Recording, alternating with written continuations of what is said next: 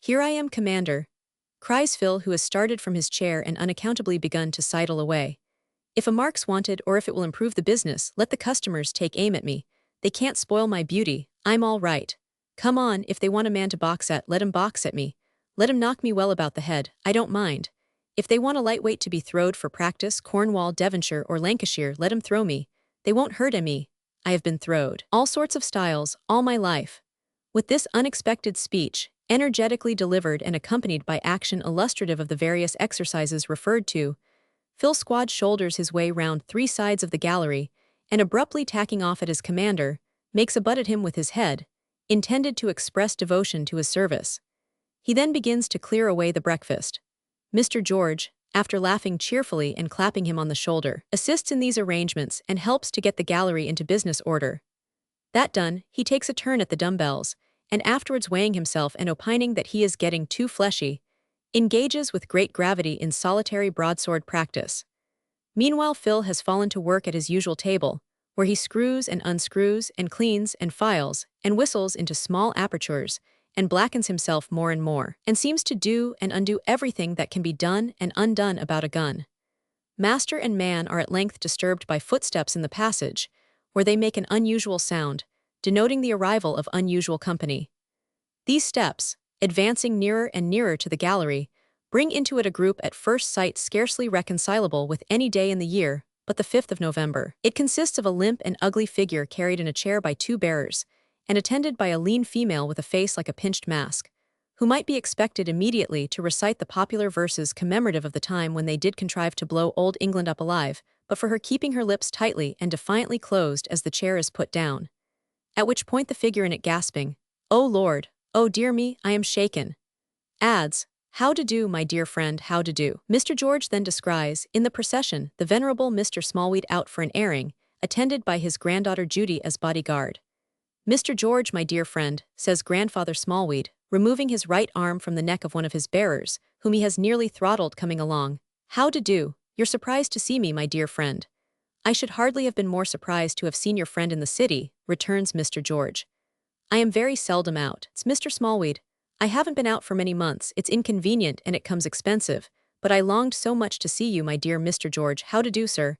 "I am well enough," says Mr. George. "I hope you're the same." "You can't be too well, my dear friend." Mr. Smallweed takes him by both hands. "I have brought my granddaughter Judy, I couldn't keep her away, she longed so much to see you." She bears it calmly," mutters Mr. George. "So we got a hackney cab, and put a chair in it, and just round the corner they lifted me out of the cab and into the chair, and carried me here that I might see my dear friend in his own establishment." "This," says Grandfather Smallweed, alluding to the bearer, who has been in danger of strangulation and who withdraws adjusting his windpipe, "is the driver of the cab. He has nothing extra. It is by agreement included in his fare. This person, the other bearer, we engaged in the street outside for a pint of beer." "Which is tuppence. Judy, give the person tuppence." "I was not sure you had a workman of your own here, my dear friend, or we needn't have employed this person." Grandfather Smallweed refers to Phil with a glance of considerable terror and a half-subdued, "Oh Lord, oh dear me," nor in his apprehension, on the surface of things, without some reason, for Phil, who has never beheld the apparition in the black velvet cap before, stopped short with a gun in his hand, with much of the air of a dead shot intent on picking Mr. Smallweed off as an ugly old bird of the crow species. "Judy, my child," says Grandfather Smallweed, "give the person his tuppence. It's a great deal for what he has done." The person, who is one of those extraordinary specimens of human fungus that spring up spontaneously in the western streets of London, ready dressed in an old red jacket, with a mission for holding horses and calling coaches, received his tuppence with anything but transport, tosses the money into the air, catches it overhanded and retires. "My dear Mr. George," says Grandfather Smallweed, "would you be so kind as help to carry me to the fire? I am accustomed to a fire, and I am an old man and I soon chill." "Oh dear me." His closing exclamation is jerked out of the venerable gentleman by the suddenness with which Mr. Squad, like a genie, catches him up, chair and all, and deposits him on the hearthstone. "Oh Lord," says Mr. Smallweed, panting. "Oh dear me, oh my stars, my dear friend, your workman is very strong and very prompt. Oh Lord, he is very prompt. Judy, draw me back a little. I'm being scorched in the legs," which indeed is testified to the noses of all present by the smell of his worsted stockings. The gentle Judy, having backed her grandfather a little way from the fire, and having shaken him up as usual, having released his overshadowed eye from its black velvet extinguisher, Mr. Smallweed again says, "Oh dear me, oh Lord," and looking about and meeting Mr. George's glance, again stretches out both hands. "My dear friend, so happy in this meeting, and this is your establishment, it's a delightful place, it's a picture, you never find that anything goes off here accidentally, do you, my dear friend?" adds Grandfather Smallweed, very ill at ease. "No, no, no fear of that. And your workman, oh dear me, he never lets anything off without meaning it, does he, my dear friend? He has never hurt anybody but himself," says Mr. George, smiling. "But he might, you know, he seems to have hurt himself a good deal, and he might hurt somebody else," the old gentleman returns. "He might mean it, or he even might. Mr. George, will you order him to leave his infernal firearms alone and go away?" Obedient to a nod from the trooper, Phil retires empty-handed. To the other end of the gallery, Mr. Smallweed, reassured, falls to rubbing his legs. "And you're doing well, Mr. George," he says to the trooper, squarely standing faced about towards him with his broadsword in his hand. "You are prospering, please the powers." Mr. George answers with a cool nod, adding, "Go on, you have not come to say that, I know." "You are so sprightly, Mr. George," returns the venerable grandfather. "You are such good company." "Ha ha, go on," says Mr. George. "My dear friend, but that sword looks awful gleaming and sharp. It might cut somebody by accident." "It makes me shiver, Mr. George, curse him," says the excellent old gentleman apart to Judy as the trooper takes a step or two away to lay it aside. "He owes me money and might think of paying off old scores in this murdering place. I wish your brimstone grandmother was here and he'd shave her head off." Mr. George, returning, folds his arms, and looking down at the old man, sliding every moment lower and lower in his chair, says quietly, "Now for it, ho," cries Mr. Smallweed, rubbing his hands with an artful chuckle. "Yes, now for it. Now for what, my dear friend?" "For a pipe," says Mr. George, who with great composure sets his chair in the chimney corner, takes his pipe from the grate, fills it and lights it, and falls to smoking peacefully. This tends to the discomfiture of Mr. Smallweed, who finds it so difficult to resume his object, whatever it may be, that he becomes exasperated, and secretly claws the air with an impotent vindictiveness expressive of an intense desire to tear and rend the visage of Mr. George. As the excellent old gentleman's nails are long and leaden, and his hands lean and veinous, and his eyes green and watery. And over and above this, as he continues, while he claws, to slide down in his chair and to collapse into a shapeless bundle, he becomes such a ghastly spectacle, even in the accustomed eyes of Judy, that young virgin pounces at him with something more than the ardor of affection, and so shakes him up and pats and pokes him in divers parts of his body, but particularly in that part which the science of self-defense would call his wind, that in his grievous distress he utters enforced sounds like a paviour's rammer. When Judy has by these means set him up again in his chair, with a white face and a frosty nose, but still clawing, she stretches out her weazen forefinger and gives Mr. George one poke in the back. The trooper raising his head, she makes another poke at her esteemed grandfather, and having thus brought them together, stares rigidly at the fire. "I, ho, ho, you, chatters Grandfather Smallweed, swallowing his rage. "My dear friend," still clawing. "I tell you what," says Mr. George. "If you want to converse with me, you must speak out. I am one of the roughs, and I can't go about and about. I haven't the art to do it, I am not clever enough, it don't suit me. When you go winding round and round me," says the trooper, putting his pipe between his lips again, "damn, if I don't feel as if I was being smothered." And he inflates his broad chest to its utmost extent as if to assure himself that he is not smothered yet. "If you have come to give me a friendly call," continues Mr. George, "I am obliged to you. How are you? If you have come to see whether there's any property on the premises, look about you, you are welcome. If you want to out with something, out with it." The blooming Judy, without removing her gaze from the fire, gives her grandfather one ghostly poke. "You see, it's her opinion too. And why the devil that young woman won't sit down like a Christian," says Mr. George with his eyes musingly fixed on Judy, "I can't comprehend." "She keeps at my side to attend to me, sir," says Grandfather Smallweed. "I am an old man, my dear Mr. George, and I need some attention. I can carry my years, I am not a brimstone pole parrot, snarling and looking unconsciously for the cushion, but I need attention, my dear friend." "Well," returns the trooper, wheeling his chair to face the old man. "Now then, my friend in the city, Mr. George, has done a little business with a pupil of yours." "Has he?" says Mr. George. "I am sorry to hear it." "Yes, sir." Grandfather Smallweed rubs his legs. "He is a fine young soldier now, Mr. George, by the name of Carstone. Friends came forward and paid it all up honorable." "Did they?" returns Mr. George. "Do you think your friend in the city would like a piece of advice?" "I think he would, my dear friend, from you." "I advise him then to do no more business in that quarter, there's no more to be got by it. The young gentleman, to my knowledge, is brought to a dead halt. No, no, my dear friend. No, no, Mr. George. No, no, no, sir, remonstrates Grandfather Smallweed, cunningly rubbing his spare legs. Not quite a dead halt, I think. He has good friends, and he is good for his pay, and he is good for the selling price of his commission, and he is good for his chance in a lawsuit, and he is good for his chance in a wife. And oh, do you know, Mr. George, I think my friend would consider the young gentleman good for something yet, says Grandfather Smallweed, turning up his velvet cap and scratching his ear like a monkey. Mr. George, who has put aside his pipe and sits with an arm on his chair back, beats a tattoo on the ground with his right foot as if he were not particularly pleased with the turn the conversation has taken. But to pass from one subject to another, resumes Mr. Smallweed. To promote the conversation, as a joker might say, to pass, Mr. George, from the ensign to the captain. What are you up to now? Asks Mr. George, pausing with a frown and stroking the recollection of his mustache. What captain? Our captain, the captain we know of, Captain Hawdon. Oh, that's it. Is it? Says Mr. George with a low whistle as he sees both grandfather and granddaughter looking hard at him. You are there? Well, what about it? Come, I won't be smothered any more. Speak. My dear friend, returns the old man, I was applied Judy, shake me up a little. I was applied to yesterday about the captain, and my opinion still is that the captain is not dead. Bosh, observes Mr. George. What was your remark, my dear friend? Inquires the old man with his hand to his ear. Bosh, ho, says Grandfather Smallweed. Mr. George, of my opinion you can judge for yourself according to the questions asked of me and the reasons given for asking them. Now, what do you think the lawyer making the inquiries wants? A job, says Mr. George. Nothing of the kind. Can't be a lawyer then, says Mr. George, folding his arms with an air of confirmed resolution. My dear friend, he is a lawyer, and a famous one. He wants to see some fragment in Captain Hawdon's writing. He don't want to keep it. He only wants to see it and compare it with a writing in his possession. Well, Mr. George, happening to remember the advertisement concerning Captain Hawdon and any information that could be given respecting him, he looked it up and came to me, just as you did, my dear friend. Will you shake hands? So glad you came that day. I should have missed forming such a friendship if you hadn't come. Well, Mr. Smallweed, says Mr. George again, after going through the ceremony with some stiffness.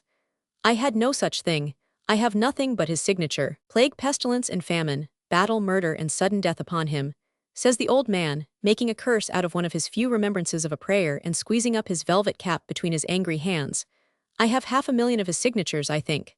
But you, breathlessly recovering his mildness of speech as Judy readjusts the cap on his skittleball of a head, you, my dear Mr. George, are likely to have some letter or paper that would suit the purpose. Anything would suit the purpose. Written in the hand. Some writing in that hand, says the trooper, pondering. Maybe I have. My dearest friend, maybe I have not. Ho, says Grandfather Smallweed, crestfallen, but if I had bushels of it I would not show as much as would make a cartridge without knowing why. Sir, I have told you why, my dear Mr. George, I have told you why. Not enough, says the trooper, shaking his head. I must know more and approve it. Then, will you come to the lawyer, my dear friend? You come and see the gentleman, urges Grandfather Smallweed, pulling out a lean old silver watch with hands like the leg of a skeleton. I told him it was probable I might call upon him between 10 and 11 this forenoon, and it's now half after 10. Will you come and see the gentleman, Mr. George? Says he gravely. I don't mind that, though why this should concern you so much, I don't know. Everything concerns me that has a chance in it of bringing anything to light about him. Didn't he take us all in? Didn't he owe us immense sums, all round? Concern me. Who can anything about him concern more than me? Not, my dear friend, says Grandfather Smallweed, lowering his tone, that I want you to betray anything. Far from it. Are you ready to come, my dear friend? I'll come in a moment. I promise nothing, you know. No, my dear Mr. George, no. And you mean to say you're going to give me a lift to this place, wherever it is, without charging for it? Mr. George inquires, getting his hat and thick wash-leather gloves. This pleasantry so tickles Mr. Smallweed that he laughs, long and low, before the fire. But ever while he laughs, he glances over his paralytic shoulder at Mr. George, and eagerly watches him as he unlocks the padlock of a homely cupboard at the distant end of the gallery, looks here and there upon the higher shelves, and ultimately takes something out with a rustling of paper, folds it, and puts it in his breast. Then Judy pokes Mr. Smallweed once, and Mr. Smallweed pokes Judy once. I am ready, says the trooper, coming back. Phil, you can carry this old gentleman to his coach and make nothing of him. Oh dear me, oh Lord, stop a moment, says Mr. Smallweed. He's so very prompt. Are you sure you can do it carefully, my worthy man? Phil makes no reply, but seizing the chair and its load, sidles away, tightly hugged by the now speechless Mr. Smallweed, and bolts along the passage as if he had an acceptable commission to carry the old gentleman to the nearest volcano. His shorter trust, however, terminating at the cab, he deposits him there. and the fair Judy takes her place beside him, and the chair embellishes the roof, and Mr. George takes the vacant place upon the box. Mr. George is quite confounded by the spectacle he beholds from time to time as he peeps into the cab through the window behind him, where the grim Judy is always motionless, and the old gentleman with his cap over one eye is always sliding off the seat into the straw and looking upward at him out of his other eye with a helpless expression of being jolted in the back. Chapter Roman 27 More old soldiers than one Mr. George has not far to ride with folded arms upon the box, for their destination is Lincoln's Inn Fields. When the driver stops his horses, Mr. George alights, and looking in at the window says, "What, Mr. Tulkinghorn's your man? Is he?" "Yes, my dear friend. Do you know him, Mr. George?" "Why, I have heard of him, seen him too, I think. But I don't know him, and he don't know me." There ensues the carrying of Mr. Smallweed upstairs, which is done to perfection with the trooper's help. He is borne into Mr. Tulkinghorn's great room and deposited on the Turkey rug before the fire. Mr. Tulkinghorn is not within at the present moment but will be back directly. The occupant of the pew in the hall, having said thus much, stirs the fire and leaves the triumvirate to warm themselves. Mr. George is mightily curious in respect of the room. He looks up at the painted ceiling, looks round at the old law books, contemplates the portraits of the great clients, reads aloud the names on the boxes. Sir Leicester Dedlock, Baronet. Mr. George reads thoughtfully. "Ha, Manor of Chesney Wold." "Humph." Mr. George stands looking at these boxes a long while as if they were pictures, and comes back to the fire repeating, "Sir Leicester Dedlock, Baronet, and Manor of Chesney Wold, hey? Worth a mint of money, Mr. George," whispers Grandfather Smallweed, rubbing his legs. "Powerfully rich. Who do you mean, this old gentleman or the baronet?" This gentleman, this gentleman. So I have heard, and knows a thing or two, I'll hold a wager. Not bad quarters either," says Mr. George, looking round again. "See the strong box yonder." This reply is cut short by Mr. Tulkinghorn's arrival. There is no change in him, of course. Rustily dressed, with his spectacles in his hand and their very case worn threadbare. In manner, close and dry. In voice, husky and low. In face, watchful behind a blind, habitually not uncensorious and contemptuous perhaps. The peerage may have warmer worshippers and faithfuller believers than Mr. Tulkinghorn, after all, if everything were known. "Good morning, Mr. Smallweed, good morning," he says as he comes in. "You have brought the sergeant, I see. Sit down, sergeant." As Mr. Tulkinghorn takes off his gloves and puts them in his hat, he looks with half-closed eyes across the room to where the trooper stands and says within himself perchance, "You'll do, my friend." "Sit down, sergeant," he repeats as he comes to his table, which is set on one side of the fire, and takes his easy chair. "Cold and raw this morning, cold and raw." Mr. Tulkinghorn warms before the bars, alternately, the palms and knuckles of his hands, and looks, from behind that blind which is always down, at the trio sitting in a little semicircle before him. "Now, I can feel what I am about," as perhaps he can in two senses, Mr. Smallweed. The old gentleman is newly shaken up by Judy to bear his part in the conversation. "You have brought our good friend the sergeant, I see." "Yes, sir," returns Mr. Smallweed, very servile to the lawyer's wealth and influence. "And what does the sergeant say about this business?" "Mr. George," says Grandfather Smallweed with a tremulous wave of his shriveled hand, "this is the gentleman, sir." Mr. George salutes the gentleman, but otherwise sits bolt upright and profoundly silent, very forward in his chair, as if the full complement of regulation appendages for a field day hung about him. Mr. Tulkinghorn proceeds, "Well, George, I believe your name is George." "It is so, sir." "What do you say, George?" "I ask your pardon, sir," returns the trooper, "but I should wish to know what you say." "Do you mean in point of reward?" "I mean in point of everything, sir." This is so very trying to Mr. Smallweed's temper that he suddenly breaks out with, "You're a brimstone beast," and as suddenly asks pardon of Mr. Tulkinghorn, excusing himself for this slip of the tongue by saying to Judy, "I was thinking of your grandmother, my dear." "I supposed, sergeant," Mr. Tulkinghorn resumes, as he leans on one side of his chair and crosses his legs, "that Mr. Smallweed might have sufficiently explained the matter. It lies in the smallest compass, however. You served under Captain Hawdon at one time, and were his attendant in illness, and rendered him many little services, and were rather in his confidence, I am told. That is so, is it not?" "Yes, sir, that is so," says Mr. George with military brevity. "Therefore you may happen to have in your possession something, anything, no matter what, accounts, instructions, orders, a letter, anything, in Captain Hawdon's writing. I wish to compare his writing with some that I have. If you can give me the opportunity, you shall be rewarded for your trouble. 3, 4, 5 guineas you would consider handsome, I dare say." "Noble, my dear friend," cries Grandfather Smallweed, screwing up his eyes. "If not, say how much more in your conscience as a soldier you can demand. There is no need for you to part with the writing, against your inclination, though I should prefer to have it." Mr. George sits squared in exactly the same attitude, looks at the painted ceiling and says never a word. The irascible Mr. Smallweed scratches the air. "The question is," says Mr. Tulkinghorn in his methodical, subdued, uninterested way, "first, whether you have any of Captain Hawdon's writing." "First, whether I have any of Captain Hawdon's writing, sir," repeats Mr. George. "Secondly, what will satisfy you for the trouble of producing it?" "Secondly, what will satisfy me for the trouble of producing it, sir," repeats Mr. George. "Thirdly, you can judge for yourself whether it is at all like that," says Mr. Tulkinghorn, suddenly handing him some sheets of written paper tied together. "Whether it is at all like that, sir." "Just so," repeats Mr. George. All three repetitions Mr. George pronounces in a mechanical manner, looking straight at Mr. Tulkinghorn, nor does he so much as glance at the affidavit in Jarndyce and Jarndyce that has been given to him for his inspection, though he still holds it in his hand, but continues to look at the lawyer with an air of troubled meditation. "Well," says Mr. Tulkinghorn, "what do you say?" "Well, sir," replies Mr. George, rising erect and looking immense, "I would rather, if you'll excuse me, have nothing to do with this." Mr. Tulkinghorn, outwardly quite undisturbed, demands, "Why not?" "Why, sir," returns the trooper, "except on military compulsion, I am not a man of business. Among civilians I am what they call in Scotland a ne'er-do-weel. I have no head for papers, sir. I can stand any fire better than a fire of cross questions. I mentioned to Mr. Smallweed, only an hour or so ago, that when I come into things of this kind I feel as if I was being smothered. And that is my sensation," says Mr. George, looking round upon the company, "at the present moment." With that, he takes 3 strides forward to replace the papers on the lawyer's table and 3 strides backward to resume his former station, where he stands perfectly upright, now looking at the ground and now at the painted ceiling, with his hands behind him as if to prevent himself from accepting any other document whatever.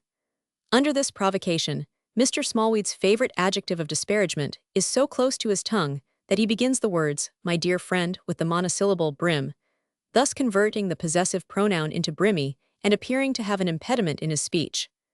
Once past this difficulty, however, he exhorts his dear friend in the tenderest manner not to be rash, but to do what so eminent a gentleman requires, and to do it with a good grace, confident that it must be unobjectionable as well as profitable. Mr. Tulkinghorn merely utters an occasional sentence, as, "You are the best judge of your own interest, Sergeant. Take care you do no harm by this. Please yourself, please yourself. If you know what you mean, that's quite enough." These he utters with an appearance of perfect indifference, as he looks over the papers on his table, and prepares to write a letter. Mr. George looks distrustfully from the painted ceiling to the ground, from the ground to Mr. Smallweed, from Mr. Smallweed to Mr. Tulkinghorn, and from Mr. Tulkinghorn to the painted ceiling again, often in his perplexity changing the leg on which he rests. "I do assure you, sir," says Mr. George, "not to say it offensively, that between you and Mr. Smallweed here I really am being smothered 50 times over. I really am, sir. I am not a match for you gentlemen. Will you allow me to ask why you want to see the captain's hand, in the case that I could find any specimen of it?" Mr. Tulkinghorn quietly shakes his head. "No. If you were a man of business, Sergeant, you would not need to be informed that there are confidential reasons, very harmless in themselves, for many such wants in the profession to which I belong. But if you are afraid of doing any injury to Captain Hawdon, you may set your mind at rest about that." "Aye, he is dead, sir." "Is he?" Mr. Tulkinghorn quietly sits down to write. "Well, sir," says the trooper, looking into his hat after another disconcerted pause, "I am sorry not to have given you more satisfaction. If it would be any satisfaction to anyone that I should be confirmed in my judgment that I would rather have nothing to do with this by a friend of mine who has a better head for business than I have, and who is an old soldier, I am willing to consult with him. I really am so completely smothered myself at present," says Mr. George, passing his hand hopelessly across his brow, "that I don't know but what it might be a satisfaction to me." Mr. Smallweed, hearing that this authority is an old soldier, so strongly inculcates the expediency of the troopers taking counsel with him, and particularly informing him of its being a question of 5 guineas or more, that Mr. George engages to go and see him. Mr. Tulkinghorn says nothing either way. "I'll consult my friend then, by your leave, sir," says the trooper, "and I'll take the liberty of looking in again with the final answer in the course of the day." Mr. Smallweed, "If you wish to be carried downstairs." "In a moment, my dear friend, in a moment. Will you first let me speak half a word with this gentleman in private?" "Certainly, sir. Don't hurry yourself on my account." The trooper retires to a distant part of the room and resumes his curious inspection of the boxes, strong and otherwise. "If I wasn't as weak as a brimstone baby, sir," whispers Grandfather Smallweed, drawing the lawyer down to his level by the lapel of his coat and flashing some half-quenched green fire out of his angry eyes. I'd tear the writing away from him. He's got it buttoned in his breast. I saw him put it there. Judy saw him put it there. Speak up, you crabbed image for the sign of a walking-stick shop, and say you saw him put it there. This vehement conjuration the old gentleman accompanies with such a thrust at his granddaughter that it is too much for his strength, and he slips away out of his chair, drawing Mr. Tulkinghorn with him, until he is arrested by Judy and well shaken. Violence will not do for me, my friend, Mr. Tulkinghorn then remarks coolly. No, I know, sir, but it's chafing and galling, it's worse than your smattering, chattering magpie of a grandmother, to the imperturbable Judy who only looks at the fire to know he has got what's wanted and won't give it up. He not to give it up, he, a vagabond. But never mind, sir, never mind. At the most, he has only his own way for a little while. I have him periodically in a vice. I'll twist him, sir, I'll screw him, sir. If he won't do it with a good grace, I'll make him do it with a bad one, sir. Now, my dear Mr. George, says Grandfather Smallweed, winking at the lawyer hideously as he releases him, I am ready for your kind assistance, my excellent friend. Mr. Tulkinghorn, with some shadowy sign of amusement manifesting itself through his self-possession, stands on the hearthrug with his back to the fire, watching the disappearance of Mr. Smallweed, and acknowledging the trooper's parting salute with one slight nod. It is more difficult to get rid of the old gentleman, Mr. George finds, than to bear a hand in carrying him downstairs, for when he is replaced in his conveyance, he is so loquacious on the subject of the guineas, and retains such an affectionate hold of his button, having, in truth, a secret longing to rip his coat open and rob him, that some degree of force is necessary on the trooper's part to effect a separation. It is accomplished at last, and he proceeds alone in quest of his adviser. By the Cloisterley Temple, and by Whitefriars there, not without a glance at Hanging Sword Alley, which would seem to be something in his way, and by Blackfriars Bridge and Blackfriars Road, Mr. George sedately marches to a street of little shops lying somewhere in that ganglion of roads from Kent and Surrey, and of streets from the bridges of London, entering in the far-famed elephant who has lost his castle formed of 1,000 4-horse coaches to a stronger iron monster than he, ready to chop him into mincemeat any day he dares. To one of the little shops in this street, which is a musician's shop, having a few fiddles in the window and some Pan's pipes and a tambourine and a triangle, and certain elongated scraps of music, Mr. George directs his massive tread.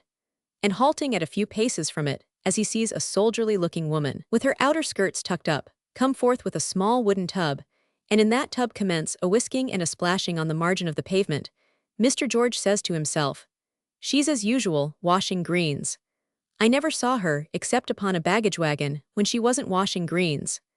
The subject of this reflection is at all events so occupied in washing greens at present that she remains unsuspicious of Mr. George's approach until, lifting up herself and her tub together when she has poured the water off into the gutter, she finds him standing near her.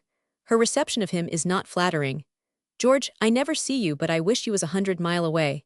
The trooper, without remarking on this welcome, follows into the musical instrument shop, where the lady places her tub of greens upon the counter, and having shaken hands with him, rests her arms upon it. I never, she says, George, consider Matthew Bagnet safe a minute when you're near him. You are that restless and that roving. Yes, I know I am, Mrs. Bagnet, I know I am. You know you are, says Mrs. Bagnet. What's the use of that, why are you? The nature of the animal, I suppose, returns the trooper good-humoredly. Ah, cries Mrs. Bagnet, something shrilly. But what satisfaction will the nature of the animal be to me when the animal shall have tempted my mat away from the musical business to New Zealand or Australia? Mrs. Bagnet is not at all an ill-looking woman. Rather large-boned, a little coarse in the grain, and freckled by the sun and wind which have tanned her hair upon the forehead, but healthy, wholesome, and bright-eyed. A strong, busy, active, honest-faced woman of from 45 to 50. Clean, hearty, and so economically dressed, though substantially, that the only article of ornament of which she stands possessed appears to be her wedding ring, around which her finger has grown to be so large since it was put on that it will never come off again until it shall mingle with Mrs. Bagnet's dust. Mrs. Bagnet, says the trooper, I am on my parole with you. Matt will get no harm from me, you may trust me so far. Well, I think I may. But the very looks of you are unsettling, Mrs. Bagnet rejoins. Ah, George, if you had only settled down and married Joe Pouch's widow when he died in North America, she'd have combed your hair for you. It was a chance for me, certainly, returns the trooper half laughingly, half seriously, but I shall never settle down into a respectable man now. Joe Pouch's widow might have done me good, there was something in her and something of her, but I couldn't make up my mind to it. If I had had the luck to meet with such a wife as Matt found. Mrs. Bagnet, who seems in a virtuous way to be under little reserve with a good sort of fellow, but to be another good sort of fellow herself for that matter, receives this compliment by flicking Mr. George in the face with a head of greens, and taking her tub into the little room behind the shop. "Why, Quebec, my poppet," says George, following on invitation into that department. "And little Malta, too, come and kiss your Bluffy." These young ladies, not supposed to have been actually christened by the names applied to them, though always so called in the family from the places of their birth in barracks, are respectively employed on three-legged stools, the younger, some 5 or 6 years old, in learning her letters out of a penny primer, the elder 8 or 9 perhaps in teaching her and sewing with great assiduity. Both hail Mr. George with acclamations as an old friend, and after some kissing and romping plant their stools beside him. "And how's young Woolwich?" says Mr. George. "Ah, there now," cries Mrs. Bagnet, turning about from her saucepans, for she is cooking dinner with a bright flush on her face. "Would you believe it? At an engagement at the theatre with his father to play the fife in a military piece." "Well done, my godson," cries Mr. George, slapping his thigh. "I believe you," says Mrs. Bagnet. "He's a Briton, that's what Woolwich is, a Briton. And Matt blows away at his bassoon and you're respectable civilians one and all," says Mr. George. "Family people, children growing up. Matt's old mother in Scotland and your old father somewhere else corresponded with and helped a little, and well. To be sure, I don't know why I shouldn't be wished 100 mile away, for I have not much to do with all this." Mr. George is becoming thoughtful, sitting before the fire in the whitewashed room, which has a sanded floor and a barrack smell and contains nothing superfluous and has not a visible speck of dirt or dust in it, from the faces of Quebec and Malta to the bright tin pots and pannikins upon the dresser shelves. Mr. George is becoming thoughtful, sitting here while Mrs. Bagnet is busy, when Mr. Bagnet and young Woolwich opportunely come home. Mr. Bagnet is an ex-artilleryman, tall and upright, with shaggy eyebrows and whiskers like the fibers of a cocoanut, not a hair upon his head, and a torrid complexion. His voice, short, deep, and resonant, is not at all unlike the tones of the instrument to which he is devoted. Indeed, there may be generally observed in him an unbending, unyielding, brass-bound air, as if he were himself the bassoon of the human orchestra. Young Woolwich is the type and model of a young drummer. Both father and son salute the trooper heartily. He saying, in due season, that he has come to advise with Mr. Bagnet. Mr. Bagnet hospitably declares that he will hear of no business until after dinner, and that his friend shall not partake of his counsel without first partaking of boiled pork and greens. The trooper yielding to this invitation, he and Mr. Bagnet, not to embarrass the domestic preparations, go forth to take a turn up and down the little street, which they promenade with measured tread and folded arms as if it were a rampart. "George," says Mr. Bagnet, "you know me, it's my old girl that advises. She has the head, but I never own to it before her. Discipline must be maintained. Wait till the greens is off her mind, then we'll consult. Whatever the old girl says, do it." "I intend to, Matt," replies the other. "I would sooner take her opinion than that of a college." "College," returns Mr. Bagnet in short sentences, bassoon-like. "What college could you leave in another quarter of the world with nothing but a grey cloak and an umbrella to make its way home to Europe? The old girl would do it tomorrow, did it once." "You are right," says Mr. George. "What college," pursues Bagnet, "could you set up in life with 2 pennorth of white lime, a pennorth of fuller's earth, a hapworth of sand, and the rest of the change out of 6pence in money? That's what the old girl started on. In the present business, I am rejoiced to hear it's thriving, Matt. The old girl," says Mr. Bagnet, acquiescing, "saves, has a stocking somewhere, with money in it. I never saw it, but I know she's got it. Wait till the greens is off her mind, then she'll set you up." "She is a treasure," exclaims Mr. George. "She's more, but I never owned to it before her. Discipline must be maintained. It was the old girl that brought out my musical abilities. I should have been in the artillery now but for the old girl. 6 years I hammered at the fiddle, 10 at the flute. The old girl said it wouldn't do, intention good but want of flexibility, try the bassoon. The old girl borrowed a bassoon from the bandmaster of the rifle regiment. I practiced in the trenches. Got on, got another, get a living by it. George remarks that she looks as fresh as a rose and as sound as an apple. The old girl," says Mr. Bagnet in reply, "is a thoroughly fine woman. Consequently she is like a thoroughly fine day. Gets finer as she gets on. I never saw the old girl's equal, but I never owned to it before her. Discipline must be maintained." Proceeding to converse on indifferent matters, they walk up and down the little street, keeping step and time, until summoned by Quebec and Malta to do justice to the pork and greens, over which Mrs. Bagnet, like a military chaplain, says a short grace.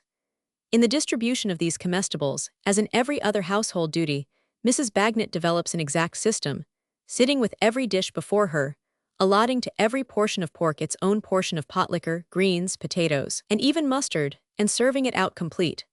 Having likewise served out the beer from a can and thus supplied the mess with all things necessary, Mrs. Bagnet proceeds to satisfy her own hunger, which is in a healthy state. The kit of the mess, if the table furniture may be so denominated, is chiefly composed of utensils of horn and tin that have done duty in several parts of the world.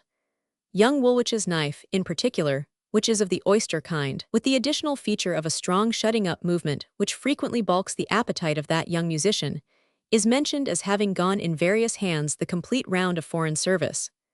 The dinner done, Mrs. Bagnet, assisted by the younger branches, who polish their own cups and platters, knives and forks, makes all the dinner garniture shine as brightly as before and puts it all away, first sweeping the hearth, to the end that Mr. Bagnet and the visitor may not be retarded in the smoking of their pipes.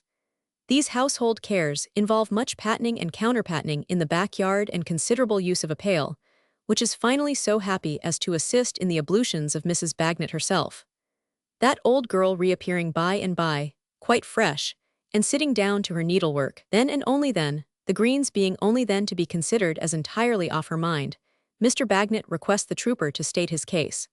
This Mr. George does with great discretion, appearing to address himself to Mr. Bagnet, but having an eye solely on the old girl all the time as Bagnet has himself. She, equally discreet, busies herself with her needlework. The case fully stated, Mr. Bagnet resorts to his standard artifice for the maintenance of discipline. "That's the whole of it." "Is it, George?" says he. "That's the whole of it. You act according to my opinion." "I shall be guided," replies George, "entirely by it." "Old girl," says Mr. Bagnet, "give him my opinion, you know it. Tell him what it is." "It is that he cannot have too little to do with people who are too deep for him, and cannot be too careful of interference with matters he does not understand, that the plain rule is to do nothing in the dark, to be a party to nothing underhanded or mysterious, and never to put his foot where he cannot see the ground." This, in effect, is Mr. Bagnet's opinion, as delivered through the old girl, and it so relieves Mr. George's mind, by confirming his own opinion and banishing his doubts, that he composes himself to smoke another pipe on that exceptional occasion, and to have a talk over old times with the whole Bagnet family, according to their various ranges of experience. Through these means, it comes to pass that Mr. George does not again rise to his full height in that parlor, until the time is drawing on when the bassoon and fife are expected by a British public at the theatre. And as it takes time even then for Mr. George, in his domestic character of Bluffy, to take leave of Quebec and Malta, and insinuate a sponsorial shilling into the pocket of his godson, with felicitations on his success in life. It is dark when Mr. George again turns his face towards Lincoln's Inn Fields. A family home, he ruminates as he marches along, however small it is, makes a man like me look lonely. But it's well I never made that evolution of matrimony. I shouldn't have been fit for it. I am such a vagabond still, even at my present time of life, that I couldn't hold to the gallery a month together if it was a regular pursuit, or if I didn't camp there gypsy fashion. Come, I disgrace nobody and cumber nobody, that's something. I have not done that for many a long year. So he whistles it off and marches on. Arrived in Lincoln's Inn Fields and mounting Mr. Tulkinghorn's stair, he finds the outer door closed and the chambers shut, but the trooper not knowing much about outer doors, and the staircase being dark besides, he is yet fumbling and groping about, hoping to discover a bell handle or to open the door for himself, when Mr. Tulkinghorn comes up the stairs quietly of course and angrily asks, "Who is that? What are you doing there?" "I ask your pardon, sir, it's George, the sergeant." "And couldn't George, the sergeant, see that my door was locked?" "Why no, sir, I couldn't, at any rate I didn't," says the trooper, rather nettled. "Have you changed your mind, or are you in the same mind?" Mr. Tulkinghorn demands, but he knows well enough at a glance. "In the same mind, sir." "I thought so. That's sufficient, you can go." "So you are the man," says Mr. Tulkinghorn, opening his door with the key, in whose hiding place Mr. Gridley was found. "Yes, I am the man," says the trooper, stopping 2 or 3 stairs down. "What then, sir?" "What then? I don't like your associates. You should not have seen the inside of my door this morning if I had thought of your being that man. Gridley, a threatening, murderous, dangerous fellow." With these words, spoken in an unusually high tone for him, the lawyer goes into his rooms and shuts the door with a thundering noise. Mr. George takes his dismissal in great dudgeon, the greater because a clerk coming up the stairs has heard the last words of all and evidently applies them to him. A pretty character to bear, the trooper growls with a hasty oath as he strides downstairs. A threatening, murderous, dangerous fellow. And looking up, he sees the clerk looking down at him and marking him as he passes a lamp. This so intensifies his dudgeon that for 5 minutes he is in an ill humor, but he whistles that off like the rest of it and marches home to the shooting gallery. Chapter Roman 28. The ironmaster Sir Leicester Dedlock has got the better, for the time being, of the family gout, and is once more, in a literal no less than in a figurative point of view, upon his legs. He is at his place in Lincolnshire, but the waters are out again on the low-lying grounds, and the cold and damp steal into Chesney Wold, though well defended, and eke into Sir Leicester's bones. The blazing fires of faggot and coal, deadlock timber and antediluvian forest, that blaze upon the broad white hearths and wink in the twilight on the frowning woods, sullen to see how trees are sacrificed, do not exclude the enemy. The hot water pipes that trail themselves all over the house, the cushioned doors and windows, and the screens and curtains fail to supply the fires, deficiencies, and to satisfy Sir Leicester's need. Hence the fashionable intelligence proclaims one morning, to the listening earth, that Lady Dedlock is expected shortly to return to town for a few weeks. It is a melancholy truth that even great men have their poor relations. Indeed, great men have often more than their fair share of poor relations, inasmuch as very red blood of the superior quality, like inferior blood unlawfully shed, will cry aloud and will be heard. Sir Leicester's cousins, in the remotest degree, are so many murders in the respect that they will out. Among whom there are cousins who are so poor that one might almost dare to think it would have been the happier for them never to have been plated links upon the Dedlock chain of gold, but to have been made of common iron at first and done base service. Service, however, with a few limited reservations, genteel but not profitable, they may not do, being of the Dedlock dignity. So they visit their richer cousins, and get into debt when they can, and live but shabbily when they can't, and find the women no husbands, and the men no wives, and ride in borrowed carriages, and sit at feasts that are never of their own making, and so go through high life. The rich family sum has been divided by so many figures, and they are the something over that nobody knows what to do with. Everybody on Sir Leicester Dedlock's side of the question and of his way of thinking would appear to be his cousin more or less. From my Lord Bootle, through the Duke of Foodle, down to Noodle, Sir Leicester, like a glorious spider, stretches his threads of relationship. But while he is stately in the cousinship of the everybodies, he is a kind and generous man, according to his dignified way, in the cousinship of the nobodies. And at the present time, in despite of the damp, he stays out the visit of several such cousins at Chesney Wold with the constancy of a martyr. Of these, foremost in the front rank stands Volumnia Dedlock, a young lady of 60, who is doubly highly related, having the honor to be a poor relation, by the mother's side, to another great family. Miss Volumnia, displaying in early life a pretty talent for cutting ornaments out of colored paper, and also for singing to the guitar in the Spanish tongue, and propounding French conundrums in country houses, passed the 20 years of her existence between 20 and 40 in a sufficiently agreeable manner. Lapsing then out of date, and being considered to bore mankind by her vocal performances in the Spanish language, she retired to Bath, where she lives slenderly on an annual present from Sir Leicester, and whence she makes occasional resurrections in the country houses of her cousins. She has an extensive acquaintance at Bath among appalling old gentlemen with thin legs and nankeen trousers, and is of high standing in that dreary city. But she is a little dreaded elsewhere, in consequence of an indiscreet profusion in the article of rouge and persistency in an obsolete pearl necklace like a rosary of little birds' eggs.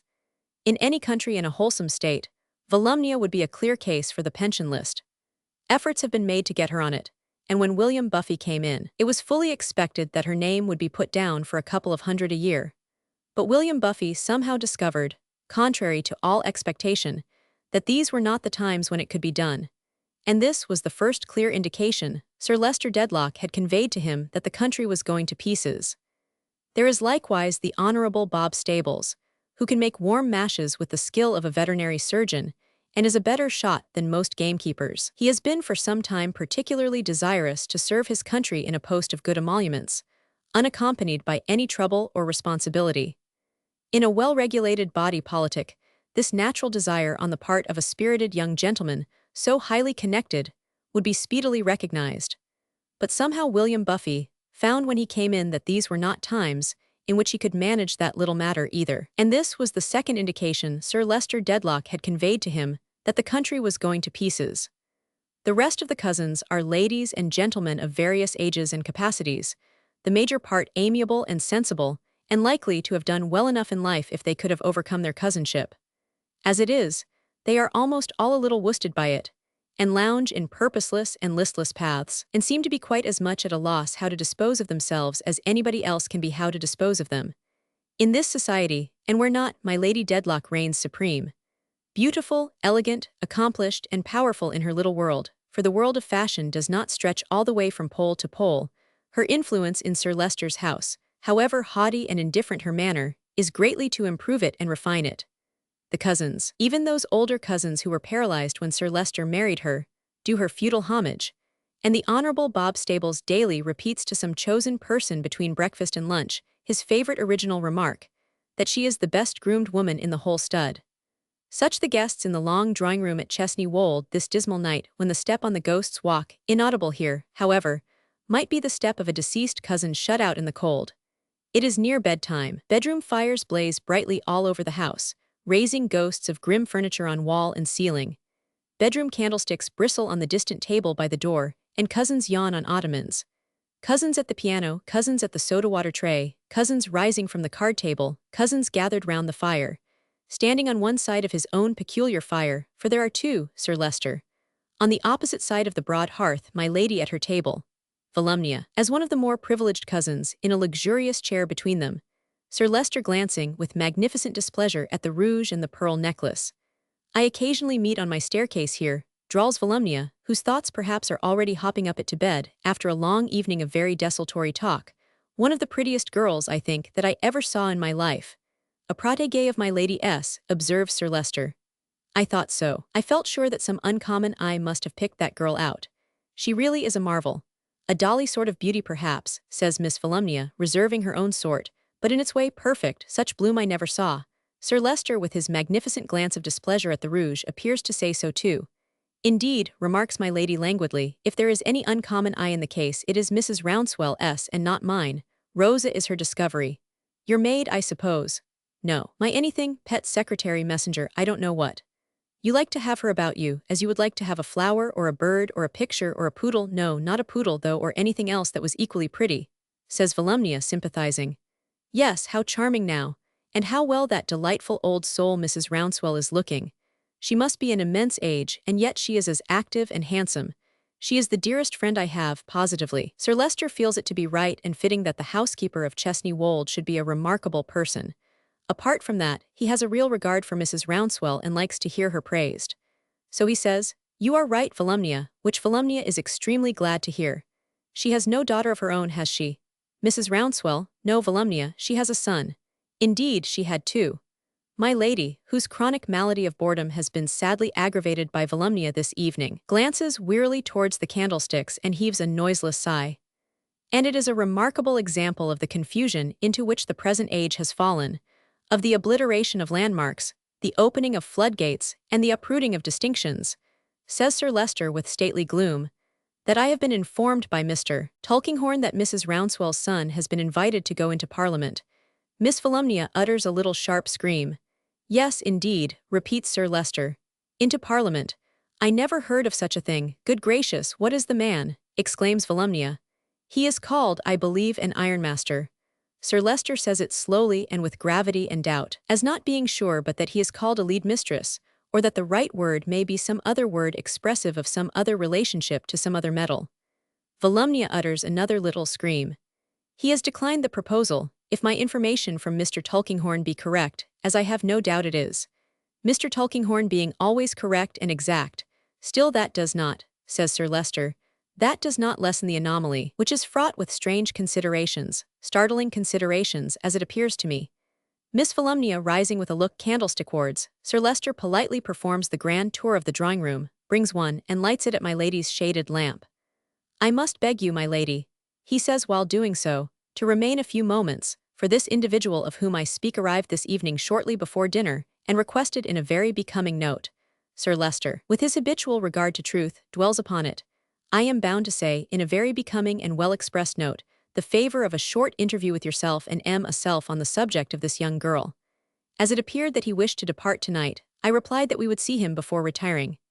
Miss Volumnia with a third little scream takes flight, wishing her hosts, O Lud, well rid of the what is it? Ironmaster. The other cousins soon disperse to the last cousin there. Sir Leicester rings the bell. Make my compliments to Mr. Rouncewell, in the housekeeper's apartments, and say I can receive him now. My lady, who has heard all this with slight attention outwardly, looks towards Mr. Rouncewell as he comes in. He is a little over 50 perhaps, of a good figure like his mother, and has a clear voice, a broad forehead from which his dark hair has retired, and a shrewd though open face. He is a responsible-looking gentleman dressed in black, portly enough, but strong and active, has a perfectly natural and easy air, and is not in the least embarrassed by the great presence into which he comes. Sir Leicester and Lady Dedlock, as I have already apologized for intruding on you, I cannot do better than be very brief. I thank you, Sir Leicester. The head of the Dedlocks has motioned towards a sofa between himself and my lady. Mr. Rouncewell quietly takes his seat there. In these busy times, when so many great undertakings are in progress, people like myself have so many workmen in so many places that we are always on the flight. Sir Leicester is content enough that the ironmaster should feel that there is no hurry there. There, in that ancient house, rooted in that quiet park, where the ivy and the moss have had time to mature, and the gnarled and warded elms and the umbrageous oaks stand deep in the fern and leaves of 100 years, and where the sundial on the terrace has dumbly recorded for centuries that time which was as much the property of every Dedlock, while he lasted, as the house and lands. Sir Leicester sits down in an easy chair, opposing his repose, and that of Chesney Wold, to the restless flights of ironmasters. Lady Dedlock has been so kind, proceeds Mr. Rouncewell with a respectful glance and a bow that way, as to place near her a young beauty of the name of Rosa. Now, my son has fallen in love with Rosa and has asked my consent to his proposing marriage to her, and to their becoming engaged if she will take him, which I suppose she will. I have never seen Rosa until today, but I have some confidence in my son's good sense, even in love. I find her what he represents her to the best of my judgment, and my mother speaks of her with great commendation. She in all respects deserves it, says my lady. I am happy, Lady Dedlock, that you say so, and I need not comment on the value to me of your kind opinion of her. That, observes Sir Leicester with unspeakable grandeur, for he thinks the ironmaster a little too glib, must be quite unnecessary. Quite unnecessary, Sir Leicester. Now my son is a very young man, and Rosa is a very young woman. As I made my way, so my son must make his, and his being married at present is out of the question. But supposing I gave my consent to his engaging himself to this pretty girl, if this pretty girl will engage herself to him, I think it a piece of candor to say at once, I am sure, Sir Leicester and Lady Dedlock, you will understand and excuse me, I should make it a condition that she did not remain at Chesney Wold. Therefore, before communicating further with my son, I take the liberty of saying that if her removal would be in any way inconvenient or objectionable, I will hold the matter over with him for any reasonable time, and leave it precisely where it is. Not remain at Chesney Wold. Make it a condition. All Sir Leicester's old misgivings relative to Wat Tyler and the people in the iron districts who do nothing but turn out by torchlight come in a shower upon his head, the fine grey hair of which, as well as of his whiskers, actually stirs with indignation. Am I to understand, sir, says Sir Leicester, and is my lady to understand? He brings her in thus specially, first as a point of gallantry, and next as a point of prudence, having great reliance on her sense. Am I to understand, Mr. Rouncewell, and is my lady to understand, sir, that you consider this young woman too good for Chesney Wold or likely to be injured by remaining here? Certainly not, Sir Leicester, I am glad to hear it. Sir Leicester very lofty indeed. Pray, Mr. Rouncewell, says my lady, warning Sir Leicester off with the slightest gesture of her pretty hand, as if he were a fly, explain to me what you mean. Willingly, Lady Dedlock, there is nothing I could desire more. Addressing her composed face, whose intelligence, however, is too quick and active to be concealed by any studied impassiveness, however habitual, to the strong Saxon face of the visitor, a picture of resolution and perseverance, my lady listens with attention, occasionally slightly bending her head. I am the son of your housekeeper, Lady Dedlock, and passed my childhood about this house. My mother has lived here half a century and will die here, I have no doubt. She is one of those examples, perhaps as good a one as there is, of love and attachment and fidelity in such a nation, which England may well be proud of, but of which no order can appropriate the whole pride or the whole merit, because such an instance bespeaks high worth on two sides, on the great side assuredly, on the small one no less assuredly. Sir Leicester snorts a little to hear the law laid down in this way, but in his honor and his love of truth, he freely, though silently, admits the justice of the ironmaster's proposition. Pardon me for saying what is so obvious, but I wouldn't have it hastily supposed, with the least turn of his eyes towards Sir Leicester, that I am ashamed of my mother's position here, or wanting in all just respect for Chesney Wold and the family. I certainly have desired, Lady Dedlock, that my mother should retire after so many years and end her days with me. But as I have found that to sever this strong bond would be to break her heart, I have long abandoned that idea. Sir Leicester, very magnificent again, at the notion of Mrs. Rouncewell being spirited off from her natural home to end her days with an ironmaster. I have been, proceeds the visitor in a modest, clear way, an apprentice and a workman. I have lived on workmen's wages, years and years, and beyond a certain point have had to educate myself. My wife was a foreman's daughter, and plainly brought up. We have 3 daughters besides this son of whom I have spoken, and being fortunately able to give them greater advantages than we have had ourselves, we have educated them well, very well. It has been one of our great cares and pleasures to make them worthy of any station. A little boastfulness in his fatherly tone here, as if he added in his heart, even of the Chesney Wold station. Not a little more magnificence, therefore, on the part of Sir Leicester. All this is so frequent, Lady Dedlock, where I live, and among the class to which I belong, that what would be generally called unequal marriages are not of such rare occurrence with us as elsewhere. A son will sometimes make it known to his father that he has fallen in love, say, with a young woman in the factory. The father, who once worked in a factory himself, will be a little disappointed at first, very possibly. It may be that he had other views for his son. However, the chances are that having ascertained the young woman to be of unblemished character, he will say to his son, "I must be quite sure you are in earnest here. This is a serious matter for both of you. Therefore I shall have this girl educated for 2 years. Or it may be, I shall place this girl at the same school with your sisters for such a time, during which you will give me your word and honor to see her only so often. If at the expiration of that time, when she has so far profited by her advantages as that you may be upon a fair equality, you are both in the same mind, I will do my part to make you happy. I know of several cases such as I describe, my lady, and I think they indicate to me my own course now." Sir Leicester's magnificence explodes. Calmly but terribly. "Mr. Rouncewell," says Sir Leicester with his right hand in the breast of his blue coat, the attitude of state in which he is painted in the gallery, "do you draw a parallel between Chesney Wold and a," here he resists a disposition to choke, "a factory? I need not reply, Sir Leicester, that the 2 places are very different, but for the purposes of this case, I think a parallel may be justly drawn between them." Sir Leicester directs his majestic glance down one side of the long drawing-room and up the other before he can believe that he is awake. "Are you aware, sir, that this young woman whom my lady, has placed near her person was brought up at the village school outside the gates?" "Sir Leicester, I am quite aware of it. A very good school it is, and handsomely supported by this family." "Then, Mr. Rouncewell," returns Sir Leicester, "the application of what you have said is, to me, incomprehensible." "Will it be more comprehensible, Sir Leicester, if I say, the ironmaster is reddening a little, that I do not regard the village school as teaching everything desirable to be known by my son's wife?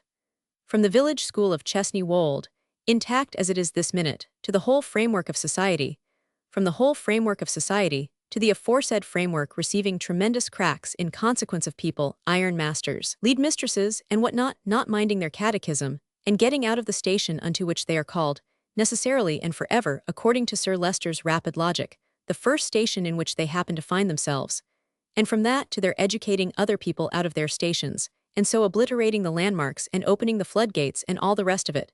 This is the swift progress of the Dedlock mind. My lady, I beg your pardon.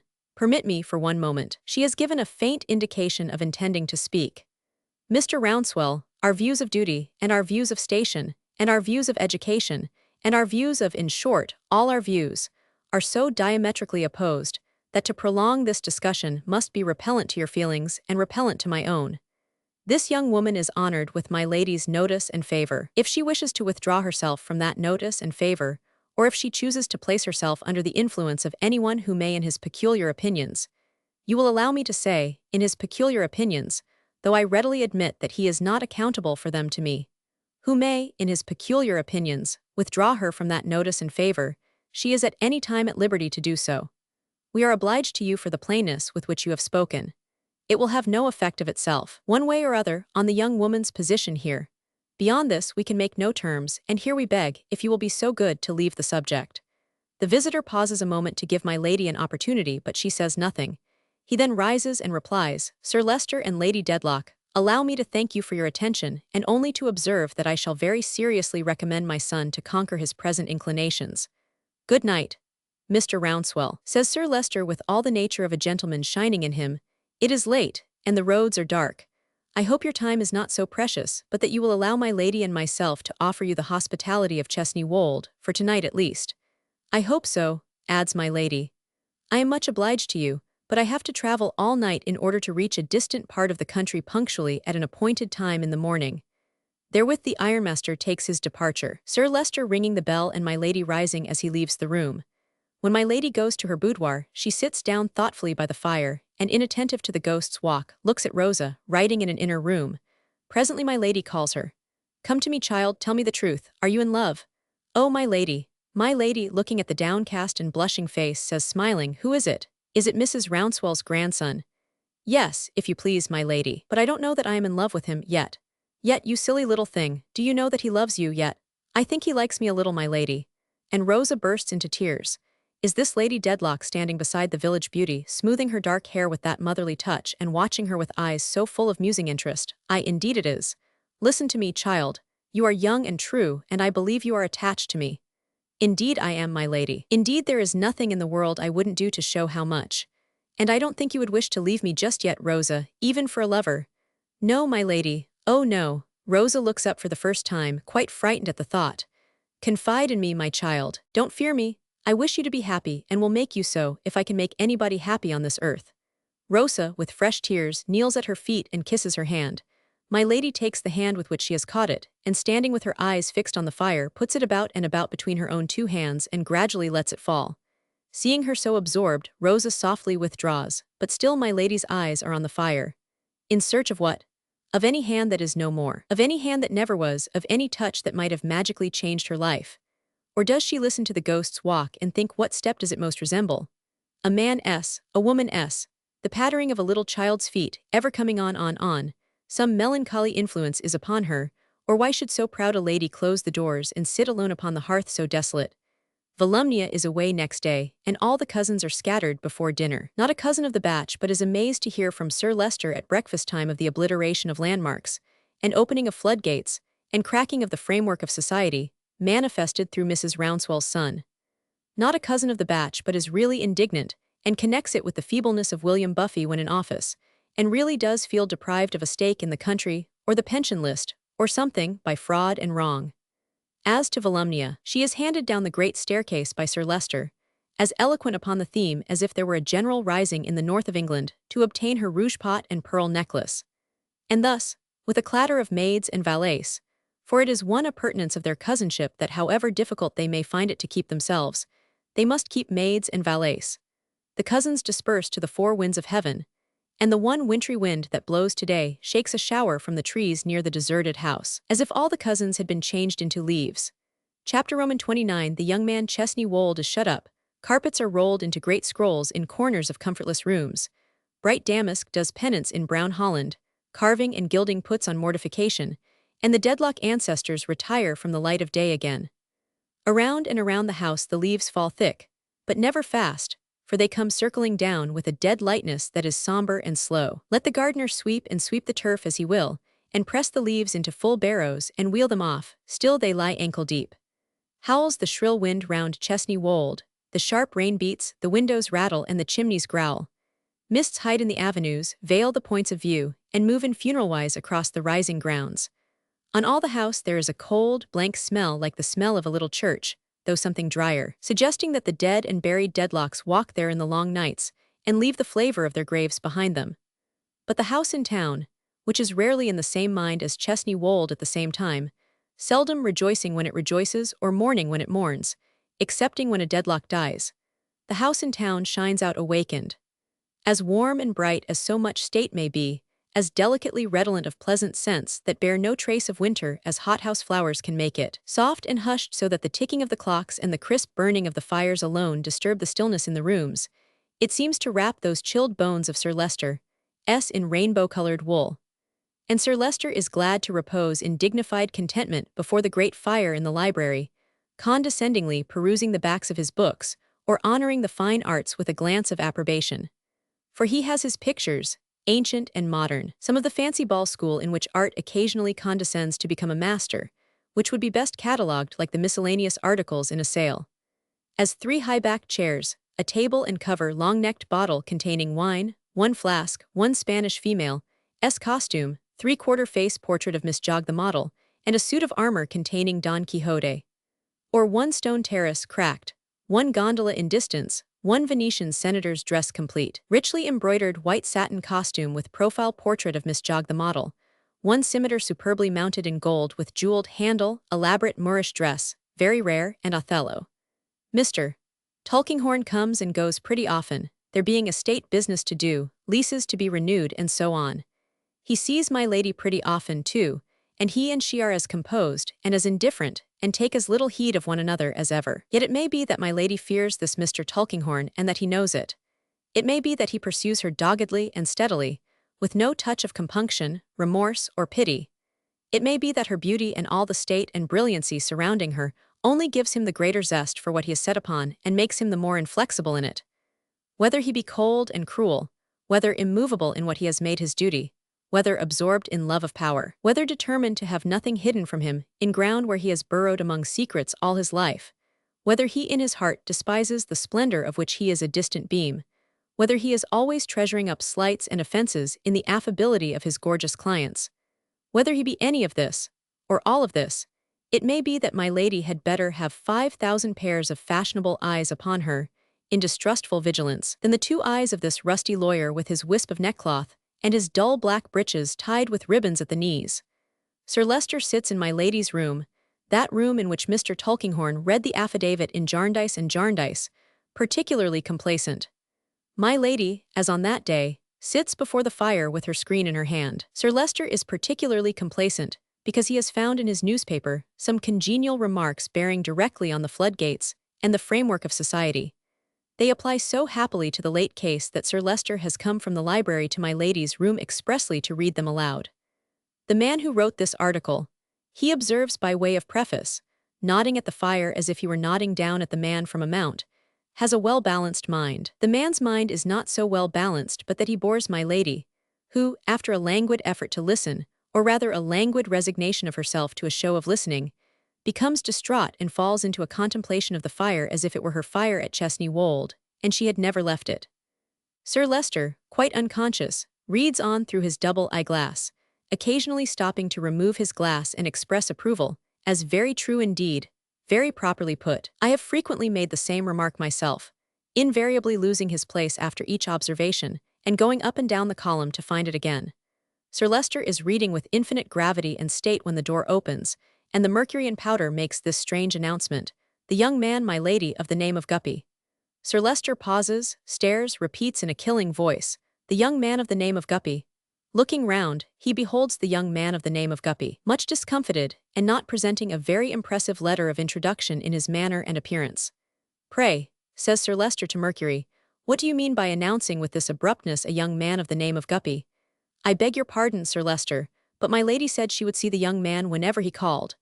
I was not aware that you were here, Sir Leicester." With this apology, Mercury directs a scornful and indignant look at the young man of the name of Guppy, which plainly says, "What do you come calling here for and getting me into a row?" "It's quite right. I gave him those directions," says my lady. "Let the young man wait." "By no means, my lady. Since he has your orders to come, I will not interrupt you."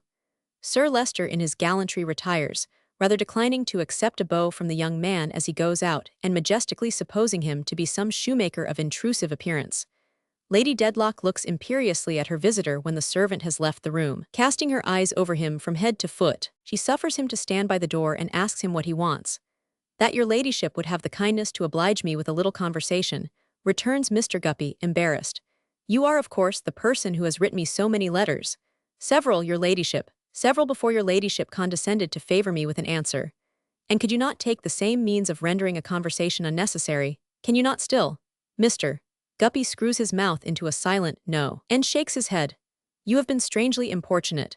If it should appear, after all, that what you have to say does not concern me, and I don't know how it can and don't expect that it will, you will allow me to cut you short with but little ceremony.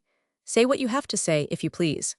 My lady, with a careless toss of her screen, turns herself towards the fire again, sitting almost with her back to the young man of the name of Guppy. "With your ladyship's permission, then," says the young man, "I will now enter on my business. Hem. I am, as I told your ladyship in my first letter, in the law. Being in the law, I have learnt the habit of not committing myself in writing, and therefore I did not mention to your ladyship the name of the firm with which I am connected and in which my standing, and I may add income, is tolerably good. I may now state to your ladyship, in confidence, that the name of that firm is Kenge and Carboy of Lincoln's Inn, which may not be altogether unknown to your ladyship in connection with the case in Chancery of Jarndyce and Jarndyce. My lady's figure begins to be expressive of some attention. She has ceased to toss the screen and holds it as if she were listening.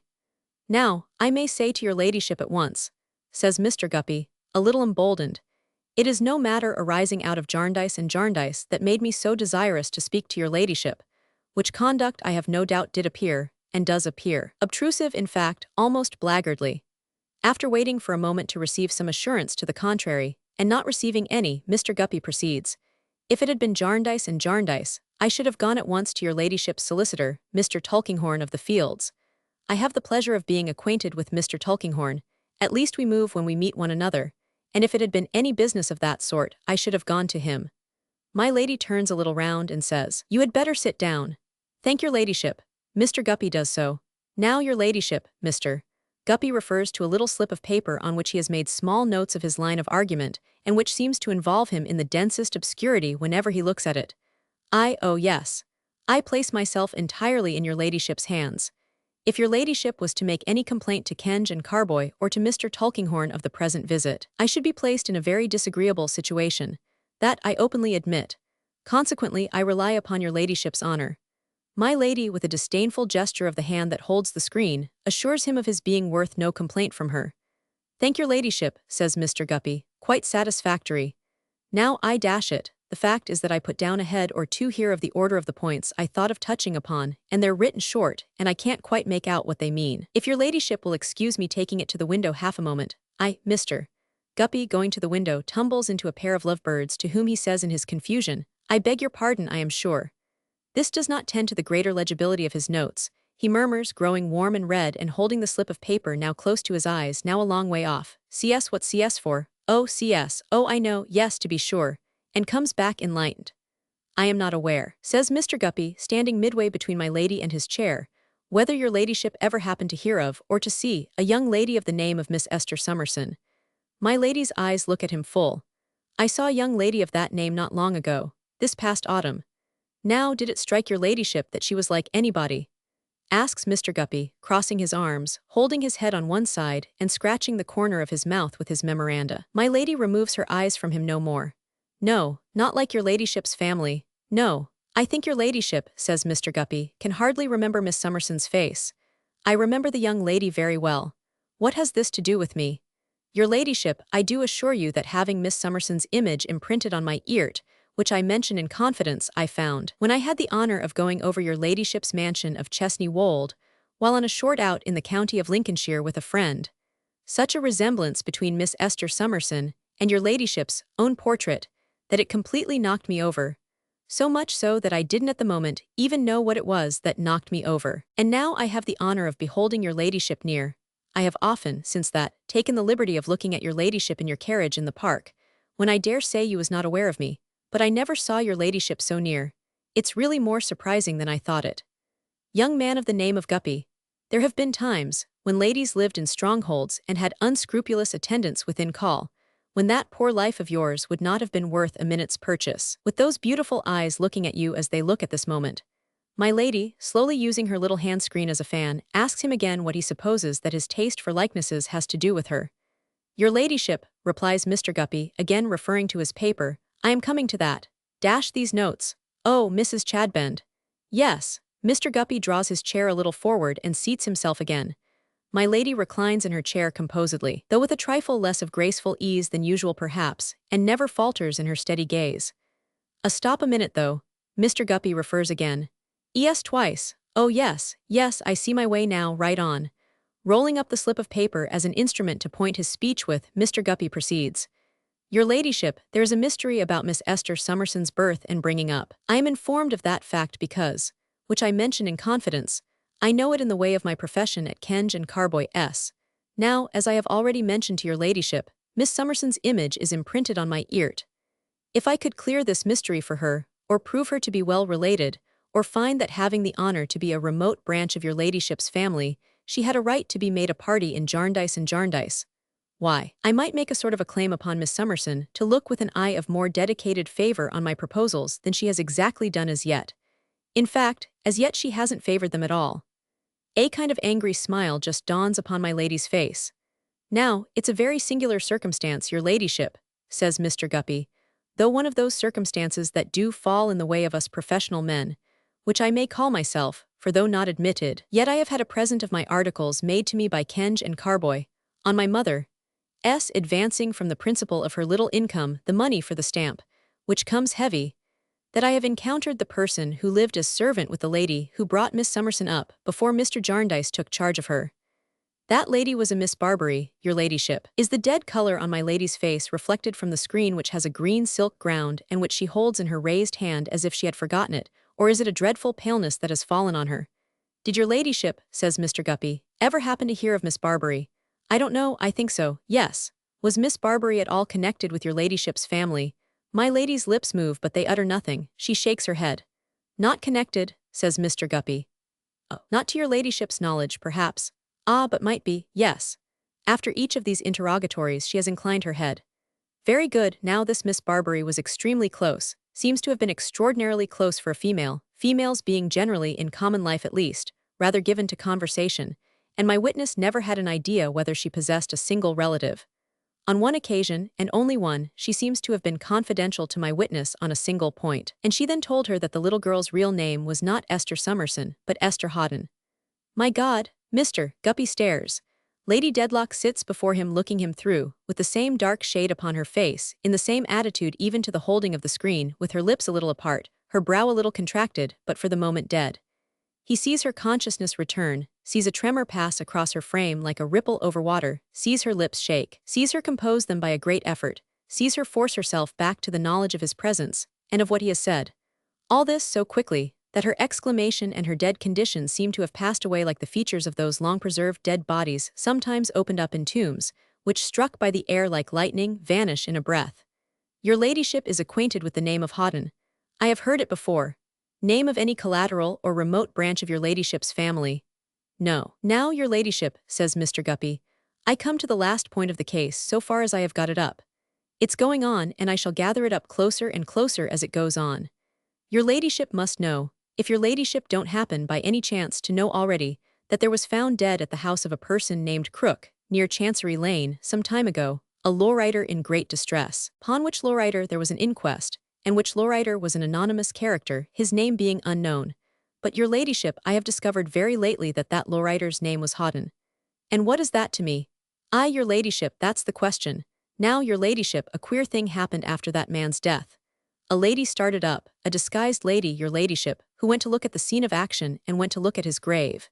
She hired a crossing sweeping boy to show it her. If your ladyship would wish to have the boy produced in corroboration of this statement, I can lay my hand upon him at any time. The wretched boy is nothing to my lady, and she does not wish to have him produced. Oh, I assure your ladyship it's a very queer start indeed, says Mr. Guppy. If you was to hear him tell about the rings that sparkled on her fingers when she took her glove off, you'd think it quite romantic.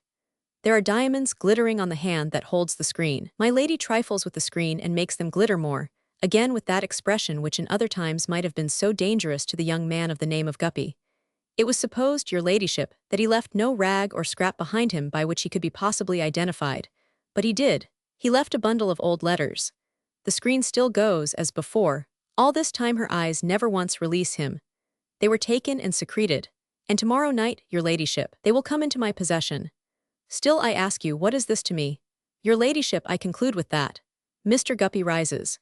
If you think there's enough in this chain of circumstances put together in the undoubted strong likeness of this young lady to your ladyship, which is a positive fact for a jury, in her having been brought up by Miss Barbary, in Miss Barbary stating Miss Summerson's real name to be Houghton, in your ladyship's knowing both these names very well, and in Houghton's dying as he did, to give your ladyship a family interest in going further into the case, I will bring these papers here. I don't know what they are, except that they are old letters. I have never had them in my possession yet. I will bring those papers here as soon as I get them, and go over them for the first time with your ladyship. I have told your ladyship my object.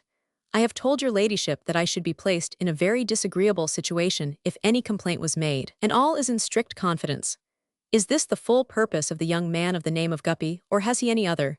Do his words disclose the length, breadth, depth of his object and suspicion in coming here, or if not, what do they hide? He is a match for my lady there. She may look at him, but he can look at the table and keep that witness box face of his from telling anything. You may bring the letters, says my lady, if you choose. Your ladyship is not very encouraging. Upon my word and honor, says Mr. Guppy, a little injured. You may bring the letters, she repeats in the same tone, if you please. It shall be done. I wish your ladyship good day. On a table near her is a rich bauble of a casket, barred and clasped like an old strong chest. She, looking at him still, takes it to her and unlocks it. Oh, I assure your ladyship I am not actuated by any motives of that sort, says Mr. Guppy, and I couldn't accept anything of the kind. I wish your ladyship good day, and am much obliged to you all the same. So the young man makes his bow and goes downstairs, where the supercilious Mercury does not consider himself called upon to leave his Olympus by the hall fire to let the young man out. As Sir Leicester basks in his library and dozes over his newspaper, is there no influence in the house to startle him, not to say to make the very trees at Chesney Wold fling up their knotted arms, the very portraits frown, the very armor stir? No, words, sobs and cries are but air, and air is so shut in and shut out throughout the house and town that sounds need be uttered trumpet-tongued indeed by my lady in her chamber to carry any faint vibration to Sir Leicester's ears. And yet this cry is in the house, going upward from a wild figure on its knees. Oh my child, not dead in the first hours of her life, as my cruel sister told me, but sternly nurtured by her, after she had renounced me and my name. Oh my child, oh my child.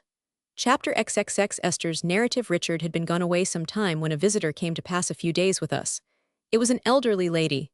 It was Mrs. Woodcourt, who, having come from Wales to stay with Mrs. Bayham Badger, and having written to my guardian, by her son Alan's desire, to report that she had heard from him and that he was well, and sent his kind remembrances to all of us, had been invited by my guardian to make a visit to Bleak House. She stayed with us nearly 3 weeks. She took very kindly to me and was extremely confidential, so much so that sometimes she almost made me uncomfortable. I had no right, I knew very well, to be uncomfortable because she confided in me, and I felt it was unreasonable. Still, with all I could do, I could not quite help it. She was such a sharp little lady, and used to sit with her hands folded in each other looking so very watchful while she talked to me that perhaps I found that rather irksome. Or perhaps it was her being so upright and trim, though I don't think it was that, because I thought that quaintly pleasant. Nor can it have been the general expression of her face, which was very sparkling and pretty for an old lady. I don't know what it was. Or at least if I do now, I thought I did not then. Or at least, but it don't matter. Of a night when I was going upstairs to bed, she would invite me into her room where she sat before the fire in a great chair, and dear me, she would tell me about Morgan ap Carrig until I was quite low-spirited. Sometimes she recited a few verses from Crumlin Wallenwer and the Mulinwillenwad, if those are the right names, which I dare say they are not, and would become quite fiery with the sentiments they expressed, though I never knew what they were, being in Welsh. Further than that, they were highly eulogistic of the lineage of Morgan ap Carrig. So, Miss Summerson, she would say to me with stately triumph, this, you see, is the fortune inherited by my son. Wherever my son goes, he can claim kindred with ap Carrig. He may not have money, but he always has what is much better, family, my dear. I had my doubts of their caring so very much for Morgan ap Carrig in India and China, but of course I never expressed them. I used to say it was a great thing to be so highly connected. It is, my dear, a great thing, Mrs. Woodcourt would reply. It has its disadvantages. My son's choice of a wife, for instance, is limited by it, but the matrimonial choice of the royal family is limited in much the same manner. Then she would pat me on the arm and smooth my dress, as much as to assure me that she had a good opinion of me, the distance between us notwithstanding. Poor Mr. Woodcourt, my dear, she would say, and always with some emotion, for with her lofty pedigree she had a very affectionate heart, was descended from a great Highland family, the Mac Courts of Mac Court. He served his king and country as an officer in the Royal Highlanders, and he died on the field. My son is one of the last representatives of 2 old families. With the blessing of heaven he will set them up again and unite them with another old family. It was in vain for me to try to change the subject, as I used to try, only for the sake of novelty or perhaps because, but I need not be so particular. Mrs. Woodcourt never would let me change it. My dear, she said one night, have so much sense and you look at the world in a quiet manner so superior to your time of life that it is a comfort to me to talk to you about these family matters of mine. You don't know much of my son, my dear, but you know enough of him, I dare say, to recollect him. Yes, ma'am, I recollect him. Yes, my dear, now, my dear, I think you are a judge of character, and I should like to have your opinion of him. "Oh, Mrs. Woodcourt," said I, "that is so difficult." "Why is it so difficult?" she returned. "I don't see it myself. To give an opinion on so slight an acquaintance, my dear, that's true. I didn't mean that because Mr. Woodcourt had been at our house a good deal altogether and had become quite intimate with my guardian. I said so, and added that he seemed to be very clever in his profession, we thought, and that his kindness and gentleness to Miss Flite were above all praise. "You do him justice," said Mrs. Woodcourt, pressing my hand. "You define him exactly. Alan is a dear fellow, and in his profession faultless. I say it, though I am his mother. Still, I must confess he is not without faults, love." "None of us are," said I. "Ah, but his really are faults that he might correct and ought to correct," returned the sharp old lady, sharply shaking her head. "I am so much attached to you that I may confide in you, my dear, as a third party wholly disinterested, that he is fickleness itself." I said I should have thought it hardly possible that he could have been otherwise than constant to his profession and zealous in the pursuit of it, judging from the reputation he had earned. "You are right again, my dear," the old lady retorted, "but I don't refer to his profession, look you." "Oh," said I. "No," said she. "I refer, my dear, to his social conduct. He is always paying trivial attentions to young ladies, and always has been, ever since he was 18. Now, my dear, he has never really cared for any one of them, and has never meant in doing this to do any harm or to express anything but politeness and good nature. Still, it's not right, you know, is it?" "No," said I, as she seemed to wait for me. "And it might lead to mistaken notions, you see, my dear." I supposed it might.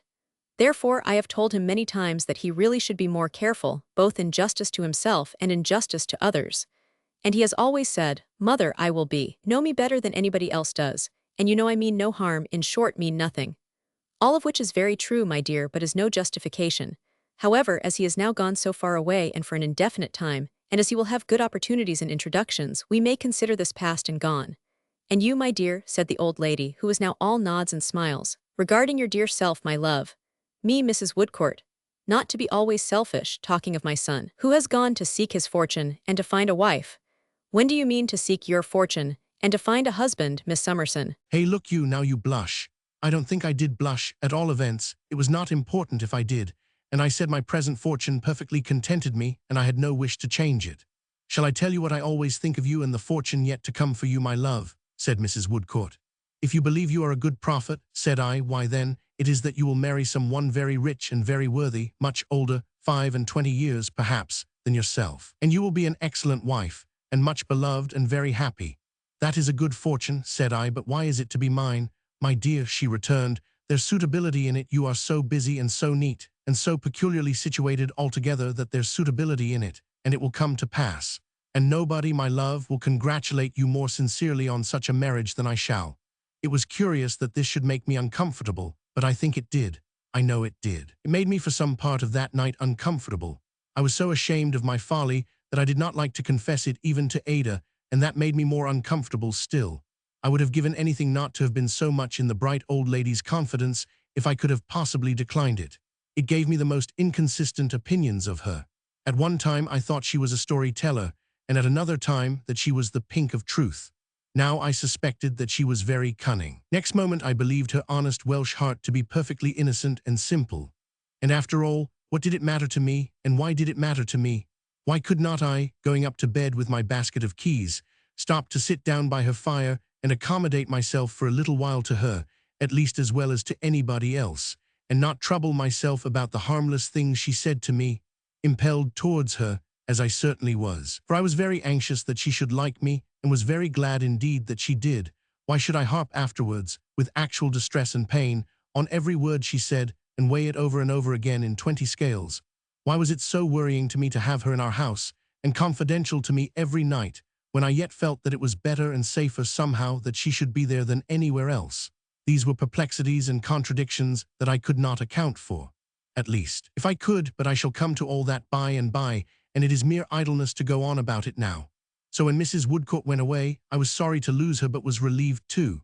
And then Caddy Jellyby came down, and Caddy brought such a packet of domestic news that it gave us abundant occupation. First Caddy declared, and would at first declare nothing else, that I was the best adviser that ever was known.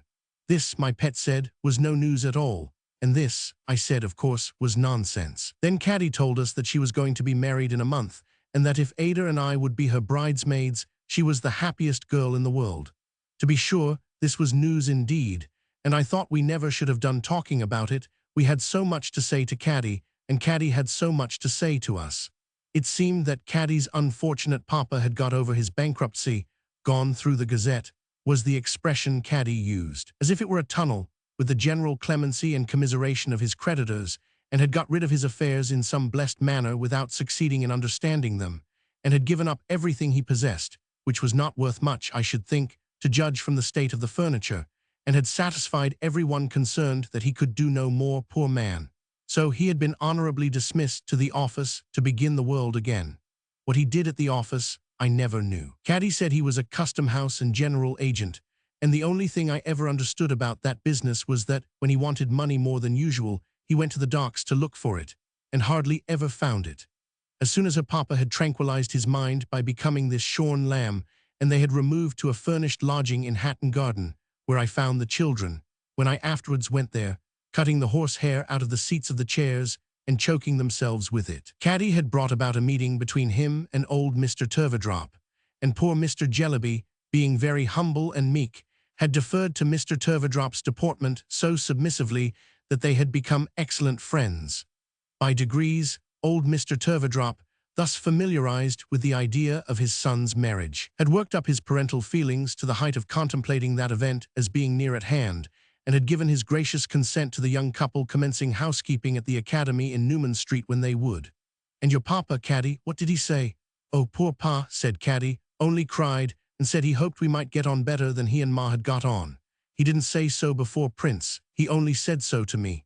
And he said, 'My poor girl, you have not been very well taught how to make a home for your husband, but unless you mean with all your heart to strive to do it, you had better murder him than marry him, if you really love him.'"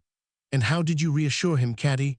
"Why, it was very distressing, you know, to see poor pa so low and hear him say such terrible things, and I couldn't help crying myself. But I told him that I did mean it with all my heart, and that I hoped our house would be a place for him to come and find some comfort in of an evening, and that I hoped and thought I could be a better daughter to him there than at home. Then I mentioned Peepy's coming to stay with me, and then pa began to cry again and said the children were Indians." "Indians, Caddy?" "Yes," said Caddy, "wild Indians. And pa said," here she began to sob, poor girl, not at all like the happiest girl in the world, "that he was sensible the best thing that could happen to them was their being all tomahawked together." Ada suggested that it was comfortable to know that Mr. Jellyby did not mean these destructive sentiments. "No, of course I know pa wouldn't like his family to be weltering in their blood," said Caddy, "but he means that they are very unfortunate in being ma's children, and that he is very unfortunate in being ma's husband, and I am sure that's true. Though it seems unnatural to say so, I asked Caddy if Mrs. Jellyby knew that her wedding day was fixed. "Oh, you know what ma is, Esther," she returned. "It's impossible to say whether she knows it or not. She has been told it often enough, and when she is told it she only gives me a placid look, as if I was I don't know what, a steeple in the distance," said Caddy with a sudden idea, and then she shakes her head and says, "Oh, Caddy, Caddy, what a tease you are," and goes on with the Borrioboola letters. "And about your wardrobe, Caddy?" said I, for she was under no restraint with us. "Well, my dear Esther," she returned, drying her eyes, "I must do the best I can, and trust to my dear Prince never to have an unkind remembrance of my coming so shabbily to him. If the question concerned an outfit for Borrioboola, ma would know all about it, and would be quite excited. Being what it is, she neither knows nor cares." Caddy was not at all deficient in natural affection for her mother, but mentioned this with tears as an undeniable fact, which I am afraid it was. We were sorry for the poor dear girl, and found so much to admire in the good disposition which had survived under such discouragement that we both at once, I mean Ada and I, proposed a little scheme that made her perfectly joyful. This was her staying with us for 3 weeks, my staying with her for 1, and our all 3 contriving and cutting out, and repairing, and sewing, and saving, and doing the very best we could think of to make the most of her stock. My guardian being as pleased with the idea as Caddy was, we took her home next day to arrange the matter, and brought her out again in triumph with her boxes and all the purchases that could be squeezed out of a £10 note, which Mr. Jellyby had found in the docks, I suppose, but which he at all events gave her. What my guardian would not have given her if we had encouraged him, it would be difficult to say, but we thought it right to compound for no more than her wedding dress and bonnet. He agreed to this compromise, and if Caddy had ever been happy in her life, she was happy when we sat down to work. She was clumsy enough with her needle, poor girl, and pricked her fingers as much as she had been used to ink them. She could not help reddening a little now and then, partly with the smart and partly with vexation at being able to do no better, but she soon got over that and began to improve rapidly. So day after day she, and my darling, and my little maid Charlie, and a milliner out of the town, and I sat hard at work, as pleasantly as possible. Over and above this, Caddy was very anxious to learn housekeeping, as she said. Now, mercy upon us, the idea of her learning housekeeping of a person of my vast experience was such a joke that I laughed, and colored up, and fell into a comical confusion when she proposed it.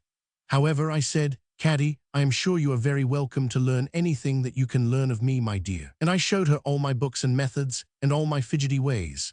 You would have supposed that I was showing her some wonderful inventions by her study of them.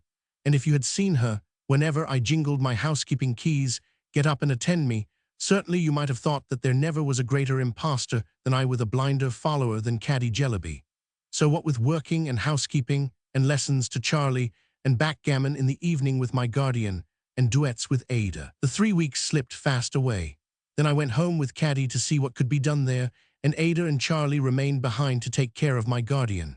When I say I went home with Caddy, I mean to the furnished lodging in Hatton Garden.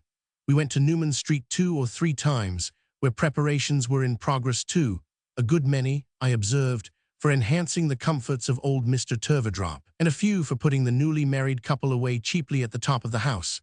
But our great point was to make the furnished lodging decent for the wedding breakfast, and to imbue Mrs. Jellyby beforehand with some faint sense of the occasion. The latter was the more difficult thing of the two, because Mrs. Jellyby and an unwholesome boy occupied the front sitting room. The back one was a mere closet, and it was littered down with waste paper and Boreobolan documents, as an untidy stable might be littered with straw. Mrs. Jellyby sat there all day drinking strong coffee, dictating, and holding Boreobolan interviews by appointment. The unwholesome boy, who seemed to me to be going into a decline, took his meals out of the house. When Mr. Jellyby came home, he usually groaned and went down into the kitchen. There he got something to eat if the servant would give him anything, and then, feeling that he was in the way, went out and walked about Hatton Garden in the wet. The poor children scrambled up and tumbled down the house, as they had always been accustomed to do. The production of these devoted little sacrifices in any presentable condition being quite out of the question at a week's notice, I proposed to Caddy that we should make them as happy as we could on her marriage morning in the attic where they all slept, and should confine our greatest efforts to her mamma and her mamma's room, and a clean breakfast. In truth, Mrs. Jellyby required a good deal of attention. The lattice work up her back having widened considerably since I first knew her, and her hair looking like the mane of a dustman's horse. Thinking that the display of Caddy's wardrobe would be the best means of approaching the subject, I invited Mrs. Jellyby to come and look at it spread out on Caddy's bed in the evening after the unwholesome boy was gone. "My dear Miss Summerson," said she, rising from her desk with her usual sweetness of temper, "these are really ridiculous preparations. Though your assisting them is a proof of your kindness, there is something so inexpressibly absurd to me in the idea of Caddy being married. Oh, Caddy, you silly, silly, silly puss." She came upstairs with us notwithstanding and looked at the clothes in her customary far-off manner. They suggested one distinct idea to her, for she said with her placid smile and shaking her head, "My good Miss Summerson, at half the cost, this weak child might have been equipped for Africa." On our going downstairs again, Mrs. Jellyby asked me whether this troublesome business was really to take place next Wednesday, and on my replying yes, she said, "Will my room be required, my dear Miss Summerson, for it's quite impossible that I can put my papers away." I took the liberty of saying that the room would certainly be wanted, and that I thought we must put the papers away somewhere. "Well, my dear Miss Summerson," said Mrs. Jellyby, "you know best, I dare say. But by obliging me to employ a boy, Caddy has embarrassed me to that extent, overwhelmed as I am with public business, that I don't know which way to turn. We have a ramification meeting, too, on Wednesday afternoon, and the inconvenience is very serious." "It is not likely to occur again," said I, smiling. "Caddy will be married but once, probably." "That's true," Mrs. Jellyby replied. "That's true, my dear. I suppose we must make the best of it." The next question was how Mrs. Jellyby should be dressed on the occasion. I thought it very curious to see her looking on serenely from her writing table, while Caddy and I discussed it, occasionally shaking her head at us with a half-reproachful smile, like a superior spirit who could just bear with our trifling. The state in which her dresses were, and the extraordinary confusion in which she kept them, added not a little to our difficulty. But at length we devised something not very unlike what a commonplace mother might wear on such an occasion. The abstracted manner in which Mrs. Jellyby would deliver herself up to having this attire tried on by the dressmaker, and the sweetness with which she would then observe to me how sorry she was that I had not turned my thoughts to Africa, were consistent with the rest of her behavior. The lodging was rather confined as to space, but I fancied that if Mrs. Jellyby's household had been the only lodgers in St. Paul's or St. Peter's, the sole advantage they would have found in the size of the building would have been its affording a great deal of room to be dirty in. I believe that nothing belonging to the family which it had been possible to break was unbroken at the time of those preparations for Caddy's marriage, that nothing which it had been possible to spoil in any way was unspoilt, and that no domestic object which was capable of collecting dirt, from a dear child's knee to the doorplate, was without as much dirt as could well accumulate upon it. Poor Mr. Jellyby, who very seldom spoke and almost always sat when he was at home with his head against the wall, became interested when he saw that Caddy and I were attempting to establish some order among all this waste and ruin, and took off his coat to help. But such wonderful things came tumbling out of the closets when they were opened. Bits of mouldy pie, sour bottles, Mrs. Jellyby's caps, letters, tea, forks, odd boots and shoes of children, firewood, wafers, saucepan lids, damp sugar in odds and ends of paper bags, footstools, blacklead brushes, bread, Mrs. Jellyby's bonnets, books with butter sticking to the binding, guttered candle ends put out by being turned upside down in broken candlesticks, nutshells, heads and tails of shrimps, dinner mats, gloves, coffee grounds, umbrellas, that he looked frightened and left off again. But he came regularly every evening and sat without his coat, with his head against the wall, as though he would have helped us if he had known how. "Poor Pa," said Caddy to me on the night before the great day, when we really had got things a little to rights. "It seems unkind to leave him, Esther, but what could I do if I stayed? Since I first knew you, I have tidied and tidied over and over again, but it's useless. Ma and Africa together upset the whole house directly. We never have a servant who don't drink. Ma's ruinous to everything." Mr. Jellyby could not hear what she said, but he seemed very low indeed and shed tears, I thought. "My heart aches for him, that it does," sobbed Caddy. "I can't help thinking tonight, Esther, how dearly I hope to be happy with Prince, and how dearly Pa hoped, I dare say, to be happy with Ma. What a disappointed life." "My dear Caddy," said Mr. Jellyby, looking slowly round from the whale. It was the first time, I think, I ever heard him say 3 words together. "Yes, Pa," cried Caddy, going to him and embracing him affectionately. "My dear Caddy," said Mr. Jellyby. "Never have, not Prince, Pa," faltered Caddy. "Not have Prince?" "Yes, my dear," said Mr. Jellyby. "Have him certainly, but never have, I mentioned in my account of our first visit in Thavies in that Richard described Mr. Jellyby as frequently opening his mouth after dinner without saying anything. It was a habit of his. He opened his mouth now a great many times and shook his head in a melancholy manner. "What do you wish me not to have?" "Don't have what, dear Pa?" asked Caddy, coaxing him, with her arms round his neck. "Never have a mission, my dear child." Mr. Jellyby groaned and laid his head against the wall again, and this was the only time I ever heard him make any approach to expressing his sentiments on the Borrioboolan question. I suppose he had been more talkative and lively once, but he seemed to have been completely exhausted long before I knew him. I thought Mrs. Jellyby never would have left off serenely looking over her papers and drinking coffee that night. It was 12 o'clock before we could obtain possession of the room, and the clearance it required then was so discouraging that Caddy, who was almost tired out, sat down in the middle of the dust and cried. But she soon cheered up, and we did wonders with it before we went to bed. In the morning it looked, by the aid of a few flowers and a quantity of soap and water and a little arrangement, quite gay. The plain breakfast made a cheerful show, and Caddy was perfectly charming. But when my darling came, I thought, and I think now, that I never had seen such a dear face as my beautiful pet's. We made a little feast for the children upstairs, and we put Peepee at the head of the table, and we showed them Caddy in her bridal dress, and they clapped their hands and hurrahed, and Caddy cried to think that she was going away from them, and hugged them over and over again until we brought Prince up to fetch her away, when, I am sorry to say, Peepee bit him. Then there was old Mr. Turveydrop downstairs, in a state of deportment not to be expressed, benignly blessing Caddy and giving my guardian to understand that his son's happiness was his own parental work, and that he sacrificed personal considerations to ensure it.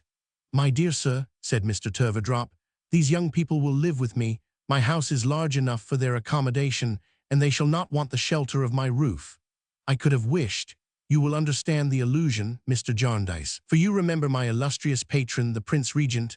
I could have wished that my son had married into a family where there was more deportment, but the will of heaven be done. Mr.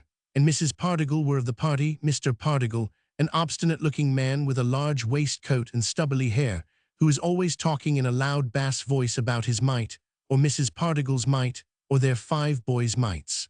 Mr. Quale, with his hair brushed back as usual, and his knobs of temples shining very much, was also there, not in the character of a disappointed lover, but as the accepted of a young, at least, an unmarried lady, a Miss Whisk, who was also there. Miss Whisk's mission, my guardian said, was to show the world that woman's mission was man's mission, and that the only genuine mission of both man and woman was to be always moving declaratory resolutions about things in general at public meetings. The guests were few, but were, as one might expect at Mrs. Jellyby's, all devoted to public objects only. Besides those I have mentioned, there was an extremely dirty lady with her bonnet all awry and the ticketed price of her dress still sticking on it, whose neglected home, Caddy told me, was like a filthy wilderness, but whose church was like a fancy fair. A very contentious gentleman, who said it was his mission to be everybody's brother, but who appeared to be on terms of coolness with the whole of his large family, completed the party. A party, having less in common with such an occasion, could hardly have been got together by any ingenuity. Such a mean mission as the domestic mission was the very last thing to be endured among them. Indeed, Miss Whisk informed us, with great indignation, before we sat down to breakfast, that the idea of woman's mission lying chiefly in the narrow sphere of home was an outrageous slander on the part of her tyrant man. One other singularity was that nobody with a mission, except Mr. Quale, whose mission, as I think I have formerly said, was to be in ecstasies with everybody's mission, cared at all for anybody's mission.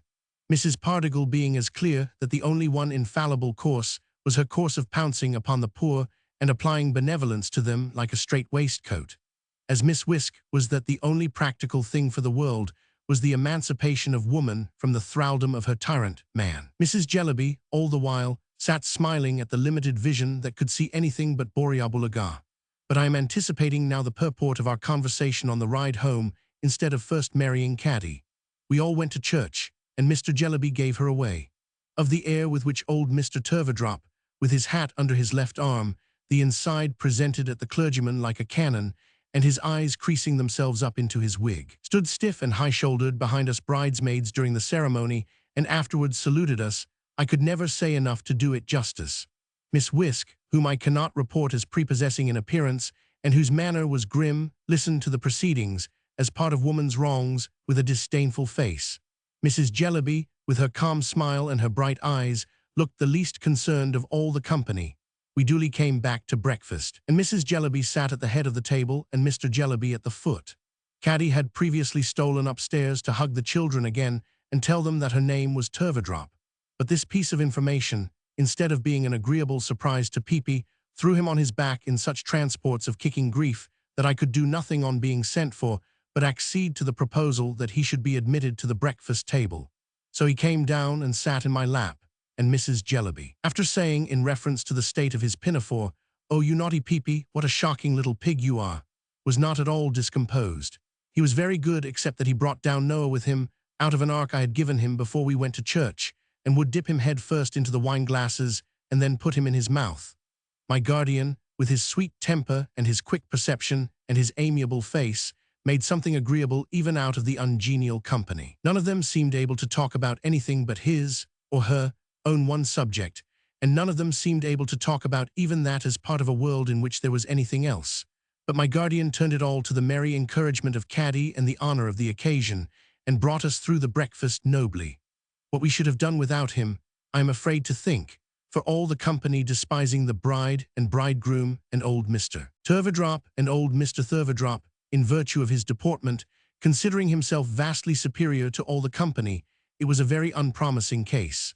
At last the time came when poor Caddy was to go, and when all her property was packed on the hired coach and pair that was to take her and her husband to Gravesend. It affected us to see Caddy clinging, then, to her deplorable home, and hanging on her mother's neck with the greatest tenderness. "I'm very sorry I couldn't go on writing from dictation, Ma," sobbed Caddy. "I hope you forgive me now." "Oh, Caddy, Caddy," said Mrs. Jellyby, "I have told you over and over again that I have engaged a boy and there's an end of it. You are sure you are not the least angry with me, Ma? Say you are sure before I go away, Ma." "You foolish Caddy," returned Mrs. Jellyby, Do I look angry, or have I inclination to be angry, or time to be angry? How can you? Take a little care of Pa while I am gone, Mamma. Mrs. Jellyby positively laughed at the fancy. You romantic child, said she, lightly patting Caddy's back. Go along, I am excellent friends with you. Now goodbye, Caddy, and be very happy. Then Caddy hung upon her father and nursed his cheek against hers as if he were some poor dull child in pain. All this took place in the hall. Her father released her, took out his pocket handkerchief, and sat down on the stairs with his head against the wall. I hope he found some consolation in walls. I almost think he did. And then Prince took her arm in his and turned with great emotion and respect to his father, whose deportment at that moment was overwhelming. Thank you over and over again, Father, said Prince, kissing his hand. I am very grateful for all your kindness and consideration regarding our marriage, and so I can assure you is Caddy. Very, sobbed Caddy. Virai, my dear son, said Mr. Turveydrop, and dear daughter. I have done my duty. If the spirit of a sainted woman hovers above us and looks down on the occasion, that and your constant affection will be my recompense.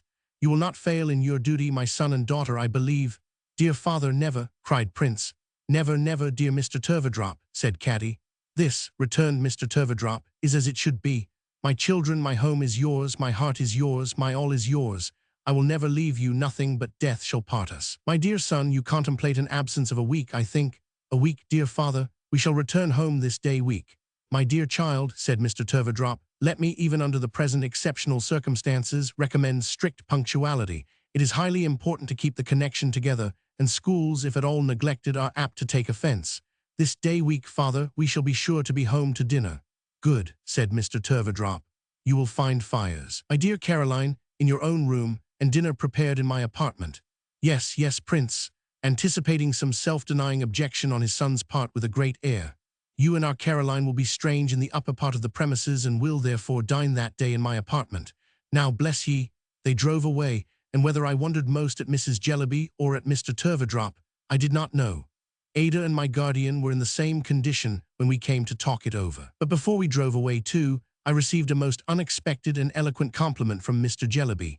He came up to me in the hall, took both my hands, pressed them earnestly, and opened his mouth twice. I was so sure of his meaning that I said, quite flurried, You are very welcome, sir. Pray don't mention it. I hope this marriage is for the best, guardian, said I when we three were on our road home. I hope it is, little woman. Patience, we shall see. Is the wind in the east today? I ventured to ask him. He laughed heartily and answered no. But it must have been this morning, I think, said I. He answered no again, and this time my dear girl confidently answered no too, and shook the lovely head which, with its blooming flowers against the golden hair, was like the very spring. Much you know of east winds, my ugly darling, said I, kissing her in my admiration. I couldn't help it. Well, it was only their love for me, I know very well, and it is a long time ago. I must write it even if I rub it out again, because it gives me so much pleasure. They said there could be no east wind where somebody was. They said that wherever Dame Durden went, there was sunshine and summer air. Chapter Roman 31. Nurse and patient I had not been at home again many days when one evening I went upstairs into my own room to take a peep over Charlie's shoulder and see how she was getting on with her copybook. Writing was a trying business to Charlie, who seemed to have no natural power over a pen, but in whose hand every pen appeared to become perversely animated, and to go wrong and crooked, and to stop, and splash, and sidle into corners like a saddle donkey. It was very odd to see what old letters Charlie's young hand had made, they so wrinkled and shriveled and tottering, it so plump and round. Yet Charlie was uncommonly expert at other things, and had as nimble little fingers as I ever watched. Well, Charlie, said I, looking over a copy of the letter O in which it was represented as square, triangular, pear-shaped, and collapsed in all kinds of ways, we are improving.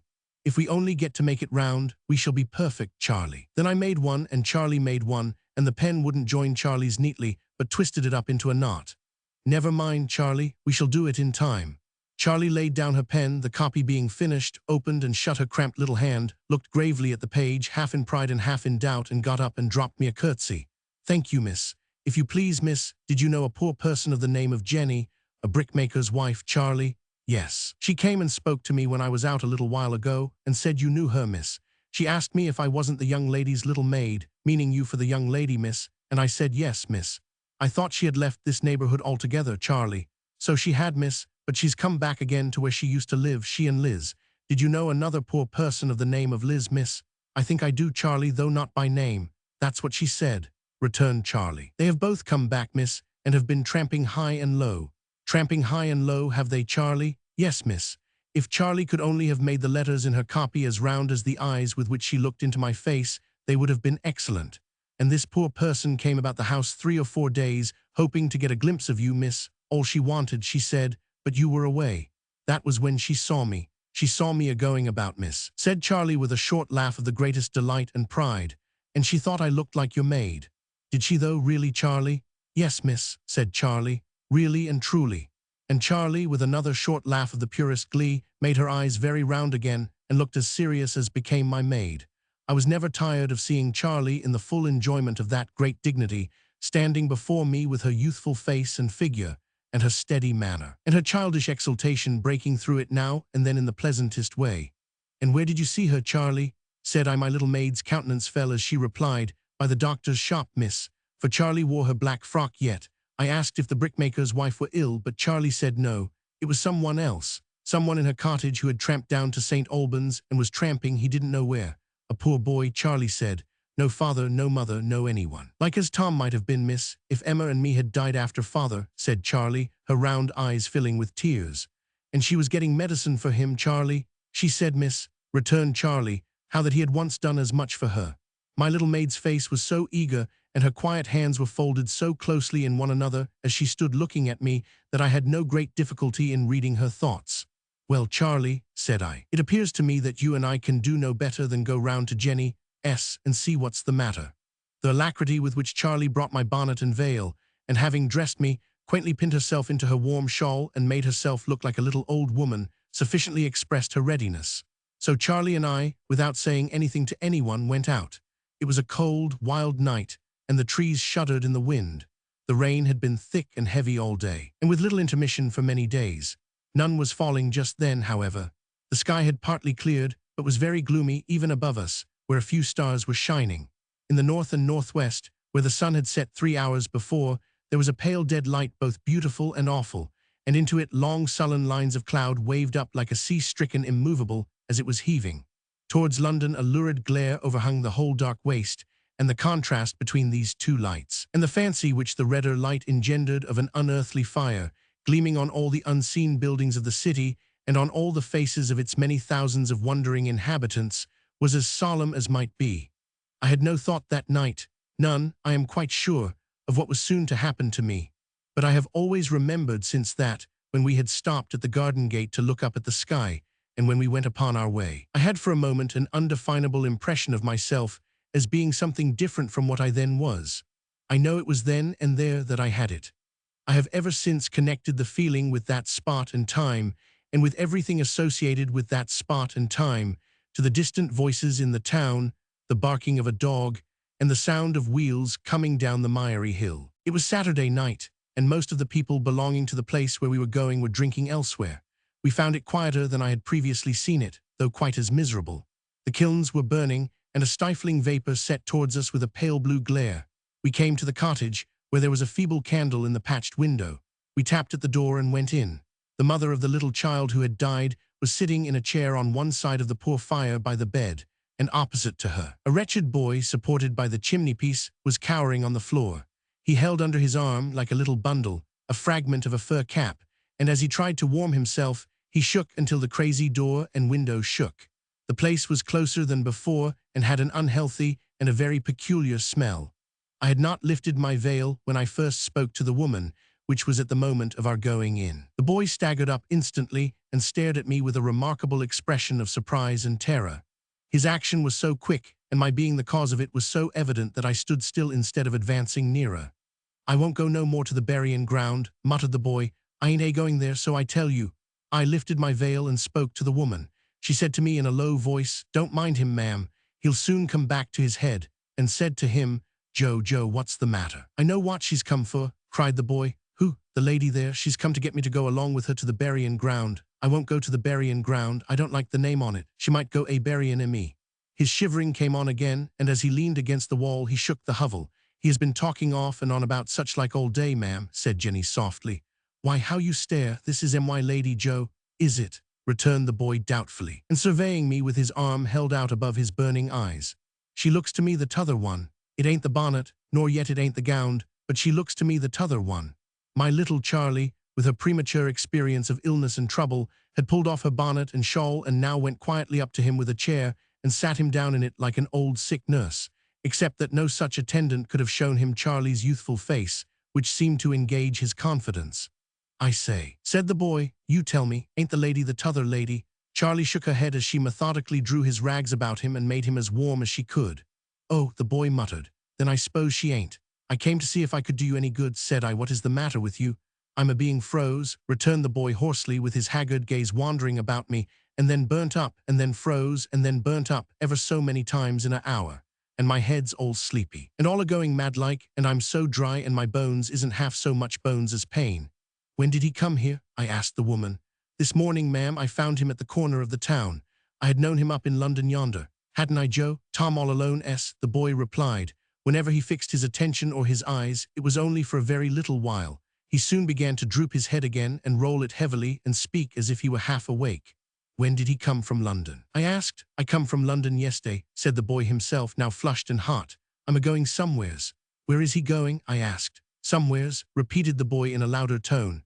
"I have been moved on, more nor ever I was afore, since the t'other one give me the sovereign. Mrs. Snagsby, she's always a-watching and a-driving of me. What have I done to her? And they're all a-watching and a-driving of me. Every one of 'em's doing of it, from the time when I don't get up to the time when I don't go to bed. And I'm a-going somewheres, that's where I'm a-going. She told me, down in Tom all alone, as she came from Stallbuns, and so I took the Stallbuns road. It's as good as another." He always concluded by addressing Charlie. "What is to be done with him?" said I, taking the woman aside. "He could not travel in this state even if he had a purpose and knew where he was going." "I know no more, ma'am, than the dead," she replied, glancing compassionately at him. "Perhaps the dead know better if they could only tell us. I've kept him here all day for pity's sake, and I've given him broth and physic, and Liz has gone to try if anyone will take him in. Here's my pretty in the bed, her child, but I call it mine. But I can't keep him long, for if my husband was to come home and find him here, he'd be rough in putting him out and might do him a hurt. Hark, here comes Liz back." The other woman came hurriedly in as she spoke, and the boy got up with a half-obscured sense that he was expected to be going. When the little child awoke, and when and how Charlie got at it, took it out of bed, and began to walk about hushing it, I don't know. There she was, doing all this in a quiet motherly manner, as if she were living in Mrs. Blinder's attic with Tom and Emma again. The friend had been here and there, and had been played about from hand to hand, and had come back as she went. At first, it was too early for the boy to be received into the proper refuge, and at last it was too late. One official sent her to another, and the other sent her back again to the first, and so backward and forward, until it appeared to me as if both must have been appointed for their skill in evading their duties instead of performing them. "And now, after all," she said, breathing quickly, for she had been running and was frightened too, "Jenny, your master's on the road home, and mine's not far behind, and the Lord help the boy, for we can do no more for him." They put a few halfpence together and hurried them into his hand, and so, in an oblivious, half-thankful, half-insensible way, he shuffled out of the house. "Give me the child, my dear," said its mother to Charlie, "and thank you kindly too. Jenny, woman dear, good night. Young lady, if my master don't fall out with me, I'll look down by the kiln by and by, where the boy will be most like, and again in the morning." She hurried off, and presently we passed her hushing and singing to her child at her own door, and looking anxiously along the road for her drunken husband. I was afraid of staying then to speak to either woman, lest I should bring her into trouble. But I said to Charlie that we must not leave the boy to die. Charlie, who knew what to do much better than I did, and whose quickness equaled her presence of mind, glided on before me, and presently we came up with Joe, just short of the brick kiln. I think he must have begun his journey with some small bundle under his arm, and must have had it stolen or lost it, for he still carried his wretched fragment of fur cap like a bundle, though he went bareheaded through the rain, which now fell fast. He stopped when we called to him, and again showed a dread of me when I came up, standing with his lustrous eyes fixed upon me, and even arrested in his shivering fit. I asked him to come with us, and we would take care that he had some shelter for the night. "I don't want no shelter," he said. "I can lay amongst the warm bricks." "But don't you know that people die there?" replied Charlie. "They dies everywheres," said the boy. "They dies in their lodgings, she knows where." I showed her, and they dies down in Tom all alone in heaps. They dies more than they lives, according to what I see. Then he hoarsely whispered, "Charlie, if she ain't the t'other one, she ain't the foreigner. Is there 3 of 'em then?" Charlie looked at me a little frightened. I felt half frightened at myself when the boy glared on me so. But he turned and followed when I beckoned to him, and finding that he acknowledged that influence in me, I led the way straight home. It was not far, only at the summit of the hill. Past but one man, I doubted if we should have got home without assistance. The boy's steps were so uncertain and tremulous. He made no complaint, however, and was strangely unconcerned about himself, if I may say so strange a thing. Leaving him in the hall for a moment, shrunk into the corner of the window seat, and staring with an indifference that scarcely could be called wonder at the comfort and brightness about him, I went into the drawing-room to speak to my guardian. There I found Mr. Skimpole, who had come down by the coach, as he frequently did without notice, and never bringing any clothes with him, but always borrowing everything he wanted. They came out with me directly to look at the boy.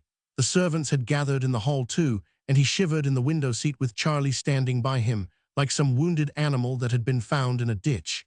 "This is a sorrowful case," said my guardian, after asking him a question or two and touching him and examining his eyes. "What do you say?" "Harold, you had better turn him out," said Mr. Skimpole. "What do you mean?" inquired my guardian almost sternly. "My dear Jarndyce," said Mr. Skimpole, "you know what I am. I am a child. Be cross to me if I deserve it. But I have a constitutional objection to this sort of thing. I always had when I was a medical man. He's not safe, you know. There's a very bad sort of fever about him." Mr. Skimpole had retreated from the hall to the drawing-room again, and said this in his airy way, seated on the music stool as we stood by. "Say it's childish," observed Mr. Skimpole, looking gaily at us. "Well, I dare say it may be, but I am a child, and I never pretend to be anything else. If you put him out in the road, you only put him where he was before. He will be no worse off than he was, you know. Even make him better off, if you like. Give him 6 pence or 5 shillings or £5.10. You are arithmeticians, and I am not, and get rid of him." "And what is he to do then?" asked my guardian. "Upon my life," said Mr. Skimpole, shrugging his shoulders with his engaging smile, "I have not the least idea what he is to do then. But I have no doubt he'll do it." "Now, is it not a horrible reflection?" said my guardian, to whom I had hastily explained the unavailing efforts of the two women. "Is it not a horrible reflection, walking up and down and rumpling his hair, that if this wretched creature were a convicted prisoner, his hospital would be wide open to him, and he would be as well taken care of as any sick boy in the kingdom?" "My dear Jarndyce," returned Mr. Skimpole, "you'll pardon the simplicity of the question, coming as it does from a creature who is perfectly simple in worldly matters, but why isn't he a prisoner then?" My guardian stopped and looked at him with a whimsical mixture of amusement and indignation in his face. "Our young friend is not to be suspected of any delicacy, I should imagine," said Mr. Skimpole, unabashed and candid. "It seems to me that it would be wiser, as well as in a certain kind of way more respectable, if he showed some misdirected energy that got him into prison. There would be more of an adventurous spirit in it, and consequently more of a certain sort of poetry." "I believe," returned my guardian, resuming his uneasy walk, "that there is not such another child on earth as yourself." "Do you really?" said Mr. Skimpole. "I dare say. But I confess I don't see why our young friend, in his degree, should not seek to invest himself with such poetry as is open to him. He is no doubt born with an appetite. Probably when he is in a safer state of health, he has an excellent appetite. Very well. At our young friend's natural dinner hour, most likely about noon, our young friend says in effect to society, 'I am hungry. Will you have the goodness to produce your spoon and feed me?' Society, which has taken upon itself the general arrangement of the whole system of spoons and professes to have a spoon for our young friend, does not produce that spoon. And our young friend, therefore, says, 'You really must excuse me if I seize it.' Now, this appears to me a case of misdirected energy, which has a certain amount of reason in it and a certain amount of romance. And I don't know but what I should be more interested in our young friend as an illustration of such a case than merely as a poor vagabond, which anyone can be. In the meantime, I ventured to observe, he is getting worse." "In the meantime," said Mr. Skimpole cheerfully, "as Miss Summerson, with her practical good sense, observes, he is getting worse. Therefore I recommend your turning him out before he gets still worse." The amiable face with which he said it, I think I shall never forget. "Of course, little woman," observed my guardian, turning to me, "I can ensure his admission into the proper place by merely going there to enforce it, though it's a bad state of things when, in his condition, that is necessary. But it's growing late, and is a very bad night, and the boy is worn out already. There is a bed in the wholesome loft-room by the stable. We had better keep him there till morning, when he can be wrapped up and removed." "We'll do that." "Oh," said Mr. Skimpole, with his hands upon the keys of the piano as we moved away. "Are you going back to our young friend?" "Yes," said my guardian. "How I envy you your constitution, Jarndyce," returned Mr. Skimpole with playful admiration. "You don't mind these things, neither does Miss Summerson. You are ready at all times to go anywhere and do anything. Such is will. I have no will at all, and no won't, simply can't. You can't recommend anything for the boy, I suppose, said my guardian, looking back over his shoulder half angrily, only half angrily, for he never seemed to consider Mr. Skimpole an accountable being. My dear Jarndyce, I observed a bottle of cooling medicine in his pocket, and it's impossible for him to do better than take it. You can tell them to sprinkle a little vinegar about the place where he sleeps, and to keep it moderately cool and him moderately warm. But it is mere impertinence in me to offer any recommendation. Miss Summerson has such a knowledge of detail and such a capacity for the administration of detail that she knows all about it. We went back into the hall and explained to Joe what we proposed to do, which Charlie explained to him again, and which he received with the languid unconcern I had already noticed, wearily looking on at what was done as if it were for somebody else.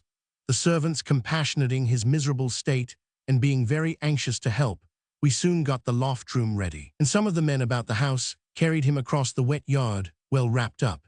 It was pleasant to observe how kind they were to him, and how there appeared to be a general impression among them that frequently calling him old chap was likely to revive his spirits.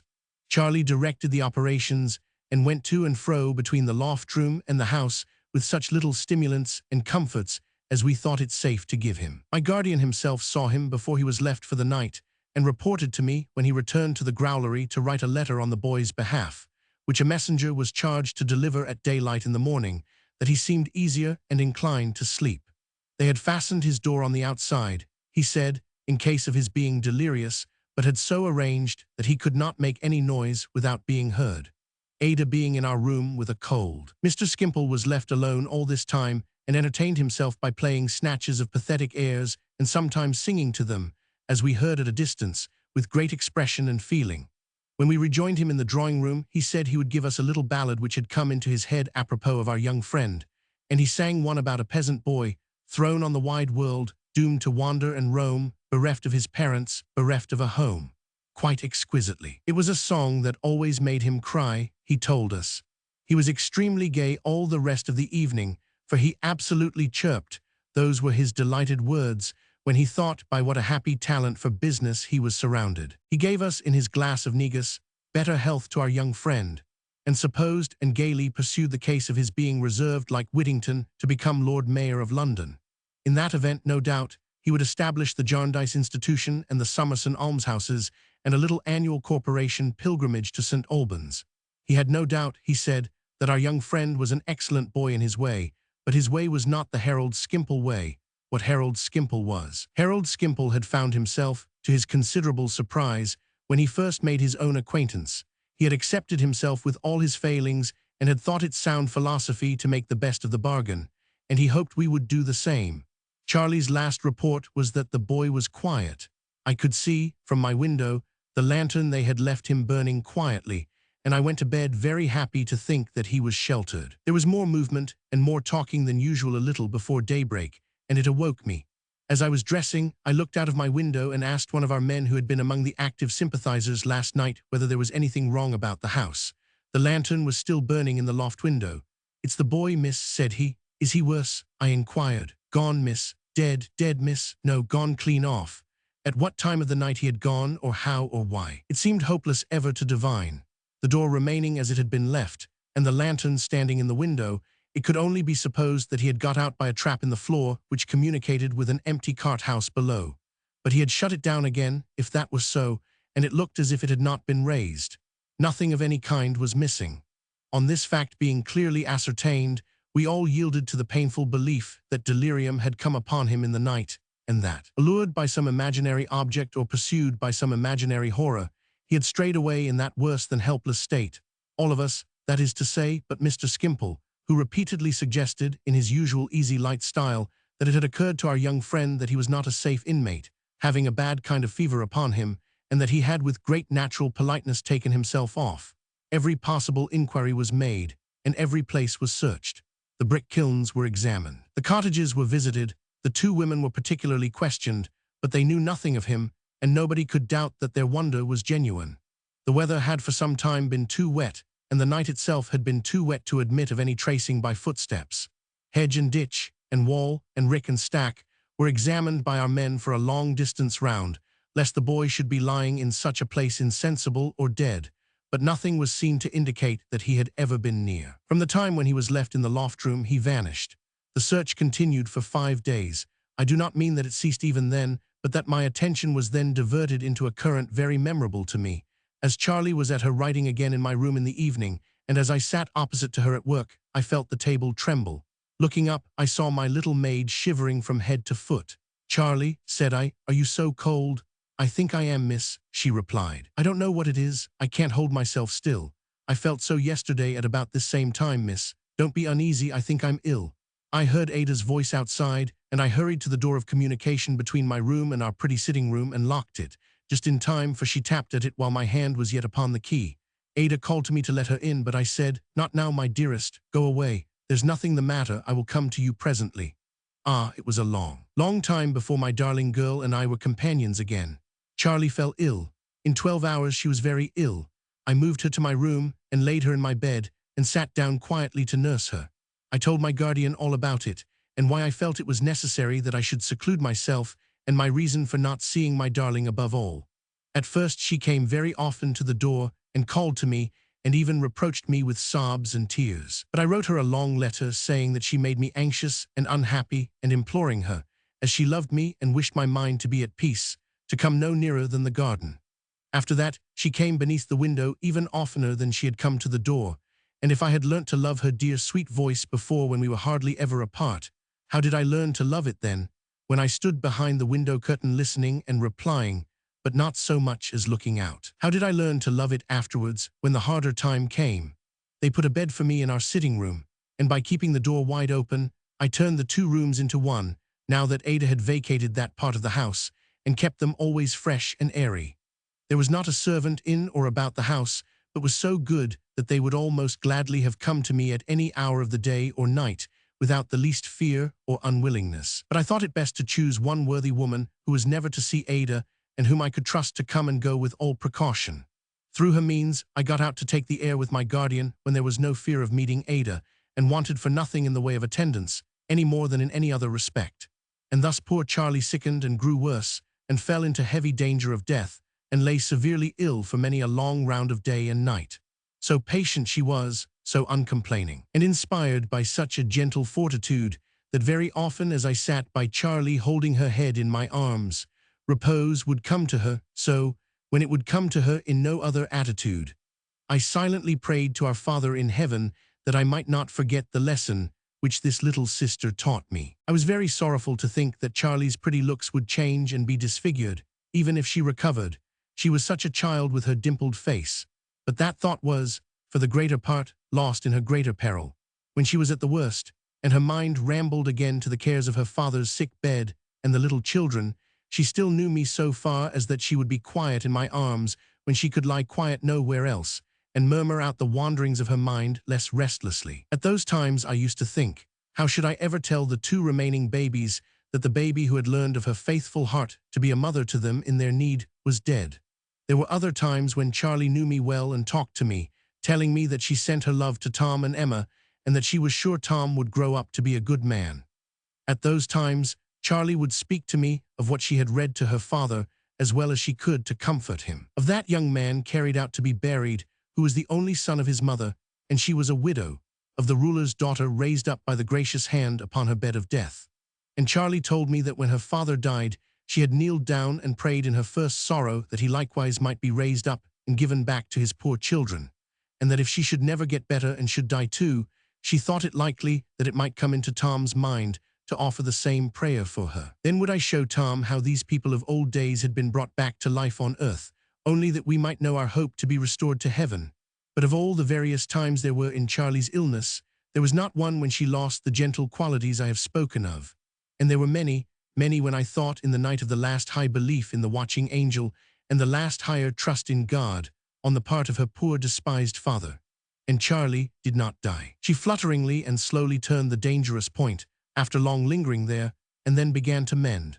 The hope that never had been given from the first, of Charlie being in outward appearance, Charlie any more soon began to be encouraged, and even that prospered, and I saw her growing into her old childish likeness again. It was a great morning when I could tell Ada all this as she stood out in the garden, and it was a great evening when Charlie and I at last took tea together in the next room. But on that same evening, I felt that I was stricken cold. Happily for both of us, it was not until Charlie was safe in bed again and placidly asleep that I began to think the contagion of her illness was upon me. I had been able easily to hide what I felt at tea time, but I was past that already now, and I knew that I was rapidly following in Charlie's steps. I was well enough, however, to be up early in the morning, and to return my darling's cheerful blessing from the garden, and to talk with her as long as usual.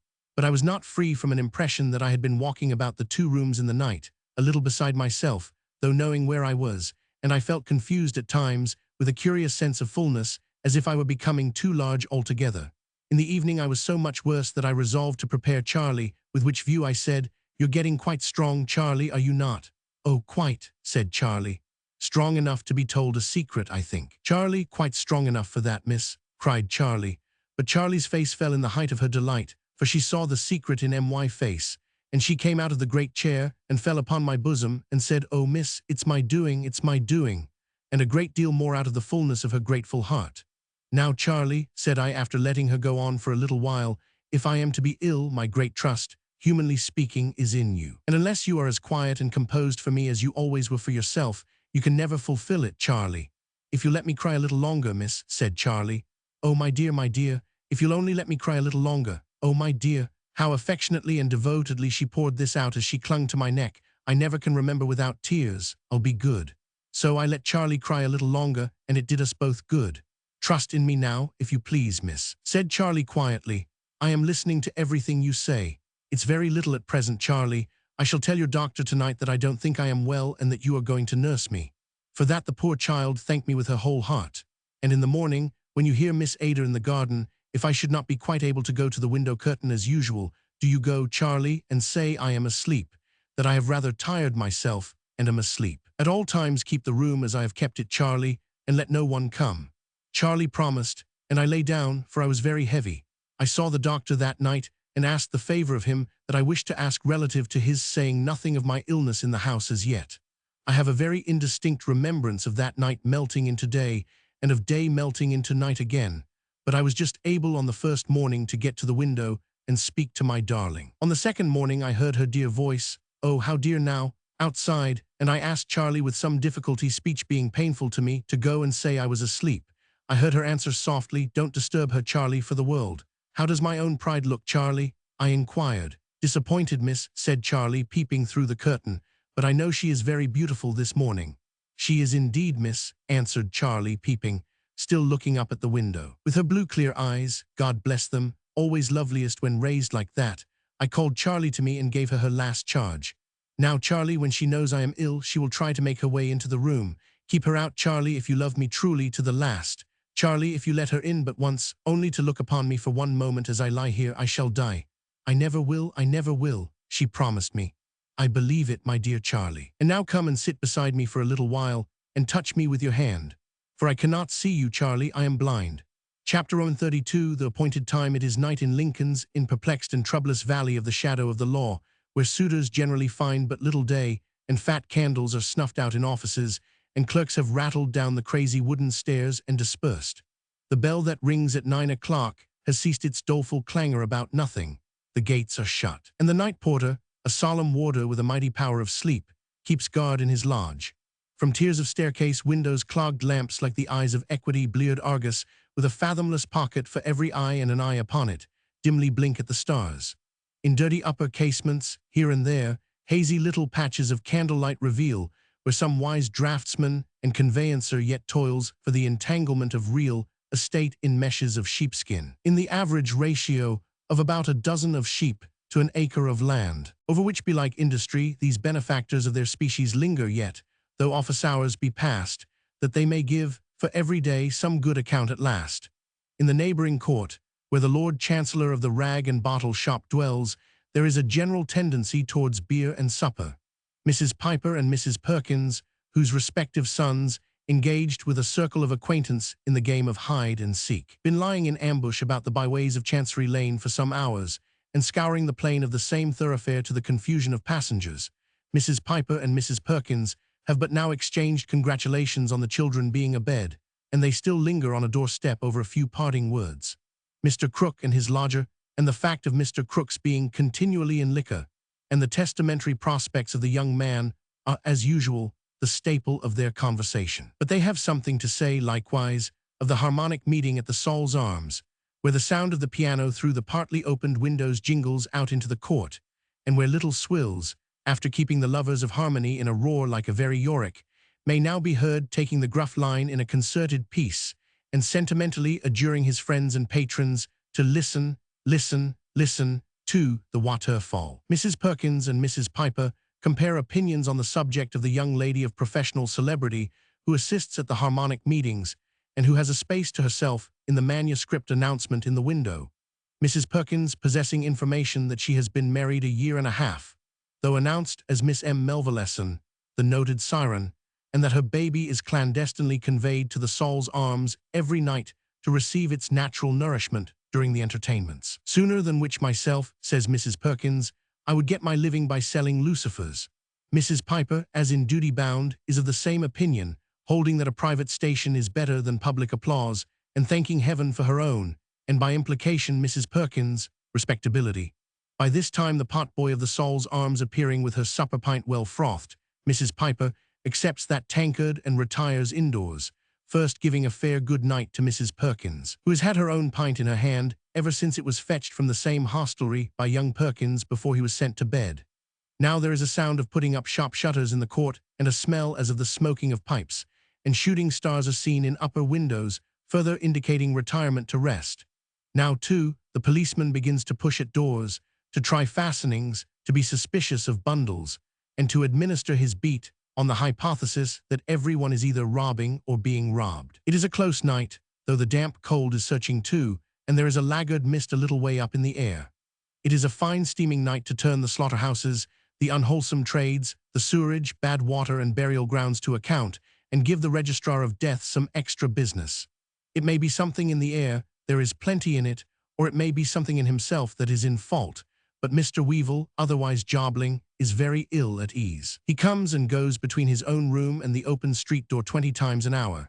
He has been doing so ever since it fell dark. Since the Chancellor shut up his shop, which he did very early tonight, Mr. Weevil has been down and up, with a cheap tight velvet skullcap on his head, making his whiskers look out of all proportion, oftener than before. It is no phenomenon that Mr. Snagsby should be ill at ease too, for he always is so, more or less, under the oppressive influence of the secret that is upon him. Impelled by the mystery of which he is a partaker, and yet in which he is not a sharer, Mr. Snagsby haunts what seems to be its fountainhead, the rag and bottle shop in the court. It has an irresistible attraction for him. Even now, coming round by the Sol's Arms with the intention of passing down the court and out at the Chancery Lane end, so terminating his unpremeditated after-supper stroll of 10 minutes, long from his own door and back again, Mr. Snagsby approaches. "What, Mr. Weevil?" says the stationer, stopping to speak. "Are you there?" "Aye," says Weevil. "Here I am, Mr. Snagsby." "Airing yourself as I am doing before you go to bed?" the stationer inquires. "Why, there's not much air to be got here, and what there is not very freshening," Weevil answers, glancing up and down the court. "Very true, sir." "Don't you observe," says Mr. Snagsby, pausing to sniff and taste the air a little, "don't you observe, Mr. Weevil, that you're not to put too fine a point upon it, that you're rather greasy here, sir? Why, I have noticed myself that there is a queer kind of flavor in the place tonight," Mr. Weevil rejoins. "I suppose it's chops at the Sol's Arms." "Chops, do you think?" "Oh, chops, eh?" Mr. Snagsby sniffs and tastes again. "Well, sir, I suppose it is, but I should say their cook at the Sol wanted a little looking after. She has been burning 'em, sir, and I don't think, Mr. Snagsby sniffs and tastes again and then spits and wipes his mouth. "I don't think, not to put too fine a point upon it, that they were quite fresh when they were shown the gridiron." "That's very likely. It's a tainting sort of weather." "It is a tainting sort of weather," says Mr. Snagsby, "and I find it sinking to the spirits." "By George, I find it gives me the horrors," returns Mr. Weevil. "Then you see you live in a lonesome way, and in a lonesome room with a black circumstance hanging over it," says Mr. Snagsby, looking in past the other's shoulder along the dark passage, and then falling back a step to look up at the house. "I couldn't live in that room alone, as you do, sir. I should get so fidgety and worried of an evening, sometimes, that I should be driven to come to the door and stand here sooner than sit there. But then it's very true that you didn't see, in your room, what I saw there. That makes a difference." "I know quite enough about it," returns Tony. "It's not agreeable, is it?" pursues Mr. Snagsby, coughing his cough of mild persuasion behind his hand. Mr. Crook ought to consider it in the rent. I hope he does, I am sure. I hope he does, says Tony, but I doubt it. You find the rent too high, do you? Sir, returns the stationer. Rents are high about here. I don't know how it is exactly, but the law seems to put things up in price. Not, adds Mr. Snagsby with his apologetic cough, that I mean to say a word against the profession I get my living by.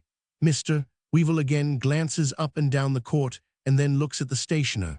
Mr. Snagsby, blankly catching his eye, looks upward for a star or so and coughs a cough expressive of not exactly seeing his way out of this conversation. It's a curious fact, sir, he observes, slowly rubbing his hands, that he should have been— Who's he? Interrupts Mr. Weevil. The deceased, you know, says Mr. Snagsby, twitching his head and right eyebrow towards the staircase and tapping his acquaintance on the button. Ah, to be sure, returns the other as if he were not overfond of the subject. I thought we had done with him. I was only going to say it's a curious fact, sir, that he should have come and lived here and been one of my writers, and then that you should come and live here and be one of my writers too, which there is nothing derogatory but far from it in the appellation, says Mr. Snagsby, breaking off with a mistrust that he may have unpolitely asserted a kind of proprietorship in Mr. Weevil, because I have known writers that have gone into brewers' houses and done really very respectable indeed. Eminently respectable, sir, adds Mr. Snagsby with a misgiving that he has not improved the matter. It's a curious coincidence, as you say, answers Weevil, once more glancing up and down the court. Seems a fate in it, don't there? Suggests the stationer. There does. Just so, observes the stationer with his confirmatory cough. Quite a fate in it, quite a fate. Well, Mr. Weevil, I'm afraid I must bid you good night, Mr. Snagsby speaks as if it made him desolate to go, though he has been casting about for any means of escape ever since he stopped to speak.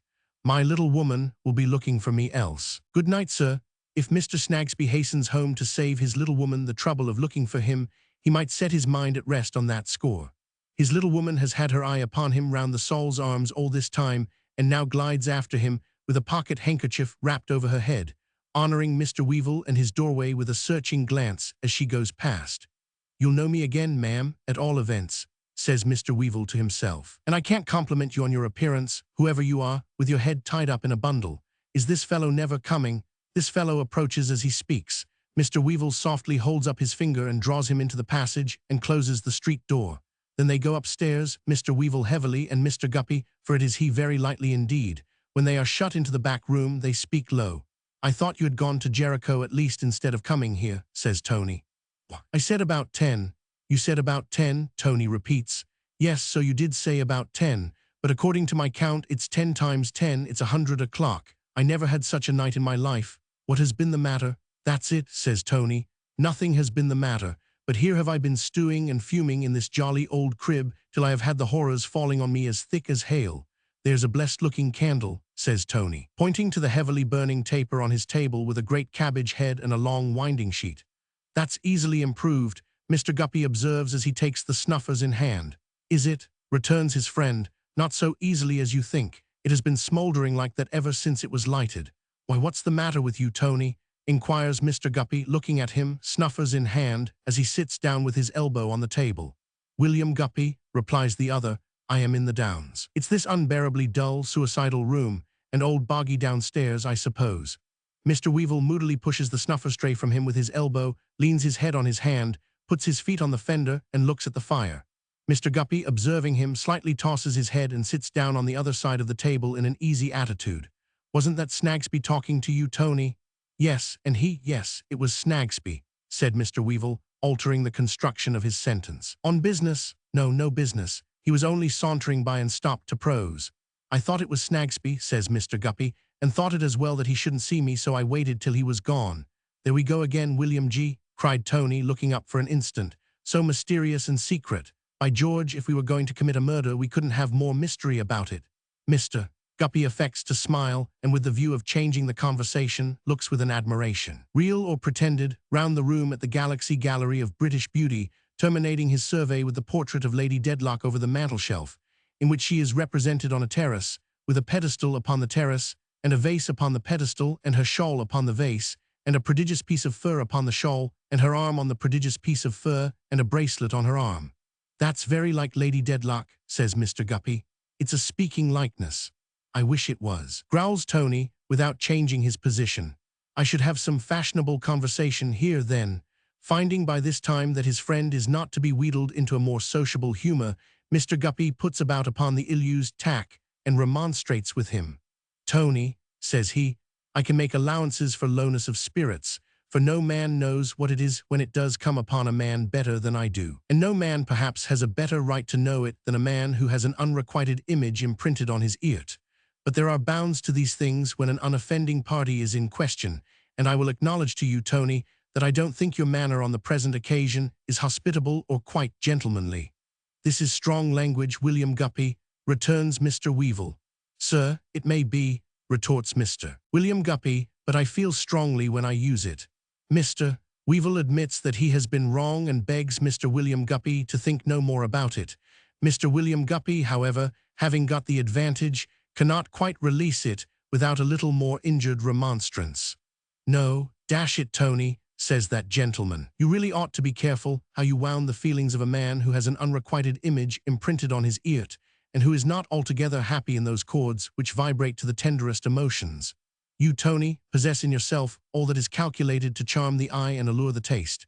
It is not, happily for you perhaps, and I may wish that I could say the same, it is not your character to hover around one flower. The old garden is open to you, and your airy pinions carry you through it. Still, Tony, far be it from me, I am sure, to wound even your feelings without a cause. Tony again entreats that the subject may be no longer pursued, saying emphatically, William Guppy, drop it. Mr. Guppy acquiesces with the reply, I never should have taken it up, Tony, of my own accord. And now, says Tony, stirring the fire, touching this same bundle of letters, isn't it an extraordinary thing of Crook to have appointed 12 o'clock tonight to hand 'em over to me? Very. What did he do it for? What does he do anything for? He don't know, said today was his birthday and he'd hand 'em over tonight at 12 o'clock. He'll have drunk himself blind by that time, he has been at it all day. He hasn't forgotten the appointment, I hope. Forgot, trust him for that, he never forgets anything. I saw him tonight about 8, helped him to shut up his shop, and he had got the letters then in his hairy cap. He pulled it off and showed 'em me, when the shop was closed. He took them out of his cap, hung his cap on the chair back, and stood turning them over before the fire. I heard him a little while afterwards, through the floor here, humming like the wind, the only song he knows, about Bibo and old Karen and Bibo being drunk when he died or something or other. He has been as quiet since as an old rat asleep in his hole. And you are to go down at 12? At 12. And as I tell you, when you came it seemed to me 100. Tony, says Mr. Guppy after considering a little with his legs crossed. He can't read yet, can he? Read, he'll never read. He can make all the letters separately, and he knows most of them separately when he sees them. He has got on that much under me, but he can't put them together. He's too old to acquire the knack of it now and too drunk. Tony, says Mr. Guppy, uncrossing and recrossing his legs, how do you suppose he spelt out that name of Hawdon? He never spelt it out. You know what a curious power of eye he has, and how he has been used to employ himself in copying things by eye alone. He imitated it, evidently from the direction of a letter, and asked me what it meant. Tony, says Mr. Guppy, uncrossing and recrossing his legs again, should you say that the original was a man's writing or a woman's? A woman's.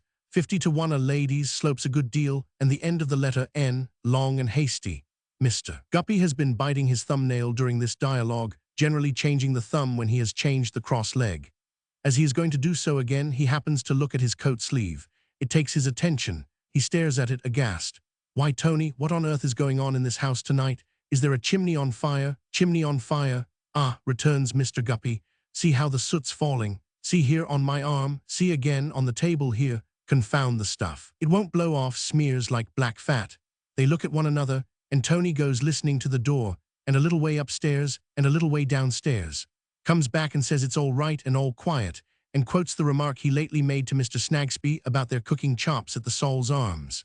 And it was then, resumes Mr. Guppy, still glancing with remarkable aversion at the coat sleeve, as they pursue their conversation before the fire, leaning on opposite sides of the table, with their heads very near together, that he told you of his having taken the bundle of letters from his lodger's portmanteau. That was the time, sir, answers Tony, faintly adjusting his whiskers. Whereupon I wrote a line to my dear boy, the Honourable William Guppy, informing him of the appointment for tonight, and advising him not to call before, Boggy being a slyboots. The light, vivacious tone of fashionable life, which is usually assumed by Mr. Weevil, sits so ill upon him tonight that he abandons that and his whiskers together, and after looking over his shoulder, appears to yield himself up a prey to the horrors again. You are to bring the letters to your room to read and compare, and to get yourself into a position to tell him all about them. That's the arrangement, isn't it, Tony? Asks Mr. Guppy, anxiously biting his thumbnail. You can't speak too low. Yes, that's what he and I agreed. I tell you what, Tony, you can't speak too low, says Tony once more.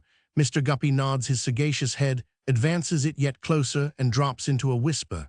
I tell you what. The first thing to be done is to make another packet like the real one so that if he should ask to see the real one while it's in my possession, you can show him the dummy. And suppose he detects the dummy as soon as he sees it, which with his biting screw of an eye is about 500 times more likely than not, suggests Tony. Then we'll face it out. They don't belong to him, and they never did. You found that, and you placed them in my hands, a legal friend of yours, for security. If he forces us to it, they'll be producible, won't they? Yes, is Mr. Weevle's reluctant admission. Why, Tony, remonstrates his friend, how you look. You don't doubt William Guppy? You don't suspect any harm?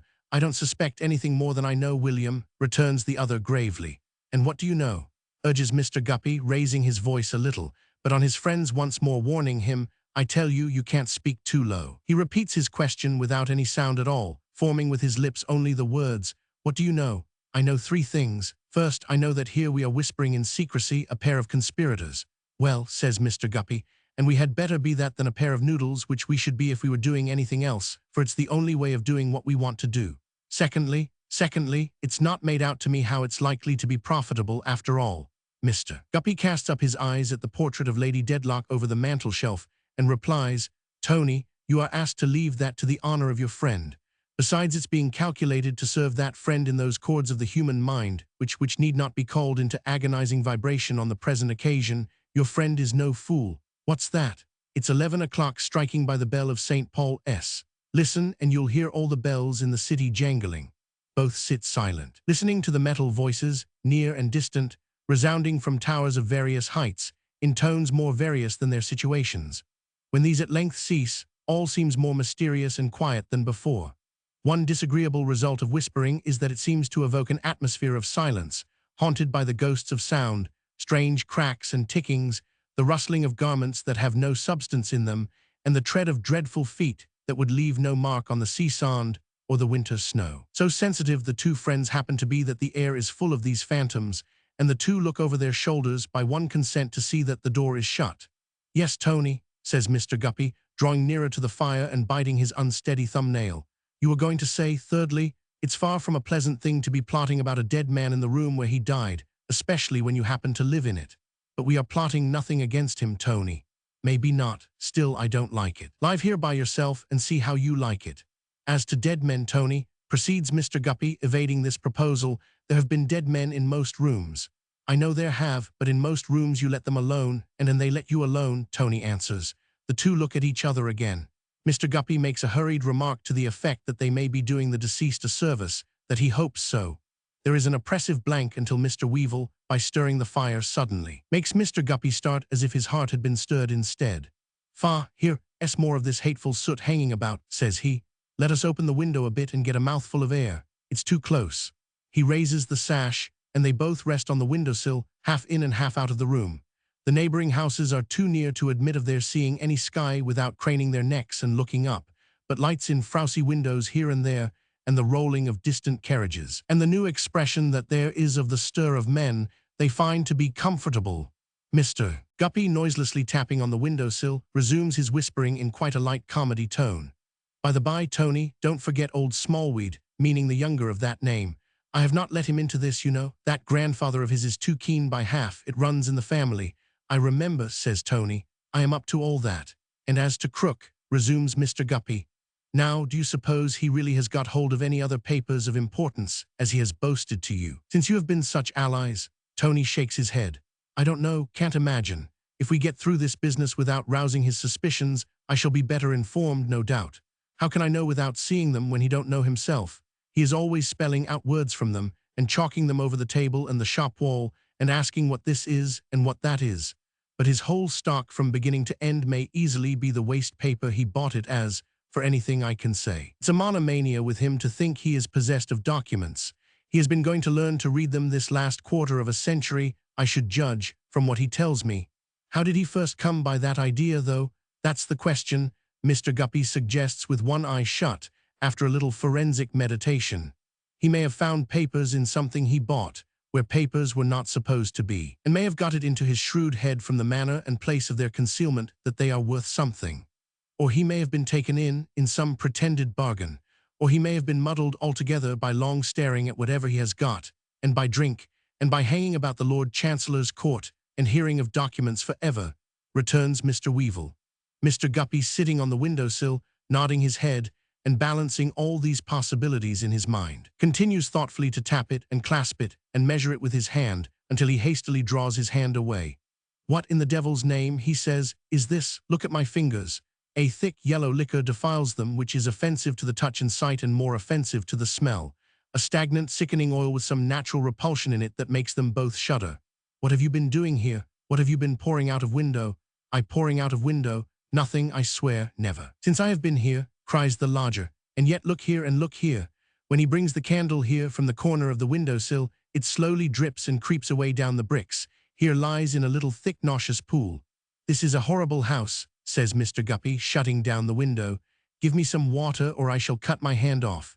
He so washes and rubs and scrubs and smells and washes that he has not long restored himself with a glass of brandy and stood silently before the fire when St. Paul's bell strikes 12, and all those other bells strike 12 from their towers of various heights in the dark air, and in their many tones. When all is quiet again, the lodger says, "It's the appointed time at last. Shall I go?" Mr. Guppy nods and gives him a lucky touch on the back, but not with the washed hand, though it is his right hand. He goes downstairs, and Mr. Guppy tries to compose himself before the fire for waiting a long time. But in no more than a minute or two, the stairs creak and Tony comes swiftly back. "Have you got them? Got them?" "No, the old man is not there. He has been so horribly frightened in the short interval that his terror seizes the other, who makes a rush at him and asks loudly, "What's the matter?" "I couldn't make him hear, and I softly opened the door and looked in. And the burning smell is there, and the soot is there, and the oil is there, and he is not there." Tony ends this with a groan. Mr. Guppy takes the light. They go down more dead than alive, and holding one another, push open the door of the back shop. The cat has retreated close to it and stands snarling, not at them, at something on the ground before the fire. There is a very little fire left in the grate, but there is a smoldering, suffocating vapor in the room and a dark, greasy coating on the walls and ceiling. The chairs and table, and the bottles so rarely absent from the table, all stand as usual. On one chair back hang the old man's hairy cap and coat. "Look," whispers the lodger, pointing his friend's attention to these objects with a trembling finger. "I told you so. When I saw him last, he took his cap off, took out the little bundle of old letters, hung his cap on the back of the chair. His coat was there already, for he had pulled that off before he went to put the shutters up, and I left him turning the letters over in his hand, standing just where that crumbled black thing is upon the floor. Is he hanging somewhere?" They look up. "No, see," whispers Tony. "At the foot of the same chair there lies a dirty bit of thin red cord that they tie up pens with.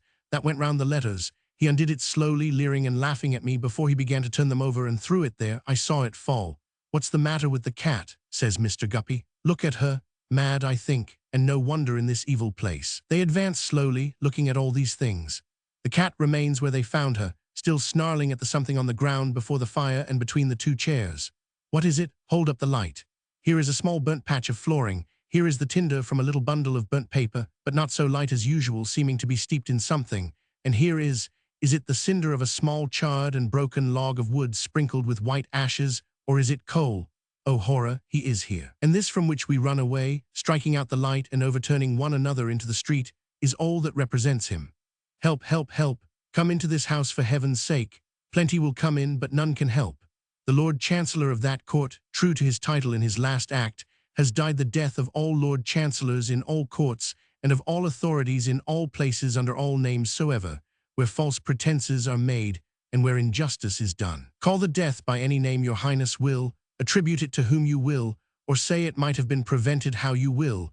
It is the same death eternally, inborn, inbred, engendered in the corrupted humors of the vicious body itself, and that only spontaneous combustion, and none other of all the deaths that can be died. Chapter Roman 33, interlopers now do those two gentlemen not very neat about the cuffs and buttons, who attended the last coroner's inquest at the Saul's Arms reappear in the precincts with surprising swiftness, being, in fact, breathlessly fetched by the active and intelligent Beadle, and institute perquisitions through the court, and dive into the Sol's parlor, and write with ravenous little pens on tissue paper. Now do they note down, in the watches of the night, how the neighborhood of Chancery Lane was yesterday, at about midnight, thrown into a state of the most intense agitation and excitement by the following alarming and horrible discovery. Now do they set forth how it will doubtless be remembered that some time back a painful sensation was created in the public mind by a case of mysterious death from opium occurring in the first floor of the house, occupied as a rag, bottle, and general marine store shop, by an eccentric individual of intemperate habits, far advanced in life, named Crook, and how, by a remarkable coincidence, Crook was examined at the inquest, which it may be recollected was held on that occasion at the Sol's Arms, a well-conducted tavern immediately adjoining the premises in question on the west side, and licensed to a highly respectable landlord, Mr. James George Bogsby. Now do they show, in as many words as possible, how during some hours of yesterday evening a very peculiar smell was observed by the inhabitants of the court, in which the tragical occurrence, which forms the subject of that present account, transpired, and which odor was at one time so powerful that Mr. Swills, a comic vocalist professionally engaged by Mr. J.G. Bogsby, has himself stated to our reporter that he mentioned to Miss M. Melvilleson, a lady of some pretensions to musical ability, likewise engaged by Mr. J.G. Bogsby to sing at a series of concerts called harmonic assemblies, or meetings, which it would appear are held at the Sol's Arms under Mr. Bogsby's direction pursuant to the Act of George II, that he, Mr. Swills, found his voice seriously affected by the impure state of the atmosphere, his jocose expression at the time being that he was like an empty post office, for he hadn't a single note in him. How this account of Mr. Swills is entirely corroborated by two intelligent married females residing in the same court, and known respectively by the names of Mrs. Piper and Mrs. Perkins, both of whom observed the fetid effluvia and regarded them as being omitted from the premises in the occupation of Crook, the unfortunate deceased. All this, and a great deal more, the two gentlemen who have formed an amicable partnership in the melancholy catastrophe, right down on the spot. And the boy population of the court, out of bed in a moment, swarm up the shutters of the Sol's Arms parlor to behold the tops of their heads while they are about it. The whole court, adult as well as boy, is sleepless for that night, and can do nothing but wrap up its many heads and talk of the ill-fated house and look at it. Miss Flight has been bravely rescued from her chamber, as if it were in flames, and accommodated with a bed at the Sol's Arms. The Sol neither turns off its gas nor shuts its door all night, for any kind of public excitement makes good for the Sol and causes the court to stand in need of comfort. The house has not done so much in the stomachic article of cloves or in brandy and water warm since the inquest. The moment the potboy heard what had happened, he rolled up his shirt sleeves tight to his shoulders and said, "There'll be a run upon us," in the first outcry. Young Piper dashed off for the fire engines and returned in triumph at a jolting gallop, perched up aloft on the Phoenix, and holding on to that fabulous creature with all his might in the midst of helmets and torches. One helmet remains behind after careful investigation of all chinks and crannies, and slowly paces up and down before the house in company with one of the two policemen who have likewise been left in charge thereof. To this trio, everybody in the court possessed of sixpence has an insatiate desire to exhibit hospitality in a liquid form. Mr. Weevil and his friend Mr. Guppy are within the bar at the Sol, and are worth anything to the Sol that the bar contains if they will only stay there. "This is not a time," says Mr. Bogsby, "to haggle about money," though he looks something sharply after it over the counter. "Give your orders, you two gentlemen, and you're welcome to whatever you put a name to." Thus entreated, the two gentlemen, Mr. Weevil especially, put names to so many things that in course of time they find it difficult to put a name to anything quite distinctly, though they still relate to all newcomers some version of the night they have had of it, and of what they said, and what they thought, and what they saw. Meanwhile, one or other of the policemen often flits about the door, and pushing it open a little way at the full length of his arm, looks in from outer gloom. Not that he has any suspicions, but that he may as well know what they are up to in there. Thus night pursues its leaden course, finding the court still out of bed through the unwonted hours, still treating and being treated, still conducting itself similarly to a court that has had a little money left it unexpectedly. Thus night at length with slow retreating steps departs, and the lamplighter going his rounds, like an executioner to a despotic king, strikes off the little heads of fire that have aspired to lessen the darkness. Thus the day cometh, whether or no.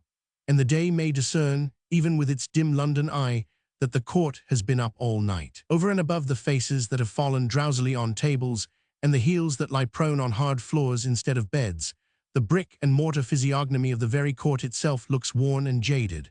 And now the neighborhood, waking up and beginning to hear of what has happened, comes streaming in, half-dressed, to ask questions, and the two policemen and the helmet, who are far less impressible externally than the court, have enough to do to keep the door. "Good gracious, gentlemen," says Mr. Snagsby, coming up. "What's this I hear?" "Why, it's true," returns one of the policemen. "That's what it is. Now move on here, come." "Why, good gracious, gentlemen," says Mr. Snagsby, somewhat promptly backed away. "I was at this door last night betwixt 10 and 11 o'clock in conversation with the young man who lodges here." "Indeed," returns the policeman. "You will find the young man next door then. Now move on here, some of you. Not hurt, I hope," says Mr. Snagsby. "Hurt? No, what's to hurt him?" Mr. Snagsby, wholly unable to answer this or any question in his troubled mind, repairs to the Sol's Arms and finds Mr. Weevil languishing over tea and toast with a considerable expression on him of exhausted excitement and exhausted tobacco smoke. "And Mr. Guppy likewise," quoth Mr. Snagsby. "Dear, dear, dear, what a fate there seems in all this. And my lit, Mr. Snagsby's power of speech deserts him in the formation of the words, "my little woman." For to see that injured female walk into the Sol's Arms at that hour of the morning and stand before the Berengen, with her eyes fixed upon him like an accusing spirit, strikes him dumb. "My dear," says Mr. Snagsby when his tongue is loosened, "will you take anything, a little, not to put too fine a point upon it, drop of shrub?" "No," says Mrs. Snagsby. "My love, you know these two gentlemen." "Yes," says Mrs. Snagsby, and in a rigid manner acknowledges their presence, still fixing Mr. Snagsby with her eye. The devoted Mr. Snagsby cannot bear this treatment. He takes Mrs. Snagsby by the hand and leads her aside to an adjacent cask. "My little woman, why do you look at me in that way? Pray don't do it." "I can't help my looks," says Mrs. Snagsby, "and if I could I wouldn't." Mr. Snagsby, with his cough of meekness, rejoins, "Wouldn't you really, my dear?" and meditates, then coughs his cough of trouble and says, "This is a dreadful mystery, my love," still fearfully disconcerted by Mrs. Snagsby's eye. "It is," returns Mrs. Snagsby, shaking her head, "a dreadful mystery." "My little woman," urges Mr. Snagsby in a piteous manner, "don't for goodness' sake speak to me with that bitter expression and look at me in that searching way. I beg and entreat of you not to do it. Good Lord, you don't suppose that I would go spontaneously combusting any person, my dear?" "I can't say," returns Mrs. Snagsby. On a hasty review of his unfortunate position, Mr. Snagsby can't say either. He is not prepared positively to deny that he may have had something to do with it. He has had something, he don't know what, to do with so much in this connection that is mysterious that it is possible he may even be implicated, without knowing it, in the present transaction. He faintly wipes his forehead with his handkerchief and gasps. "My life," says the unhappy stationer, "would you have any objections to mention why, being in general so delicately circumspect in your conduct, you come into a wine vaults before breakfast?" "Why do you come here?" inquires Mrs. Snagsby. "My dear, merely to know the rights of the fatal accident which has happened to the venerable party who has been combusted." Mr. Snagsby has made a pause to suppress a groan. "I should then have related them to you, my love, over your French roll." "I dare say you would. You relate everything to me, Mr. Snagsby. Every my lit. I should be glad," says Mrs. Snagsby, after contemplating his increased confusion with a severe and sinister smile, "if you would come home with me. I think you may be safer there, Mr. Snagsby, than anywhere else." "My love, I don't know but what I may be, I am sure. I am ready to go." Mr. Snagsby casts his eye forlornly round the bar, gives Messrs. Weevil and Guppy good morning, assures them of the satisfaction with which he sees them uninjured, and accompanies Mrs. Snagsby from the Sol's Arms. Before night, his doubt whether he may not be responsible for some inconceivable part in the catastrophe, which is the talk of the whole neighborhood, is almost resolved into certainty by Mrs. Snagsby's pertinacity in that fixed gaze. His mental sufferings are so great that he entertains wandering ideas of delivering himself up to justice and requiring to be cleared if innocent and punished with the utmost rigor of the law if guilty. Mr. Weevil and Mr. Guppy, having taken their breakfast, step into Lincoln's Inn to take a little walk about the square and clear as many of the dark cobwebs out of their brains as a little walk may. "There can be no more favorable time than the present, Tony," says Mr. Guppy, after they have broodingly made out the four sides of the square, "for a word or two between us upon a point on which we must, with very little delay, come to an understanding." "Now I tell you what, William G., returns the other, eyeing his companion with a bloodshot eye. If it's a point of conspiracy, you needn't take the trouble to mention it. I have had enough of that, and I ain't going to have any more. We shall have you taking fire next or blowing up with a bang. This supposititious phenomenon is so very disagreeable to Mr. Guppy that his voice quakes as he says in a moral way, "Tony, I should have thought that what we went through last night would have been a lesson to you never to be personal any more as long as you lived." To which Mr. Weevil returns, "William, I should have thought it would have been a lesson to you never to conspire any more as long as you lived." To which Mr. Guppy says, "Who's conspiring?" To which Mr. Jobling replies, "Why, you are." To which Mr. Guppy retorts, "No, I am not." To which Mr. Jobling retorts again, "Yes, you are." To which Mr. Guppy retorts, "Who says so?" To which Mr. Jobling retorts, "I say so." To which Mr. Guppy retorts, "Oh, indeed." To which Mr. Jobling retorts, "Yes, indeed." And both being now in a heated state, they walk on silently for a while to cool down again.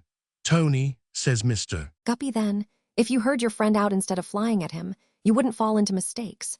But your temper is hasty and you are not considerate, possessing in yourself, Tony, all that is calculated to charm the eye. "Oh, blow the eye," cries Mr. Weevil, cutting him short. "Say what you have got to say." Finding his friend in this morose and material condition, Mr. Guppy only expresses the finer feelings of his soul through the tone of injury in which he recommences. "Tony, when I say there is a point on which we must come to an understanding pretty soon, I say so quite apart from any kind of conspiring, however innocent. You know it is professionally arranged beforehand in all cases that are tried what facts the witnesses are to prove.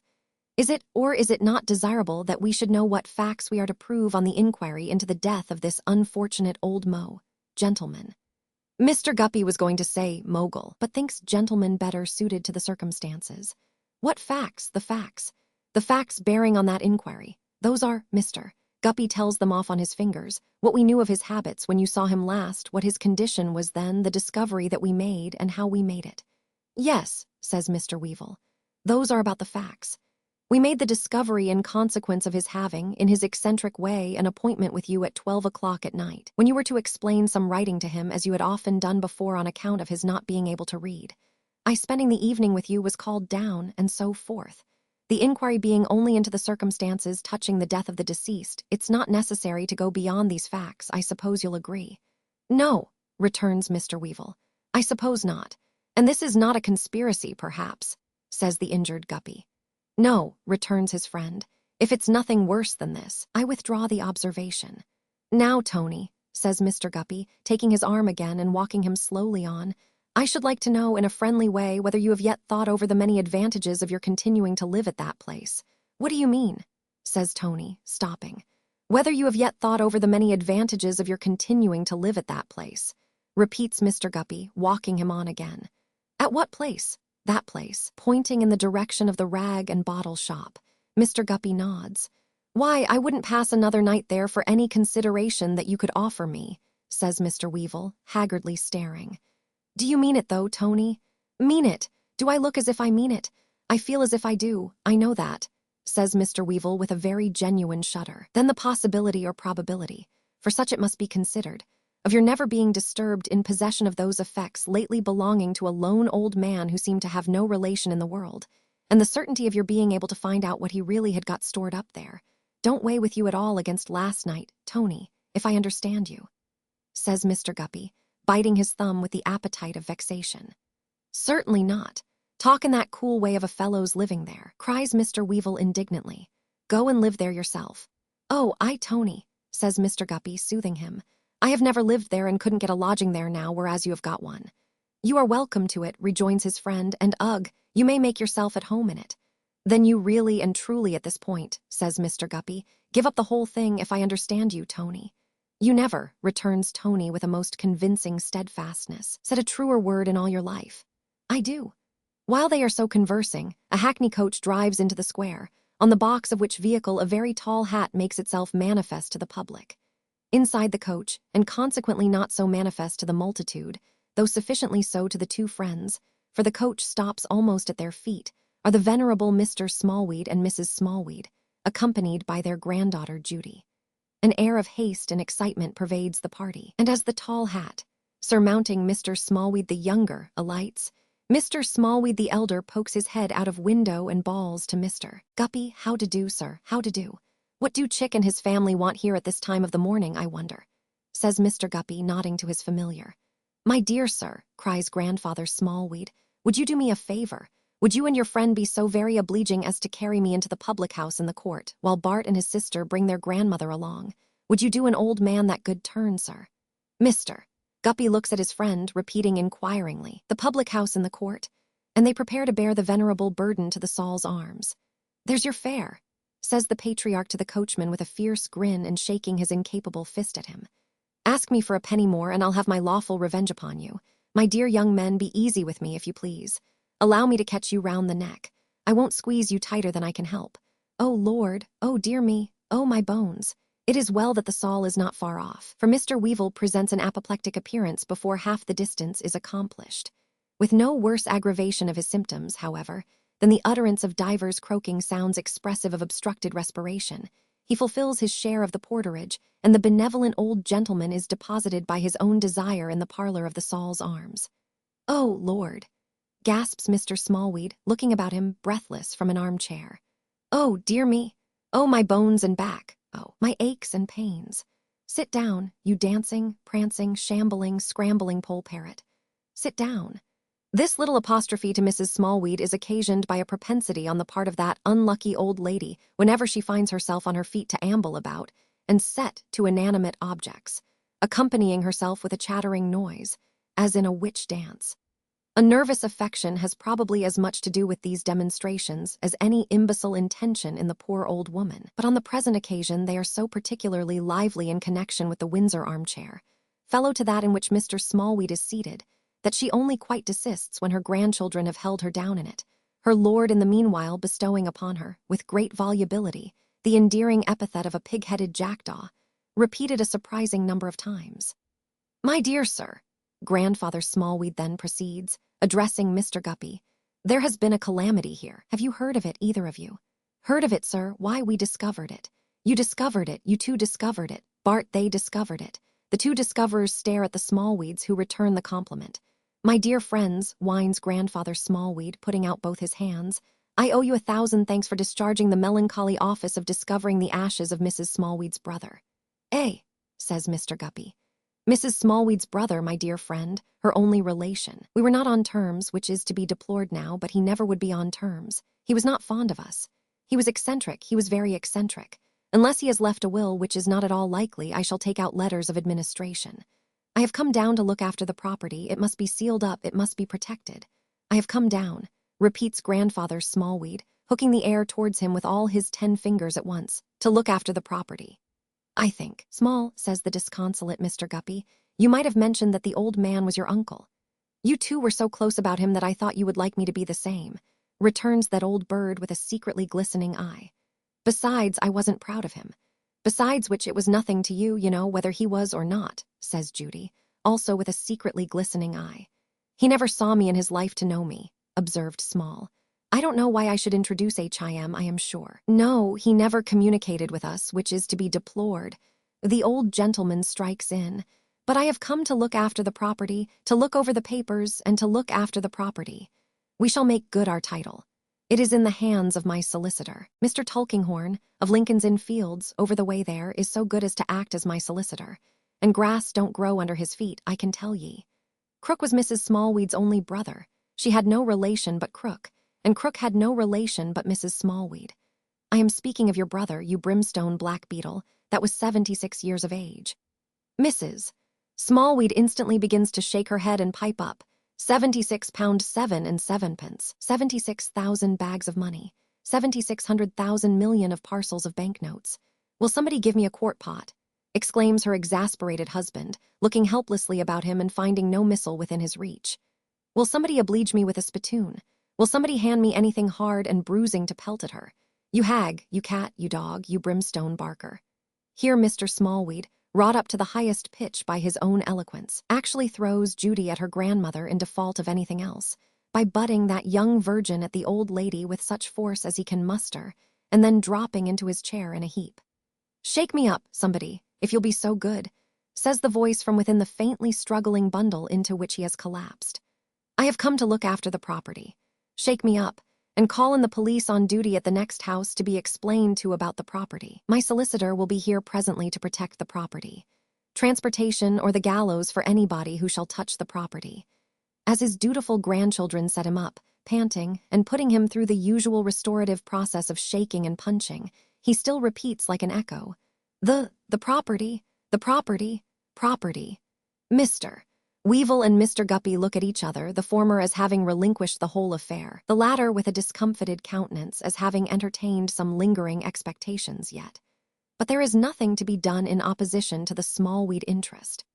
Mr. Tulkinghorn's clerk comes down from his official pew in the chambers to mention to the police that Mr. Tulkinghorn is answerable for its being all correct about the next of kin, and that the papers and effects will be formally taken possession of in due time and course. Mr. Smallweed is at once permitted so far to assert his supremacy as to be carried on a visit of sentiment into the next house and upstairs into Miss Flight's deserted room, where he looks like a hideous bird of prey newly added to her aviary. The arrival of this unexpected heir soon taking wind in the court still makes good for the Saul and keeps the court upon its mettle. Mrs. Piper and Mrs. Perkins think it hard upon the young man if there really is no will, and consider that a handsome present ought to be made him out of the estate. Young Piper and young Perkins, as members of that restless juvenile circle which is the terror of the foot passengers in Chancery Lane, crumble into ashes behind the pump and under the archway all day long, where wild yells and hootings take place over their remains.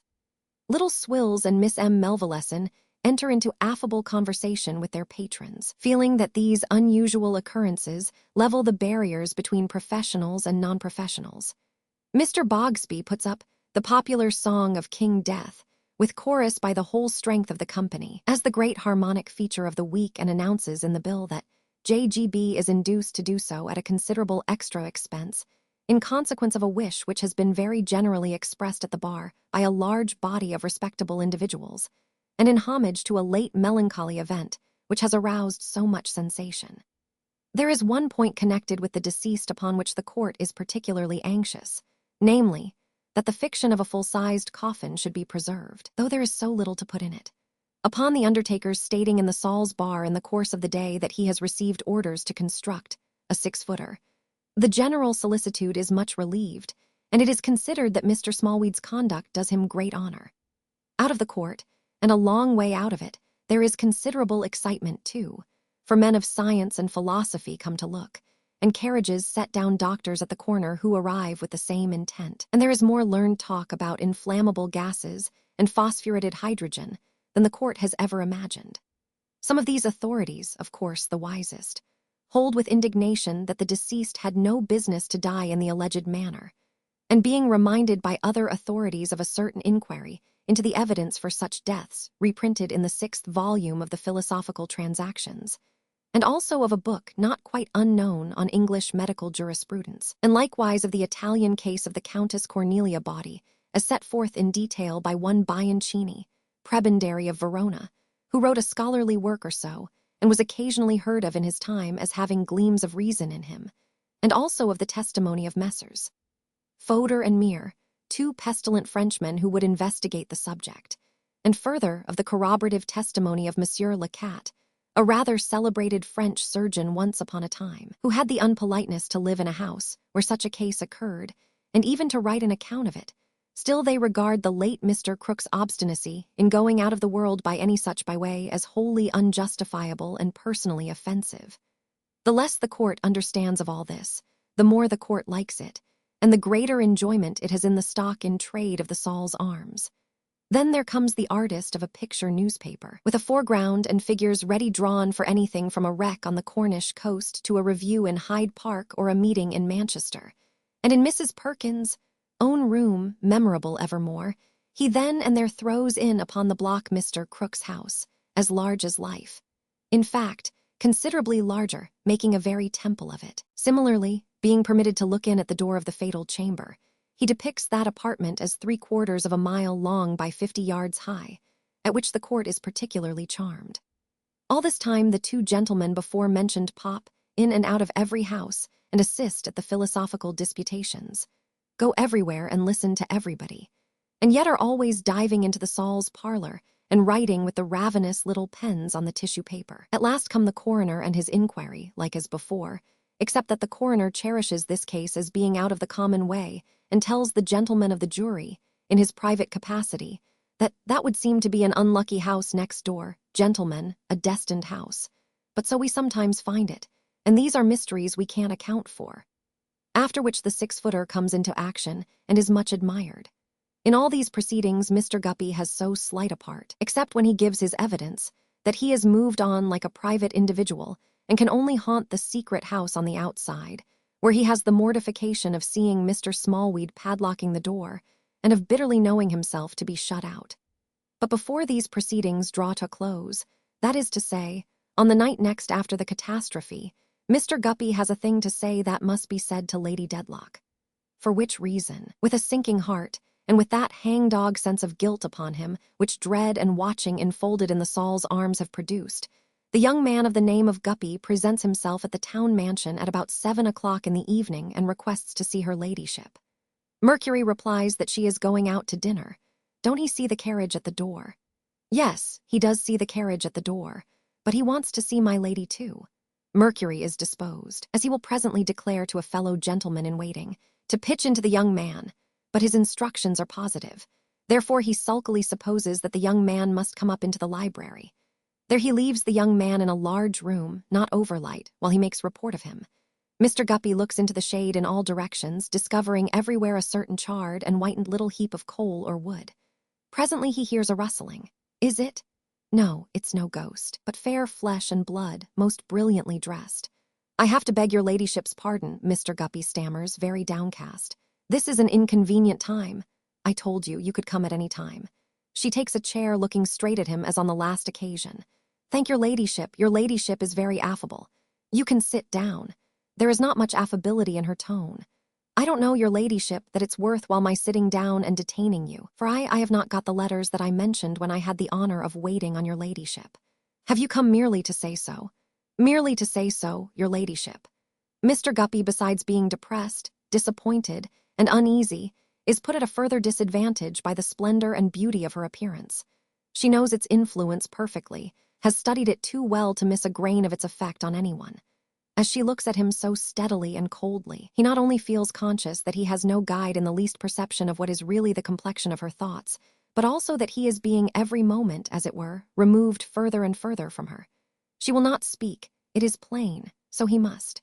In short, your ladyship, says Mr. Guppy like a meanly penitent thief, the person I was to have had the letters of has come to a sudden end, and he stops. Lady Dedlock calmly finishes the sentence, and the letters are destroyed with the person. Mr. Guppy would say no if he could, as he is unable to hide. I believe so, your ladyship. If he could see the least sparkle of relief in her face now, no, he could see no such thing, even if that brave outside did not utterly put him away, and he were not looking beyond it and about it. He falters an awkward excuse or two for his failure. Is this all you have to say? Inquires Lady Dedlock, having heard him out, or as nearly out as he can stumble.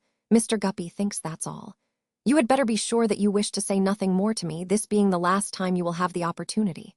Mr. Guppy is quite sure, and indeed he has no such wish at present by any means. That is enough. I will dispense with excuses. Good evening to you. And she rings for Mercury to show the young man of the name of Guppy out. But in that house, in that same moment, there happens to be an old man of the name of Tulkinghorn. And that old man, coming with his quiet footstep to the library, has his hand at that moment on the handle of the door, comes in, and comes face to face with the young man as he is leaving the room. One glance between the old man and the lady, and for an instant the blind that is always down flies up. Suspicion, eager and sharp, looks out. Another instant, close again. I beg your pardon, Lady Dedlock. I beg your pardon 1,000 times. It is so very unusual to find you here at this hour. I suppose the room was empty. I beg your pardon. Stay. She negligently calls him back. Remain here, I beg. I am going out to dinner. I have nothing more to say to this young man. The disconcerted young man bows as he goes out, and cringingly hopes that Mr. Tulkinghorn of the Fields is well. Aye, says the lawyer, looking at him from under his bent brows, though he has no need to look again, not he. From Kenge and Carboy's, surely. Kenge and Carboy's, Mr. Tulkinghorn, name of Guppy, sir. To be sure. Why, thank you, Mr. Guppy, I am very well. Happy to hear it, sir. You can't be too well, sir, for the credit of the profession. "Thank you, Mr. Guppy." Mr. Guppy sneaks away, Mr. Tulkinghorn, such a foil in his old-fashioned rusty black to Lady Dedlock's brightness, hands her down the staircase to her carriage. He returns rubbing his chin and rubs it a good deal in the course of the evening. Chapter Roman 34, A turn of the screw now. "What," says Mr. George, "may this be? Is it blank cartridge or ball? A flash in the pan or a shot?" An open letter is the subject of the trooper's speculations, and it seems to perplex him mightily. He looks at it at arm's length, brings it close to him, holds it in his right hand, holds it in his left hand, reads it with his head on this side, with his head on that side, contracts his eyebrows, elevates them, still cannot satisfy himself. He smooths it out upon the table with his heavy palm, and thoughtfully walking up and down the gallery, makes a halt before it every now and then to come upon it with a fresh eye. Even that won't do. "Is it?" Mr. George still muses. "Blank cartridge or ball?" Phil's squad, with the aid of a brush and paint pot, is employed in the distance whitening the targets, softly whistling in quick march time and in drum and fife manner that he must and will go back again to the girl he left behind him. "Phil!" The trooper beckons as he calls him.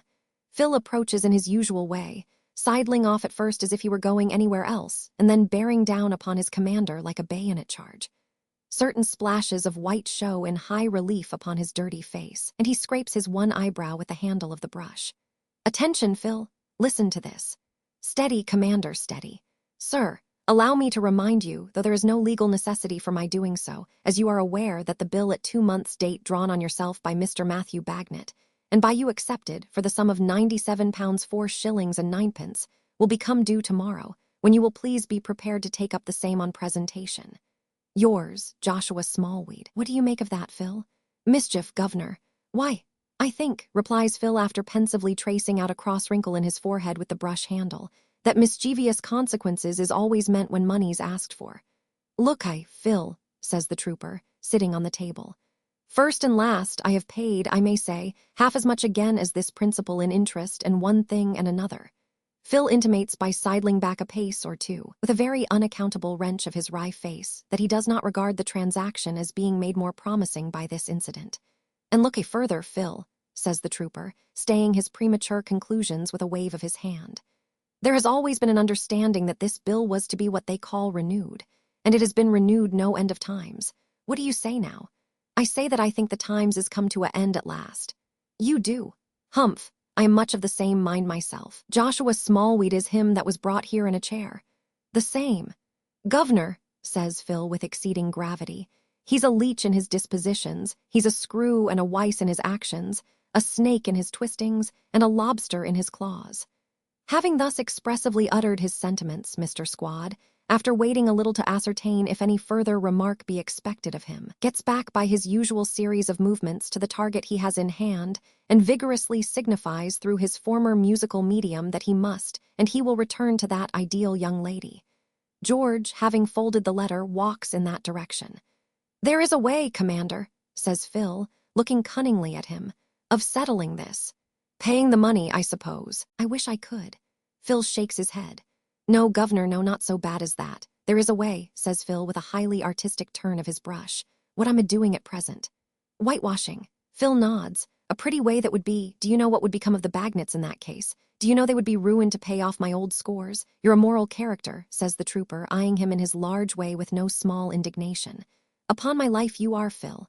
Phil, on one knee at the target, is in course of protesting earnestly, though not without many allegorical scoops of his brush and smoothings of the white surface round the rim with his thumb, that he had forgotten the Bagnet responsibility, and would not so much as injure a hair of the head of any member of that worthy family when steps are audible in the long passage without, and a cheerful voice is heard to wonder whether George is at home.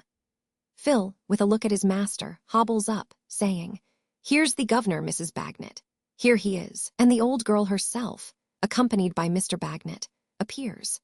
The old girl never appears in walking trim, in any season of the year, without a grey cloth cloak, coarse and much worn but very clean, which is, undoubtedly, the identical garment rendered so interesting to Mr. Bagnet by having made its way home to Europe from another quarter of the globe in company with Mrs. Bagnet and an umbrella. The latter faithful appendage is also invariably a part of the old girl's presence out of doors.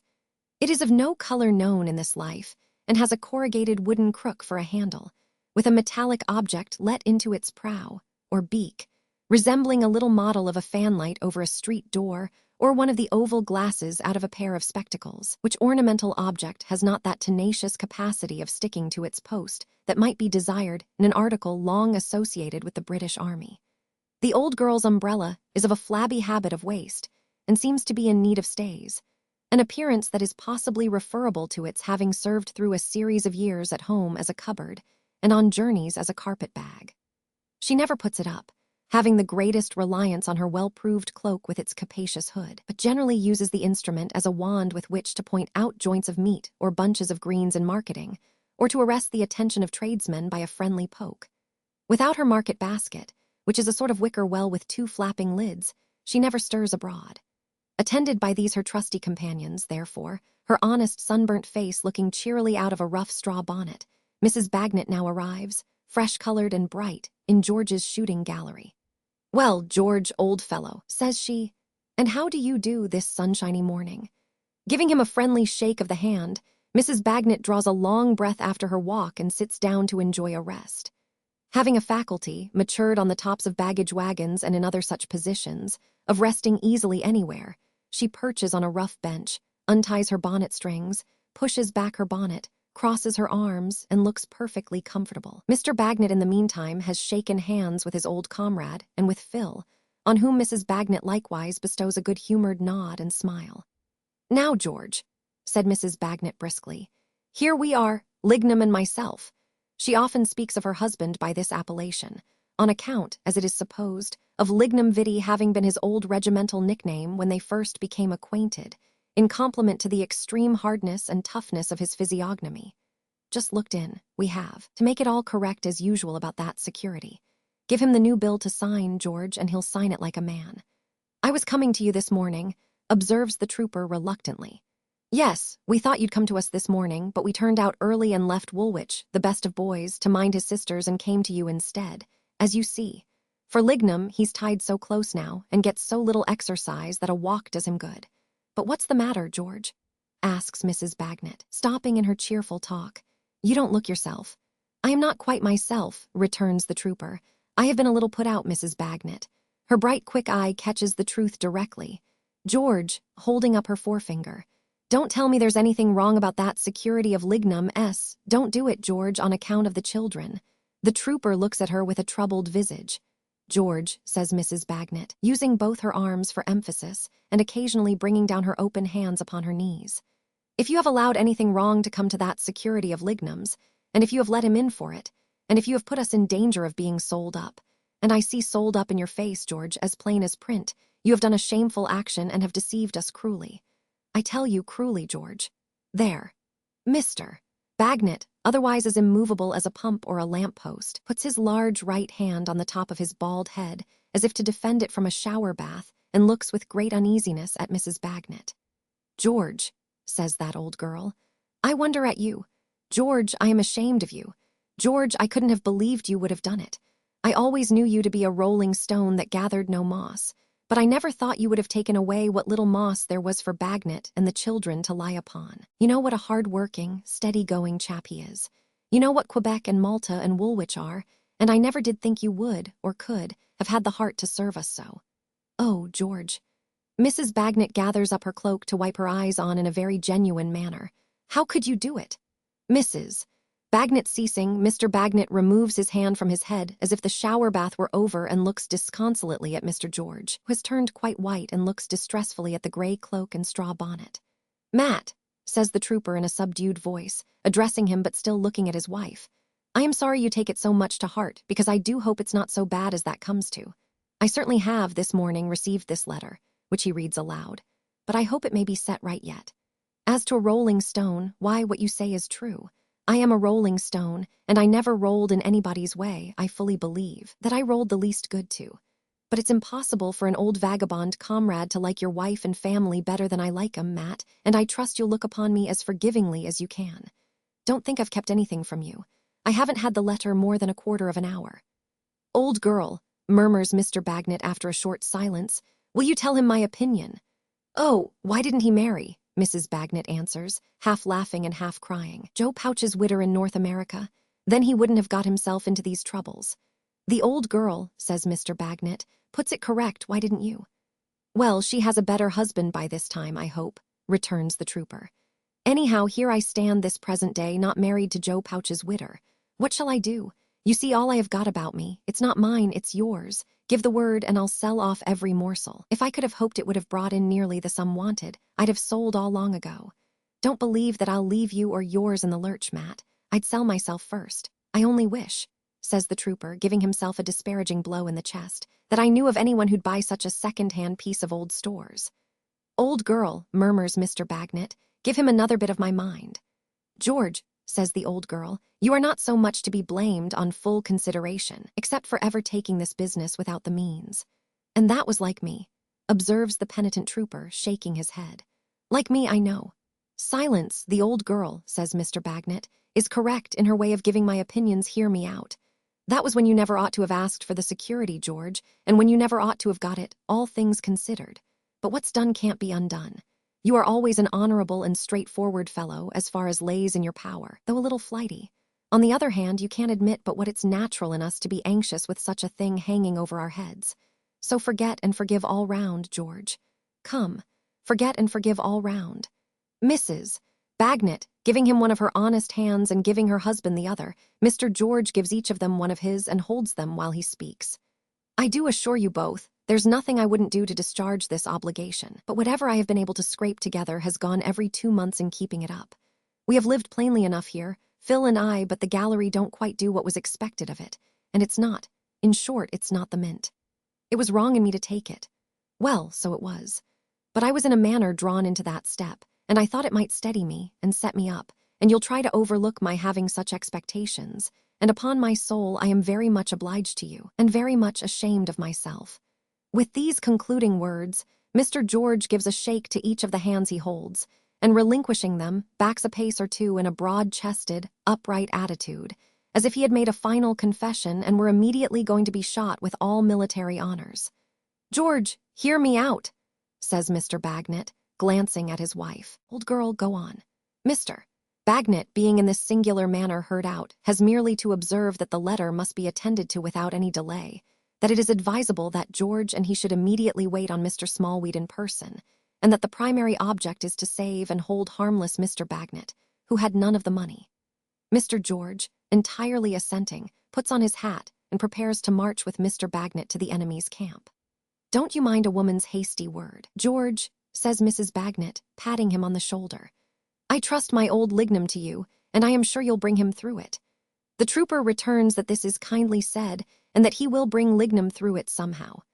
Upon which Mrs. Bagnet, with her cloak, basket, and umbrella, goes home, bright-eyed again, to the rest of her family, and the comrades sally forth on the hopeful errand of mollifying Mr. Smallweed. Whether there are 2 people in England less likely to come satisfactorily out of any negotiation with Mr. Smallweed than Mr. George and Mr. Matthew Bagnet may be very reasonably questioned. Also, notwithstanding their martial appearance, broad square shoulders, and heavy tread, whether there are within the same limits 2 more simple and unaccustomed children in all the small-weedy affairs of life. As they proceed with great gravity through the streets towards the region of Mount Pleasant, Mr. Bagnet, observing his companion to be thoughtful, considers it a friendly part to refer to Mrs. Bagnet's late sally. George, you know the old girl, she's as sweet and as mild as milk, but touch her on the children or myself and she's off like gunpowder. It does her credit, Matt. George, says Mr. Bagnet, looking straight before him, the old girl can't do anything that don't do her credit. More or less, I never say so. Discipline must be maintained. She's worth her weight in gold, says the trooper. In gold, says Mr. Bagnet. I'll tell you what, the old girl's weight is 12 stone 6. Would I take that weight in any metal for the old girl? No, why not? Because the old girl's metal is far more precious than the preciousest metal, and she's all metal. You are right, Matt. When she took me and accepted of the ring, she listed under me and the children, heart and head, for life. She's that earnest, says Mr. Bagnet, and true to her colors that, touch us with a finger and she turns out and stands to her arms. If the old girl fires wide once in a way at the call of duty, look over it, George, for she's loyal. Why, bless her, Matt, returns the trooper. I think the higher of her for it. You are right, says Mr. Bagnet with the warmest enthusiasm, though without relaxing the rigidity of a single muscle. Think as high of the old girl as the Rock of Gibraltar, and still you'll be thinking low of such merits. But I never owned to it before her. Discipline must be maintained. These encomiums bring them to Mount Pleasant and to Grandfather Smallweed's house. The door is opened by the perennial Judy, who, having surveyed them from top to toe with no particular favor, but indeed with a malignant sneer, leaves them standing there while she consults the oracle as to their admission. The oracle may be inferred to give consent from the circumstance of her returning with the words on her honey lips that they can come in if they want to it. Thus privileged, they come in and find Mr. Smallweed with his feet in the drawer of his chair as if it were a paper foot bath, and Mrs. Smallweed obscured with the cushion like a bird that is not to sing. "My dear friend," says Grandfather Smallweed, with those two lean, affectionate arms of his stretched forth. "How to do, how to do? Who is our friend, my dear friend?" "Why this," returns George, not able to be very conciliatory at first, "is Matthew Bagnet, who has obliged me in that matter of ours, you know." "Oh, Mr. Bagnet, surely." The old man looks at him under his hand. "Hope you're well, Mr. Bagnet. Fine man, Mr. George, military air, sir." No chairs being offered, Mr. George brings one forward for Bagnet and one for himself. They sit down. Mr. Bagnet as if he had no power of bending himself except at the hips for that purpose. "Judy," says Mr. Smallweed, "bring the pipe." "Why, I don't know," Mr. George interposes, "that the young woman need give herself that trouble, for to tell you the truth, I am not inclined to smoke it today." "Ain't you?" returns the old man. "Judy, bring the pipe." "The fact is, Mr. Smallweed," proceeds George, "that I find myself in rather an unpleasant state of mind. It appears to me that your friend in the city has been playing tricks." "Oh, dear no," says Grandfather Smallweed. "He never does that. Don't he? Well, I am glad to hear it, because I thought it might be his doing. This, you know, I am speaking of, this letter." Grandfather Smallweed smiles in a very ugly way in recognition of the letter. "What does it mean?" asks Mr. George. "Judy," says the old man, "have you got the pipe? Give it to me. Did you say what does it mean, my good friend?" "Aye, now come. You know, Mr. Smallweed," urges the trooper, constraining himself to speak as smoothly and confidentially as he can, holding the open letter in one hand and resting the broad knuckles of the other on his thigh. "A good lot of money has passed between us, and we are face to face at the present moment, and are both well aware of the understanding there has always been. I am prepared to do the usual thing which I have done regularly, and to keep this matter going. I never got a letter like this from you before, and I have been a little put about by it this morning, because here's my friend Matthew Bagnet, who, you know, had none of the money." "I don't know it, you know," says the old man quietly. "Why, confound you, I mean, I tell you so, don't I?" "Oh, yes, you tell me so," returns Grandfather Smallweed, "but I don't know it." "Well," says the trooper, swallowing his fire, "I know it." "Mr. Smallweed," replies with excellent temper, "Ah, that's quite another thing," and adds, "But it don't matter. Mr. Bagnet's situation is all one, whether or no." The unfortunate George makes a great effort to arrange the affair comfortably and to propitiate Mr. Smallweed by taking him upon his own terms. "That's just what I mean. As you say, Mr. Smallweed, here's Matthew Bagnet liable to be fixed whether or no. Now, you see, that makes his good lady very uneasy in her mind, and me too, for whereas I'm a harum-scarum sort of a good-for-naught that more kicks than halfpence come natural to, why, he's a steady family man, don't you see? Now, Mr. Smallweed," says the trooper, gaining confidence as he proceeds in his soldierly mode of doing business, "although you and I are good friends enough in a certain sort of a way, I am well aware that I can't ask you to let my friend Bagnet off entirely." "Oh, dear, you are too modest. You can ask me anything, Mr. George." There is an ogreish kind of jocularity in Grandfather Smallweed today. "And you can refuse, you mean, eh? Not you so much, perhaps, as your friend in the city." "Ha ha ha. Ha ha ha," echoes Grandfather Smallweed, in such a very hard manner and with eyes so particularly green that Mr. Bagnet's natural gravity is much deepened by the contemplation of that venerable man. "Come," says the sanguine George. "I am glad to find we can be pleasant, because I want to arrange this pleasantly. Here's my friend Bagnet, and here am I will settle the matter on the spot, if you please, Mr. Smallweed, in the usual way. And you'll ease my friend Bagnet's mind, and his family's mind, a good deal if you'll just mention to him what our understanding is." Here some shrill spectre cries out in a mocking manner, "Oh, good gracious! Oh, unless, indeed, it be the sportive Judy, who is found to be silent when the startled visitors look round, but whose chin has received a recent toss, expressive of derision and contempt." Mr. Bagnet's gravity becomes yet more profound. "But I think you asked me, Mr. George." Old Smallweed, who all this time has had the pipe in his hand, is the speaker now. "I think you asked me, what did the letter mean?"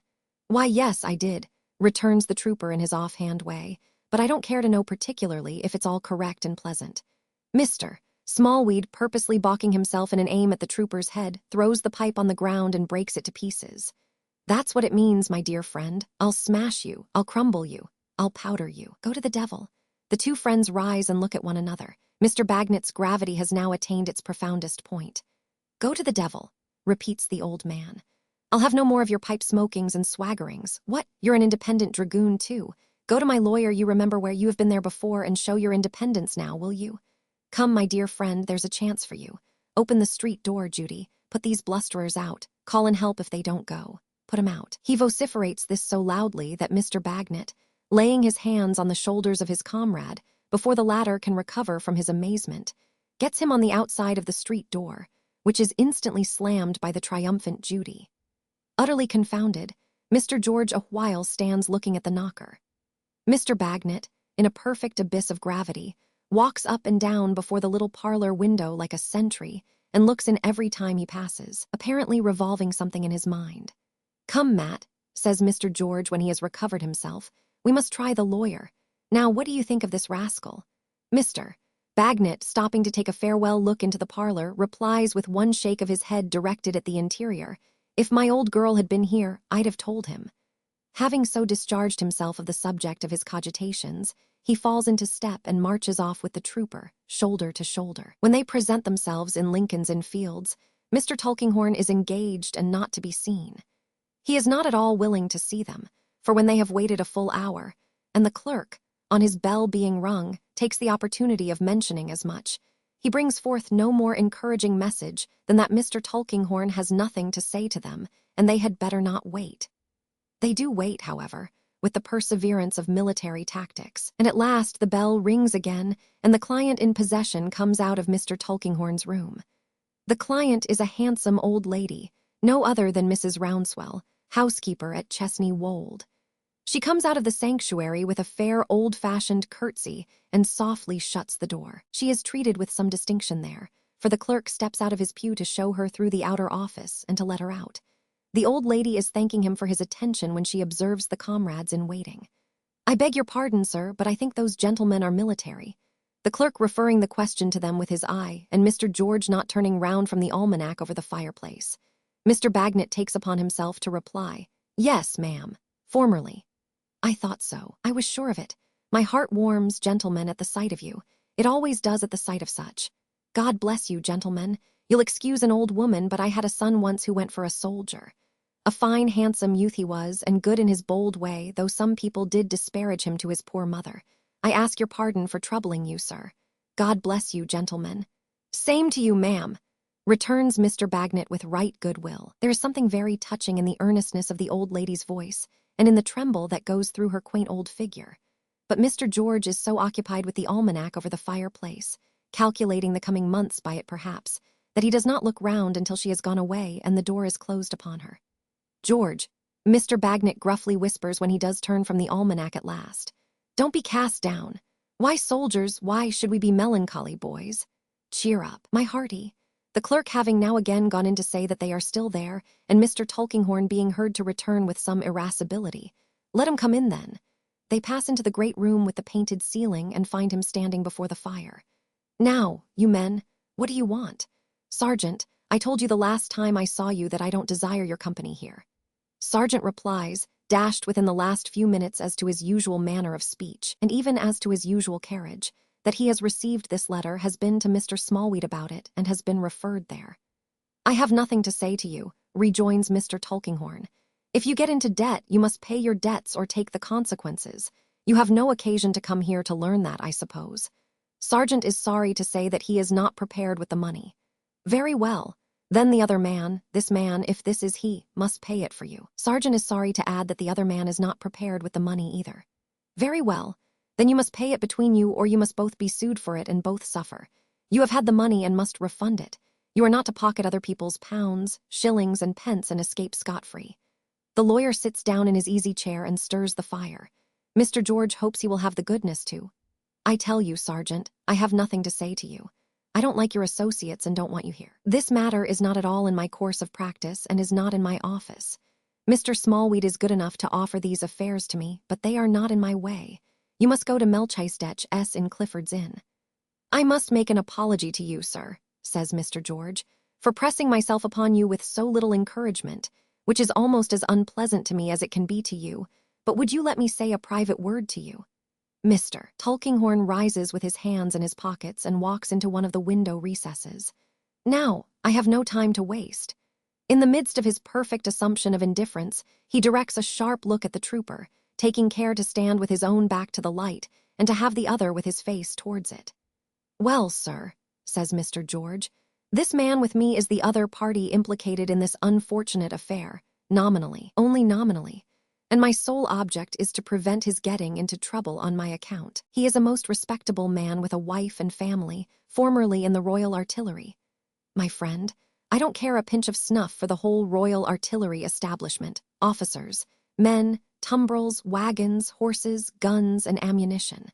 'Tis likely, sir, but I care a good deal for Bagnet and his wife and family being injured on my account, and if I could bring them through this matter, I should have no help for it but to give up without any other consideration what you wanted of me the other day. Have you got it here?" "I have got it here, sir." "Sergeant," the lawyer proceeds in his dry, passionless manner, far more hopeless in the dealing with than any amount of vehemence, "make up your mind while I speak to you, for this is final. After I have finished speaking, I have closed the subject, and I won't reopen it. Understand that. You can leave here for a few days. What you say you have brought here if you choose. You can take it away at once if you choose. In case you choose to leave it here, I can do this for you.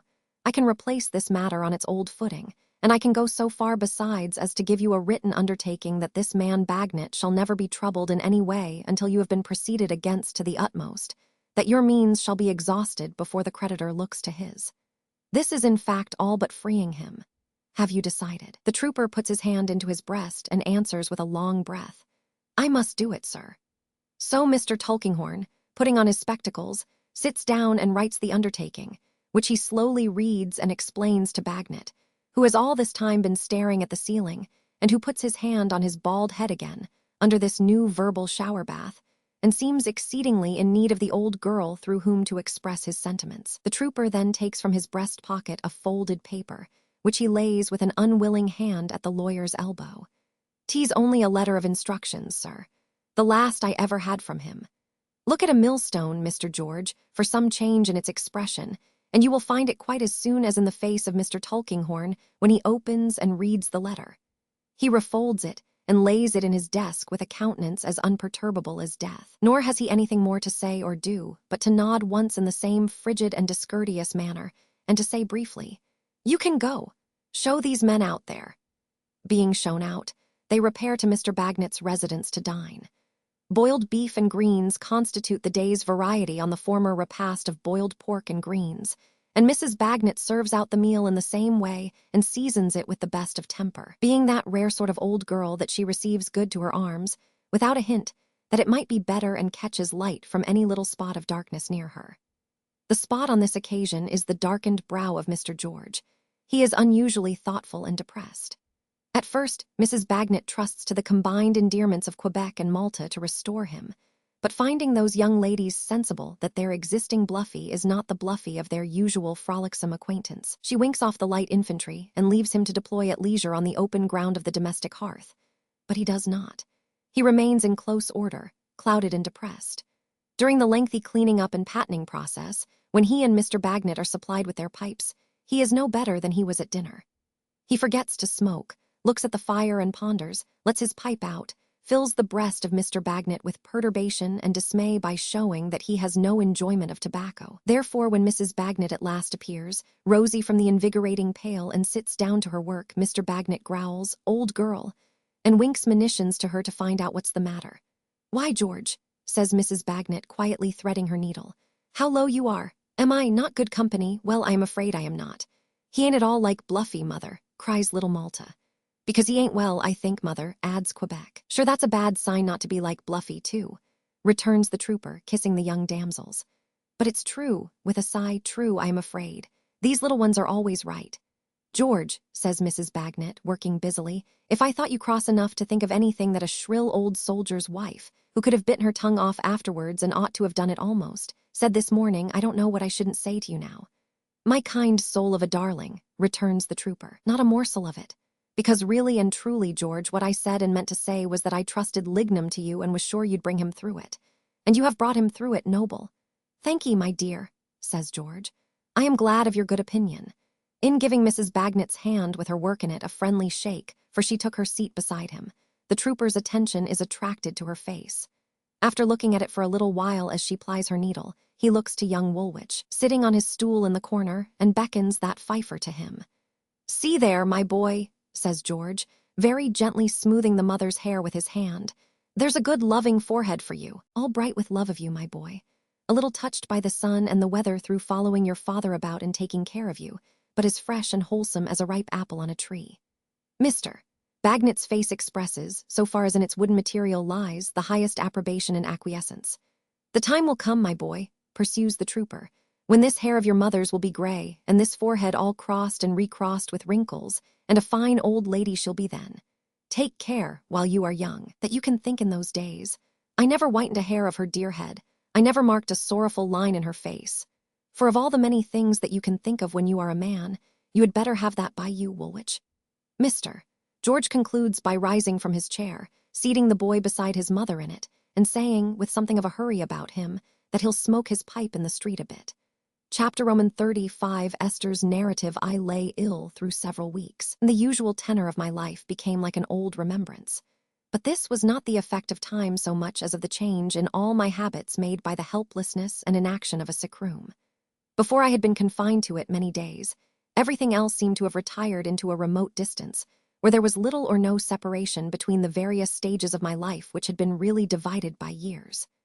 In falling ill, I seemed to have crossed a dark lake, and to have left all my experiences, mingled together by the great distance, on the healthy shore.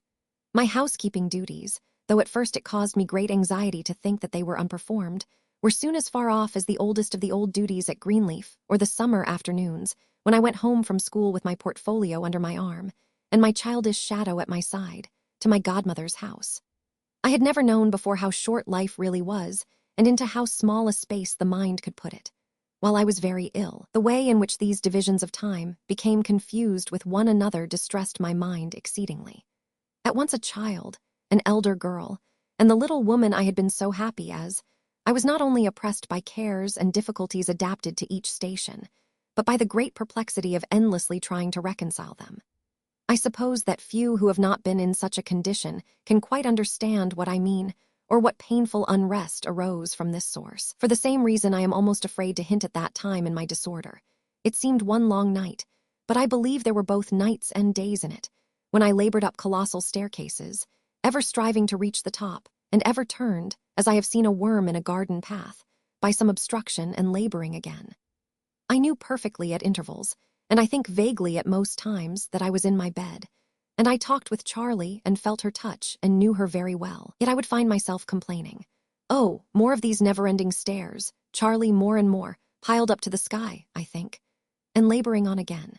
Dare I hint at that worst time when, strung together somewhere in great black space, there was a flaming necklace or ring or starry circle of some kind, of which I was one of the beads, and when my only prayer was to be taken off from the rest, and when it was such inexplicable agony and misery to be a part of the dreadful thing. Perhaps the less I say of these sick experiences, the less tedious and the more intelligible I shall be. I do not recall them to make others unhappy, or because I am now the least unhappy in remembering them. It may be that if we knew more of such strange afflictions, we might be the better able to alleviate their intensity. The repose that succeeded, the long, delicious sleep, the blissful rest, when in my weakness I was too calm to have any care for myself, and could have heard, or so I think now, that I was dying, with no other emotion than with a pitying love for those I left behind. This state can be perhaps more widely understood. I was in this state when I first shrunk from the light as it twinkled on me once more, and knew with a boundless joy for which no words are rapturous enough that I should see again. I had heard my Ada crying at the door, day and night. I had heard her calling to me that I was cruel and did not love her. I had heard her praying and imploring to be let in to nurse and comfort me, and to leave my bedside no more. But I had only said, when I could speak, "Never, my sweet girl, never." And I had over and over again reminded Charlie that she was to keep my darling from the room whether I lived or died. Charlie had been true to me in that time of need, and with her little hand and her great heart had kept the door fast. But now, my sight strengthening and the glorious light coming every day more fully and brightly on me, I could read the letters that my dear wrote to me every morning and evening, and could put them to my lips and lay my cheek upon them with no fear of hurting her. I could see my little maid, so tender and so careful, going about the 2 rooms, setting everything in order and speaking cheerfully to Ada from the open window again. I could understand the stillness in the house and the thoughtfulness it expressed on the part of all those who had always been so good to me. I could weep in the exquisite felicity of my heart and be as happy in my weakness as ever I had been in my strength. By and by my strength began to be restored. Instead of lying, with so strange a calmness, watching what was done for me, as if it were done for someone else whom I was quietly sorry for, I helped it a little, and so on to a little more and much more, until I became useful to myself, and interested, and attached to life again. How well I remember the pleasant afternoon when I was raised in bed with pillows for the first time to enjoy a great tea drinking with Charlie. The little creature, sent into the world surely to minister to the weak and sick, was so happy and so busy, and stopped so often in her preparations to lay her head upon my bosom, and fondle me, and cry with joyful tears she was so glad, that I was obliged to say, "Charlie, if you go on in this way, I must lie down again, my darling, for I am weaker than I thought I was." So Charlie became as quiet as a mouse and took her bright face here and there across and across the 2 rooms, out of the shade into the divine sunshine, and out of the sunshine into the shade, while I watched her peacefully. When all her preparations were concluded, and the pretty tea table with its little delicacies to tempt me, and its white cloth and its flowers, and everything so lovingly and beautifully arranged for me by Ada downstairs, was ready at the bedside, I felt sure I was steady enough to say something to Charlie that was not new to my thoughts. First I complimented Charlie on the room, and indeed it was so fresh and airy, so spotless and neat, that I could scarce believe I had been lying there so long.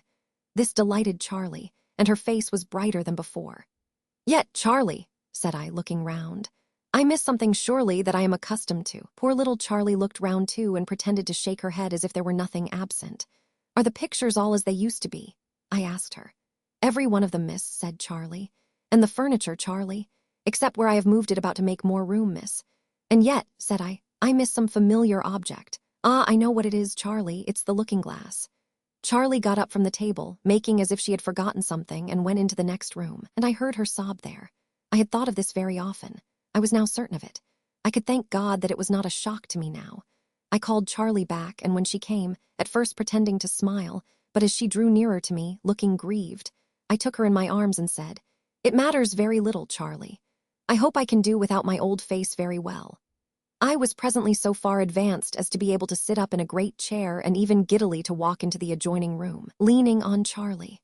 The mirror was gone from its usual place in that room too, but what I had to bear was none the harder to bear for that. My guardian had throughout been earnest to visit me, and there was now no good reason why I should deny myself that happiness. He came one morning, and when he first came in could only hold me in his embrace and say, "My dear, dear girl." I had long known, who could know better, what a deep fountain of affection and generosity his heart was, and was it not worth my trivial suffering and change to fill such a place in it? Oh, yes, I thought.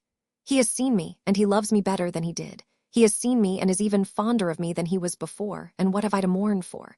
He sat down by me on the sofa, supporting me with his arm. For a little while he sat with his hand over his face, but when he removed it fell into his usual manner. There never can be, a pleasanter manner. "My little woman," said he, "what a sad time this has been. Such an inflexible little woman, too, through all."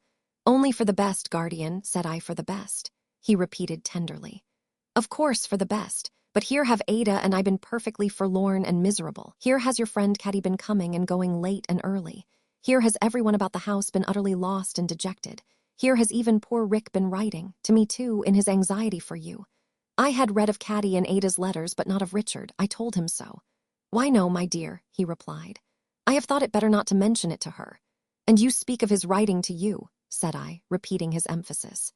"As if it were not natural for him to do so, guardian, as if he could write to a better friend." "He thinks he could, my love," returned my guardian, "and to many a better. The truth is, he wrote to me under a sort of protest while unable to write to you with any hope of an answer, wrote coldly, haughtily, distantly, resentfully. Well, dearest little woman, we must look forbearingly on it. He is not to blame. Jarndyce and Jarndyce has warped him out of himself and perverted me in his eyes. I have known it do as bad deeds, and worse, many a time. If 2 angels could be concerned in it, I believe it would change their nature. It has not changed yours, guardian. Oh, yes, it has, my dear, he said laughingly. It has made the south wind easterly, I don't know how often. Rick mistrusts and suspects me, goes to lawyers and is taught to mistrust and suspect me. Here's I have conflicting interests, claims clashing against his and what not. Whereas, heaven knows that if I could get out of the mountains of wigglomeration on which my unfortunate name has been so long bestowed, which I can't, or could level them by the extinction of my own original right, which I can't either, and no human power ever can, anyhow, I believe, to such a pass have we got, I would do it this hour. I would rather restore to poor Rick his proper nature than be endowed with all the money that dead suitors, broken, heart and soul, upon the wheel of chancery, have left unclaimed with the accountant general, and that's money enough, my dear, to be cast into a pyramid in memory of chancery's transcendent wickedness. Is it possible, guardian, I asked, amazed, that Richard can be suspicious of you? Ah, my love, he said, it is in the subtle poison of such abuses to breed such diseases. His blood is infected, and objects lose their natural aspects in his sight. It is not his fault. But it is a terrible misfortune, guardian. It is a terrible misfortune, little woman, to be ever drawn within the influences of Jarndyce and Jarndyce. I know none greater. By little and little he has been induced to trust in that rotten reed, and it communicates some portion of its rottenness to everything around him. But again, I say with all my soul, we must be patient with poor Rick and not blame him. What a troop of fine, fresh hearts like his have I seen in my time turned by the same means. I could not help expressing something of my wonder and regret that his benevolent, disinterested intentions had prospered so little. We must not say so, Dame Durden, he cheerfully replied. Ada is the happier, I hope, and that is much. I did think that I and both these young creatures might be friends instead of distrustful foes, and that we might so far counteract the suit and prove too strong for it. But it was too much to expect. Jarndyce and Jarndyce was the curtain of Rick's cradle. But, guardian, may we not hope that a little experience will teach him what a false and wretched thing it is? We will hope so, my Esther, said Mr. Jarndyce, and that it may not teach him so too late. In any case, we must not be hard on him. There are not many grown and matured men living while we speak, good men too, who if they were thrown into this same court as suitors would not be vitally changed and depreciated within 3 years, within 2, within 1. How can we stand amazed at poor Rick, a young man so unfortunate? Here he fell into a lower tone as if he were thinking aloud, cannot at first believe who could. That chancery is what it is. He looks to it, flushed and fitfully, to do something with his interests and bring them to some settlement.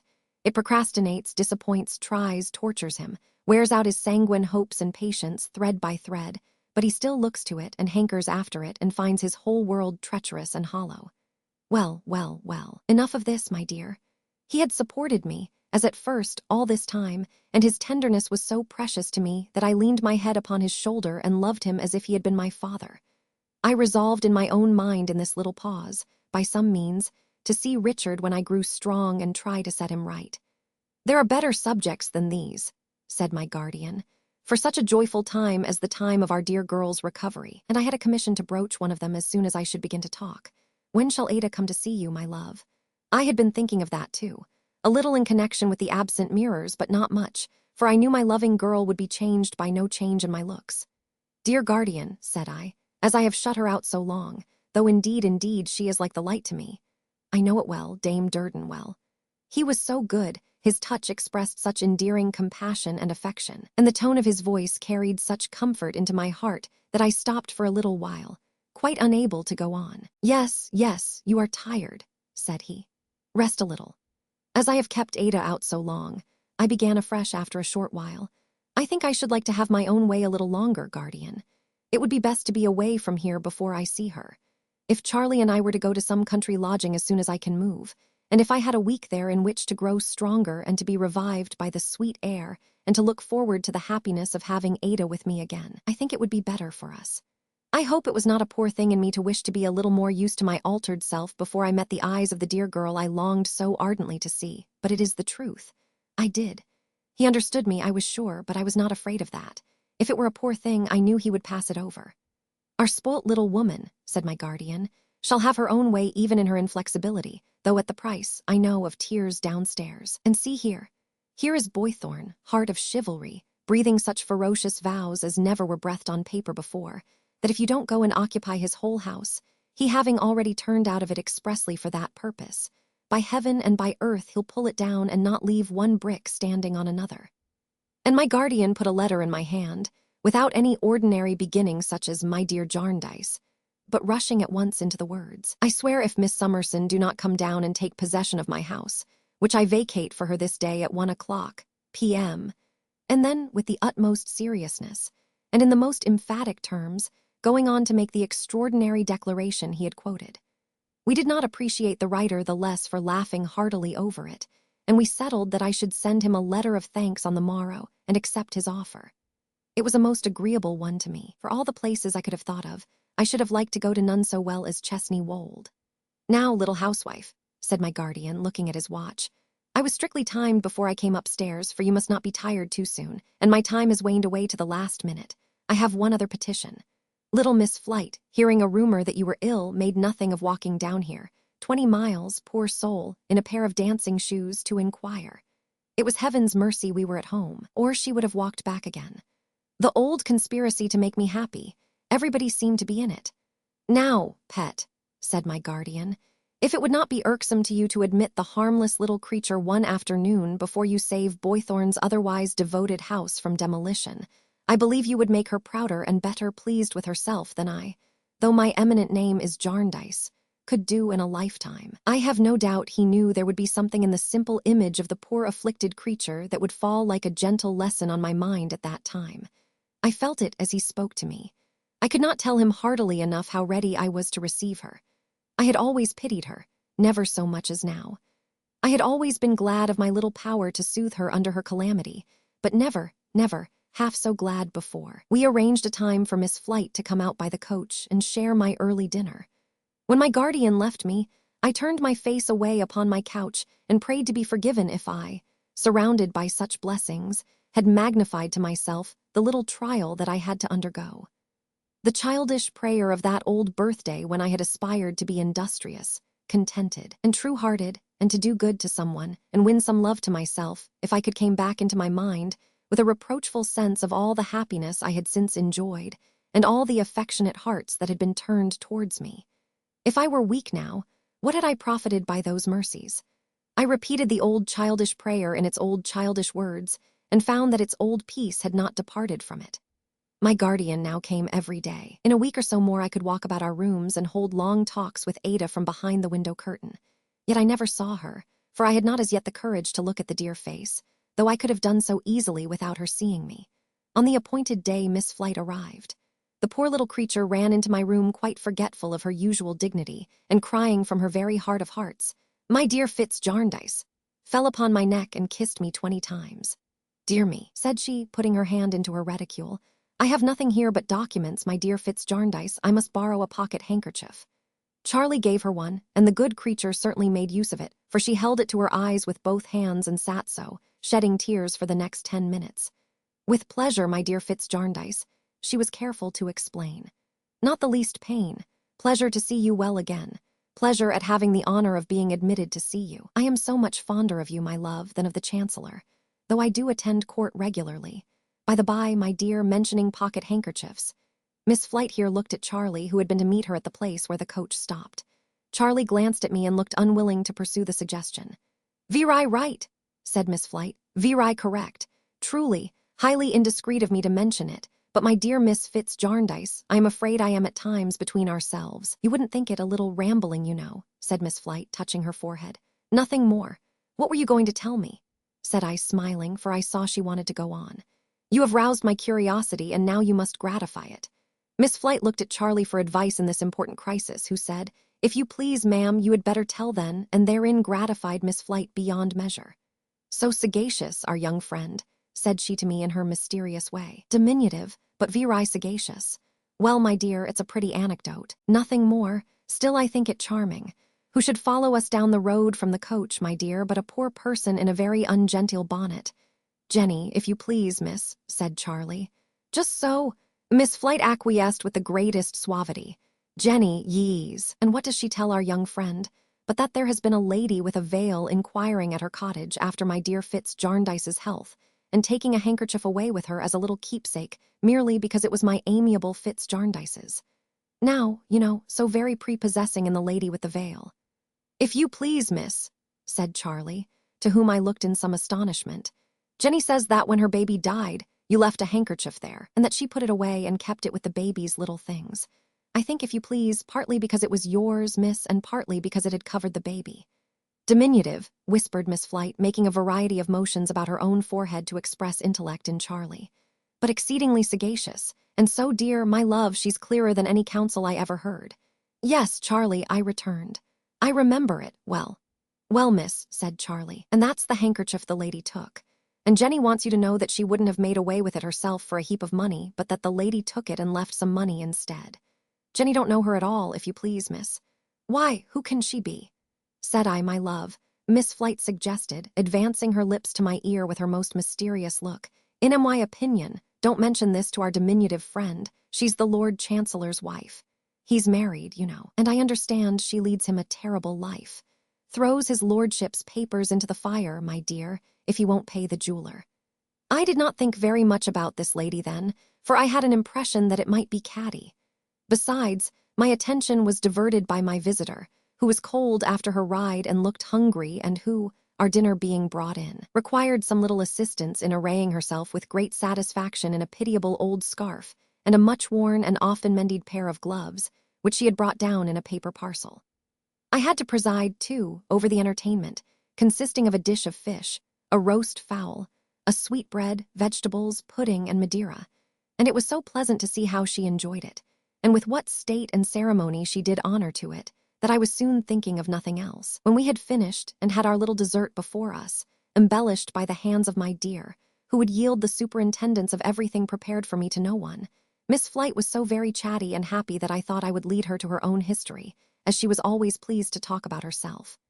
I began by saying, "You have attended on the Lord Chancellor many years, Miss Flite." "Oh, many, many, many years, my dear. But I expect a judgment shortly." There was an anxiety even in her hopefulness that made me doubtful if I had done right in approaching the subject. I thought I would say no more about it. "My father expected a judgment," said Miss Flite. "My brother, my sister, they all expected a judgment, the same that I expect. They are all, yees, dead of course, my dear," said she. As I saw she would go on, I thought it best to try to be serviceable to her by meeting the theme rather than avoiding it. "Would it not be wiser," said I, "to expect this judgment no more?" "Why, my dear," she answered promptly, "of course it would. And to attend the court no more." "Equally of course," said she. "Very wearing to be always in expectation of what never comes, my dear Fitz Jarndyce. Wearing, I assure you, to the bone." She slightly showed me her arm, and it was fearfully thin indeed. "But, my dear," she went on in her mysterious way, "there's a dreadful attraction in the place. Hush, don't mention it to our diminutive friend when she comes in, or it may frighten her, with good reason. There's a cruel attraction in the place, you can't leave it, and you must expect." I tried to assure her that this was not so. She heard me patiently and smilingly, but was ready with her own answer. I, you think so because I am a little rambling. Viri absurd to be a little rambling, is it not? Viri confusing, too. To the head, I find it so. But, my dear, I have been there many years, and I have noticed, it's the mace and seal upon the table. What could they do, did she think? I mildly asked her. "Draw," returned Miss Flite. "Draw people on, my dear, draw peace out of them, sense out of them, good looks out of them, good qualities out of them. I have felt them even drawing my rest away in the night. Cold and glittering devils." She tapped me several times upon the arm and nodded good-humoredly as if she were anxious I should understand that I had no cause to fear her, though she spoke so gloomily and confided these awful secrets to me. "Let me see," said she. "I'll tell you my own case. Before they ever drew me, before I had ever seen them, what was it I used to do? Tambourine playing. No, tambour work. I and my sister worked at tambour work. Our father and our brother had a builder's business. We all lived together. Viri respectably, my dear. First, our father was drawn slowly. Home was drawn with him. In a few years he was a fierce, sour, angry bankrupt without a kind word or a kind look for anyone. He had been so different, Fitz Jarndyce. He was drawn to a debtor's prison. There he died. Then our brother was drawn swiftly to drunkenness, and rags, and death. Then my sister was drawn, hush, never ask to what. Then I was ill and in misery, and heard, as I had often heard before, that this was all the work of Chancery. When I got better, I went to look at the monster. And then I found out how it was, and I was drawn to stay there. Having got over her own short narrative, in the delivery of which she had spoken in a low, strained voice, as if the shock were fresh upon her, she gradually resumed her usual air of amiable importance. You don't quite credit me, my dear. Well, you will someday. I am a little rambling, but I have noticed. I have seen many new faces come unsuspicious within the influence of the mace and seal in these many years. As my father's came there, as my brother's, as my sister S, as my own. I hear conversation Kenge and the rest of them say to the new faces, "Here's little Miss Flight. Oh, you are new here, and you must come and be presented to little Miss Flight. Very good. Proud I am sure to have the honor." And we all laugh. But Jarndyce, I know what will happen. I know far better than they do when the attraction has begun. I know the signs, my dear. I saw them begin in Gridley, and I saw them end. Jarndyce, my love, speaking low again, I saw them beginning in our friend the ward in Jarndyce. Let someone hold him back, or he'll be drawn to ruin. She looked at me in silence for some moments, with her face gradually softening into a smile, seeming to fear that she had been too gloomy, and seeming also to lose the connection in her mind. She said politely as she sipped her glass of wine, "Yes, my dear, as I was saying, I expect a judgment shortly. Then I shall release my birds, and confer estates." I was much impressed by her allusion to Richard and by the sad meaning, so sadly illustrated in her poor pinched form, that made its way through all her incoherence. But happily for her, she was quite complacent again now and beamed with nods and smiles. "But, my dear," she said gaily, reaching another hand to put it upon mine, "you have not congratulated me on my physician. Positively not once yet." I was obliged to confess that I did not quite know what she meant. My physician, Mr. Woodcourt, my dear, who was so exceedingly attentive to me, though his services were rendered quite gratuitously, until the day of judgment. I mean the judgment that will dissolve the spell upon me of the mace and seal. "Mr. Woodcourt is so far away now," said I, "that I thought the time for such congratulation was past, Miss Flight." "But, my child," she returned, "is it possible that you don't know what has happened?" "No," said I, "not what everybody has been talking of, my beloved Jarndyce." "No," said I, "you forget how long I have been here." "True, my dear, for the moment true. I blame myself, but my memory has been drawn out of me with everything else by what I mentioned. Very strong influence, is it not? Well, my dear, there has been a terrible shipwreck over in those East Indian seas." "Mr. Woodcourt shipwrecked? Don't be agitated, my dear. He is safe. An awful scene. Death in all shapes. Hundreds of dead and dying. Fire, storm, and darkness. Numbers of the drowning thrown upon a rock. There and through it all my dear physician was a hero, calm and brave through everything. Saved many lives. Never complained in hunger and thirst, wrapped naked people in his spare clothes, took the lead, showed them what to do, governed them, tended the sick, buried the dead, and brought the poor survivors safely off at last. My dear, the poor emaciated creatures all but worshipped him. They fell down at his feet when they got to the land and blessed him. The whole country rings with it. Stay, where's my bag of documents? I have got it there, and you shall read it, you shall read it. And I did read all the noble history, though very slowly and imperfectly then, for my eyes were so dimmed that I could not see the words, and I cried so much that I was many times obliged to lay down the long account she had cut out of the newspaper. I felt so triumphant ever to have known the man who had done such generous and gallant deeds. I felt such glowing exultation in his renown. I so admired and loved what he had done, that I envied the storm-worn people who had fallen at his feet and blessed him as their preserver. I could myself have kneeled down then, so far away, and blessed him in my rapture that he should be so truly good and brave. I felt that no one, mother, sister, wife, could honor him more than I did, indeed. My poor little visitor made me a present of the account, and when as the evening began to close in she rose to take her leave, lest she should miss the coach by which she was to return, she was still full of the shipwreck, which I had not yet sufficiently composed myself to understand in all its details. "My dear," said she as she carefully folded up her scarf and gloves, "my brave physician ought to have a title bestowed upon him, and no doubt he will. You are of that opinion. That he well deserved one, yes. That he would ever have one, no. Why not Jarndyce?" she asked rather sharply. I said it was not the custom in England to confer titles on men distinguished by peaceful services, however good and great, unless occasionally when they consisted of the accumulation of some very large amount of money. "Why, good gracious," said Miss Flight, "how can you say that? Surely you know, my dear, that all the greatest ornaments of England in knowledge, imagination, active humanity, and improvement of every sort are added to its nobility. Look round you, my dear, and consider. You must be rambling a little now, I think, if you don't know that this is the great reason why titles will always last in the land." I am afraid she believed what she said, for there were moments when she was very mad indeed, and now I must part with the little secret I have thus far tried to keep. I had thought, sometimes, that Mr. Woodcourt loved me, and that if he had been richer he would perhaps have told me that he loved me before he went away. I had thought, sometimes, that if he had done so, I should have been glad of it. But how much better it was now that this had never happened. What should I have suffered if I had had to write to him, and tell him that the poor face he had known as mine was quite gone from me, and that I freely released him from his bondage to one whom he had never seen? Oh, it was so much better as it was. With a great pang mercifully spared me, I could take back to my heart my childish prayer to be all he had so brightly shown himself. And there was nothing to be undone.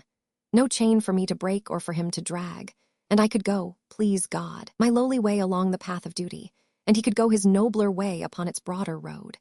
And though we were apart upon the journey, I might aspire to meet him, unselfishly, innocently, better far than he had thought me when I found some favor in his eyes, at the journey's end.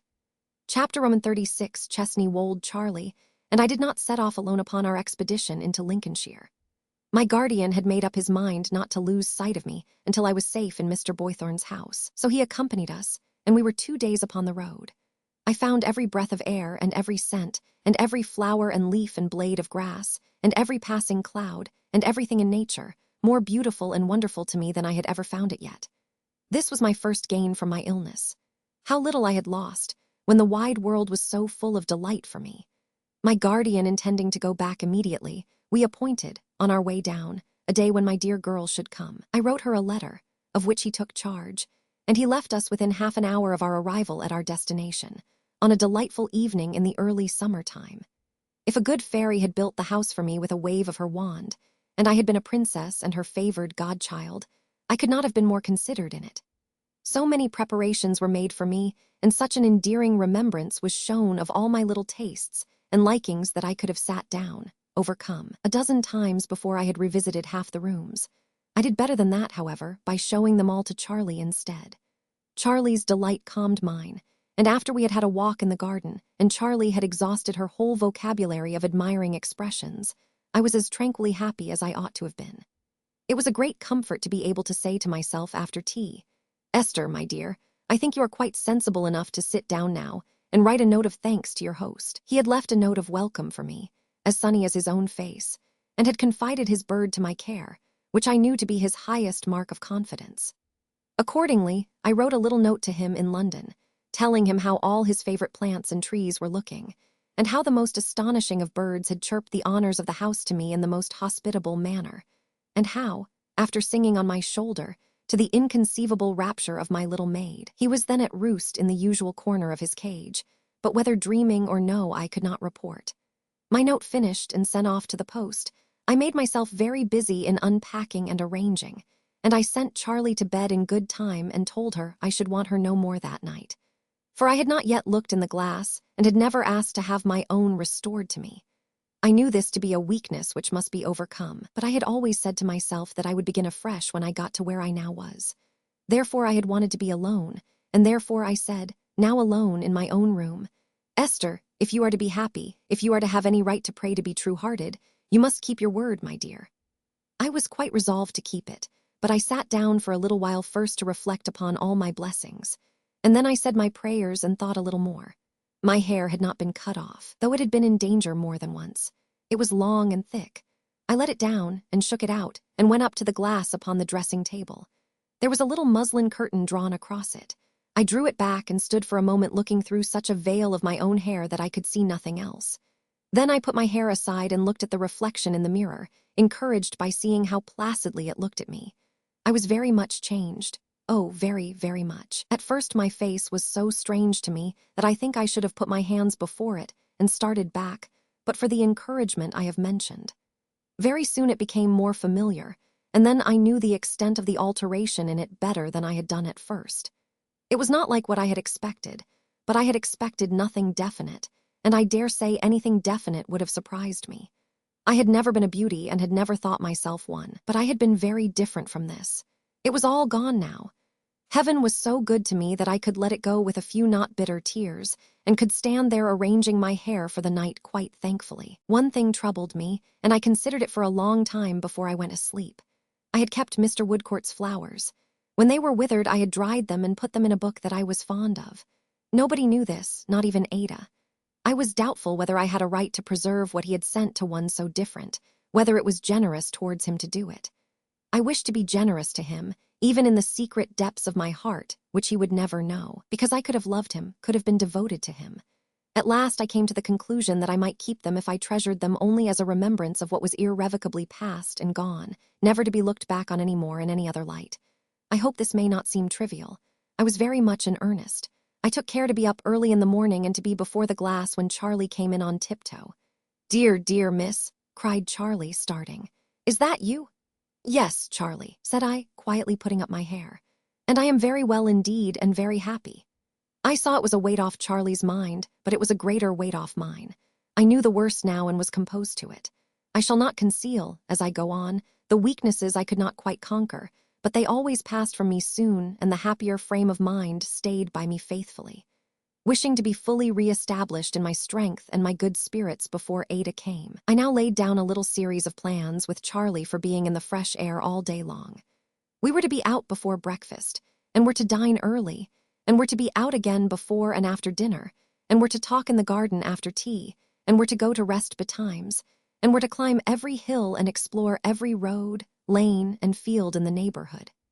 As to restoratives and strengthening delicacies, Mr. Boythorn's good housekeeper was forever trotting about with something to eat or drink in her hand. I could not even be heard of as resting in the park, but she would come trotting after me with a basket, her cheerful face shining with a lecture on the importance of frequent nourishment. Then there was a pony expressly for my riding, a chubby pony with a short neck and a mane all over his eyes who could canter, when he would, so easily and quietly that he was a treasure. In a very few days he would come to me in the paddock when I called him, and eat out of my hand and follow me about. We arrived at such a capital understanding that when he was jogging with me lazily, and rather obstinately, down some shady lane, if I patted his neck and said, "Stubbs, I am surprised you don't canter when you know how much I like it, and I think you might oblige me, for you are only getting stupid and going to sleep," he would give his head a comical shake or two and set off directly, while Charlie would stand still and laugh with such enjoyment that her laughter was like music. I don't know who had given Stubbs his name, but it seemed to belong to him as naturally as his rough coat. Once we put him in a little chaise and drove him triumphantly through the green lanes for 5 miles. But all at once, as we were extolling him to the skies, he seemed to take it ill that he should have been accompanied so far by the circle of tantalizing little gnats that had been hovering round and round his ears the whole way without appearing to advance an inch, and stopped to think about it. I suppose he came to the decision that it was not to be borne, for he steadily refused to move until I gave the reins to Charlie and got out and walked, when he followed me with a sturdy sort of good humor, putting his head under my arm and rubbing his ear against my sleeve. It was in vain for me to say, "Now, Stubbs, I feel quite sure from what I know of you that you will go on if I ride a little while." For the moment I left him, he stood stock still again. Consequently, I was obliged to lead the way, as before, and in this order we returned home, to the great delight of the village. Charlie and I had reason to call it the most friendly of villages, I am sure, for in a week's time the people were so glad to see us go by, though ever so frequently in the course of a day, that there were faces of greeting in every cottage. I had known many of the grown people before and almost all the children, but now the very steeple began to wear a familiar and affectionate look. Among my new friends was an old woman who lived in such a little thatched and whitewashed dwelling that when the outside shutter was turned up on its hinges, it shut up the whole house front. This old lady had a grandson who was a sailor, and I wrote a letter to him for her, and drew at the top of it the chimney corner in which she had brought him up, and where his old stool yet occupied its old place. This was considered by the whole village the most wonderful achievement in the world, but when an answer came back all the way from Plymouth, in which he mentioned that he was going to take the picture all the way to America, and from America would write again, I got all the credit that ought to have been given to the post office, and was invested with the merit of the whole system. Thus, what with being so much in the air, playing with so many children, gossiping with so many people, sitting on invitation in so many cottages, going on with Charlie's education, and writing long letters to Ada every day, I had scarcely any time to think about that little loss of mine, and was almost always cheerful. If I did think of it at odd moments now and then, I had only to be busy and forget it. I felt it more than I had hoped I should once when a child said, "Mother, why is the lady not a pretty lady now like she used to be?" But when I found the child was not less fond of me, and drew its soft hand over my face with a kind of pitying protection in its touch that soon set me up again. There were many little occurrences which suggested to me, with great consolation, how natural it is to gentle hearts to be considerate and delicate towards any inferiority. One of these particularly touched me.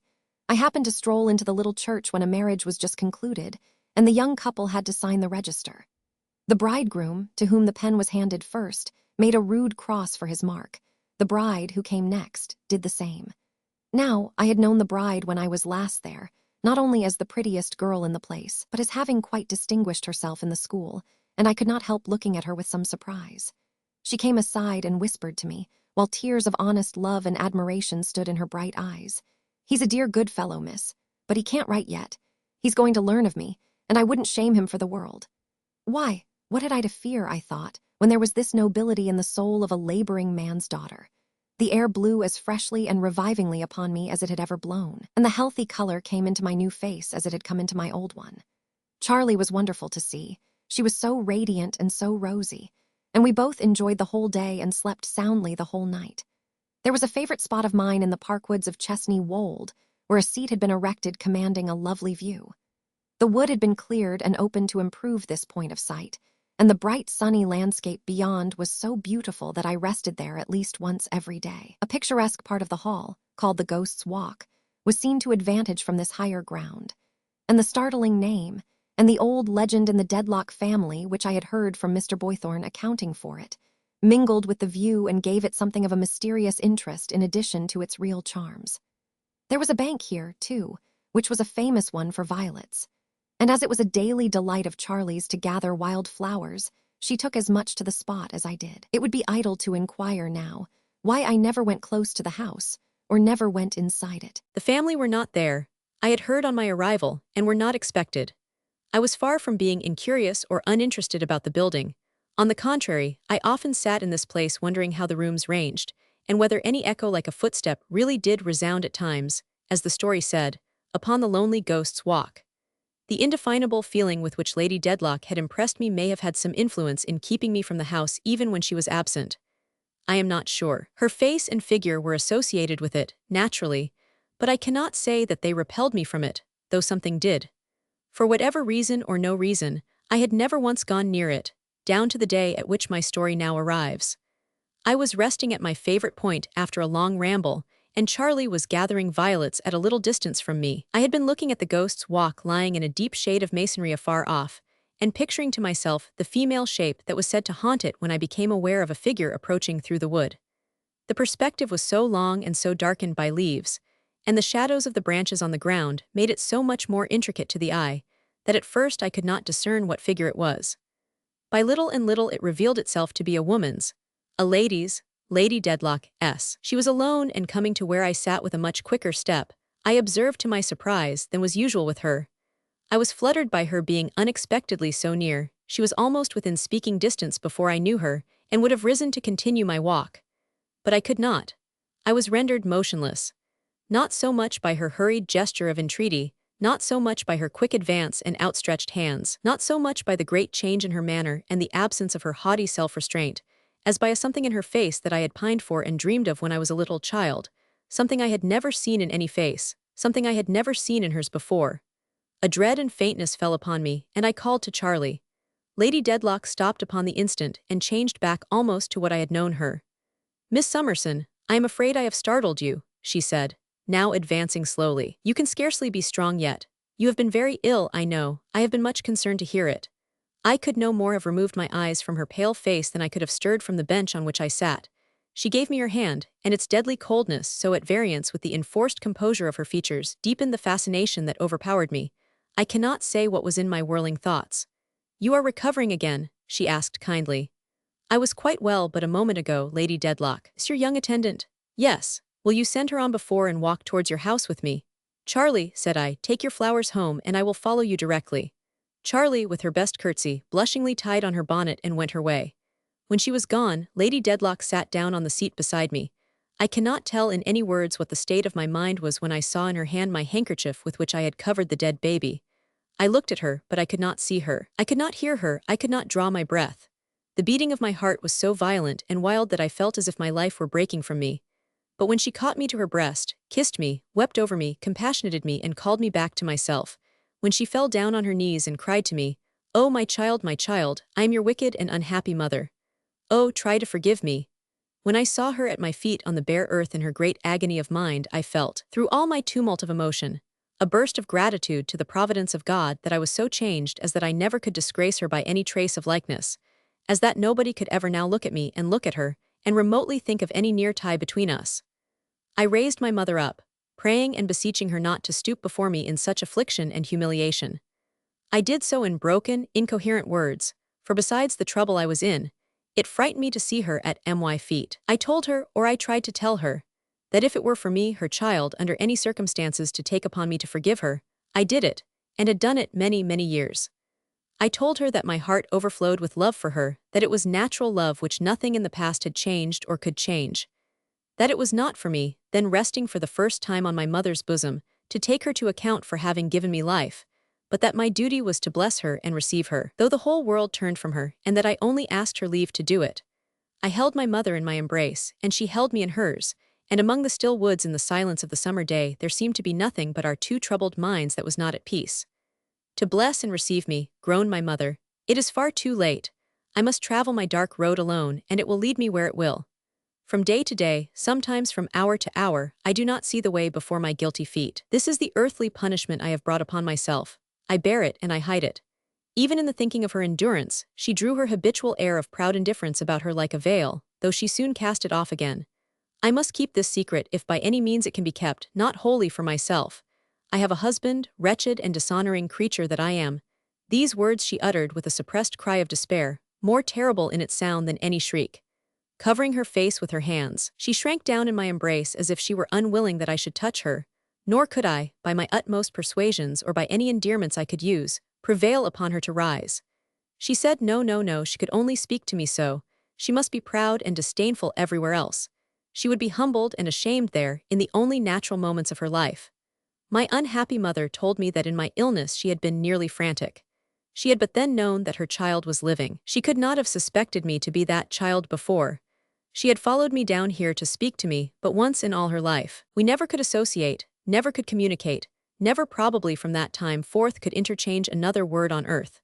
She put into my hands a letter she had written for my reading only and said when I had read it and destroyed it. But not so much for her sake, since she asked nothing, as for her husband's and my own, I must evermore consider her as dead. If I could believe that she loved me, in this agony in which I saw her, with a mother's love, she asked me to do that, for then I might think of her with a greater pity, imagining what she suffered. She had put herself beyond all hope and beyond all help. Whether she preserved her secret until death or it came to be discovered, and she brought dishonor and disgrace upon the name she had taken, it was her solitary struggle always, and no affection could come near her, and no human creature could render her any aid. "But is the secret safe so far?" I asked. "Is it safe now, dearest mother?" "No," replied my mother, "it has been very near discovery. It was saved by an accident. It may be lost by another accident tomorrow any day. Do you dread a particular person?"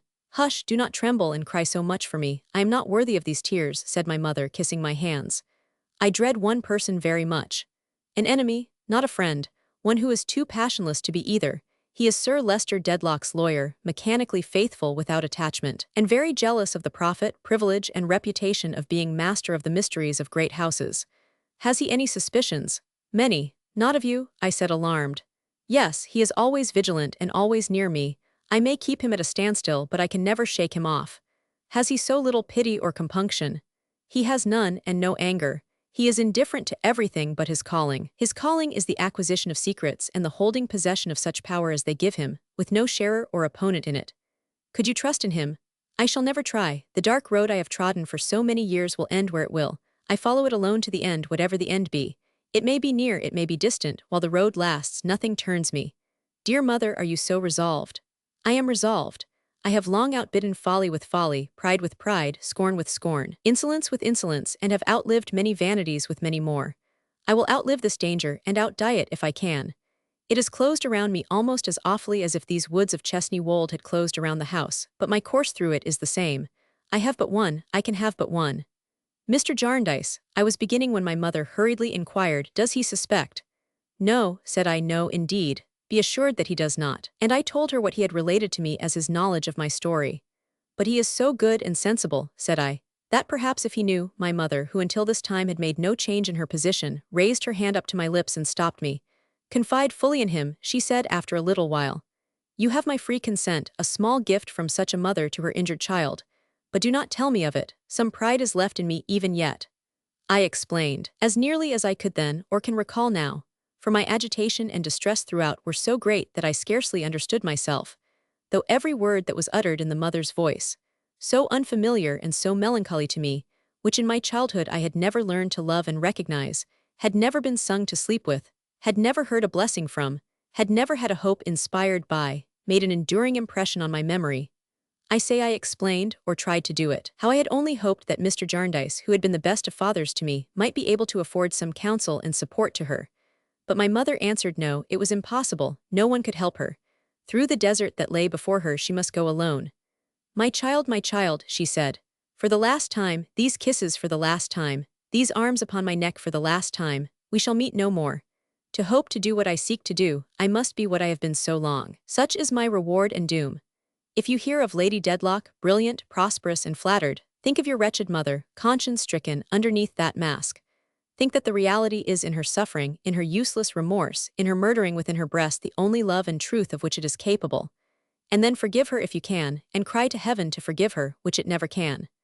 We held one another for a little space yet, but she was so firm that she took my hands away, and put them back against my breast, and with a last kiss as she held them there, released them, and went from me into the wood.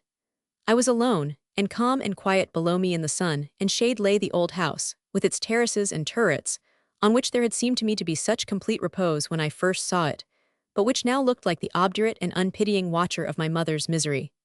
Stunned as I was, as weak and helpless at first as I had ever been in my sick chamber, the necessity of guarding against the danger of discovery, or even of the remotest suspicion, did me service. I took such precautions as I could to hide from Charlie that I had been crying, and I constrained myself to think of every sacred obligation that there was upon me to be careful and collected. It was not a little while before I could succeed or could even restrain bursts of grief, but after an hour or so I was better and felt that I might return. I went home very slowly and told Charlie, whom I found at the gate looking for me, that I had been tempted to extend my walk after Lady Dedlock had left me, and that I was overtired and would lie down. Safe in my own room, I read the letter. I clearly derived from it, and that was much then, that I had not been abandoned by my mother, her elder and only sister, the godmother of my childhood, discovering signs of life in me when I had been laid aside as dead, had in her stern sense of duty, with no desire or willingness that I should live, reared me in rigid secrecy, and had never again beheld my mother's face from within a few hours of my birth. So strangely did I hold my place in this world, that until within a short time back I had never, to my own mother's knowledge, breathed, had been buried, had never been endowed with life, had never borne a name. When she had first seen me in the church she had been startled, and had thought of what would have been like me if it had ever lived, and had lived on, but that was all then. What more the letter told me needs not to be repeated here. It has its own times and places in my story. My first care was to burn what my mother had written, and to consume even its ashes. I hope it may not appear very unnatural or bad in me, that I then became heavily sorrowful to think I had ever been reared. That I felt as if I knew it would have been better and happier for many people if indeed I had never breathed. That I had a terror of myself, as the danger and the possible disgrace of my own mother, and of a proud family name. That I was so confused and shaken, as to be possessed by a belief that it was right, and had been intended that I should die in my birth, and that it was wrong and not intended that I should be then alive. These are the real feelings that I had. I fell asleep worn out, and when I awoke, I cried afresh to think that I was back in the world with my load of trouble for others. I was more than ever frightened of myself, thinking anew of her against whom I was a witness, of the owner of Chesney Wold, of the new and terrible meaning of the old words now moaning in my ear like a surge upon the shore. Your mother, Esther, was your disgrace. You are hers. The time will come, and soon enough, when you will understand this better and will feel it too, as no one save a woman can. With them those other words returned, pray daily that the sins of others be not visited upon your head. I could not disentangle all that was about me, and I felt as if the blame and the shame were all in me and the visitation had come down. The day waned into a gloomy evening, overcast and sad, and I still contended with the same distress. I went out alone, and after walking a little in the park, watching the dark shades falling on the trees and the fitful flight of the bats, which sometimes almost touched me, was attracted to the house for the first time. Perhaps I might not have gone near it if I had been in a stronger frame of mind. As it was, I took the path that led close by it. I did not dare to linger or to look up, but I passed before the terrace garden with its fragrant odors, and its broad walks, and its well-kept beds in smooth turf. And I saw how beautiful and grave it was, and how the old stone balustrades and parapets, and wide flights of shallow steps, were seamed by time and weather, and how the trained moss and ivy grew about them, and around the old stone pedestal of the sundial. And I heard the fountain falling. Then the way went by long lines of dark windows diversified by turreted towers and porches of eccentric shapes, where old stone lions and grotesque monsters bristled outside dens of shadow and snarled at the evening gloom over the escutcheons they held in their grip. Thence the path wound underneath a gateway, and through a courtyard where the principal entrance was, I hurried quickly on.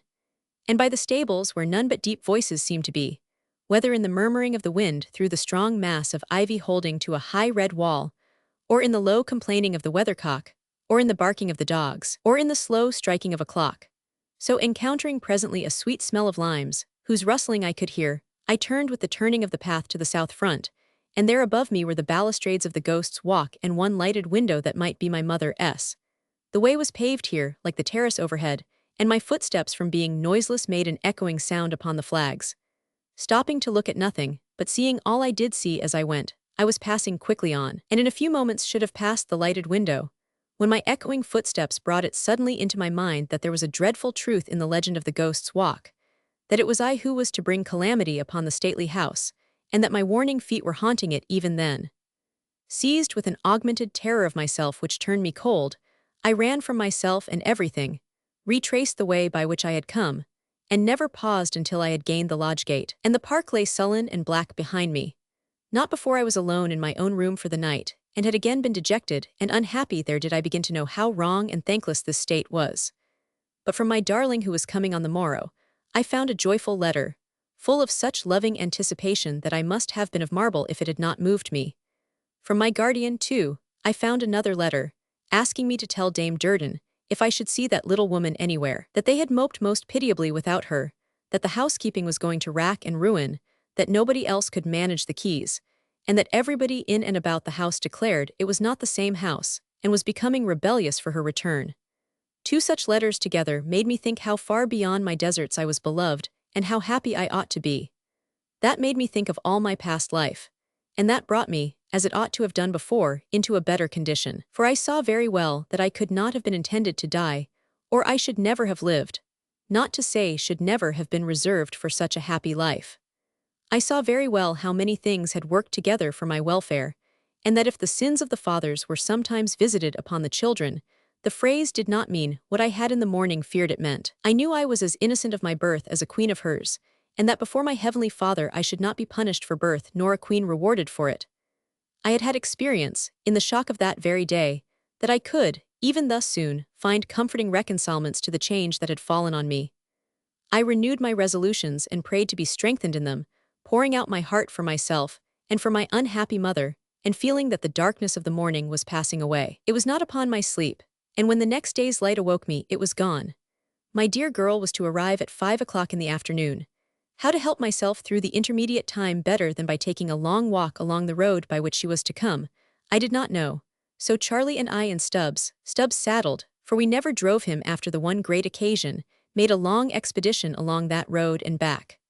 On our return, we held a great review of the house and garden, and saw that everything was in its prettiest condition, and had the bird out ready as an important part of the establishment.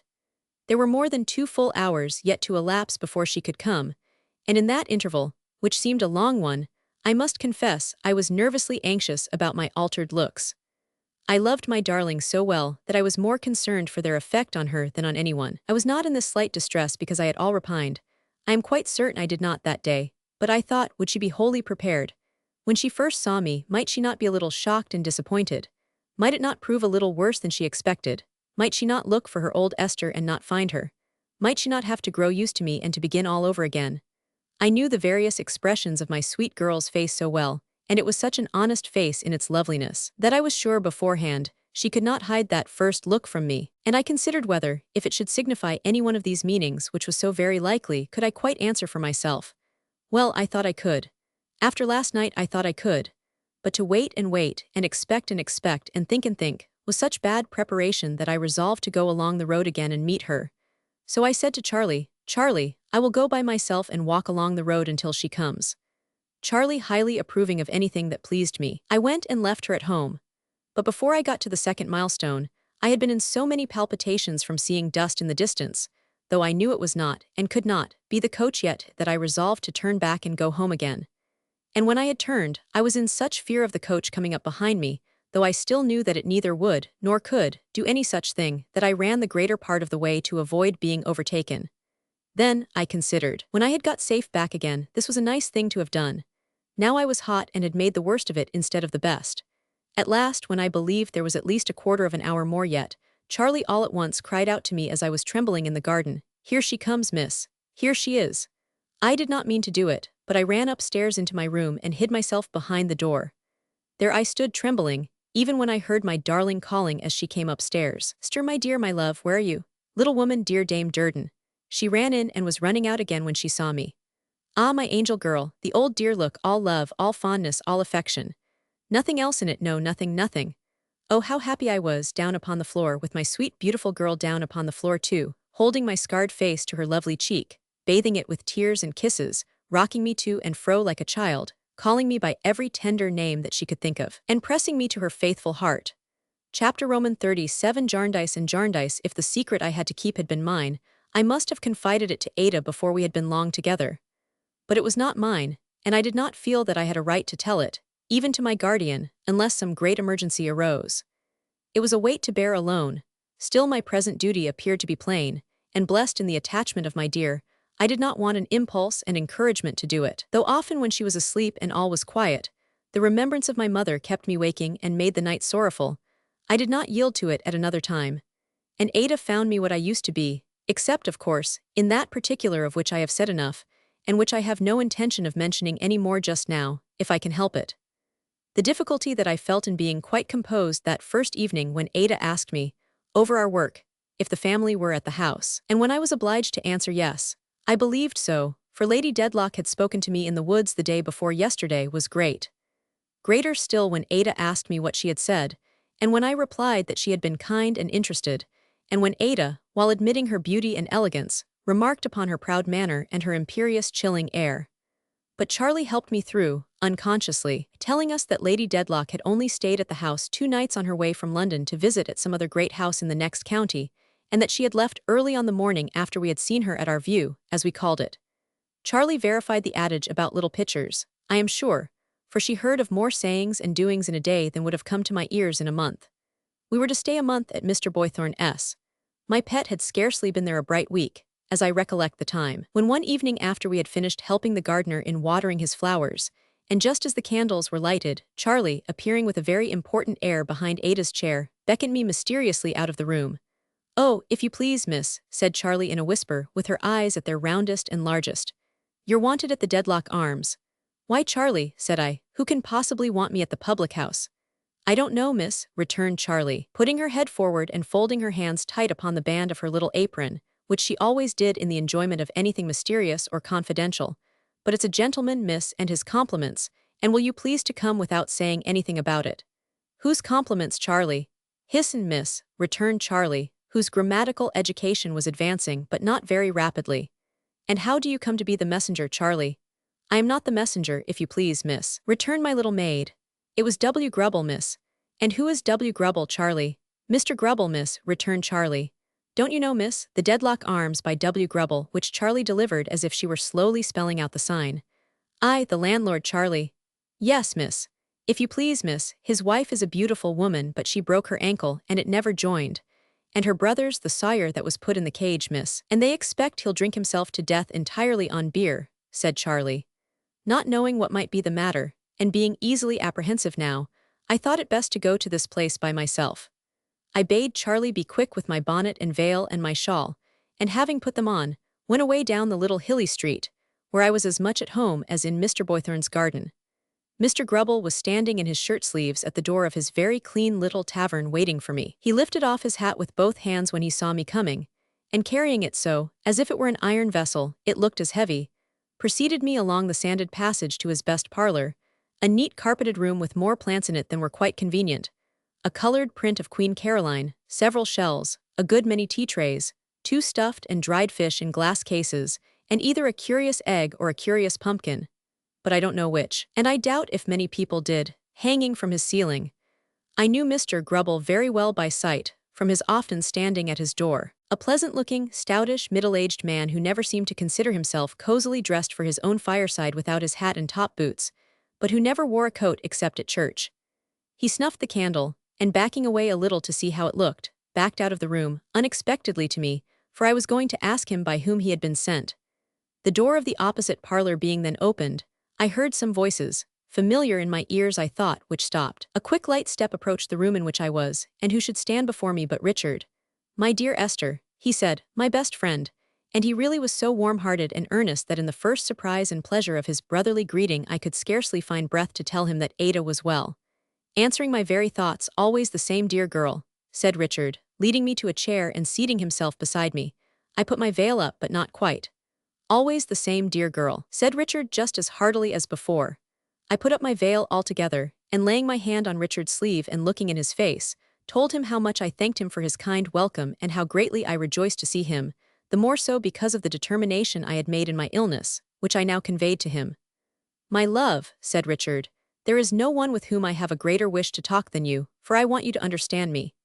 "And I want you, Richard," said I, shaking my head, "to understand someone else." "Since you refer so immediately to John Jarndyce," said Richard, "I suppose you mean him." "Of course I do." "Then I may say at once that I am glad of it because it is on that subject that I am anxious to be understood. By you mind you, my dear, I am not accountable to Mr. Jarndyce or Mr. anybody." I was pained to find him taking this tone, and he observed it. "Well, well, my dear," said Richard, "we won't go into that now. I want to appear quietly in your country house here with you under my arm and give my charming cousin a surprise. I suppose your loyalty to John Jarndyce will allow that."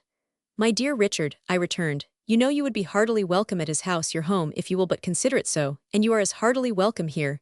"Spoken like the best of little women," cried Richard gaily. I asked him how he liked his profession.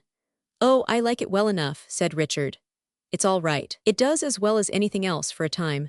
I don't know that I shall care about it when I come to be settled, but I can sell out then, and however, never mind all that botheration at present." So young and handsome, and in all respects so perfectly the opposite of Miss Flight, and yet in the clouded, eager, seeking look that passed over him, so dreadfully like her. "I am in town on leave just now," said Richard. "Indeed?" "Yes. I have run over to look after my Chancery interests before the long vacation," said Richard, forcing a careless laugh. "We are beginning to spin along with that old suit at last, I promise you. No wonder that I shook my head. As you say, it's not a pleasant subject." Richard spoke with the same shade crossing his face as before. "Let it go to the four winds for tonight. Puff, gone, who do you suppose is with me? Was it Mr. Skimpole's voice I heard? That's the man. He does me more good than anybody. What a fascinating child it is." I asked Richard if anyone knew of their coming down together. He answered no, nobody. He had been to call upon the dear old infant, so he called Mr. Skimpole, and the dear old infant had told him where we were, and he had told the dear old infant he was bent on coming to see us, and the dear old infant had directly wanted to come too, and so he had brought him. "And he is worth, not to say his sordid expenses, but thrice his weight in gold," said Richard. "He is such a cheery fellow, no worldliness about him, fresh and green-hearted." I certainly did not see the proof of Mr. Skimpole's worldliness in his having his expenses paid by Richard, but I made no remark about that. Indeed, he came in and turned our conversation. He was charmed to see me, said he had been shedding delicious tears of joy and sympathy at intervals for 6 weeks on my account, had never been so happy as in hearing of my progress, began to understand the mixture of good and evil in the world now, felt that he appreciated health the more when somebody else was ill, didn't know but what it might be in the scheme of things that a should squint to make B happier in looking straight, or that C should carry a wooden leg to make D better satisfied with his flesh and blood in a silk stocking. "My dear Miss Summerson, here is our friend Richard," said Mr. Skimpole, full of the brightest visions of the future, which he evokes out of the darkness of Chancery. "Now that's delightful, that's inspiriting, that's full of poetry. In old times, the woods and solitudes were made joyous to the shepherd by the imaginary piping and dancing of Pan and the nymphs. This present shepherd, our pastoral Richard, brightens the dull inns of court by making Fortune and her train sport through them to the melodious notes of a judgment from the bench. That's very pleasant, you know," Some ill-conditioned growling fellow may say to me, "What's the use of these legal and equitable abuses? How do you defend them?"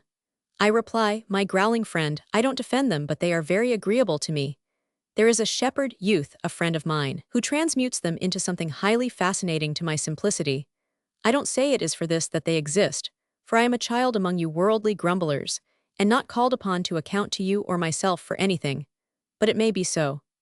I began seriously to think that Richard could scarcely have found a worse friend than this. It made me uneasy that at such a time, when he most required some right principle and purpose, he should have this captivating looseness and putting off of everything, this airy dispensing with all principle and purpose, at his elbow. I thought I could understand how such a nature as my guardian's, experienced in the world, and forced to contemplate the miserable evasions and contentions of the family misfortune, found an immense relief in Mr. Skimpole's avowal of his weaknesses and display of guileless candor. But I could not satisfy myself that it was as artless as it seemed, or that it did not serve Mr. Skimpole's idle turn quite as well as any other part. And with less trouble, they both walked back with me, and Mr. Skimpole leaving us at the gate, I walked softly in with Richard and said, "Ada, my love, I have brought a gentleman to visit you." It was not difficult to read the blushing, startled face. She loved him dearly, and he knew it, and I knew it. It was a very transparent business, that meeting as cousins only. I almost mistrusted myself as growing quite wicked in my suspicions, but I was not so sure that Richard loved her dearly. He admired her very much, anyone must have done that, and I dare say would have renewed their youthful engagement with great pride and ardor, but that he knew how she would respect her promise to my guardian. Still, I had a tormenting idea that the influence upon him extended even here, that he was postponing his best truth and earnestness in this as in all things until Jarndyce and Jarndyce should be off his mind.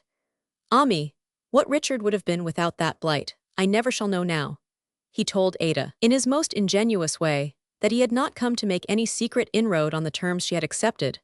Rather too implicitly and confidingly, he thought from Mr. Jarndyce, that he had come openly to see her, and to see me, and to justify himself for the present terms on which he stood with Mr. Jarndyce.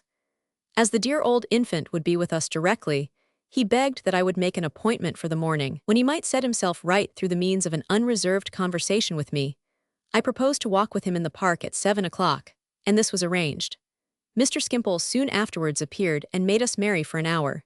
He particularly requested to see little Coavinses, meaning Charlie, and told her, with a patriarchal air, that he had given her late father all the business in his power, and that if one of her little brothers would make haste to get set up in the same profession, he hoped he should still be able to put a good deal of employment in his way. "For I am constantly being taken in these nets," said Mr. Skimpole, looking beamingly at us over a glass of wine and water, "and am constantly being bilayed out like a boat, or paid off like a ship's company. Somebody always does it for me. I can't do it, you know, for I never have any money, but somebody does it. I get out by somebody's means. I am not like the starling, I get out. If you were to ask me who somebody is, upon my word I couldn't tell you. Let us drink to somebody, God bless him." Richard was a little late in the morning, but I had not to wait for him long, and we turned into the park. The air was bright and dewy and the sky without a cloud. The birds sang delightfully, the sparkles in the fern, the grass and trees were exquisite to see. The richness of the woods seemed to have increased 20-fold since yesterday, as if, the still night when they had looked so massively hushed in sleep, nature, through all the minute details of every wonderful leaf, had been more wakeful than usual for the glory of that day. "This is a lovely place," said Richard, looking round. "None of the jar and discord of lawsuits here, but there was other trouble."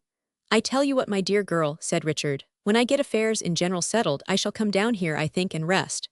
"Would it not be better to rest now?" I asked. "As to resting now," said Richard, "or as to doing anything very definite now, that's not easy. In short, it can't be done, I can't do it at least." "Why not?" said I. "You know why not, Esther. If you were living in an unfinished house, liable to have the roof put on or taken off, to be from top to bottom pulled down or built up, tomorrow, next day, next week, next month, next year, you would find it hard to rest or settle. So do I now, there's no now for us suitors." I could almost have believed in the attraction, on which my poor little wandering friend had expatiated, when I saw again the darkened look of last night. Terrible to think it had in it also a shade of that unfortunate man who had died. "My dear Richard," said I, "this is a bad beginning of our conversation. I knew you would tell me so, Dame Durden. And not I alone, dear Richard. It was not I who cautioned you once never to found a hope or expectation on the family curse." "There you come back to John Jarndyce," said Richard impatiently. "Well, we must approach him sooner or later, for he is the staple of what I have to say, and it's as well at once. My dear Esther, how can you be so blind? Don't you see that he is an interested party, and that it may be very well for him to wish me to know nothing of the suit, and care nothing about it, but that it may not be quite so well for me? Oh, Richard, I remonstrated, is it possible that you can ever have seen him and heard him, that you can ever have lived under his roof and known him, and can yet breathe, even to me in this solitary place where there is no one to hear us, such unworthy suspicions? He reddened deeply, as if his natural generosity felt a pang of reproach. He was silent for a little while before he replied in a subdued voice, Esther, I am sure you know that I am not a mean fellow, and that I have some sense of suspicion and distrust being poor qualities in one of my years. I know it very well, said I am not more sure of anything. That's a dear girl, retorted Richard, and like you, because it gives me comfort. I had need to get some scrap of comfort out of all this business, for it's a bad one at the best, as I have no occasion to tell you. I know perfectly, said I know as well, Richard, what shall I say, as well as you do, that such misconstructions are foreign to your nature, and I know as well as you know what so changes it. Come, sister, come, said Richard a little more gaily, you will be fair with me at all events. If I have the misfortune to be under that influence, so has he. If it has a little twisted me, it may have a little twisted him too. I don't say that he is not an honorable man, out of all this complication and uncertainty, I am sure he is, but it taints everybody. You know it taints everybody. You have heard him say so 50 times, then why should he escape? Because, said I, his is an uncommon character, and he has resolutely kept himself outside the circle, Richard. Oh, because and because, replied Richard in his vivacious way.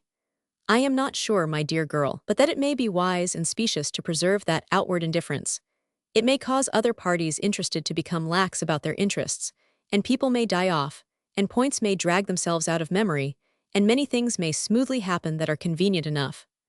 I was so touched with pity for Richard that I could not reproach him any more, even by a look. I remembered my guardian's gentleness towards his errors, and with what perfect freedom from resentment he had spoken of them. Esther, Richard resumed, you are not to suppose that I have come here to make underhanded charges against John Jarndyce. I have only come to justify myself. What I say is, it was all very well and we got on very well while I was a boy, utterly regardless of this same suit.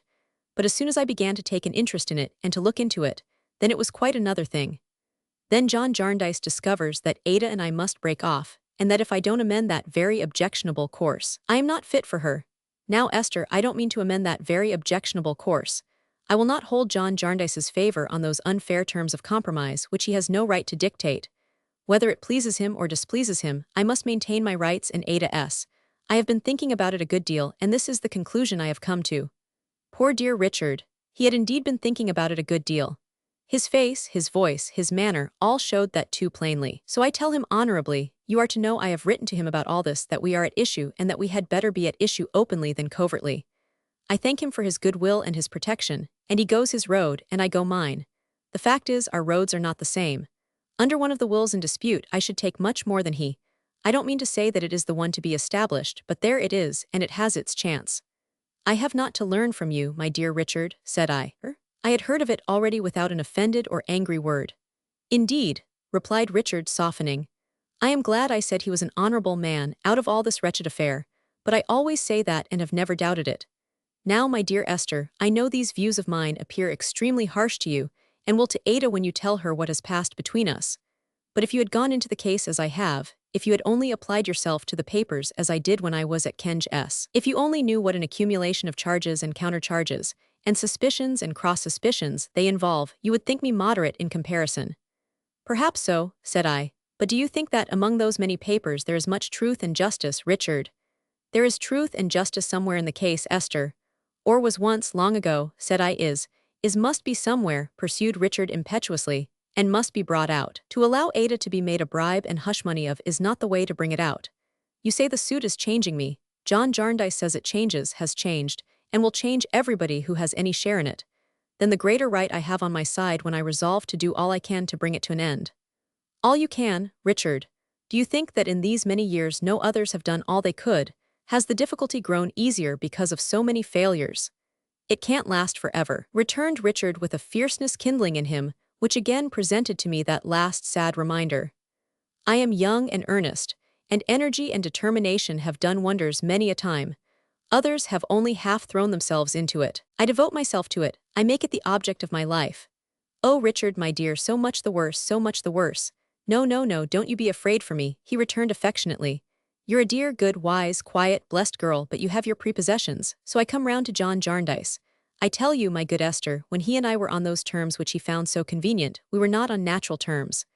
Are division and animosity your natural terms, Richard? No, I don't say that. I mean that all this business puts us on unnatural terms with which natural relations are incompatible. See another reason for urging it on. I may find out when it's over that I have been mistaken in John Jarndyce. My head may be clearer when I am free of it, and I may then agree with what you say today. Very well. Then I shall acknowledge it and make him reparation.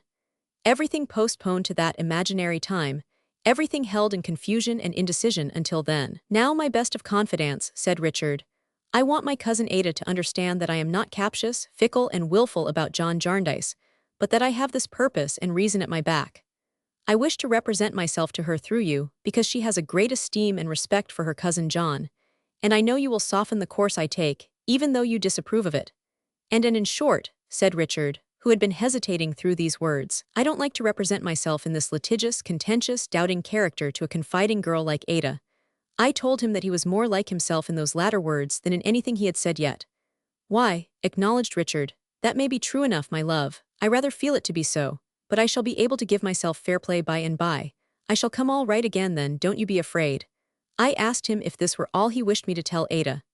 Not quite, said Richard. I am bound not to withhold from her that John Jarndyce answered my letter in his usual manner, addressing me as my dear Rick, trying to argue me out of my opinions, and telling me that they should make no difference in him. All very well, of course, but not altering the case.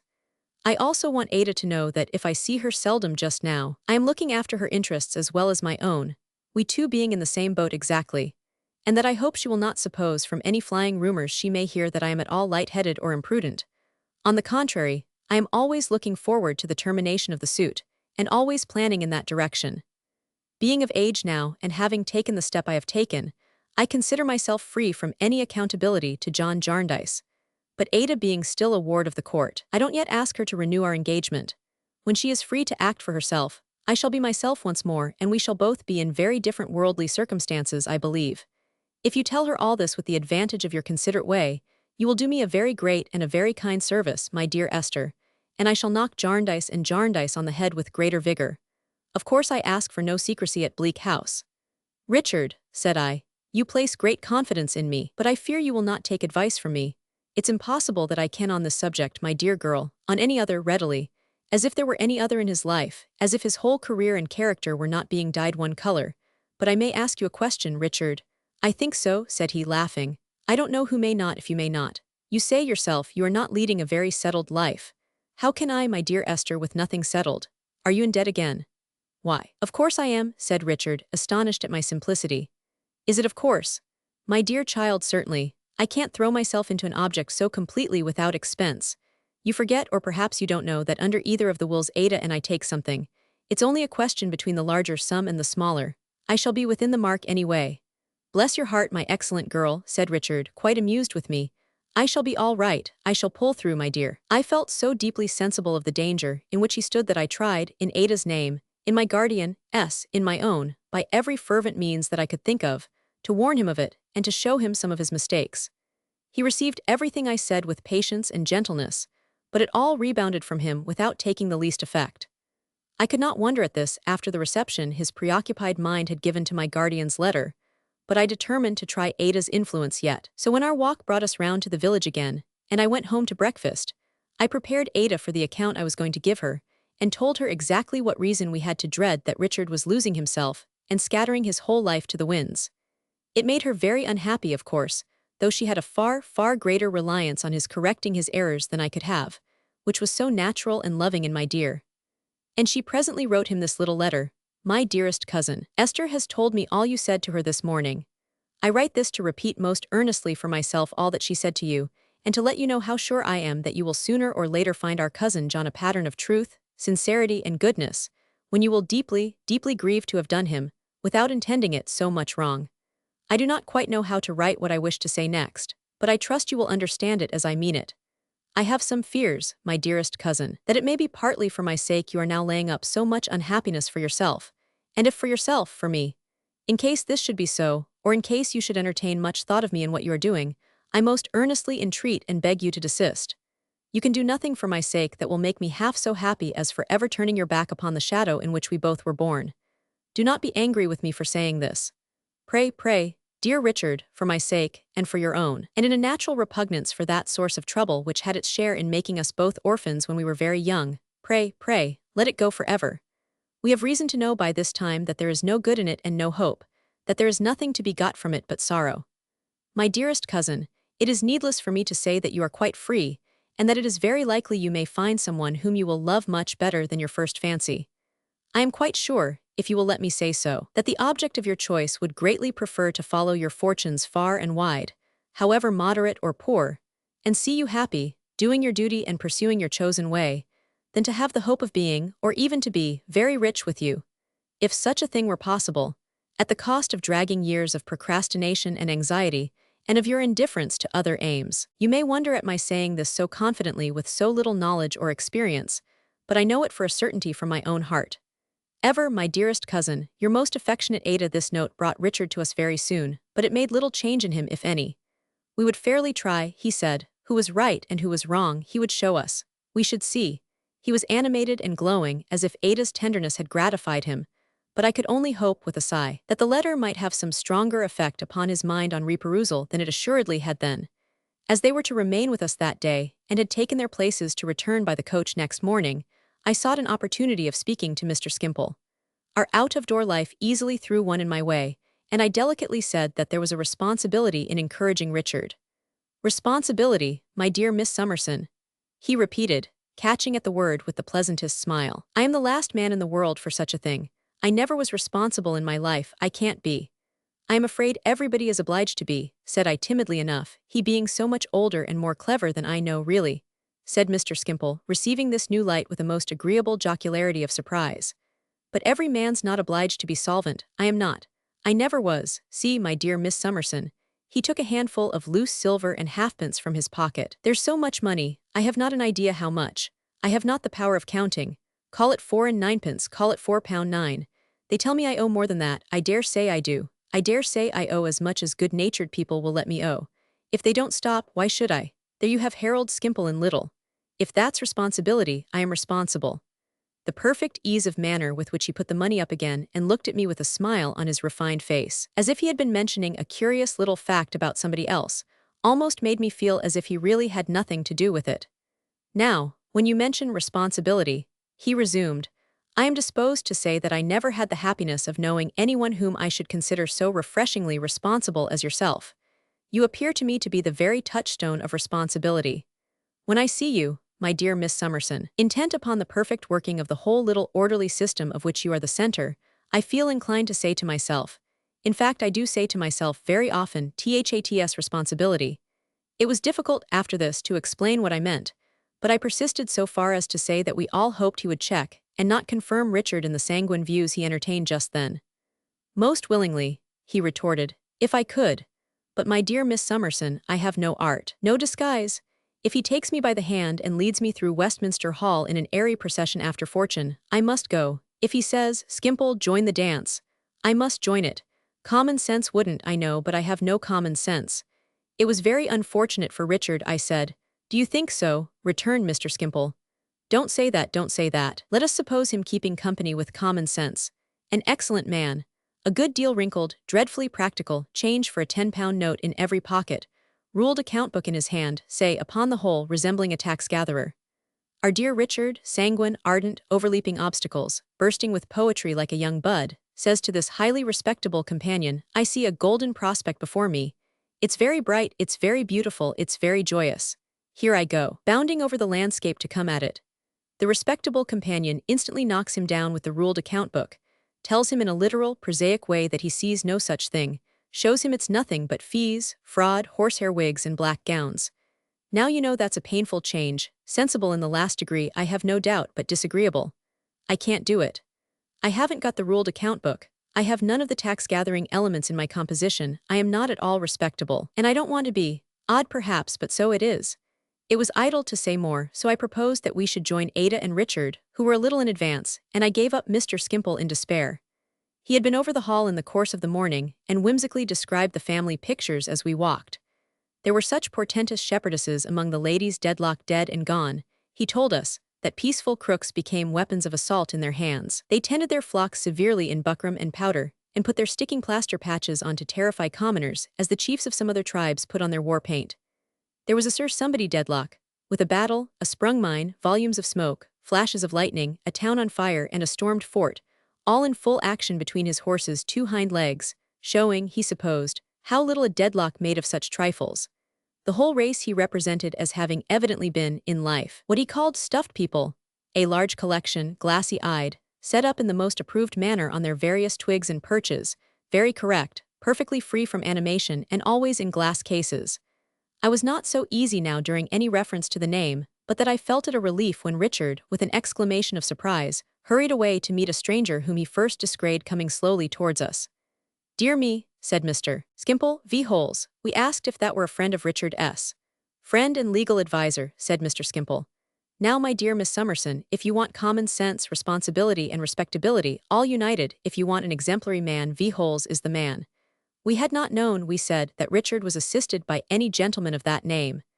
"When he emerged from legal infancy," returned Mr. Skimpole, "he parted from our conversational friend Kenge and took up, I believe, with v. Holes. Indeed, I know he did, because I introduced him to v. Holes." "Had you known him long?" asked Ada. "V. Holes, my dear Miss Clare, I had had that kind of acquaintance with him which I have had with several gentlemen of his profession.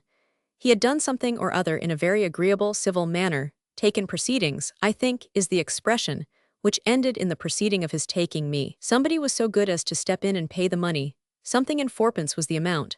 I forget the pounds and shillings, but I know it ended with fourpence, because it struck me at the time as being so odd that I could owe anybody fourpence, and after that I brought them together. V. Holes asked me for the introduction, and I gave it. Now I come to think of it, he looked inquiringly at us with his frankest smile as he made the discovery. V. Holes bribed me, perhaps. He gave me something and called it commission.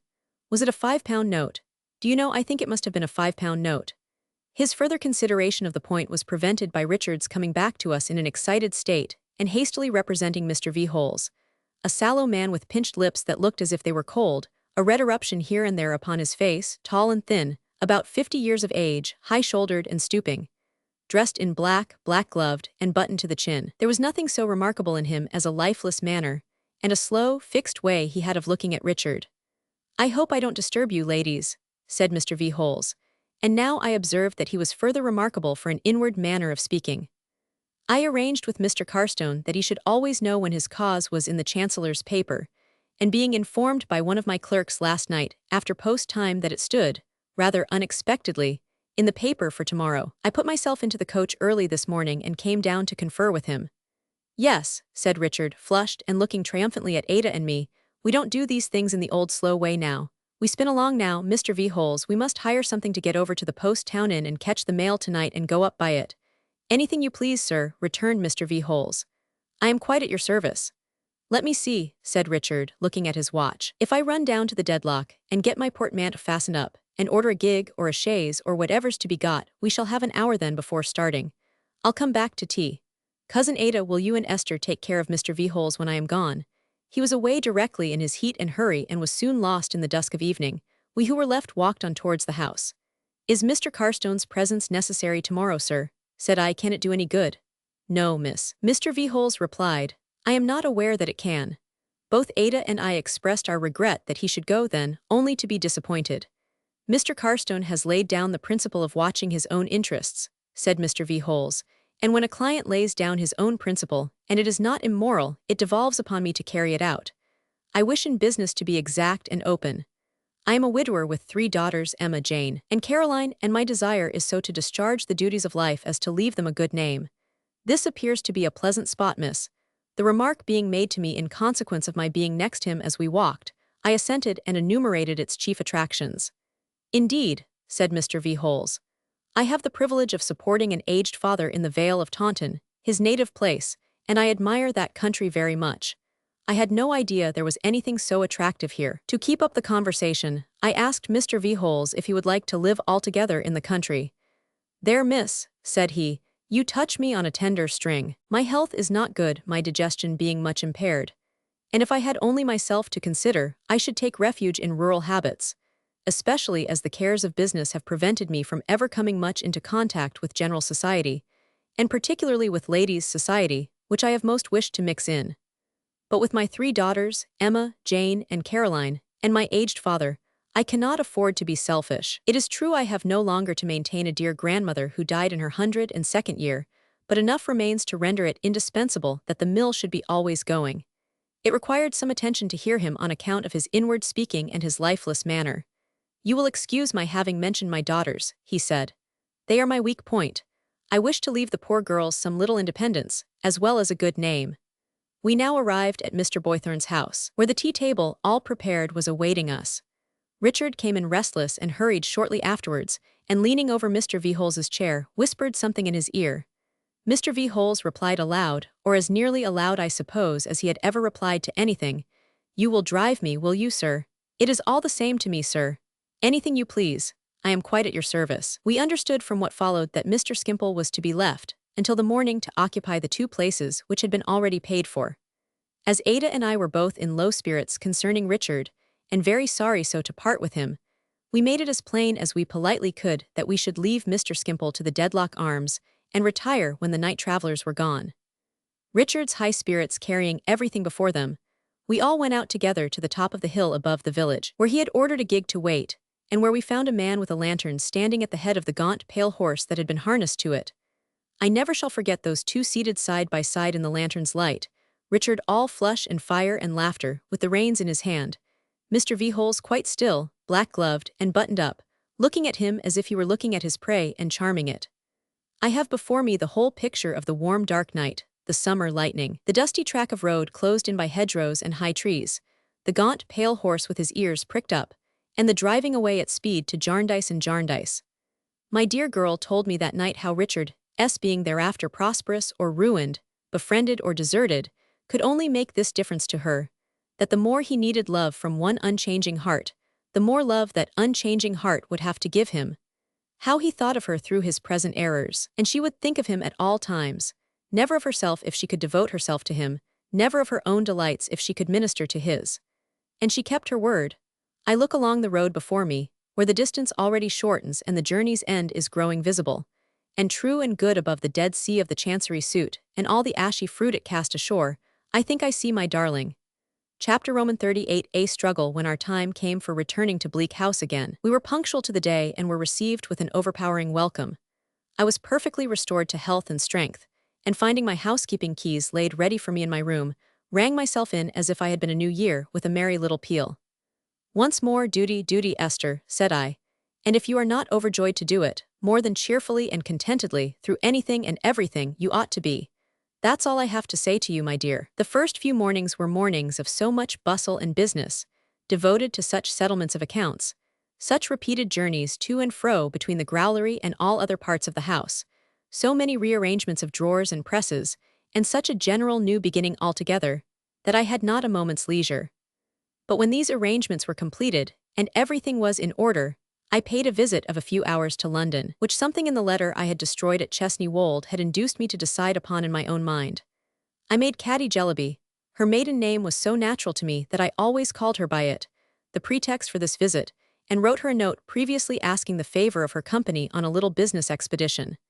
Leaving home very early in the morning, I got to London by stagecoach in such good time that I got to Newman Street with the day before me. Caddy, who had not seen me since her wedding day, was so glad and so affectionate that I was half inclined to fear I should make her husband jealous. But he was, in his way, just as bad, I mean as good, and in short it was the old story, and nobody would leave me any possibility of doing anything meritorious. The elder Mr. Turveydrop was in bed, I found, and Caddy was milling his chocolate. Melancholy little boy who was an apprentice, it seemed such a curious thing to be apprenticed to the trade of dancing, was waiting to carry upstairs. Her father-in-law was extremely kind and considerate, Caddy told me, and they lived most happily together. When she spoke of their living together, she meant that the old gentleman had all the good things and all the good lodging, while she and her husband had what they could get, and were poked into 2 corner rooms over the mews. "And how is your mamma, Caddy?" said I. "Why, I hear of her, Esther," replied Caddy, "through Pa, but I see very little of her. We are good friends, I am glad to say, but Ma thinks there is something absurd in my having married a dancing master, and she is rather afraid of its extending to her. It struck me that if Mrs. Jellyby had discharged her own natural duties and obligations before she swept the horizon with a telescope in search of others, she would have taken the best precautions against becoming absurd. But I need scarcely observe that I kept this to myself. And your papa, Caddy? He comes here every evening, returned Caddy, and is so fond of sitting in the corner there that it's a treat to see him. Looking at the corner, I plainly perceived the mark of Mr. Jellyby's head against the wall. It was consolatory to know that he had found such a resting place for it. And you, Caddy, said I, you are always busy, I'll be bound. Well, my dear, returned Caddy, I am indeed. For to tell you a grand secret, I am qualifying myself to give lessons. Prince's health is not strong, and I want to be able to assist him. What with schools and classes here and private pupils and the apprentices, he really has too much to do, poor fellow. The notion of the apprentices was still so odd to me that I asked Caddy if there were many of them. 4, said Caddy. 1 indoor and 3 out. They are very good children. Only when they get together, they will play, children-like, instead of attending to their work. So the little boy you saw just now waltzes by himself in the empty kitchen, and we distribute the others over the house as well as we can. That is only for their steps, of course, said I. Only for their steps, said Caddy. In that way they practice, so many hours at a time, whatever steps they happen to be upon. They dance in the academy, and at this time of year we do figures at 5 every morning. Why, what a laborious life, I exclaimed. I assure you, my dear, returned Caddy, smiling, when the outdoor apprentices ring us up in the morning, the bell rings into our room, not to disturb old Mr. Turveydrop. And when I put up the window and see them standing on the doorstep with their little pumps under their arms, I am actually reminded of the sweeps. All this presented the art to me in a singular light, to be sure. Caddy enjoyed the effect of her communication, and cheerfully recounted the particulars of her own studies. You see, my dear, to save expense I ought to know something of the piano, and I ought to know something of the kit too, and consequently I have to practice those 2 instruments as well as the details of our profession. If Ma had been like anybody else, I might have had some little musical knowledge to begin upon. However, I hadn't any, and that part of the work is, at first, a little discouraging, I must allow. But I have a very good ear, and I am used to drudgery. I have to thank Ma for that, at all events, and where there's a will there's a way, you know, Esther, the world over. Saying these words, Caddy laughingly sat down at a little jingling square piano and really rattled off a quadrille with great spirit. Then she good-humoredly and blushingly got up again, and while she still laughed herself said, Don't laugh at me, please, that's a dear girl. I would sooner have cried, but I did neither. I encouraged her and praised her with all my heart. For I conscientiously believed, dancing master's wife though she was, and dancing mistress though in her limited ambition she aspired to be, she had struck out a natural, wholesome, loving course of industry and perseverance that was quite as good as a mission. My dear, said Caddy, delighted, you can't think how you cheer me. I shall owe you don't know how much. What changes, Esther, even in my small world. You recollect that first night when I was so unpolite and inky, who would have thought then of my ever teaching people to dance, of all other possibilities and impossibilities. Her husband, who had left us while we had this chat, now coming back, preparatory to exercising the apprentices in the ballroom, Caddy informed me she was quite at my disposal. But it was not my time yet, I was glad to tell her, for I should have been vexed to take her away then. Therefore we 3 adjourned to the apprentices together, and I made one in the dance. The apprentices were the queerest little people. Besides the melancholy boy, who, I hoped, had not been made so by waltzing alone in the empty kitchen, there were 2 other boys and 1 dirty little limp girl in a gauzy dress. Such a precocious little girl, with such a dowdy bonnet on, that too of a gauzy texture, who brought her sandaled shoes in an old threadbare velvet reticule. Such mean little boys, when they were not dancing, with string and marbles and crampons in their pockets, and the most untidy legs and feet, and heels particularly. I asked Caddy what had made their parents choose this profession for them. Caddy said she didn't know. Perhaps they were designed for teachers, perhaps for the stage. They were all people in humble circumstances, and the melancholy boy's mother kept a gingerbeer shop. We danced for an hour with great gravity, the melancholy child doing wonders with his lower extremities, in which there appeared to be some sense of enjoyment though it never rose above his waist. Caddy, while she was observant of her husband and was evidently founded upon him, had acquired a grace and self-possession of her own, which, united to her pretty face and figure, was uncommonly agreeable. She already relieved him of much of the instruction of these young people, and he seldom interfered except to walk his part in the figure if he had anything to do in it. He always played the tune. The affectation of the gauzy child, and her condescension to the boys, was a sight, and thus we danced an hour by the clock. When the practice was concluded, Caddy's husband made himself ready to go out of town to a school, and Caddy ran away to get ready to go out with me. I sat in the ballroom in the interval, contemplating the apprentices. The two outdoor boys went upon the staircase to put on their half-boots and pull the indoor boy's hair, as I judged from the nature of his objections. Returning with their jackets buttoned and their pumps stuck in them, they then produced packets of cold bread and meat and bivouacked under a painted lyre on the wall. The little gauzy child, having whisked her sandals into the reticule and put on a trodden-down pair of shoes, shook her head into the dowdy bonnet at one shake, and answering my inquiry whether she liked dancing by replying, "Not with boys," tied it across her chin and went home contemptuous. "Old Mr. Turveydrop is so sorry," said Caddy, "that he has not finished dressing yet and cannot have the pleasure of seeing you before you go. You are such a favorite of his, Esther." I expressed myself much obliged to him, but did not think it necessary to add that I readily dispensed with this attention. "It takes him a long time to dress," said Caddy, "because he is very much looked up to in such things, you know, and has a reputation to support. You can't think how kind he is to Pa. He talks to Pa of an evening about the Prince Regent, and I never saw Pa so interested." There was something in the picture of Mr. Turveydrop, bestowing his deportment on Mr. Jellyby, that quite took my fancy. I asked Caddy if he brought her papa out much. "No," said Caddy, "I don't know that he does that, but he talks to Pa, and Pa greatly admires him and listens and likes it. Of course I am aware that Pa has hardly any claims to deportment, but they get on together delightfully. You can't think what good companions they make. I never saw Pa take snuff before in my life, but he takes one pinch out of Mr. Turveydrop's box regularly, and keeps putting it to his nose, and taking it away again all the evening. That old Mr. Turveydrop should ever, in the chances and changes of life, have come to the rescue of Mr. Jellyby from Borrioboola appeared to me to be one of the pleasantest of oddities. As to Peepy, said Caddy with a little hesitation, whom I was most afraid of, next to having any family of my own, Esther as an inconvenience to Mr. Turveydrop, the kindness of the old gentleman to that child is beyond everything. He asks to see him, my dear. He lets him take the newspaper up to him in bed. He gives him the crusts of his toast to eat. He sends him on little errands about the house. He tells him to come to me for sixpences. In short, said Caddy cheerily, and not to prose, I am a very fortunate girl and ought to be very grateful.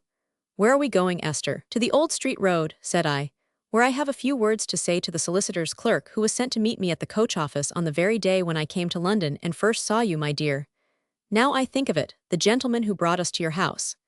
Then, indeed, I seem to be naturally the person to go with you, returned Caddy. To the Old Street Road we went and there inquired at Mrs. Guppy's residence for Mrs. Guppy. Mrs. Guppy, occupying the parlors, and having indeed been visibly in danger of cracking herself like a nut in the front parlor door by peeping out before she was asked for, immediately presented herself and requested us to walk in. She was an old lady in a large cap, with rather a red nose, and rather an unsteady eye, but smiling all over. Her close little sitting room was prepared for a visit, and there was a portrait of her son in it which, I had almost written here, was more like than life. It insisted upon him with such obstinacy and was so determined not to let him off. Not only was the portrait there, but we found the original there too. He was dressed in a great many colors and was discovered at a table reading law papers with his forefinger to his forehead. Miss Summerson, said Mr. Guppy, rising, this is indeed an oasis. Mother, will you be so good as to put a chair for the other lady and get out of the gangway?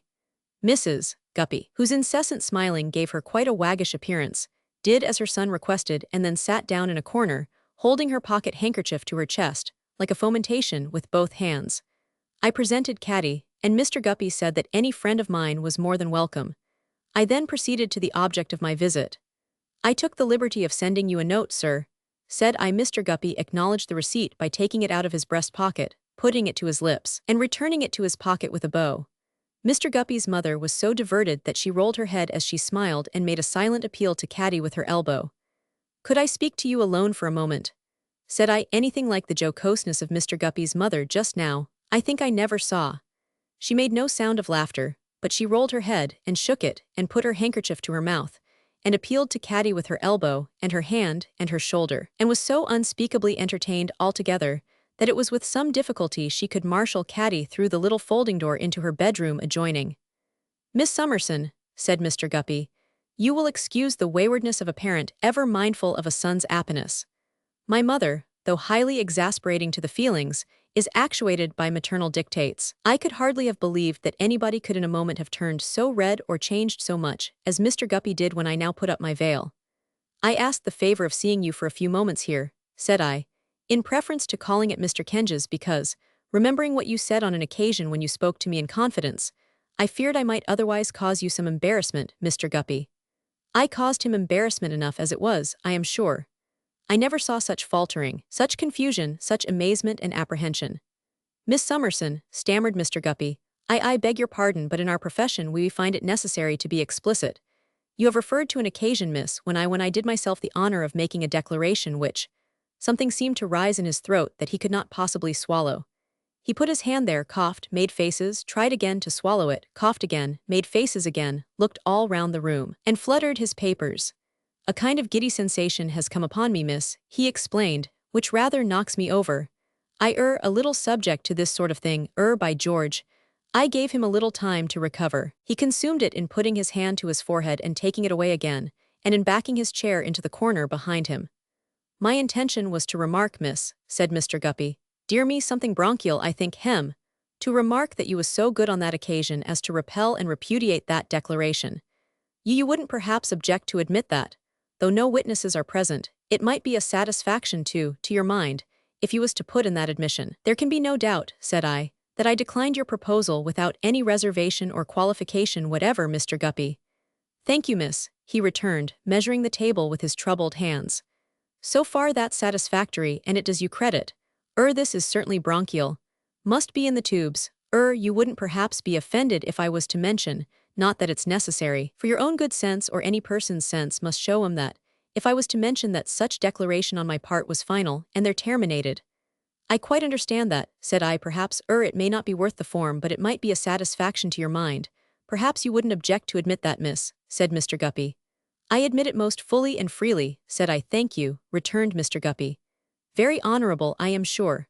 I regret that my arrangements in life, combined with circumstances over which I have no control, will put it out of my power ever to fall back upon that offer or to renew it in any shape or form whatever, but it will ever be a retrospect entwined, with friendship's bowers.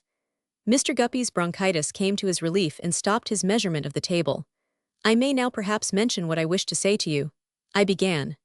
I shall be honored, I am sure, said Mr. Guppy. I am so persuaded that your own good sense and right feeling, miss, will keep you as square as possible, that I can have nothing but pleasure, I am sure, in hearing any observations you may wish to offer.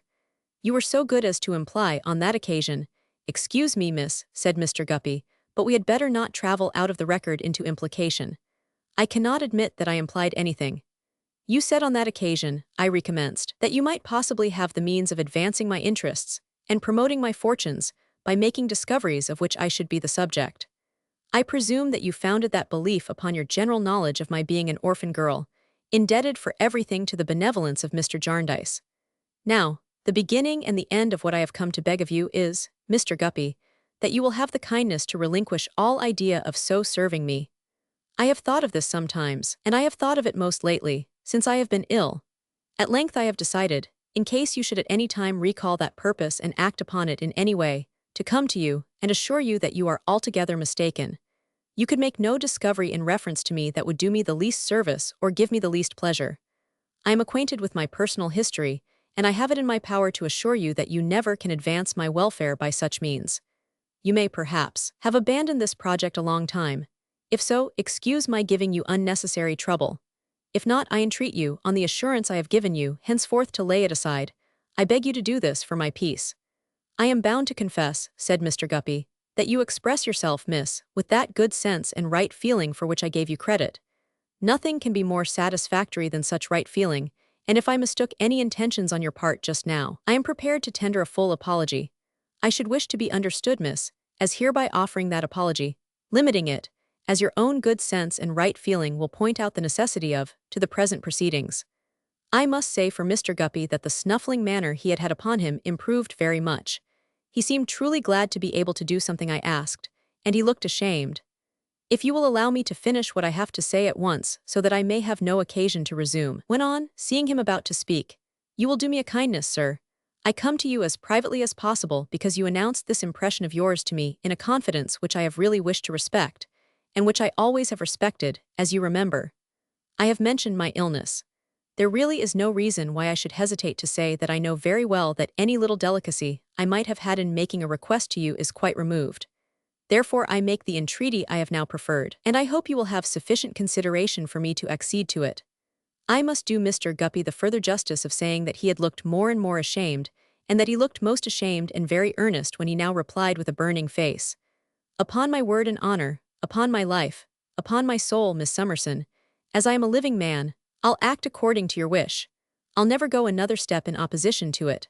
I'll take my oath to it if it will be any satisfaction to you. In what I promise at this present time touching the matters now in question, continued Mr. Guppy rapidly, as if he were repeating a familiar form of words, I speak the truth, the whole truth, and nothing but the truth, so I am quite satisfied, said I, rising at this point, and I thank you very much. Caddy, my dear, I am ready. Mr. Guppy's mother returned with Caddy, now making me the recipient of her silent laughter and her nudges, and we took our leave. Mr. Guppy saw us to the door with the air of one who was either imperfectly awake or walking in his sleep, and we left him there, staring. But in a minute he came after us down the street without any hat, and with his long hair all blown about, and stopped us, saying fervently, Miss Summerson, upon my honor and soul, you may depend upon me. I do, said I, quite confidently. I beg your pardon, miss, said Mr. Guppy, going with one leg and staying with the other, but this lady being present, your own witness, it might be a satisfaction to your mind, which I should wish to set at rest, if you was to repeat those admissions. Well, Caddy, said I, turning to her, perhaps you will not be surprised when I tell you, my dear, that there never has been any engagement.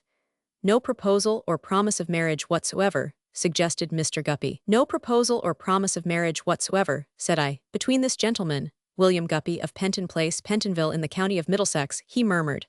Between this gentleman, Mr. William Guppy of Penton Place, Pentonville in the county of Middlesex, and myself. Thank you, miss, said Mr. Guppy. Very full, excuse me, lady's name, Christian and surname both. I gave them. Married woman, I believe, said Mr. Guppy. Married woman, thank you. Formerly Caroline Jellaby, spinster, then of Thavies Inn within the city of London, but extra-parochial. Now of Newman Street, Oxford Street. Much obliged. He ran home and came running back again. Touching that matter, you know, I really and truly am very sorry that my arrangements in life, combined with circumstances over which I have no control, should prevent a renewal of what was wholly terminated some time back, said Mr. Guppy to me forlornly and despondently. But it couldn't be, now could it, you know, I only put it to you. I replied it certainly could not. The subject did not admit of a doubt. He thanked me and ran to his mother again and back again. It's very honorable of you, miss, I am sure, said Mr. Guppy. If an altar could be erected in the bowers of friendship, but upon my soul, you may rely upon me in every respect save and except the tender passion only. The struggle in Mr. Guppy's breast, and the numerous oscillations it occasioned him between his mother's door and us, were sufficiently conspicuous in the windy street, particularly as his hair wanted cutting to make us hurry away. I did so with a lightened heart, but when we last looked back, Mr. Guppy was still oscillating in the same troubled state of mind. Chapter Roman 39 Attorney and client the name of Mr. V. Holes, preceded by the legend ground floor, is inscribed upon a doorpost in Symonds Inn, Chancery Lane. A little, pale, wall-eyed, woebegone inn like a large dust-bin of 2 compartments and a sifter. It looks as if Symond were a sparing man in his way, and constructed his inn of old building materials which took kindly to the dry rot, and to dirt, and all things decaying and dismal, and perpetuated Symond's memory with congenial shabbiness. Quartered in this dingy hatchment commemorative of Symond are the legal bearings of Mr. V. Holes. Mr. V. Holes's office, in disposition retiring and in situation retired, is squeezed up in a corner and blinks at a dead wall. 3 feet of knotty-floored dark passage bring the client to Mr. V. Holes's jet-black door, in an angle profoundly dark on the brightest midsummer morning, and encumbered by a black bulkhead of cellarage staircase, against which belated civilians generally strike their brows. Mr. V. Holes's chambers are on so small a scale that one clerk can open the door without getting off his stool, while the other who elbows him at the same desk has equal facilities for poking the fire. A smell as of unwholesome sheep blending with the smell of must and dust is referable to the nightly, and often daily, consumption of mutton fat in candles, and to the fretting of parchment forms and skins in greasy drawers. The atmosphere is otherwise stale and close. The place was last painted or whitewashed beyond the memory of man, and the 2 chimneys smoke, and there is a loose outer surface of soot everywhere, and the dull cracked windows in their heavy frames have but one piece of character in them, which is a determination to be always dirty and always shut unless coerced. This accounts for the phenomenon of the weaker of the 2, usually having a bundle of firewood thrust between its jaws in hot weather. Mr. V. Holes is a very respectable man. He has not a large business, but he is a very respectable man. He is allowed by the greater attorneys who have made good fortunes or are making them to be a most respectable man. He never misses a chance in his practice, which is a mark of respectability. He never takes any pleasure, which is another mark of respectability. He is reserved and serious, which is another mark of respectability. His digestion is impaired, which is highly respectable. And he is making hay of the grass, which is flesh, for his 3 daughters, and his father is dependent on him in the Vale of Taunton. The one great principle of the English law is to make business for itself. There is no other principle distinctly, certainly, and consistently maintained through all its narrow turnings. Viewed by this light, it becomes a coherent scheme, and not the monstrous maze the laity are apt to think it.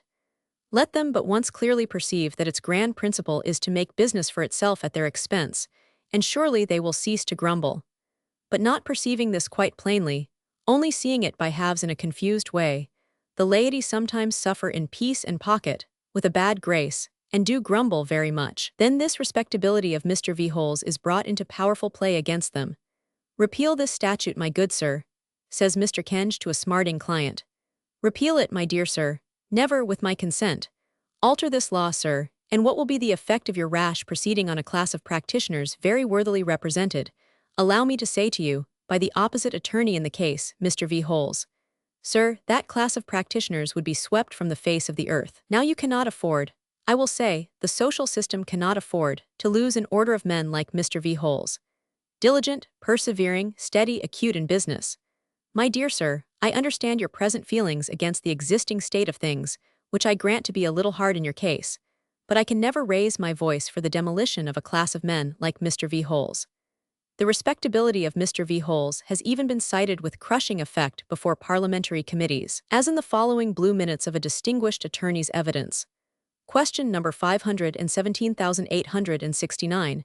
If I understand you, these forms of practice indisputably occasion delay. Answer: yes, some delay, question, and great expense. Answer: most assuredly they cannot be gone through for nothing. Question: and unspeakable vexation. Answer: I am not prepared to say that. They have never given me any vexation, quite the contrary. Question: but you think that their abolition would damage a class of practitioners? Answer: I have no doubt of it. Question: can you instance any type of that class? Answer: yes, I would unhesitatingly mention Mr. V. Holes. He would be ruined.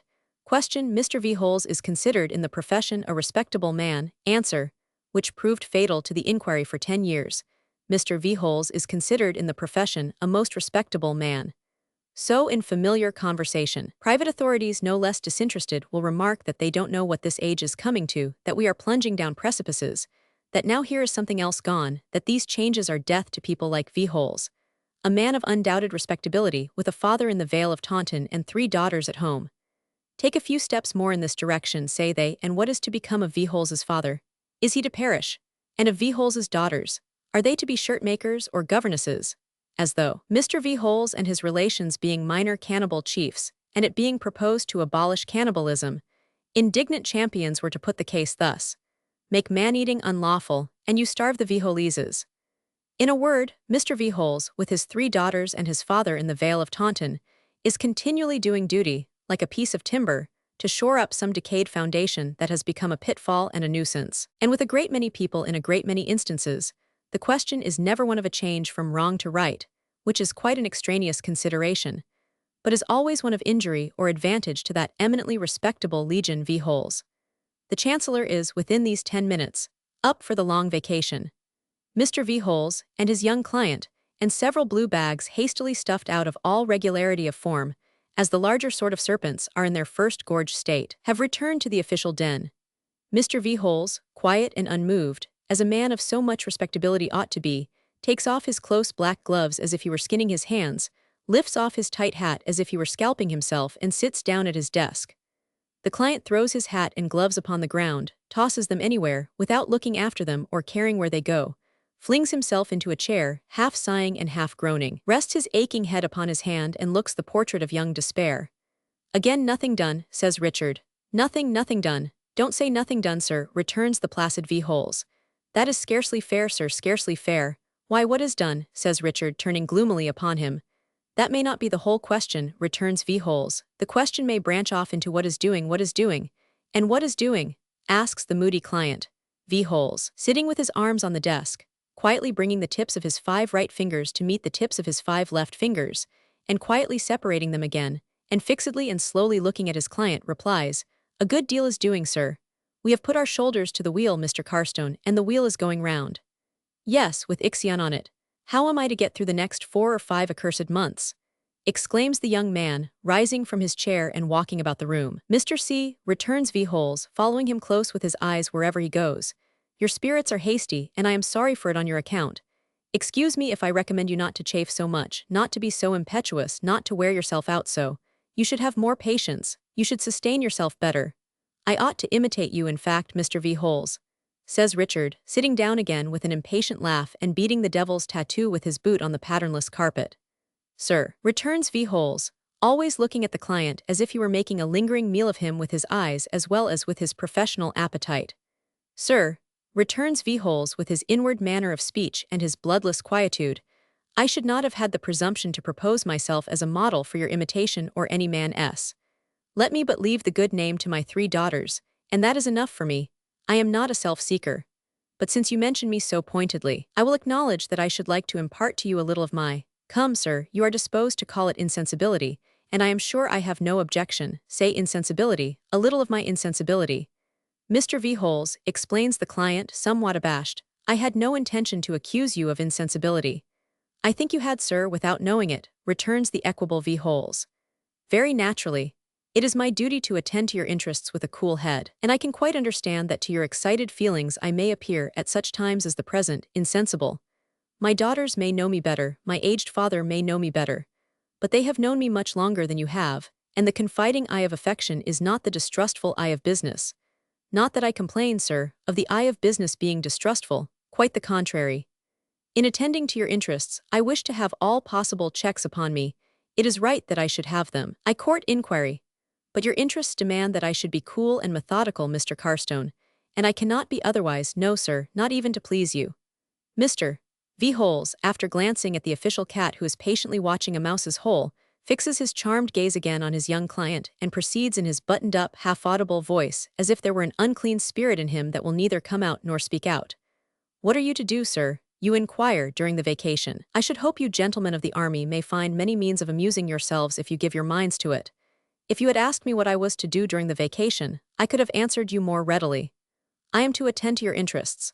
I am to be found here, day by day, attending to your interests. That is my duty, Mr. C., and term time or vacation makes no difference to me. If you wish to consult me as to your interests, you will find me here at all times alike. Other professional men go out of town. I don't. Not that I blame them for going, I merely say I don't go. This desk is your rock, sir." Mr. V. Holes gives it a rap and it sounds as hollow as a coffin. Not to Richard, though. There is encouragement in the sound to him. Perhaps Mr. V. Holes knows there is. "I am perfectly aware, Mr. V. Holes," says Richard, more familiarly and good-humoredly, "that you are the most reliable fellow in the world, and that to have to do with you is to have to do with a man of business who is not to be hoodwinked. But put yourself in my case, dragging on this dislocated life, sinking deeper and deeper into difficulty every day, continually hoping and continually disappointed, conscious of change upon change for the worse in myself, and of no change for the better in anything else, and you will find it a dark-looking case sometimes as I do." "You know," says Mr. V. Holes, "that I never give hopes, sir. I told you from the first, Mr. C., that I never give hopes. Particularly in a case like this, where the greater part of the costs comes out of the estate, I should not be considerate of my good name if I gave hopes. It might seem as if costs were my object. Still, when you say there is no change for the better, I must, as a bare matter of fact, deny that." "Aye," returns Richard, brightening, "but how do you make it out? Mr. Carstone, you are represented by, you said just now, a rock." "Yes, sir," says Mr. V. Holes, gently shaking his head and rapping the hollow desk with a sound as if ashes were falling on ashes and dust on dust. "A rock, that's something. You are separately represented and no longer hidden and lost in the interests of others. That's something. The suit does not sleep, we wake it up. We air it, we walk it about. That's something. It's not all Jarndyce in fact as well as in name, that's something. Nobody has it all his own way now, sir. And that's something, surely." Richard, his face flushing suddenly, strikes the desk with his clenched hand. Mr. V. Holes, "If any man had told me when I first went to John Jarndyce's house that he was anything but the disinterested friend he seemed, that he was what he has gradually turned out to be, I could have found no words strong enough to repel the slander. I could not have defended him too ardently. So little did I know of the world.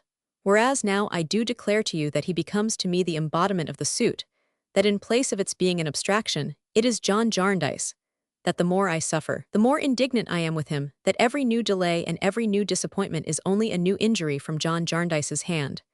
No, no, says V. Holes. Don't say so, we ought to have patience, all of us. Besides, I never disparage, sir, I never disparage. Mr. V. Holes, returns the angry client. You know as well as I that he would have strangled the suit if he could. He was not active in it, Mr. V. Holes admits with an appearance of reluctance. He certainly was not active in it. But however, he might have had amiable intentions. Who can read the heart, Mr. C? You can, returns Richard. I, Mr. C. Well enough to know what his intentions were, are or are not our interests conflicting. Tell me that, says Richard, accompanying his last 3 words with 3 raps on his rock of trust. Mr. C, returns V. Holes, immovable in attitude and never winking his hungry eyes. I should be wanting in my duty as your professional adviser, I should be departing from my fidelity to your interests, if I represented those interests as identical with the interests of Mr. Jarndyce. They are no such thing, sir. I never impute motives. I both have and am a father, and I never impute motives. But I must not shrink from a professional duty, even if it sows dissensions in families. I understand you to be now consulting me professionally as to your interests. You are so. I reply then, they are not identical with those of Mr. Jarndyce. Of course they are not, cries Richard. You found that out long ago. Mr. C, returns V. Holes, I wish to say no more of any third party than is necessary.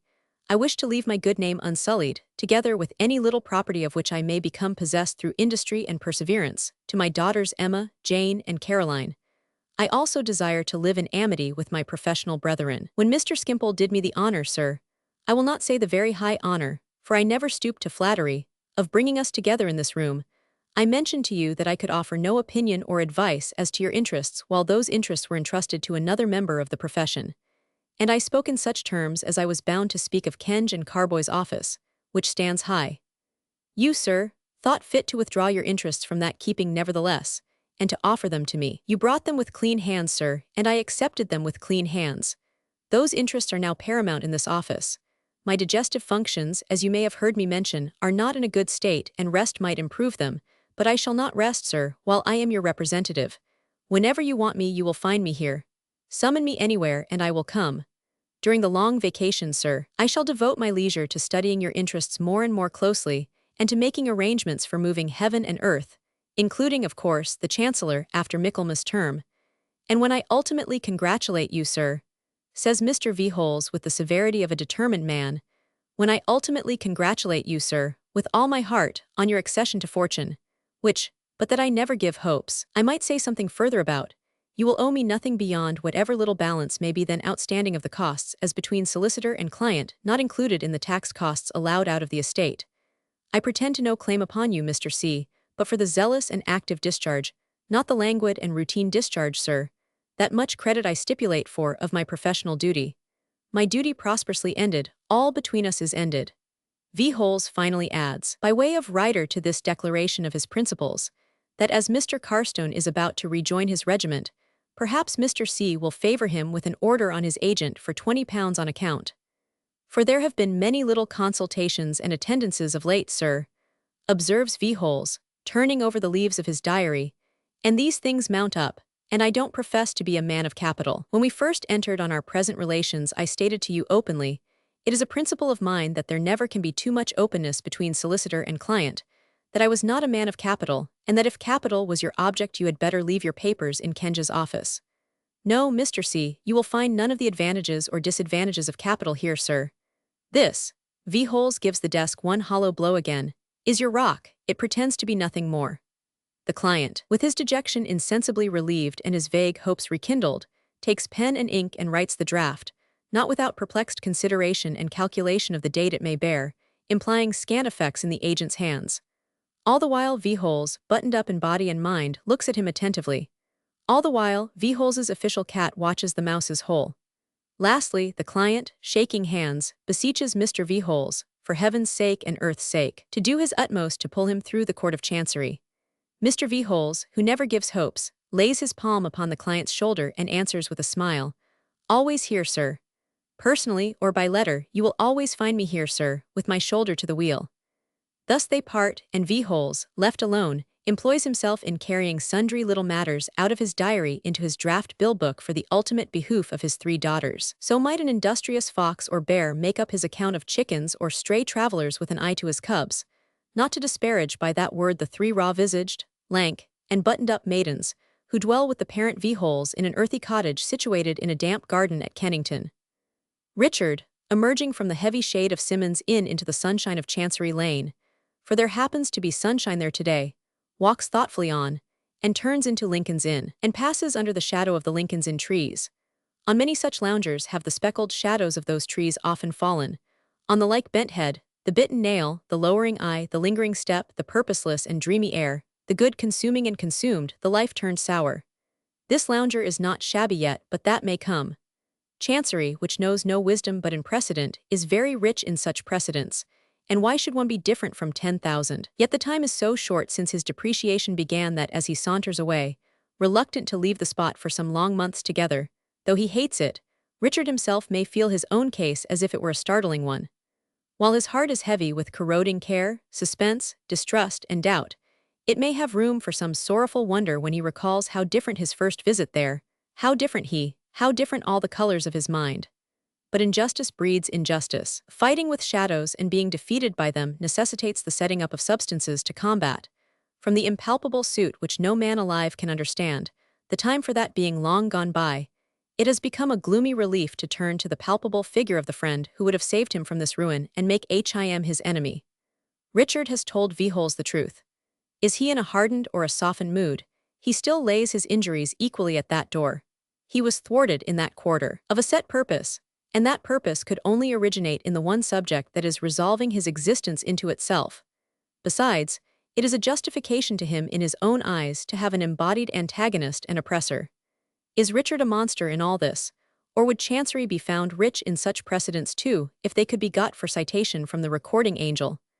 2 pairs of eyes not unused to such people look after him, as, biting his nails and brooding, he crosses the square and is swallowed up by the shadow of the southern gateway. Mr. Guppy and Mr. Weevil are the possessors of those eyes, and they have been leaning in conversation against the low stone parapet under the trees. He passes close by them, seeing nothing but the ground.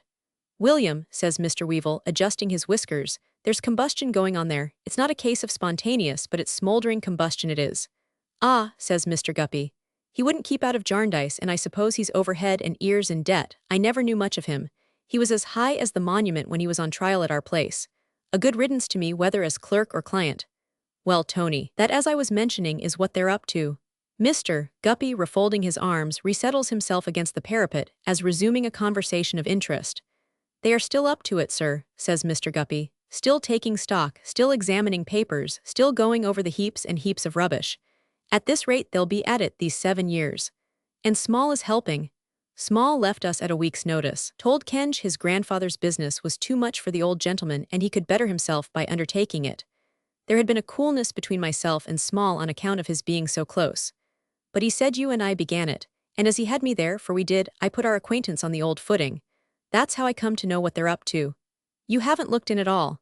"Tony," says Mr. Guppy, a little disconcerted, "to be unreserved with you, I don't greatly relish the house, except in your company, and therefore I have not. And therefore I proposed this little appointment for our fetching away your things. There goes the hour by the clock. Tony, Mr. Guppy becomes mysteriously and tenderly eloquent. "It is necessary that I should impress upon your mind once more that circumstances over which I have no control have made a melancholy alteration in my most cherished plans, and in that unrequited image which I formerly mentioned to you as a friend. That image is shattered, and that idol is laid low. My only wish now in connection with the objects which I had an idea of carrying out in the court with your aid as a friend, is to let him alone and bury him in oblivion. Do you think it possible? Do you think it at all likely? I put it to you, Tony, as a friend, from your knowledge of that capricious and deep old character who fell a prey to the spontaneous element, do you, Tony, think it at all likely that on second thoughts he put those letters away anywhere, after you saw him alive, and that they were not destroyed that night?" Mr. Weevil reflects for some time, shakes his head, decidedly thinks not. "Tony," says Mr. Guppy as they walk towards the court, "once again understand me as a friend. Without entering into further explanations, I may repeat that the idol is down. I have no purpose to serve now but burial in oblivion. To that I have pledged myself. I owe it to myself, and I owe it to the shattered image, as also to the circumstances over which I have no control. If you was to express to me by a gesture, by a wink, that you saw lying anywhere in your late lodgings any papers that so much as looked like the papers in question, I would pitch them into the fire, sir, on my own responsibility. Mr. Weevil nods. Mr. Guppy, much elevated in his own opinion by having delivered these observations, with an air in part forensic and in part romantic, this gentleman having a passion for conducting anything in the form of an examination, or delivering anything in the form of a summing up or a speech, accompanies his friend with dignity to the court. Never since it has been a court has it had such a fortunatus purse of gossip as in the proceedings at the rag and bottle shop. Regularly, every morning at 8, is the elder Mr. Smallweed brought down to the corner and carried in, accompanied by Mrs. Smallweed, Judy, and Bart, and regularly all day do they all remain there until 9 at night, solaced by gypsy dinners, not abundant in quantity, from the cook's shop, rummaging and searching, digging, delving, and diving among the treasures of the late lamented.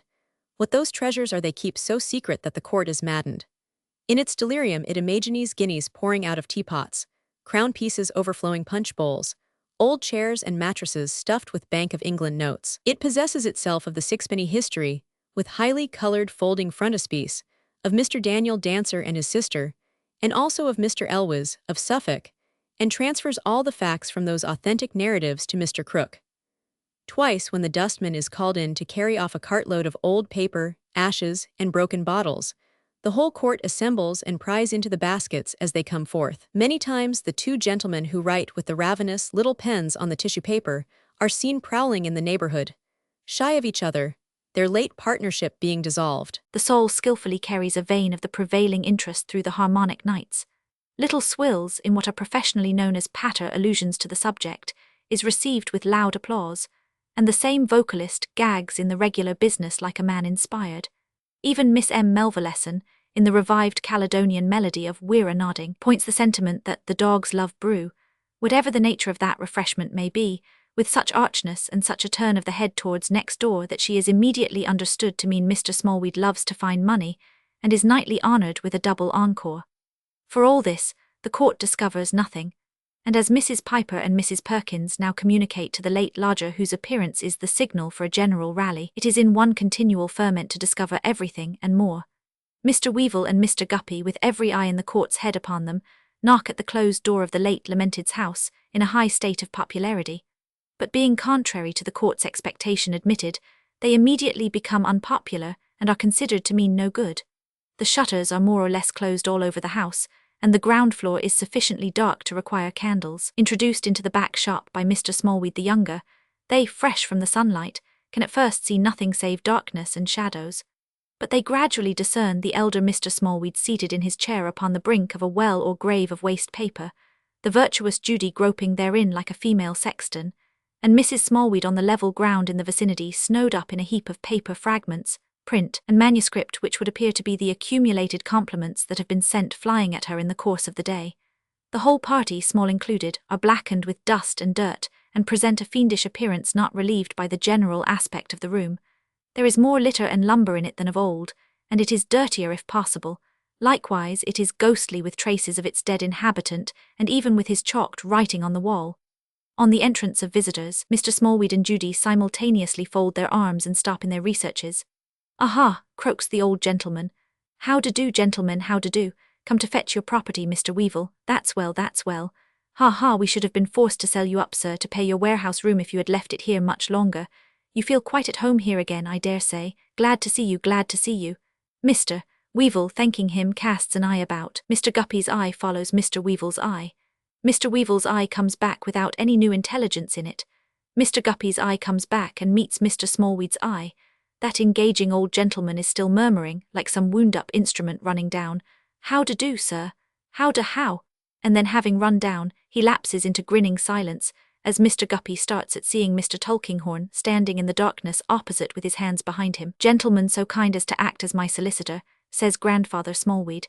"I am not the sort of client for a gentleman of such note, but he is so good." Mr. Guppy, slightly nudging his friend to take another look, makes a shuffling bow to Mr. Tulkinghorn, who returns it with an easy nod. Mr. Tulkinghorn is looking on as if he had nothing else to do and were rather amused by the novelty. A good deal of property here, sir, I should say, Mr. Guppy observes to Mr. Smallweed. Principally rags and rubbish, my dear friend, rags and rubbish. Me and Bart and my granddaughter Judy are endeavouring to make out an inventory of what's worth anything to sell. But we haven't come to much as yet. We haven't come to Mr. Smallweed has run down again, while Mr. Weevle's eye, attended by Mr. Guppy's eye, has again gone round the room and come back. Well, sir, says Mr. Weevle, we won't intrude any longer if you'll allow us to go upstairs. Anywhere, my dear sir, anywhere. You're at home, make yourself so, pray. As they go upstairs, Mr. Guppy lifts his eyebrows inquiringly and looks at Tony. Tony shakes his head. They find the old room very dull and dismal, with the ashes of the fire that was burning on that memorable night yet in the discoloured grate. They have a great disinclination to touch any object, and carefully blow the dust from it first, nor are they desirous to prolong their visit, packing the few movables with all possible speed and never speaking above a whisper. Look here, says Tony, recoiling. Here est that horrible cat coming in. Mr. Guppy retreats behind a chair. Small told me of her. She went leaping and bounding and tearing about that night like a dragon, and got out on the housetop and roamed about up there for a fortnight, and then came tumbling down the chimney very thin. Did you ever see such a brute? Looks as if she knew all about it, don't she? Almost looks as if she was crook. Shoo-hoo, get out, you goblin. Lady Jane in the doorway with her tiger snarl from ear to ear and her club of a tail shows no intention of obeying, but Mr. Tulkinghorn stumbling over her, she spits at his rusty legs and swearing wrathfully takes her arched back upstairs, possibly to roam the housetops again and return by the chimney. Mr. Guppy, says Mr. Tulkinghorn, could I have a word with you? Mr. Guppy is engaged in collecting the Galaxy Gallery of British Beauty from the wall and depositing those works of art in their old ignoble bandbox. Sir, he returns reddening, I wish to act with courtesy towards every member of the profession, and especially, I am sure, towards a member of it so well known as yourself. I will truly add, sir, so distinguished as yourself. Still, Mr. Tulkinghorn, sir, I must stipulate that if you have any word with me, that word is spoken in the presence of my friend. Oh, indeed, says Mr. Tulkinghorn. Yes, sir, my reasons are not of a personal nature at all, but they are amply sufficient for myself. No doubt, no doubt. Mr. Tulkinghorn is as imperturbable as the hearthstone to which he has quietly walked.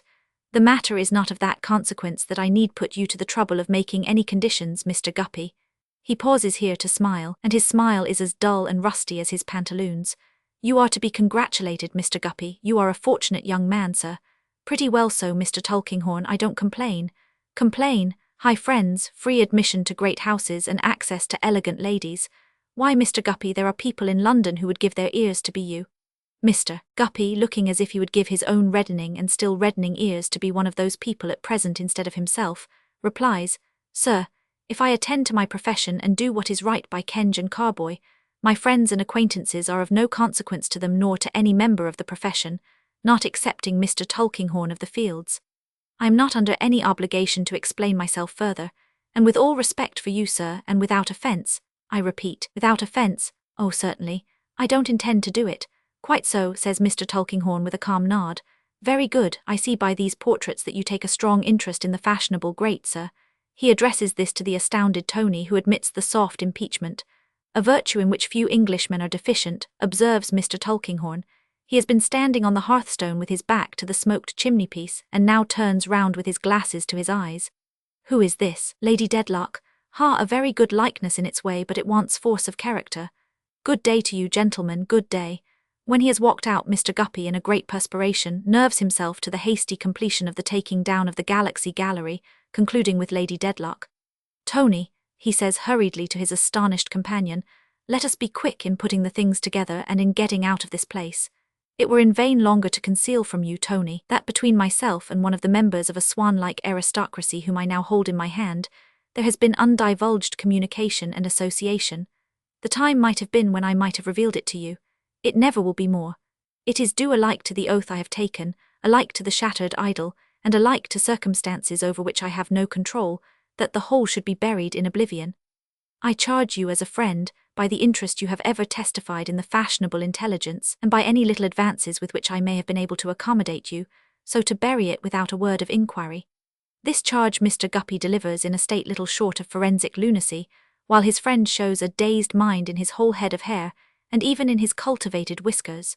Chapter XL National and domestic England has been in a dreadful state for some weeks. Lord Coodle would go out, Sir Thomas Doodle wouldn't come in, and there being nobody in Great Britain to speak of, except Coodle and Doodle, there has been no government. It is a mercy that the hostile meeting between those two great men, which at one time seemed inevitable, did not come off, because if both pistols had taken effect, and Coodle and Doodle had killed each other, it is to be presumed that England must have waited to be governed until young Coodle and young Doodle, now in frocks and long stockings, were grown up. This stupendous national calamity, however, was averted by Lord Coodle, making the timely discovery that if in the heat of debate he had said that he scorned and despised the whole ignoble career of Sir Thomas Doodle, he had merely meant to say that party differences should never induce him to withhold from it the tribute of his warmest admiration, while it has opportunely turned out, on the other hand, that Sir Thomas Doodle had in his own bosom expressly booked Lord Coodle to go down to posterity as the mirror of virtue and honour. Still, England has been some weeks in the dismal strait of having no pilot, as was well observed by Sir Leicester Dedlock, to weather the storm, and the marvellous part of the matter is that England has not appeared to care very much about it, but has gone on eating and drinking and marrying, and giving in marriage as the old world did in the days before the flood. But Coodle knew the danger, and Doodle knew the danger, and all their followers and hangers-on had the clearest possible perception of the danger. At last Sir Thomas Doodle has not only condescended to come in, but has done it handsomely, bringing in with him all his nephews, all his male cousins and all his brothers-in-law. So there is hope for the old ship yet. Doodle has found that he must throw himself upon the country, chiefly in the form of sovereigns and beer. In this metamorphosed state, he is available in a good many places simultaneously, and can throw himself upon a considerable portion of the country at one time, Britannia being much occupied in pocketing Doodle in the form of sovereigns, and swallowing Doodle in the form of beer, and in swearing herself black in the face that she does neither, plainly to the advancement of her glory and morality.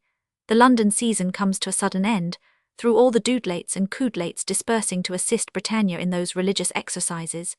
Hence Mrs. Rouncewell, housekeeper at Chesney Wold, foresees, though no instructions have yet come down, that the family may shortly be expected, together with a pretty large accession of cousins and others who can in any way assist the great constitutional work.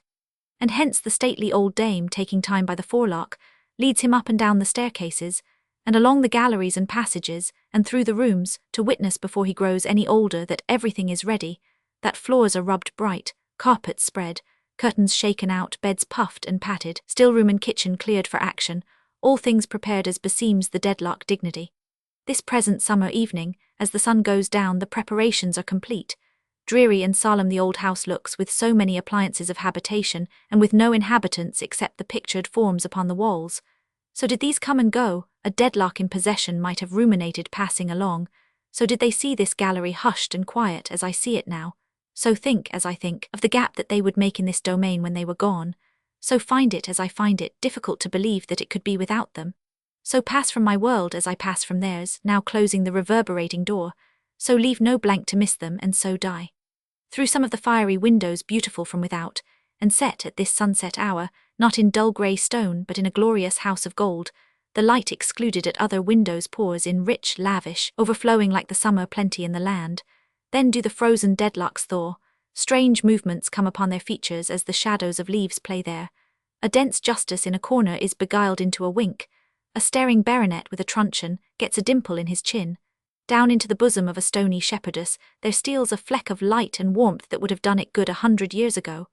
One ancestress of Volumnia in high-heeled shoes, very like her, casting the shadow of that virgin event before her full 2 centuries, shoots out into a halo and becomes a saint. A maid of honour of the court of Charles II, with large round eyes and other charms to correspond, seems to bathe in glowing water and it ripples as it glows. But the fire of the sun is dying. Even now the floor is dusky, and shadow slowly mounts the walls, bringing the Dedlocks down like age and death.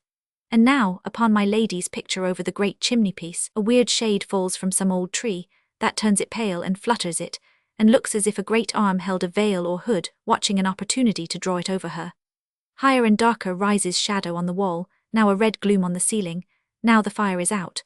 All that prospect which from the terrace looks so near, has moved solemnly away and changed, not the first nor the last of beautiful things that look so near and will so change, into a distant phantom. Light mists arise and the dew falls, and all the sweet scents in the garden are heavy in the air. Now the woods settle into great masses as if they were each one profound tree, and now the moon rises to separate them, and to glimmer here and there in horizontal lines behind their stems, and to make the avenue a pavement of light among high cathedral arches fantastically broken. Now the moon is high, and the great house, needing habitation more than ever, is like a body without life. Now it is even awful, stealing through it, to think of the live people who have slept in the solitary bedrooms, to say nothing of the dead.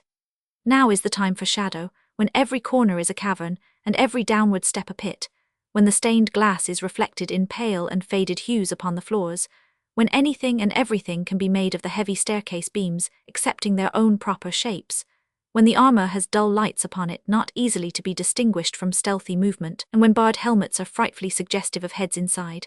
But of all the shadows in Chesney Wold, the shadow in the long drawing-room upon my lady's picture is the first to come, the last to be disturbed. At this hour and by this light it changes into threatening hands raised up and menacing the handsome face with every breath that stirs. "She is not well, ma'am," says a groom in Mrs. Rouncewell's audience chamber. "My lady not well, what's the matter?" "Why, my lady has been but poorly, ma'am, since she was last here. I don't mean with the family, ma'am, but when she was here as a bird of passage like. My lady has not been out much for her, and has kept her room a good deal." "Chesney Wold, Thomas," rejoins the housekeeper with proud complacency, "will set my lady up. There is no finer air and no healthier soil in the world. Thomas may have his own personal opinions on this subject, probably hints them in his manner of smoothing his sleek head from the nape of his neck to his temples, but he forbears to express them further, and retires to the servants' hall to regale on cold meat pie and ale. This groom is the pilot fish before the nobler shark. Next evening, down come Sir Leicester and my lady with their largest retinue, and down come the cousins and others from all the points of the compass. Thenceforth for some weeks backward and forward rush mysterious men with no names, who fly about all those particular parts of the country on which Doodle is at present throwing himself in an auriferous and malty shower, but who are merely persons of a restless disposition, and never do anything anywhere. On these national occasions Sir Leicester finds the cousins useful. A better man than the Honourable Bob Stables to meet the hunt at dinner there could not possibly be.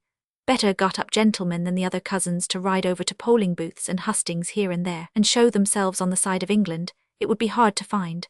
Volumnia is a little dim, but she is of the true descent, and there are many who appreciate her sprightly conversation, her French conundrums so old as to have become in the cycles of time almost new again, the honour of taking the fair Dedlock in to dinner, or even the privilege of her hand in the dance. On these national occasions dancing may be a patriotic service, and Volumnia is constantly seen hopping about for the good of an ungrateful and unpensioning country. My lady takes no great pains to entertain the numerous guests, and being still unwell, rarely appears until late in the day.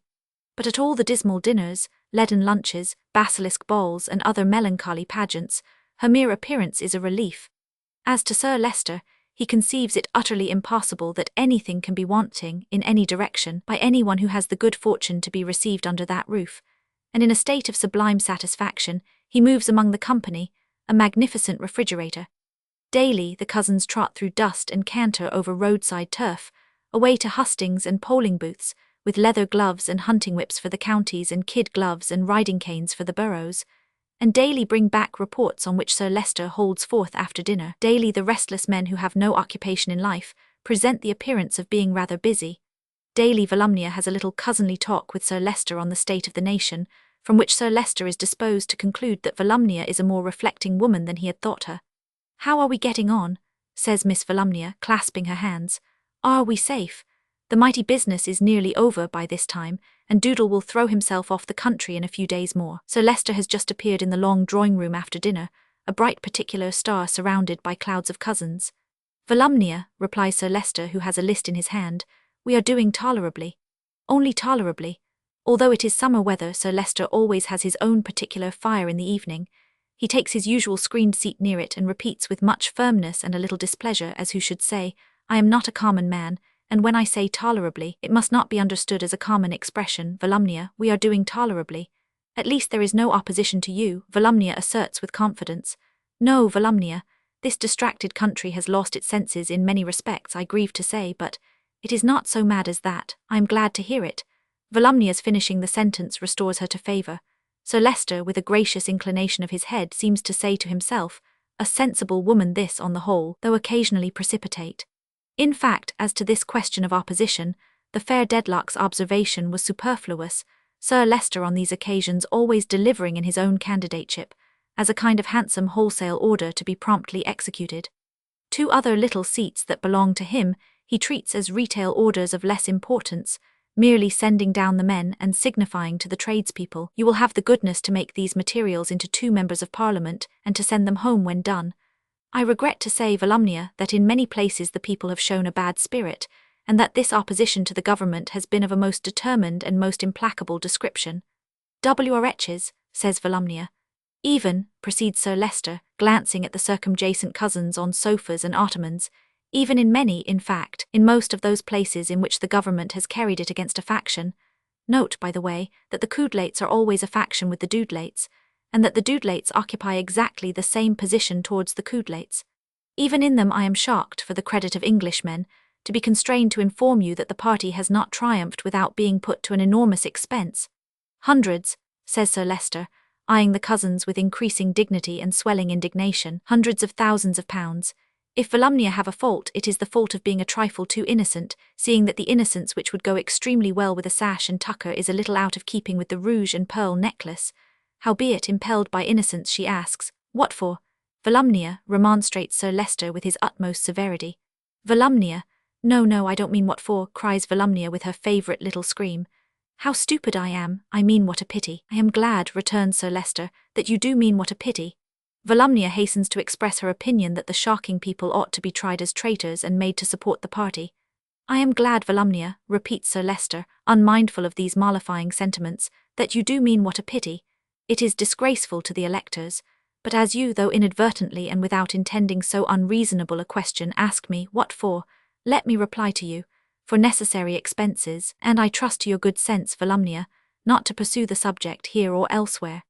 Sir Leicester feels it incumbent on him to observe a crushing aspect towards Volumnia, because it is whispered abroad that these necessary expenses will, in some 200 election petitions, be unpleasantly connected with the word bribery, and because some graceless jokers have consequently suggested the omission from the church service of the ordinary supplication in behalf of the High Court of Parliament, and have recommended instead that the prayers of the congregation be requested for 658 gentlemen in a very unhealthy state. "I suppose," observes Volumnia, having taken a little time to recover her spirits after her late castigation, "I suppose Mr. Tulkinghorn has been worked to death." "I don't know," says Sir Leicester, opening his eyes, "why Mr. Tulkinghorn should be worked to death. I don't know what Mr. Tulkinghorn's engagements may be. He is not a candidate." Volumnia had thought he might have been employed. Sir Leicester could desire to know by whom and what for. Volumnia, abashed again, suggests by somebody to advise and make arrangements. Sir Leicester is not aware that any client of Mr. Tulkinghorn has been in need of his assistance. Lady Dedlock, seated at an open window with her arm upon its cushioned ledge, and looking out at the evening shadows falling on the park, has seemed to attend since the lawyer's name was mentioned. A languid cousin with a moustache in a state of extreme debility now observes from his couch that man told him yasty that Tulkinghorn had gone down tea, that iron place tea, give legal pinion bout something, and that contest being over tea day, 'twould be highly jolly thing if Tulkinghorn should pair with news that Coodle man was floored. Mercury in attendance with coffee informs Sir Leicester hereupon that Mr. Tulkinghorn has arrived and is taking dinner. My lady turns her head inward for the moment, then looks out again as before. Volumnia is charmed to hear that her delight is come.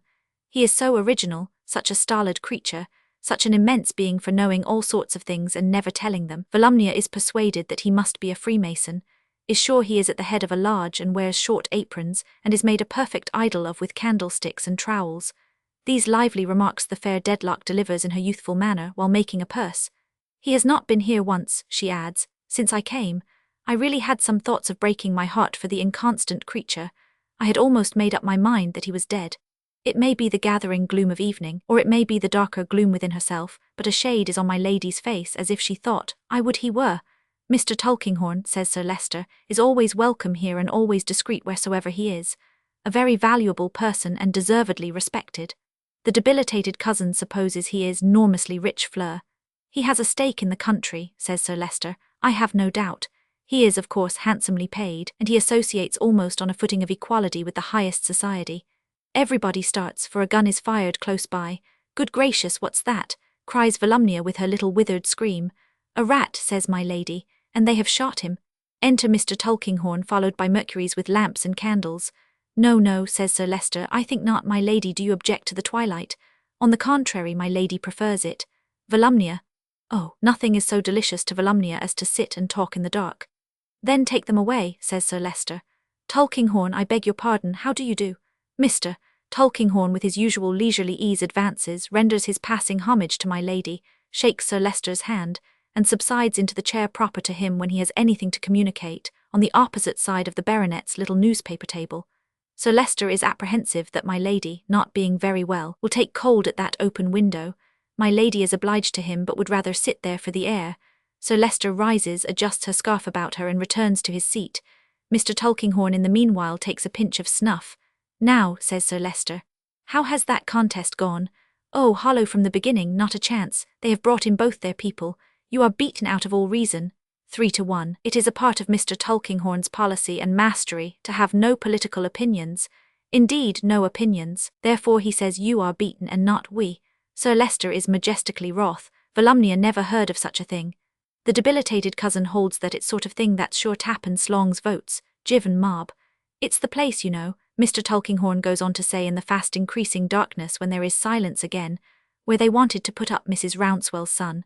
A proposal which, as you correctly informed me at the time, he had the becoming taste and perception, observes Sir Leicester, to decline. I cannot say that I by any means approve of the sentiments expressed by Mr. Rouncewell when he was here for some half hour in this room, but there was a sense of propriety in his decision which I am glad to acknowledge. Ha, says Mr. Tulkinghorn, it did not prevent him from being very active in this election, though. Sir Leicester is distinctly heard to gasp before speaking. Did I understand you? Did you say that Mr. Rouncewell had been very active in this election? Uncommonly active. Against, oh dear yes, against you. He is a very good speaker, plain and emphatic. He made a damaging effect and has great influence. In the business part of the proceedings he carried all before him. It is evident to the whole company, though nobody can see him, that Sir Leicester is staring majestically. And he was much assisted, says Mr. Tulkinghorn as a wind-up, by his son. By his son, sir, repeats Sir Leicester with awful politeness. By his son, the son who wished to marry the young woman in my lady's service. That son, he has but one. Then upon my honour, says Sir Leicester after a terrific pause during which he has been heard to snort and felt to stare, then upon my honour, upon my life, upon my reputation and principles, the floodgates of society are burst open, and the waters have, obliterated the landmarks of the framework of the cohesion by which things are held together. General burst of cousinly indignation. Volumnia thinks it is really high time, you know, for somebody in power to step in and do something strong. Debilitated cousin thinks country's going Davil steeplechase pace. I beg, says Sir Leicester in a breathless condition, that we may not comment further on this circumstance. Comment is superfluous. My lady, let me suggest in reference to that young woman. I have no intention, observes my lady from her window in a low but decided tone, of parting with her. That was not my meaning, returns Sir Leicester. I am glad to hear you say so. I would suggest that as you think her worthy of your patronage, you should exert your influence to keep her from these dangerous hands. You might show her what violence would be done in such association to her duties and principles, and you might preserve her for a better fate. You might point out to her that she probably would in good time find a husband at Chesney Wold by whom she would not be, Sir Leicester adds after a moment's consideration, dragged from the altars of her forefathers. These remarks he offers with his unvarying politeness and deference when he addresses himself to his wife. She merely moves her head in reply. The moon is rising, and where she sits there is a little stream of cold pale light, in which her head is seen. It is worthy of remark, says Mr. Tulkinghorn, however, that these people are in their way very proud. Proud, Sir Leicester doubts his hearing. I should not be surprised if they all voluntarily abandoned the girl, yes, lover and all, instead of her abandoning them, supposing she remained at Chesney Wold under such circumstances. Well, says Sir Leicester tremulously. Well, you should know, Mr. Tulkinghorn, you have been among them. Really, Sir Leicester, returns the lawyer, I state the fact. Why, I could tell you a story with Lady Dedlock's permission. Her head concedes it, and Volumnia is enchanted. A story? Oh, he is going to tell something at last. A ghost in it, Volumnia hopes. No, real flesh and blood. Mr. Tulkinghorn stops for an instant and repeats with some little emphasis grafted upon his usual monotony. Real flesh and blood, Miss Dedlock. Sir Leicester, these particulars have only lately become known to me. They are very brief. They exemplify what I have said. I suppress names for the present. Lady Dedlock will not think me ill-bred, I hope. By the light of the fire, which is low, he can be seen looking towards the moonlight. By the light of the moon, Lady Dedlock can be seen, perfectly still. A townsman of this Mrs. Rouncewell, a man in exactly parallel circumstances as I am told, had the good fortune to have a daughter who attracted the notice of a great lady. I speak of really a great lady, not merely great to him, but married to a gentleman of your condition, Sir Leicester. Sir Leicester condescendingly says, "Yes, Mr. Tulkinghorn," implying that then she must have appeared of very considerable moral dimensions indeed in the eyes of an iron master. The lady was wealthy and beautiful, and had a liking for the girl, and treated her with great kindness, and kept her always near her. Now this lady preserved a secret under all her greatness, which she had preserved for many years. In fact, she had in early life been engaged to marry a young rake. He was a captain in the army, nothing connected with whom came to any good. She never did marry him, but she gave birth to a child of which he was the father. By the light of the fire he can be seen looking towards the moonlight. By the moonlight Lady Dedlock can be seen in profile, perfectly still. The captain in the army being dead, she believed herself safe, but a train of circumstances with which I need not trouble you led to discovery. As I received the story, they began in an imprudence on her own part one day when she was taken by surprise, which shows how difficult it is for the firmest of us. She was very firm to be always guarded. There was great domestic trouble and amazement, you may suppose. I leave you to imagine Sir Leicester the husband's grief, but that is not the present point. When Mr. Rouncewell's townsman heard of the disclosure, he no more allowed the girl to be patronized and honored than he would have suffered her to be trodden underfoot before his eyes. Such was his pride, that he indignantly took her away, as if from reproach and disgrace. He had no sense of the honor done him and his daughter by the lady's condescension, not the least. He resented the girl's position, as if the lady had been the commonest of commoners. That is the story. I hope Lady Dedlock will excuse its painful nature. There are various opinions on the merits, more or less conflicting with Volumnia's. That fair young creature cannot believe there ever was any such lady and rejects the whole history on the threshold. The majority incline to the debilitated cousin's sentiment, which is in few words, "No business," Rouncewell's vernal townsman. Sir Leicester generally refers back in his mind to Wat Tyler and arranges a sequence of events on a plan of his own. There is not much conversation in all, for late hours have been kept at Chesney Wold since the necessary expenses elsewhere began, and this is the first night in many on which the family have been alone. It is past 10 when Sir Leicester begs Mr. Tulkinghorn to ring for candles. Then the stream of moonlight has swelled into a lake, and then Lady Dedlock for the first time moves and rises and comes forward to a table for a glass of water. Winking cousins, bat-like in the candle glare, crowd round to give it. Volumnia, always ready for something better if procurable, takes another, a very mild sip of which contents her. Lady Dedlock, graceful, self-possessed, looked after by admiring eyes, passes away slowly down the long perspective by the side of that nymph, not at all improving her as a question of contrast. Chapter Roman 41 in Mr. Tulkinghorn's room. Mr. Tulkinghorn arrives in his turret room a little breathed by the journey up, though leisurely performed. There is an expression on his face as if he had discharged his mind of some grave matter, and were, in his close way, satisfied. To say of a man so severely and strictly self-repressed that he is triumphant would be to do him as great an injustice as to suppose him troubled with love or sentiment or any romantic weakness. He is sedately satisfied. Perhaps there is a rather increased sense of power upon him, as he loosely grasps one of his veinous wrists with his other hand, and holding it behind his back walks noiselessly up and down. There is a capacious writing table in the room on which is a pretty large accumulation of papers. The green lamp is lighted, his reading glasses lie upon the desk, the easy-chair is wheeled up to it, and it would seem as though he had intended to bestow an hour or so upon these claims on his attention before going to bed, but he happens not to be in a business mind.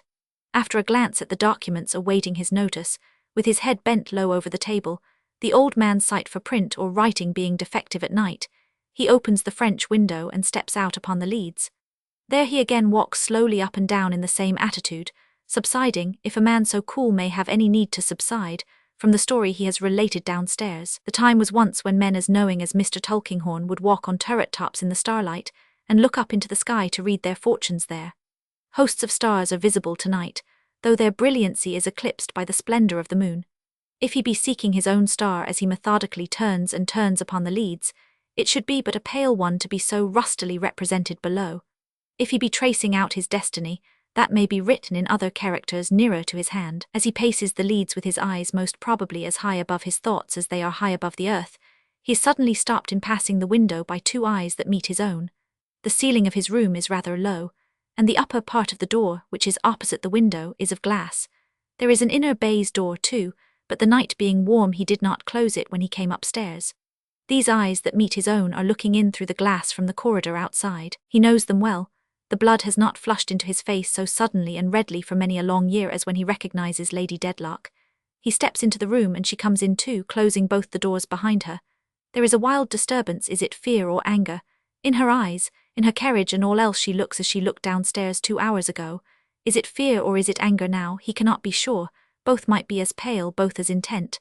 Lady Dedlock. She does not speak at first, nor even when she has slowly dropped into the easy chair by the table. They look at each other like two pictures. Why have you told my story to so many persons? Lady Dedlock, it was necessary for me to inform you that I knew it. How long have you known it? I have suspected it a long while, fully known it a little while. Months, days. He stands before her with one hand on a chair back and the other in his old-fashioned waistcoat and shirt frill, exactly as he has stood before her at any time since her marriage.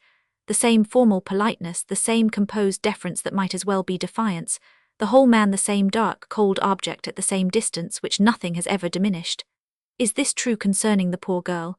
He slightly inclines and advances his head as not quite understanding the question. You know what you related. Is it true? Do her friends know my story also? Is it the town talk yet? Is it chalked upon the walls and cried in the streets? So, anger and fear and shame, all three contending. What power this woman has to keep these raging passions down. Mr. Tulkinghorn's thoughts take such form as he looks at her, with his ragged grey eyebrows a hair's breadth more contracted than usual under her gaze. No, Lady Dedlock, that was a hypothetical case arising out of Sir Leicester's unconsciously carrying the matter with so high a hand, but it would be a real case if they knew what we know. Then they do not know it yet. No, can I save the poor girl from injury before they know it? Really, Lady Dedlock, Mr. Tulkinghorn replies, I cannot give a satisfactory opinion on that point. And he thinks with the interest of attentive curiosity as he watches the struggle in her breast. The power and force of this woman are astonishing. Sir, she says, for the moment obliged to set her lips with all the energy she has, that she may speak distinctly, I will make it plainer. I do not dispute your hypothetical case. I anticipated it, and felt its truth as strongly as you can do when I saw Mr. Rouncewell here. I knew very well that if he could have had the power of seeing me as I was, he would consider the poor girl tarnished by having for a moment been, although most innocently, the subject of my great and distinguished patronage. But I have an interest in her, or I should rather say, no longer belonging to this place. I had, and if you can find so much consideration for the woman under your foot as to remember that, she will be very sensible of your mercy. Mr. Tulkinghorn, profoundly attentive, throws this off with a shrug of self-depreciation and contracts his eyebrows a little more. You have prepared me for my exposure, and I thank you for that too. Is there anything that you require of me? Is there any claim that I can release or any charge or trouble that I can spare my husband in obtaining his release by certifying to the exactness of your discovery? I will write anything here and now that you will dictate. I am ready to do it. And she would do it, thinks the lawyer, watchful of the firm hand with which she takes the pen. I will not trouble you, Lady Dedlock. Pray spare yourself. I have long expected this, as you know. I neither wish to spare myself nor to be spared. You can do nothing worse to me than you have done. Do what remains now. Lady Dedlock, there is nothing to be done. I will take leave to say a few words when you have finished. Their need for watching one another should be over now, but they do it all this time, and the stars watch them both through the opened window. Away in the moonlight lie the woodland fields at rest, and the wide house is as quiet as the narrow one. The narrow one. Where are the digger and the spade this peaceful night, destined to add the last great secret to the many secrets of the Tulkinghorn existence? Is the man born yet? Is the spade wrought yet? Curious questions to consider, more curious perhaps not to consider, under the watching stars upon a summer night. Of repentance or remorse or any feeling of mine, Lady Dedlock presently proceeds.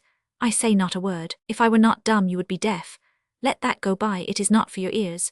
He makes a feint of offering a protest, but she sweeps it away with her disdainful hand. Of other and very different things I come to speak to you. My jewels are all in their proper places of keeping. They will be found there. So my dresses, so all the valuables I have. Some ready money I had with me, pleased to say, but no large amount. I did not wear my own dress in order that I might avoid observation. I went to be henceforward lost. Make this known, I leave no other charge with you. Excuse me, Lady Dedlock, says Mr. Tulkinghorn, quite unmoved. I am not sure that I understand you. You want to be lost to all here. I leave Chesney Wold tonight. I go this hour. Mr. Tulkinghorn shakes his head.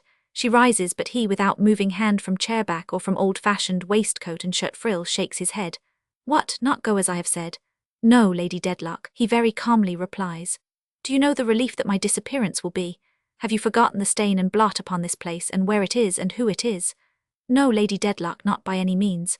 Without deigning to rejoin, she moves to the inner door and has it in her hand when he says to her, without himself stirring hand or foot or raising his voice, "Lady Dedlock, have the goodness to stop and hear me, or before you reach the staircase I shall ring the alarm bell and rouse the house, and then I must speak out before every guest and servant, every man and woman in it." He has conquered her. She falters, trembles, and puts her hand confusedly to her head. Slight tokens these in anyone else, but when so practised an eye as Mr. Tulkinghorn sees indecision for a moment in such a subject, he thoroughly knows its value. He promptly says again, "Have the goodness to hear me, Lady Dedlock," and motions to the chair from which she has risen. She hesitates, but he motions again and she sits down. "The relations between us are of an unfortunate description, Lady Dedlock, but as they are not of my making, I will not apologize for them. The position I hold in reference to Sir Leicester is so well known to you that I can hardly imagine but that I must long have appeared in your eyes the natural person to make this discovery." "Sir," she returns without looking up from the ground on which her eyes are now fixed, "I had better have gone. It would have been far better not to have detained me. I have no more to say. Excuse me, Lady Dedlock, if I add a little more to hear." "I wish to hear it at the window, then. I can't breathe where I am." His jealous glance as she walks that way betrays an instant's misgiving that she may have it in her thoughts to leap over, and dashing against ledge and cornice, strike her life out upon the terrace below. But a moment's observation of her figure as she stands in the window without any support, looking out at the stars, not up gloomily out at those stars which are low in the heavens, reassures him. By facing round as she has moved, he stands a little behind her. "Lady Dedlock, I have not yet been able to come to a decision satisfactory to myself on the course before me. I am not clear what to do or how to act next. I must request you in the meantime to keep your secret as you have kept it so long and not to wonder that I keep it too." He pauses, but she makes no reply. "Pardon me, Lady Dedlock. This is an important subject. You are honouring me with your attention." "I am. Thank you. I might have known it from what I have seen of your strength of character. I ought not to have asked the question, but I have the habit of making sure of my ground step by step as I go on. The sole consideration in this unhappy case is Sir Leicester." "Then why," she asks in a low voice and without removing her gloomy look from those distant stars, "do you detain me in his house?" "Because he is the consideration. Lady Dedlock, I have no occasion to tell you that Sir Leicester is a very proud man, that his reliance upon you is implicit, that the fall of that moon out of the sky would not amaze him more than your fall from your high position as his wife." She breathes quickly and heavily, but she stands as unflinchingly as ever he has seen her in the midst of her grandest company. "I declare to you, Lady Dedlock, that with anything short of this case that I have, I would as soon have hoped to root up by means of my own strength and my own hands the oldest tree on this estate as to shake your hold upon Sir Leicester and Sir Leicester's trust and confidence in you. And even now with this case I hesitate. Not that he could doubt that even with him is impossible, but that nothing can prepare him for the blow." "Not my flight," she returned. "Think of it again. Your flight, Lady Dedlock, would spread the whole truth and 100 times the whole truth far and wide. It would be impossible to save the family credit for a day. It is not to be thought of." There is a quiet decision in his reply which admits of no remonstrance. "When I speak of Sir Leicester being the sole consideration, he and the family credit are one. Sir Leicester and the baronetcy, Sir Leicester and Chesney Wold, Sir Leicester and his ancestors and his patrimony. Mr. Tulkinghorn very dry here, are I need not say to you, Lady Dedlock, inseparable. Go on." "Therefore," says Mr. Tulkinghorn, pursuing his case in his jog-trot style, "I have much to consider. This is to be hushed up if it can be. How can it be if Sir Leicester is driven out of his wits or laid upon a deathbed? If I inflicted this shock upon him tomorrow morning, how could the immediate change in him be accounted for? What could have caused it? What could have divided you, Lady Dedlock? The wall chalking and the street crying would come on directly, and you are to remember that it would not affect you merely, whom I cannot at all consider in this business, but your husband, Lady Dedlock, your husband. He gets plainer as he gets on, but not an atom more emphatic or animated. There is another point of view," he continues, "in which the case presents itself. Sir Leicester is devoted to you almost to infatuation. He might not be able to overcome that infatuation, even knowing what we know. I am putting an extreme case, but it might be so. If so, it were better that he knew nothing. Better for common sense, better for him, better for me. I must take all this into account, and it combines to render a decision very difficult." She stands looking out at the same stars without a word. They are beginning to pale, and she looks as if their coldness froze her. "My experience teaches me," says Mr. Tulkinghorn, who has by this time got his hands in his pockets and is going on in his business consideration of the matter like a machine. "My experience teaches me, Lady Dedlock, that most of the people I know would do far better to leave marriage alone. It is at the bottom of 3/4 of their troubles. So I thought when Sir Leicester married, and so I always have thought since.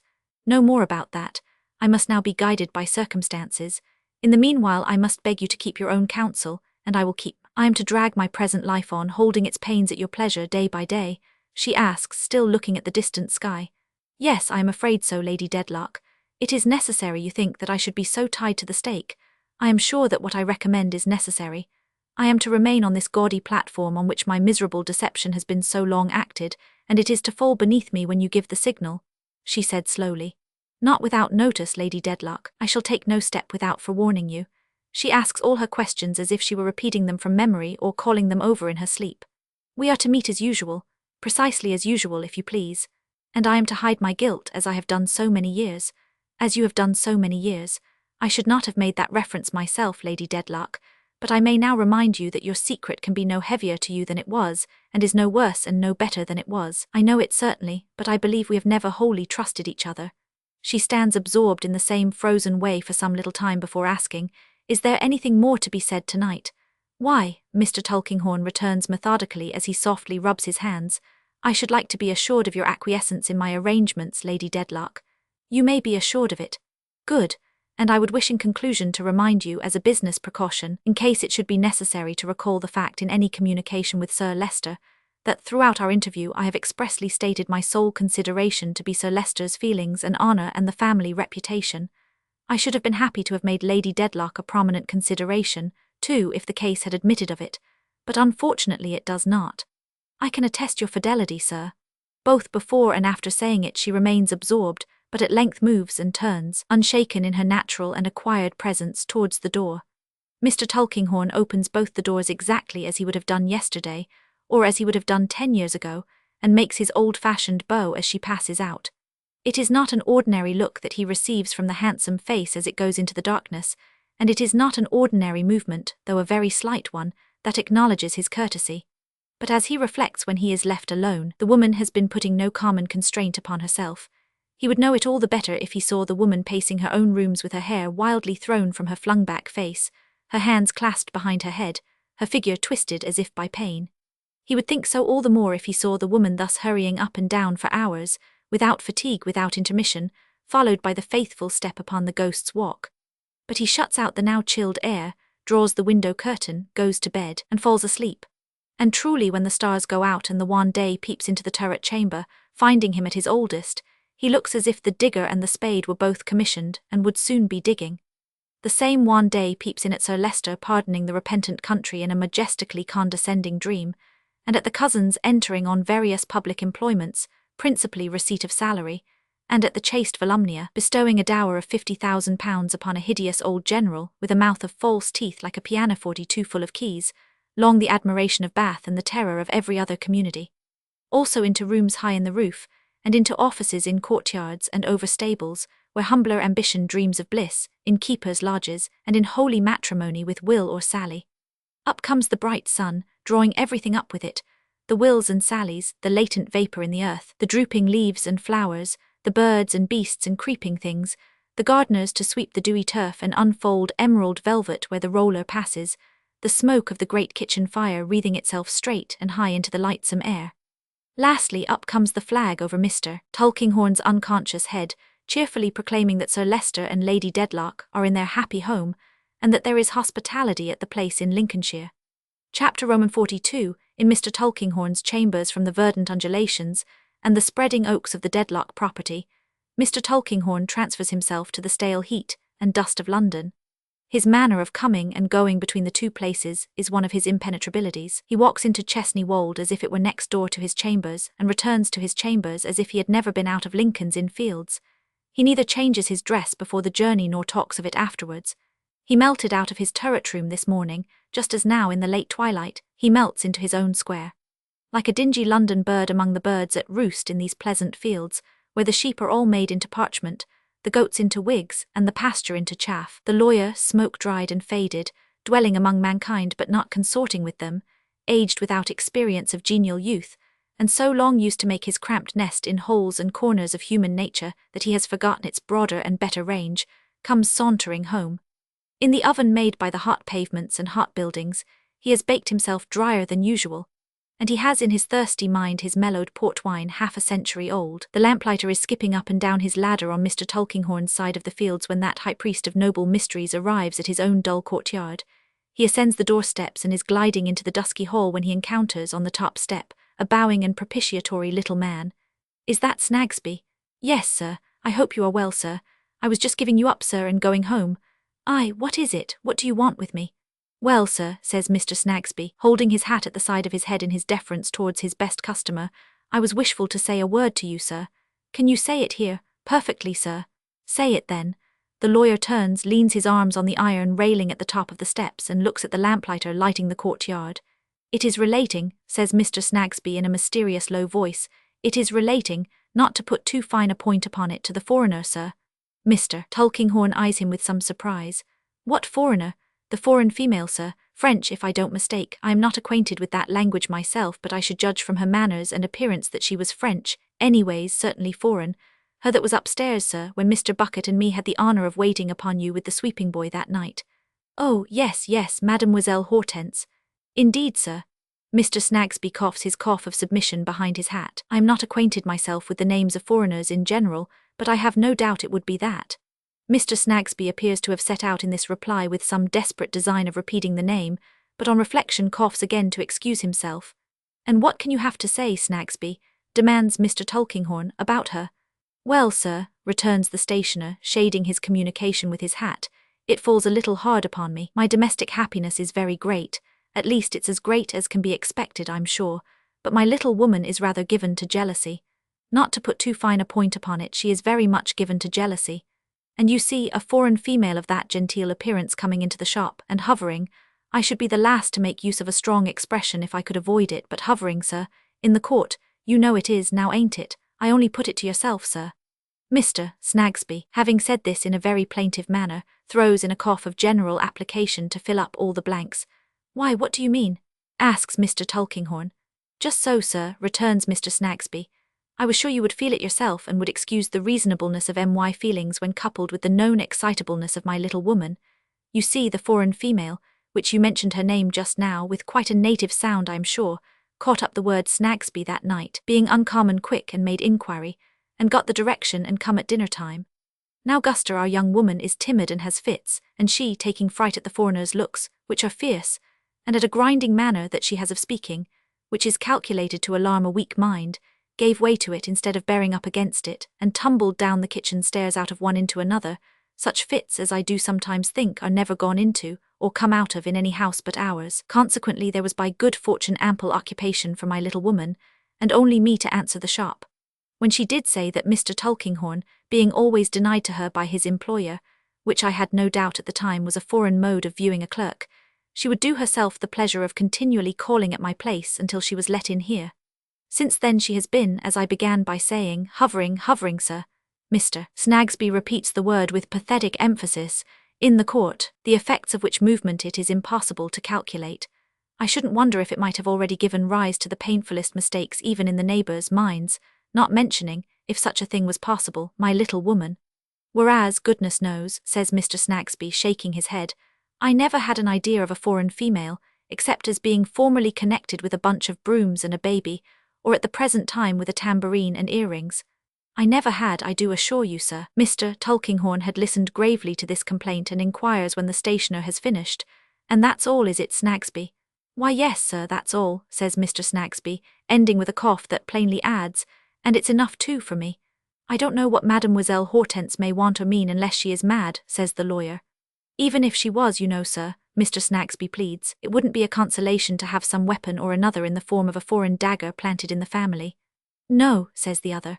Well, this shall be stopped. I am sorry you have been inconvenienced. If she comes again, send her here." Mr. Snagsby, with much bowing and short apologetic coughing, takes his leave, lightened in heart. Mr. Tulkinghorn goes upstairs, saying to himself, "These women were created to give trouble the whole earth over, the mistress not being enough to deal with. Here's the maid now, but I will be short with this jade at least." So saying, he unlocks his door, gropes his way into his murky rooms, lights his candles, and looks about him. It is too dark to see much of the allegory overhead there, but that importunate Roman, who is forever toppling out of the clouds and pointing, is at his old work pretty distinctly. Not honouring him with much attention, Mr. Tulkinghorn takes a small key from his pocket, unlocks a drawer in which there is another key, which unlocks a chest in which there is another, and so comes to the cellar key with which he prepares to descend to the regions of old wine. He is going towards the door with a candle in his hand when a knock comes. "Who's this? Aye, mistress, it's you, is it? You appear at a good time. I have just been hearing of you. Now, what do you want?"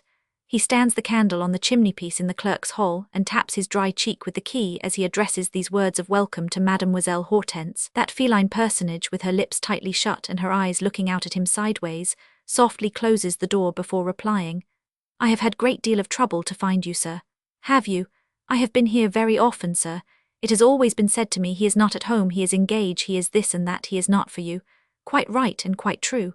Not true, lies. At times there is a suddenness in the manner of Mademoiselle Hortense, so like a bodily spring upon the subject of it, that such subject involuntarily starts and fails back. It is Mr. Tulkinghorn's case at present, though Mademoiselle Hortense, with her eyes almost shut up, but still looking out sideways, is only smiling contemptuously and shaking her head. "Now, mistress," says the lawyer, tapping the key hastily upon the chimney-piece, "if you have anything to say, say it, say it." "Sir, you have not used me well, you have been mean and shabby." "Mean and shabby, eh?" returns the lawyer, rubbing his nose with the key. "Yes, what is it that I tell you? You know you have attrapped me, catched me to give you information, you have asked me to show you the dress of mine my lady must have wore that night, you have prayed me to come in it here to meet that boy. Say, is it not?" Mademoiselle Hortense makes another spring. "You are a vixen, a vixen." Mr. Tulkinghorn seems to meditate as he looks distrustfully at her, then he replies, "Well, wench, well, I paid you." "You paid me," she repeats with fierce disdain.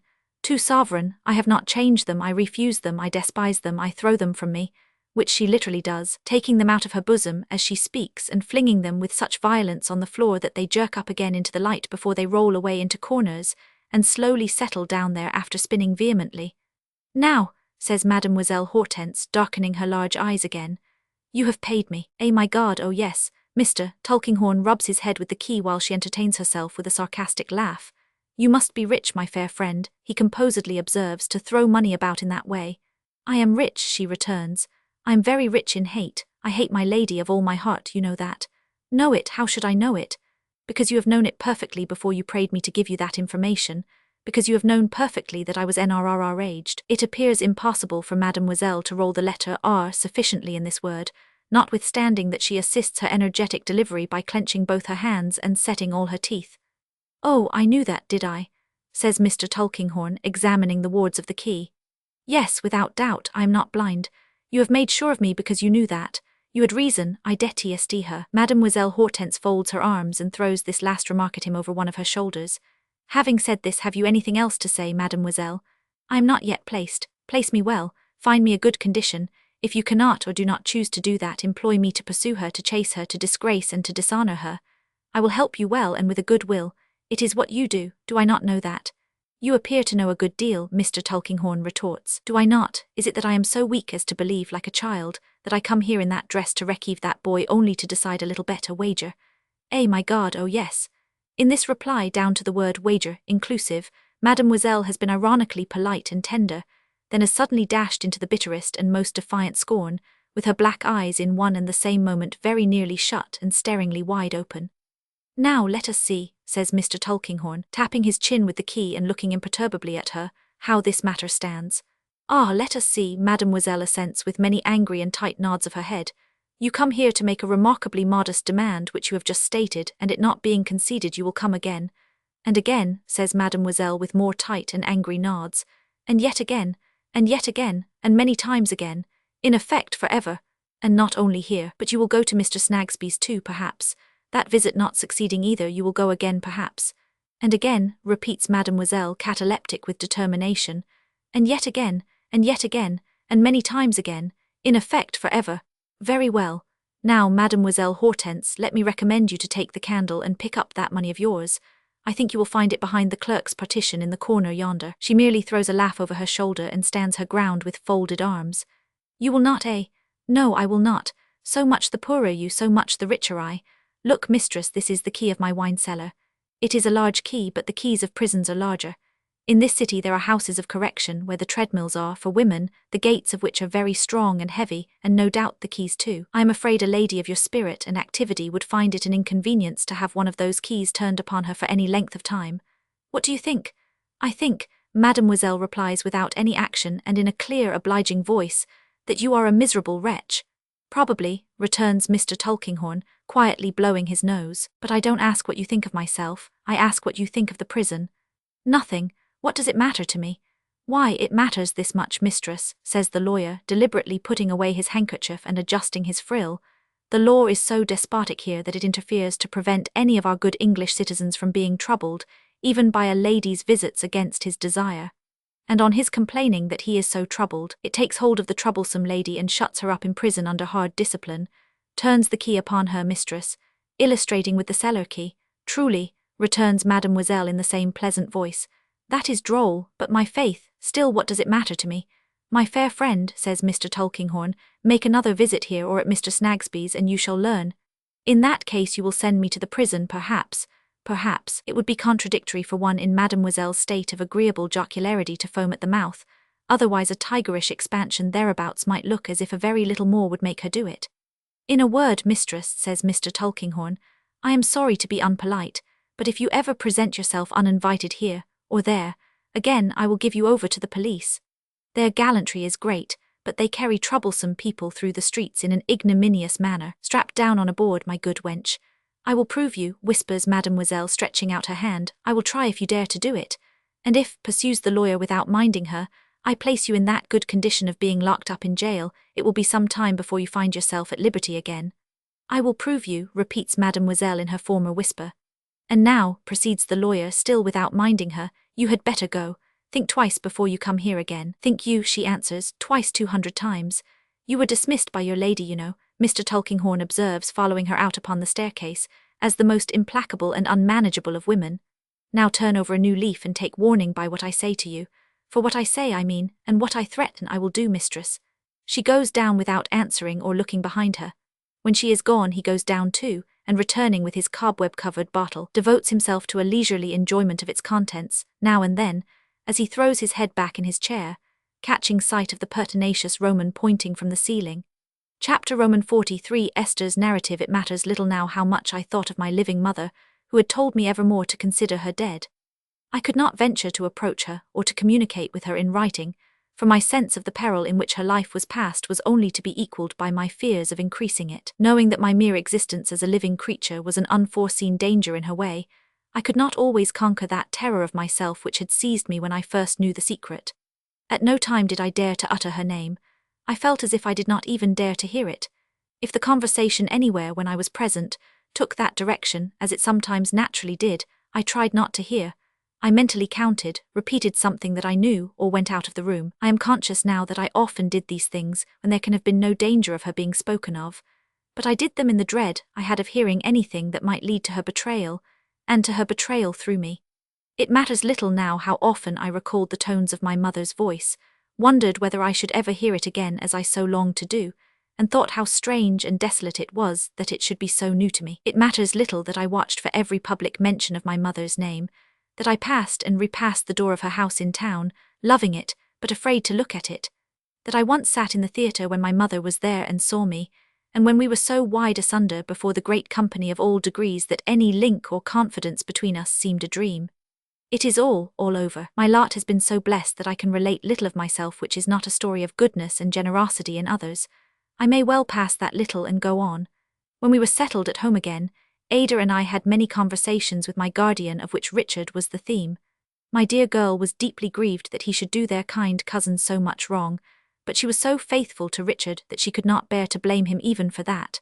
My guardian was assured of it, and never coupled his name with a word of reproof. Rick is mistaken, my dear, he would say to her. Well, we have all been mistaken over and over again. We must trust to you and time to set him right. We knew afterwards what we suspected then, that he did not trust to time until he had often tried to open Richard's eyes, that he had written to him, gone to him, talked with him, tried every gentle and persuasive art his kindness could devise. Our poor devoted Richard was deaf and blind to all. If he were wrong, he would make amends when the Chancery suit was over. If he were groping in the dark, He could not do better than do his utmost to clear away those clouds in which so much was confused and obscured. Suspicion and misunderstanding were the fault of the suit. Then let him work the suit out and come through it to his right mind. This was his unvarying reply. Jarndyce and Jarndyce had obtained such possession of his whole nature that it was impossible to place any consideration before him which he did not, with a distorted kind of reason, make a new argument in favour of his doing what he did. So that it is even more mischievous, said my guardian once to me, to remonstrate with the poor dear fellow than to leave him alone. I took one of these opportunities of mentioning my doubts of Mr. Skimpole as a good adviser for Richard. Adviser, returned my guardian, laughing. My dear, who would advise with Skimpole? Encourager would perhaps have been a better word, said I. Encourager, returned my guardian again. Who could be encouraged by Skimpole? Not Richard, I asked. No, he replied. Such an unworldly, uncalculating, gossamer creature is a relief to him and an amusement. But as to advising or encouraging or occupying a serious station towards anybody or anything, it is simply not to be thought of in such a child as Skimpole. Pray, Cousin John, said Ada, who had just joined us and now looked over my shoulder, what made him such a child? What made him such a child? Inquired my guardian, rubbing his head a little at a loss. Yes, Cousin John, he slowly replied, roughening his head more and more. He is all sentiment and susceptibility and sensibility and imagination, and these qualities are not regulated in him somehow. I suppose the people who admired him for them in his youth attached too much importance to them and too little to any training that would have balanced and adjusted them, and so he became what he is. Hey, said my guardian, stopping short and looking at us hopefully. What do you think, you two? Ada, glancing at me, said she thought it was a pity he should be an expense to Richard. So it is, returned my guardian hurriedly. That must not be, we must arrange that, I must prevent it, that will never do. And I said I thought it was to be regretted that he had ever introduced Richard to Mr. Veholes for a present of £5. Did he? Said my guardian with a passing shade of vexation on his face. But there you have the man, there is nothing mercenary in that with him. He has no idea of the value of money. He introduces Rick and then he is good friends with Mr. Veholes and borrows £5 of him. He means nothing by it and thinks nothing of it. He told you himself, I'll be bound, my dear. Oh yes, said I, exactly, cried my guardian, quite triumphant. There you have the man. If he had meant any harm by it or was conscious of any harm in it, he wouldn't tell it. He tells it as he does it in mere simplicity. But you shall see him in his own home, and then you'll understand him better. We must pay a visit to Harold Skimpole and caution him on these points. Lord bless you, my dears, an infant. In pursuance of this plan, we went into London on an early day and presented ourselves at Mr. Skimpole's door. He lived in a place called the Polygon, in Somers Town, where there were at that time a number of poor Spanish refugees walking about in cloaks, smoking little paper cigars. Whether he was a better tenant than one might have supposed, in consequence of his friend somebody always paying his rent at last, or whether his inaptitude for business rendered it particularly difficult to turn him out, I don't know, but he had occupied the same house some years. It was in a state of dilapidation quite equal to our expectation. 2 or 3 of the area railings were gone, the water butt was broken, the knocker was loose, the bell handle had been pulled off a long time to judge from the rusty state of the wire, and dirty footprints on the steps were the only signs of its being inhabited. A slatternly full-blown girl who seemed to be bursting out at the rents in her gown and the cracks in her shoes like an overripe berry, answered our knock by opening the door a very little way and stopping up the gap with her figure, as she knew Mr. Jarndyce. Indeed, Ada and I both thought that she evidently associated him with the receipt of her wages.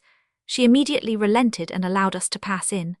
The lock of the door being in a disabled condition, she then applied herself to securing it with the chain, which was not in good action either, and said would we go upstairs. We went upstairs to the first floor, still seeing no other furniture than the dirty footprints. Mr. Jarndyce without further ceremony entered a room there, and we followed.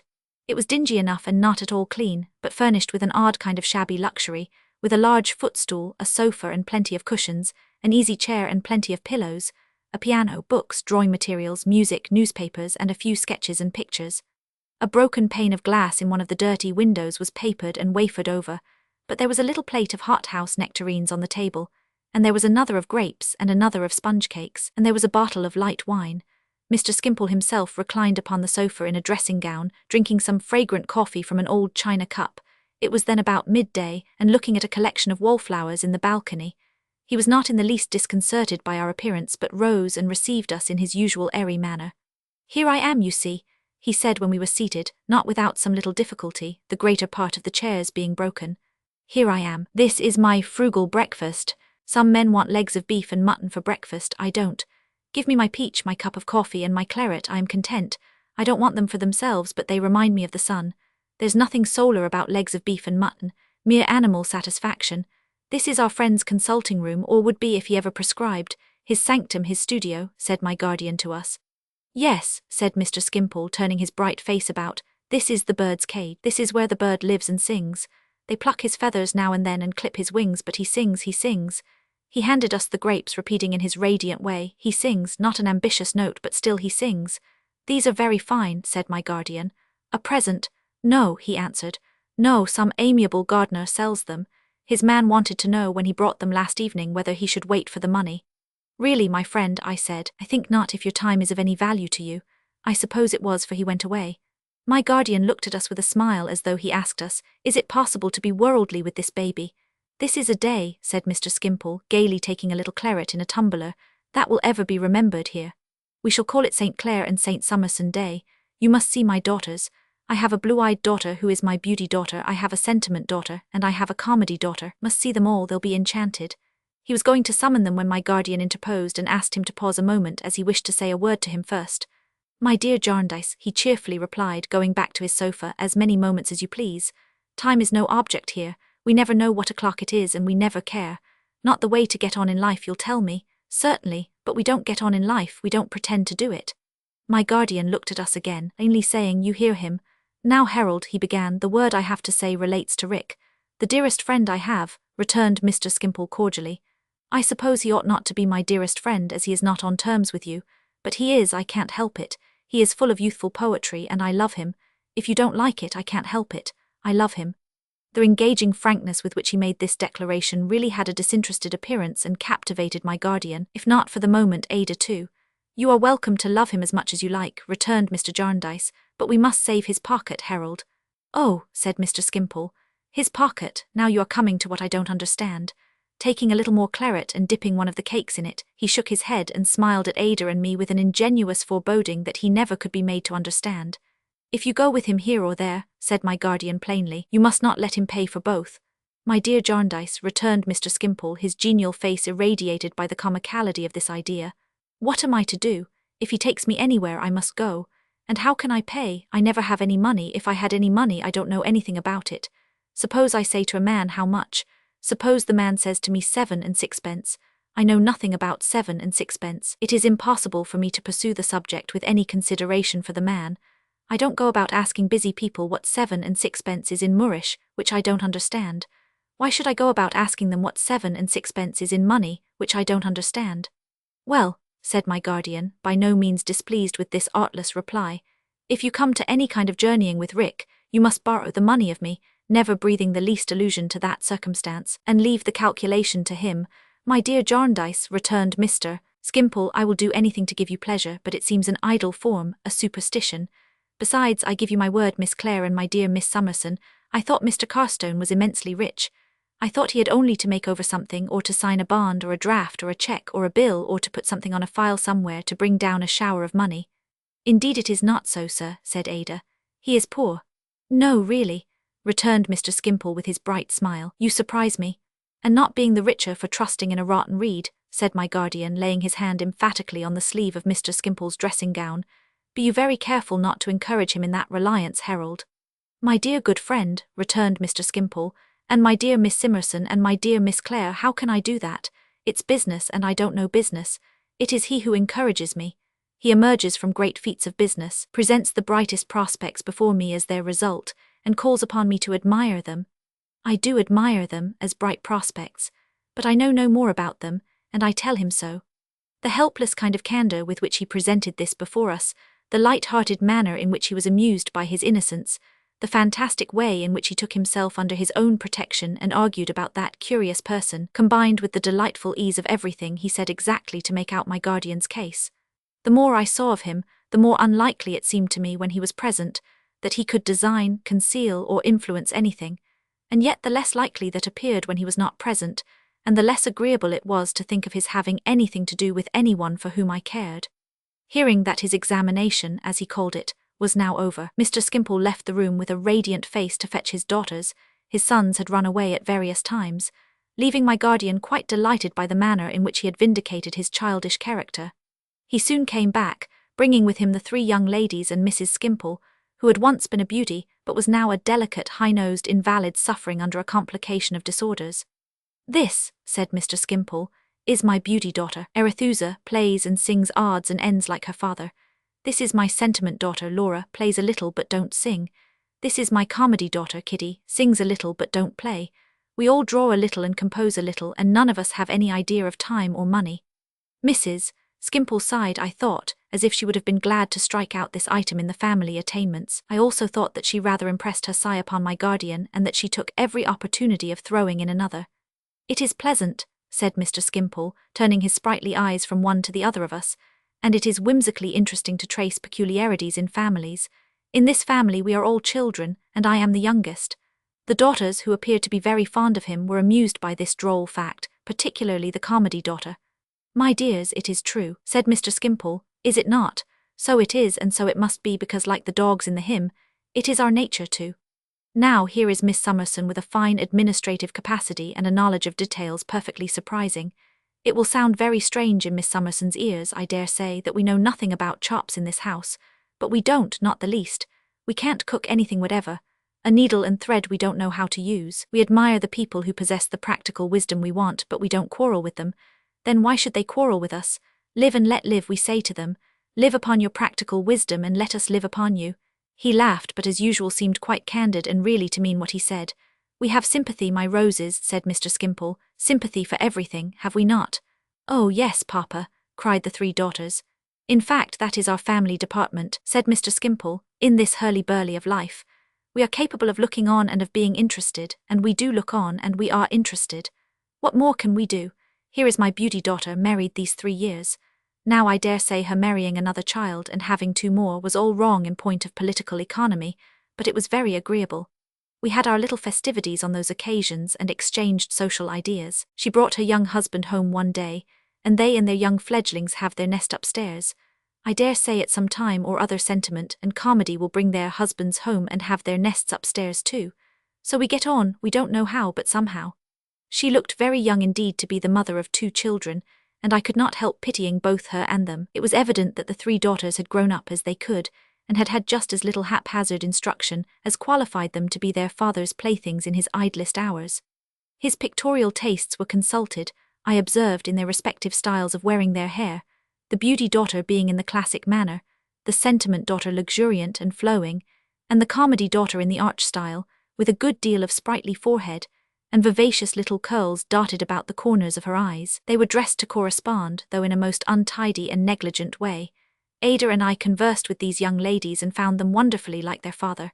In the meanwhile, Mr. Jarndyce, who had been rubbing his head to a great extent, and hinted at a change in the wind, talked with Mrs. Skimpole in a corner, where we could not help hearing the chink of money. Mr. Skimpole had previously volunteered to go home with us and had withdrawn to dress himself for the purpose. "My roses," he said when he came back, "take care of Mamma, she is poorly today. By going home with Mr. Jarndyce for a day or 2 I shall hear the larks sing and preserve my amiability. It has been tried, you know, and would be tried again if I remained at home." "That bad man," said the comedy daughter. "At the very time when he knew Papa was lying ill by his wallflowers looking at the blue sky," Laura complained. "And when the smell of hay was in the air," said Arethusa. "It showed a want of poetry in the man," Mr. Skimpole assented, but with perfect good humour. "It was coarse. There was an absence of the finer touches of humanity in it. My daughters have taken great offence," he explained to us, "at an honest man." "Not honest, Papa, impossible," they all 3 protested. "At a rough kind of fellow, a sort of human hedgehog rolled up," said Mr. Skimpole, "who is a baker in this neighbourhood and from whom we borrowed a couple of armchairs. We wanted a couple of armchairs and we hadn't got them, and therefore of course we looked to a man who had got them to lend them. Well, this morose person lent them and we wore them out. When they were worn out he wanted them back. He had them back. He was contented, you will say. Not at all. He objected to their being worn. I reasoned with him and pointed out his mistake. I said, can you at your time of life be so headstrong, my friend, as to persist that an armchair is a thing to put upon a shelf and look at? That it is an object to contemplate, to survey from a distance, to consider from a point of sight? Don't you know that these armchairs were borrowed to be sat upon? He was unreasonable and unpersuadable, and used intemperate language. Being as patient as I am at this minute, I addressed another appeal to him. I said, Now, my good man, however our business capacities may vary, we are all children of one great mother, nature. On this blooming summer morning here you see me. I was on the sofa, with flowers before me, fruit upon the table, the cloudless sky above me, the air full of fragrance, contemplating nature. I entreat you by our common brotherhood not to interpose between me and a subject so sublime, the absurd figure of an angry baker. But he did, said Mr. Skimpole, raising his laughing eyes in playful astonishment. He did interpose that ridiculous figure, and he does, and he will again, and therefore I am very glad to get out of his way, and to go home with my friend Jarndyce. It seemed to escape his consideration that Mrs. Skimpole and the daughters remained behind to encounter the baker, but this was so old a story to all of them that it had become a matter of course. He took leave of his family with a tenderness as airy and graceful as any other aspect in which he showed himself, and rode away with us in perfect harmony of mind. We had an opportunity of seeing through some open doors as we went downstairs that his own apartment was a palace to the rest of the house. I could have no anticipation, and I had none, that something very startling to me at the moment, and ever memorable to me in what ensued from it, was to happen before this day was out. Our guest was in such spirits on the way home that I could do nothing but listen to him and wonder at him, nor was I alone in this, for Ada yielded to the same fascination. As to my guardian, the wind, which had threatened to become fixed in the east when we left Somers Town, veered completely round before we were a couple of miles from it. Whether of questionable childishness or not in any other matters, Mr. Skimpole had a child's enjoyment of change and bright weather. In no way wearied by his sallies on the road, he was in the drawing-room before any of us, and I heard him at the piano while I was yet looking after my housekeeping, singing refrains of barcarolles and drinking songs, Italian and German, by the score. We were all assembled shortly before dinner, and he was still at the piano idly picking out in his luxurious way little strains of music, and talking between whiles of finishing some sketches of the ruined old Verulam wall tomorrow, which he had begun a year or two ago and had got tired of, when a card was brought in and my guardian read aloud in a surprised voice, "Sir Leicester Dedlock." The visitor was in the room while it was yet turning round with me, and before I had the power to stir. If I had had it, I should have hurried away. I had not even the presence of mind, in my giddiness, to retire to Ada in the window, or to see the window, or to know where it was. I heard my name and found that my guardian was presenting me before I could move to a chair. "Pray be seated, Sir Leicester." "Mr. Jarndyce," said Sir Leicester in reply as he bowed and seated himself. "I do myself the honour of calling here." "You do me the honour, Sir Leicester." "Thank you, of calling here on my road from Lincolnshire to express my regret that any cause of complaint, however strong, that I may have against a gentleman who is known to you and has been your host, and to whom therefore I will make no farther reference, should have prevented you, still more ladies under your escort and charge, from seeing whatever little there may be to gratify a polite and refined taste at my house, Chesney Wold. You are exceedingly obliging, Sir Leicester, and on behalf of those ladies who are present, and for myself, I thank you very much. It is possible, Mr. Jarndyce, that the gentleman to whom, for the reasons I have mentioned, I refrain from making further allusion, it is possible, Mr. Jarndyce, that that gentleman may have done me the honour so far to misapprehend my character, as to induce you to believe that you would not have been received by my local establishment in Lincolnshire with that urbanity, that courtesy, which its members are instructed to show to all ladies and gentlemen who present themselves at that house. I merely beg to observe, sir, that the fact is the reverse. My guardian delicately dismissed this remark without making any verbal answer. "It has given me pain, Mr. Jarndyce," Sir Leicester weightily proceeded. "I assure you, sir, it has given me pain, to learn from the housekeeper at Chesney Wold that a gentleman who was in your company in that part of the county, and who would appear to possess a cultivated taste for the fine arts, was likewise deterred by some such cause from examining the family pictures with that leisure, that attention, that care, which he might have desired to bestow upon them, and which some of them might possibly have repaid." Here he produced a card and read with much gravity and a little trouble through his eye-glass, "Mr. Harold Scumpling, I beg your pardon, Skimpole." "This is Mr. Harold Skimpole," said my guardian, evidently surprised. "Oh," exclaimed Sir Leicester, "I am happy to meet Mr. Skimpole and to have the opportunity of tendering my personal regrets. I hope, sir, that when you again find yourself in my part of the county, you will be under no similar sense of restraint. You are very obliging, Sir Leicester Dedlock. So encouraged, I shall certainly give myself the pleasure and advantage of another visit to your beautiful house. The owners of such places as Chesney Wold," said Mr. Skimpole with his usual happy and easy air, "are public benefactors. They are good enough to maintain a number of delightful objects for the admiration and pleasure of us poor men, and not to reap all the admiration and pleasure that they yield is to be ungrateful to our benefactors. Sir Leicester seemed to approve of this sentiment highly. An artist, sir?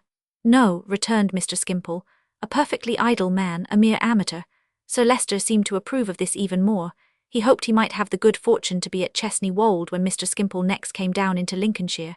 Mr. Skimpole professed himself much flattered and honoured. Mr. Skimpole mentioned, pursued Sir Leicester, addressing himself again to my guardian, mentioned to the housekeeper who, as he may have observed, is an old and attached retainer of the family.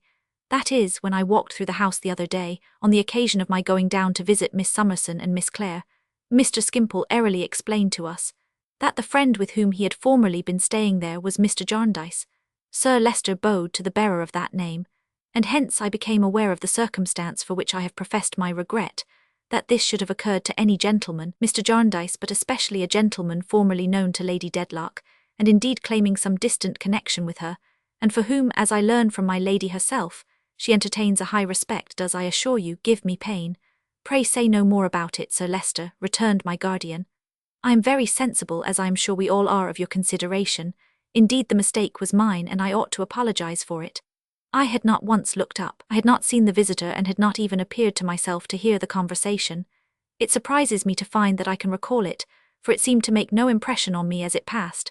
I heard them speaking, but my mind was so confused, and my instinctive avoidance of this gentleman made his presence so distressing to me that I thought I understood nothing, through the rushing in my head and the beating of my heart. I mentioned the subject to Lady Dedlock, said Sir Leicester, rising, and my lady informed me that she had had the pleasure of exchanging a few words with Mr. Jarndyce and his wards on the occasion of an accidental meeting during their sojourn in the vicinity. Permit me, Mr. Jarndyce, to repeat to yourself, and to these ladies, the assurance I have already tendered to Mr. Skimpole. Circumstances undoubtedly prevent my saying that it would afford me any gratification to hear that Mr. Boythorn had favoured my house with his presence, but those circumstances are confined to that gentleman himself, and do not extend beyond him. You know my old opinion of him, said Mr. Skimpole, lightly appealing to us. An amiable bull who is determined to make every colour scarlet. Sir Leicester Dedlock coughed as if he could not possibly hear another word in reference to such an individual, and took his leave with great ceremony and politeness. I got to my own room with all possible speed, and remained there until I had recovered my self-command.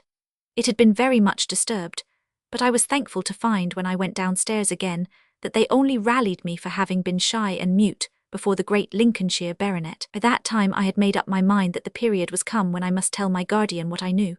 The possibility of my being brought into contact with my mother, of my being taken to her house, even of Mr. Skimpole, however distantly associated with me, receiving kindnesses and obligations from her husband, was so painful that I felt I could no longer guide myself without his assistance. When we had retired for the night, and Ada and I had had our usual talk in our pretty room, I went out at my door again and sought my guardian among his books. I knew he always read at that hour, and as I drew near I saw the light shining out into the passage from his reading lamp. May I come in, guardian? Surely, little woman, what's the matter? Nothing is the matter. I thought I would like to take this quiet time of saying a word to you about myself. He put a chair for me, shut his book and put it by, and turned his kind attentive face towards me. I could not help observing that it wore that curious expression I had observed in it once before, on that night when he had said that he was in no trouble which I could readily understand. What concerns you, my dear Esther, said he, concerns us all. You cannot be more ready to speak than I am to hear. I know that, guardian, but I have such need of your advice and support. Oh, you don't know how much need I have tonight. He looked unprepared for my being so earnest and even a little alarmed. Or how anxious I have been to speak to you, said I, ever since the visitor was here today.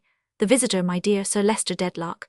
Yes. He folded his arms and sat looking at me with an air of the profoundest astonishment, awaiting what I should say next. I did not know how to prepare him. Why, Esther, said he, breaking into a smile, our visitor and you are the two last persons on earth I should have thought of connecting together. Oh yes, guardian, I know it. And I too, but a little while ago. The smile passed from his face and he became graver than before. He crossed to the door to see that it was shut, but I had seen to that and resumed his seat before me. Guardian, said I, do you remember when we were overtaken by the thunderstorm Lady Dedlock speaking to you of her sister? Of course I do. And reminding you that she and her sister had differed, had gone their several ways. Of course. Why did they separate, guardian? His face quite altered as he looked at me. My child, what questions are these? I never knew. No one but themselves ever did know, I believe. Who could tell what the secrets of those two handsome and proud women were? You have seen Lady Dedlock. If you had ever seen her sister, you would know her to have been as resolute and haughty as she.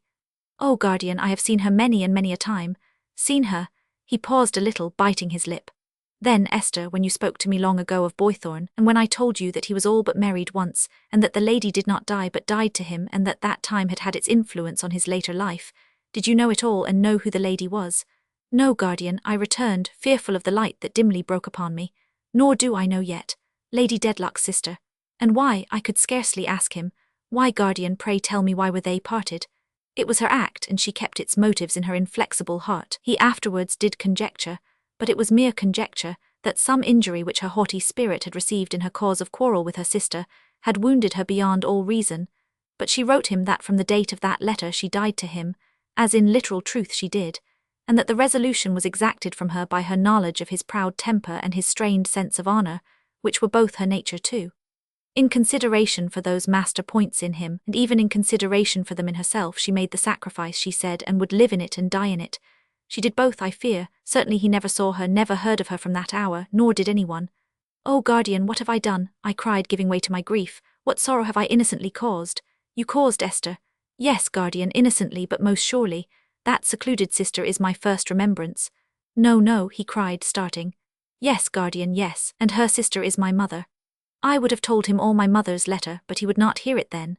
He spoke so tenderly and wisely to me, and he put so plainly before me all I had myself imperfectly thought and hoped in my better state of mind, that, penetrated as I had been with fervent gratitude towards him through so many years, I believed I had never loved him so dearly, never thanked him in my heart so fully, as I did that night. And when he had taken me to my room and kissed me at the door, and when at last I lay down to sleep, my thought was, how could I ever be busy enough? How could I ever be good enough? How in my little way could I ever hope to be forgetful enough of myself, devoted enough to him, and useful enough to others, to show him how I blessed and honoured him? Chapter Roman 44. The letter, and the answer. My guardian called me into his room next morning, and then I told him what had been left untold on the previous night. There was nothing to be done, he said, but to keep the secret and to avoid another such encounter as that of yesterday. He understood my feeling and entirely shared it. He charged himself even with restraining Mr. Skimpole from improving his opportunity. One person whom he need not name to me, it was not now possible for him to advise or help. He wished it were, but no such thing could be. If her mistrust of the lawyer whom she had mentioned were well-founded, which he scarcely doubted, he dreaded discovery. He knew something of him, both by sight and by reputation, and it was certain that he was a dangerous man. Whatever happened, he repeatedly impressed upon me with anxious affection and kindness. I was as innocent of as himself and as unable to influence. Nor do I understand, said he, that any doubts tend towards you, my dear. Much suspicion may exist without that connection. With the lawyer, I returned, but two other persons have come into my mind since I have been anxious. Then I told him all about Mr. Guppy, who I feared might have had his vague surmises when I little understood his meaning, in whose silence after our last interview I expressed perfect confidence. Well, said my guardian, then we may dismiss him for the present. Who is the other? I called to his recollection the French maid and the eager offer of herself she had made to me. Ha, he returned thoughtfully. That is a more alarming person than the clerk. But after all, my dear, it was but seeking for a new service. She had seen you and Ada a little while before, and it was natural that you should come into her head. She merely proposed herself for your maid, you know. She did nothing more. Her manner was strange, said I. Yes, and her manner was strange when she took her shoes off and showed that cool relish for a walk that might have ended in her deathbed, said my guardian. It would be useless self-distress and torment to reckon up such chances and possibilities. There are very few harmless circumstances that would not seem full of perilous meaning, so considered. Be hopeful, little woman. You can be nothing better than yourself, be that through this knowledge as you were before you had it. It is the best you can do for everybody's sake. I sharing the secret with you, enlightening it, guardian, so much, said I, will be attentive to what passes in that family, so far as I can observe it from my distance. And if the time should come when I can stretch out a hand to render the least service to one whom it is better not to name even here, I will not fail to do it for her dear daughter's sake. I thanked him with my whole heart. What could I ever do but thank him? I was going out at the door when he asked me to stay a moment. Quickly turning round, I saw that same expression on his face again, and all at once, I don't know how, it flashed upon me as a new and far-off possibility that I understood it. My dear Esther, said my guardian, I have long had something in my thoughts that I have wished to say to you. Indeed, I have had some difficulty in approaching it, and I still have. I should wish it to be so deliberately said and so deliberately considered. Would you object to my writing it? Dear guardian, how could I object to your writing anything for me to read? Then see, my love, said he with his cheery smile, am I at this moment quite as plain and easy? Do I seem as open, as honest and old-fashioned as I am at any time? I answered in all earnestness, quite. With the strictest truth, for his momentary hesitation was gone. It had not lasted a minute, and his fine, sensible, cordial, sterling manner was restored. Do I look as if I suppressed anything, meant anything but what I said, had any reservation at all, no matter what? Said he with his bright, clear eyes on mine. I answered most assuredly he did not. Can you fully trust me and thoroughly rely on what I profess, Esther? Most thoroughly, said I with my whole heart. My dear girl, returned my guardian, give me your hand. He took it in his, holding me lightly with his arm, and looking down into my face with the same genuine freshness and faithfulness of manner, the old protecting manner which had made that house my home in a moment, said, You have wrought changes in me, little woman, since the winter day in the stagecoach. First and last, you have done me a world of good since that time. Ah, guardian, what have you done for me since that time? But, said he, that is not to be remembered now. It never can be forgotten. Yes, Esther, said he with a gentle seriousness. It is to be forgotten now, to be forgotten for a while. You are only to remember now that nothing can change me as you know me. Can you feel quite assured of that, my dear? I can and I do, I said. That's much, he answered. That's everything. But I must not take that at a word. I will not write this something in my thoughts until you have quite resolved within yourself that nothing can change me as you know me. If you doubt that in the least degree, I will never write it. If you are sure of that. On good consideration, send Charlie to me this night week for the letter. But if you are not quite certain, never send. Mind, I trust to your truth, in this thing as in everything. If you are not quite certain on that one point, never send. Guardian, said I am already certain. I can no more be changed in that conviction than you can be changed towards me. I shall send Charlie for the letter. He shook my hand and said no more. Nor was any more said in reference to this conversation, either by him or me, through the whole week. When the appointed night came, I said to Charlie as soon as I was alone, Go and knock at Mr. Jarndyce's door, Charlie, and say you have come from me for the letter. Charlie went up the stairs and down the stairs and along the passages. The zigzag way about the old-fashioned house seemed very long in my listening ears that night, and so came back, along the passages and down the stairs and up the stairs, and brought the letter. Lay it on the table, Charlie, said I, so Charlie laid it on the table and went to bed, and I sat looking at it without taking it up, thinking of many things. I began with my overshadowed childhood, and passed through those timid days to the heavy time when my aunt lay dead, with her resolute face so cold and set, and when I was more solitary with Mrs. Rachel than if I had had no one in the world to speak to or to look at. I passed to the altered days when I was so blessed as to find friends in all around me and to be beloved. I came to the time when I first saw my dear girl and was received into that sisterly affection which was the grace and beauty of my life. I recalled the first bright gleam of welcome which had shone out of those very windows upon our expectant faces on that cold, bright night, and which had never paled. I lived my happy life there over again. I went through my illness and recovery. I thought of myself so altered, and of those around me so unchanged, and all this happiness shone like a light from one central figure, represented before me by the letter on the table. I opened it and read it. It was so impressive in its love for me, and in the unselfish caution it gave me, and the consideration it showed for me in every word, that my eyes were too often blinded to read much at a time. But I read it through 3 times before I laid it down. I had thought beforehand that I knew its purport, and I did. It asked me, would I be the mistress of Bleak House? It was not a love letter, though it expressed so much love, but was written just as he would at any time have spoken to me. I saw his face, and heard his voice, and felt the influence of his kind, protecting manner in every line. It addressed me as if our places were reversed, as if all the good deeds had been mine, and all the feelings they had awakened his.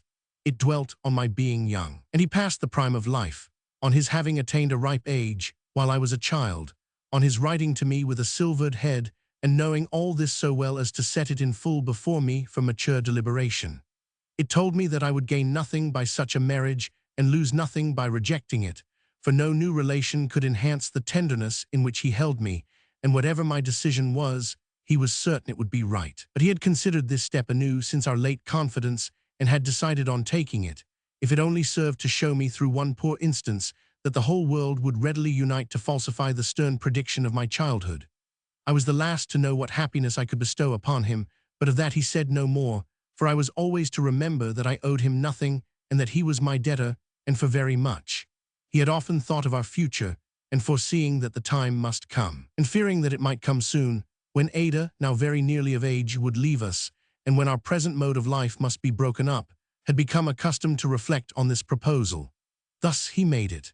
If I felt that I could ever give him the best right, he could have to be my protector, and if I felt that I could happily and justly become the dear companion of his remaining life, superior to all lighter chances and changes than death. Even then he could not have me bind myself irrevocably while this letter was yet so new to me, but even then I must have ample time for reconsideration. In that case, or in the opposite case, let him be unchanged in his old relation, in his old manner, in the old name by which I called him. And as to his bright Dame Durden and little housekeeper, she would ever be the same, he knew. This was the substance of the letter, written throughout with a justice and a dignity, as if he were indeed my responsible guardian, impartially representing the proposal of a friend against whom in his integrity he stated the full case. But he did not hint to me that when I had been better looking, he had had this same proceeding in his thoughts and had refrained from it. That when my old face was gone from me and I had no attractions, he could love me just as well as in my fairer days. That the discovery of my birth gave him no shock. That his generosity rose above my disfigurement and my inheritance of shame.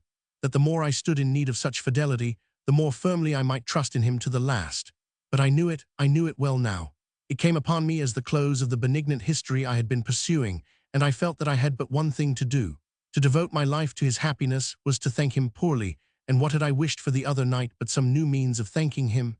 Still, I cried very much. Not only in the fullness of my heart after reading the letter, not only in the strangeness of the prospect, for it was strange though I had expected the contents, but as if something for which there was no name or distinct idea were indefinitely lost to me. I was very happy, very thankful, very hopeful, but I cried very much. By and by I went to my old glass. My eyes were red and swollen, and I said, "Oh, Esther, Esther, can that be you?" I'm afraid the face in the glass was going to cry again at this reproach, but I held up my finger at it, and it stopped. "That is more like the composed look you comforted me with, my dear, when you showed me such a change," said I, beginning to let down my hair. "When you are mistress of Bleak House, you are to be as cheerful as a bird. In fact, you are always to be cheerful, so let us begin for once and for all." I went on with my hair now, quite comfortably. I sobbed a little still. But that was because I had been crying, not because I was crying then. "And so, Esther, my dear, you are happy for life, happy with your best friends, happy in your old home, happy in the power of doing a great deal of good, and happy in the undeserved love of the best of men." I thought, all at once, if my guardian had married someone else, how should I have felt, and what should I have done? That would have been a change indeed. It presented my life in such a new and blank form that I rang my housekeeping keys and gave them a kiss before I laid them down in their basket again. Then I went on to think, as I dressed my hair before the glass, how often had I considered within myself that the deep traces of my illness and the circumstances of my birth were only new reasons why I should be busy, useful, amiable, serviceable, in all honest, unpretending ways. This was a good time, to be sure, to sit down morbidly and cry. As to its seeming at all strange to me at first, if that were any excuse for crying, which it was not, that I was one day to be the mistress of Bleak House, why should it seem strange? Other people had thought of such things if I had not. "Don't you remember, my plain dear," I asked myself, looking at the glass, "what Mrs. Woodcourt said before those scars were there about your marrying?" Perhaps the name brought them to my remembrance. The dried remains of the flowers. It would be better not to keep them now. They had only been preserved in memory of something wholly past and gone, but it would be better not to keep them now. They were in a book, and it happened to be in the next room, our sitting room, dividing Ada's chamber from mine. I took a candle and went softly in to fetch it from its shelf. After I had it in my hand, I saw my beautiful darling, through the open door, lying asleep, and I stole in to kiss her. It was weak in me, I know, and I could have no reason for crying, but I dropped a tear upon her dear face, and another and another. Weaker than that, I took the withered flowers out and put them for a moment to her lips. I thought about her love for Richard, though indeed the flowers had nothing to do with that. Then I took them into my own room and burned them at the candle, and they were dust in an instant. On entering the breakfast room next morning, I found my guardian just as usual, quite as frank, as open and free. There being not the least constraint in his manner, there was none, or I think there was none, in mine. I was with him several times in the course of the morning, in and out, when there was no one there, and I thought it not unlikely that he might speak to me about the letter, but he did not say a word. So on the next morning and the next, and for at least a week, over which time Mr. Skimpole prolonged his stay. I expected every day my guardian might speak to me about the letter, but he never did. I thought then, growing uneasy, that I ought to write an answer. I tried over and over again in my own room at night, but I could not write an answer that at all began like a good answer, so I thought each night I would wait one more day. And I waited 7 more days, and he never said a word. At last, Mr. Skimpole having departed, we 3 were one afternoon going out for a ride, and I being dressed before Ada and going down, came upon my guardian with his back towards me, standing at the drawing-room window looking out. He turned on my coming in and said, smiling, "Aye, it's you, little woman, is it?" and looked out again. I had made up my mind to speak to him now. In short, I had come down on purpose. "Guardian," I said, rather hesitating and trembling, "when would you like to have the answer to the letter Charlie came for?" "When it's ready, my dear," he replied. "I think it is ready," said I. "Is Charlie to bring it?" He asked pleasantly. "No, I have brought it myself, guardian," I returned.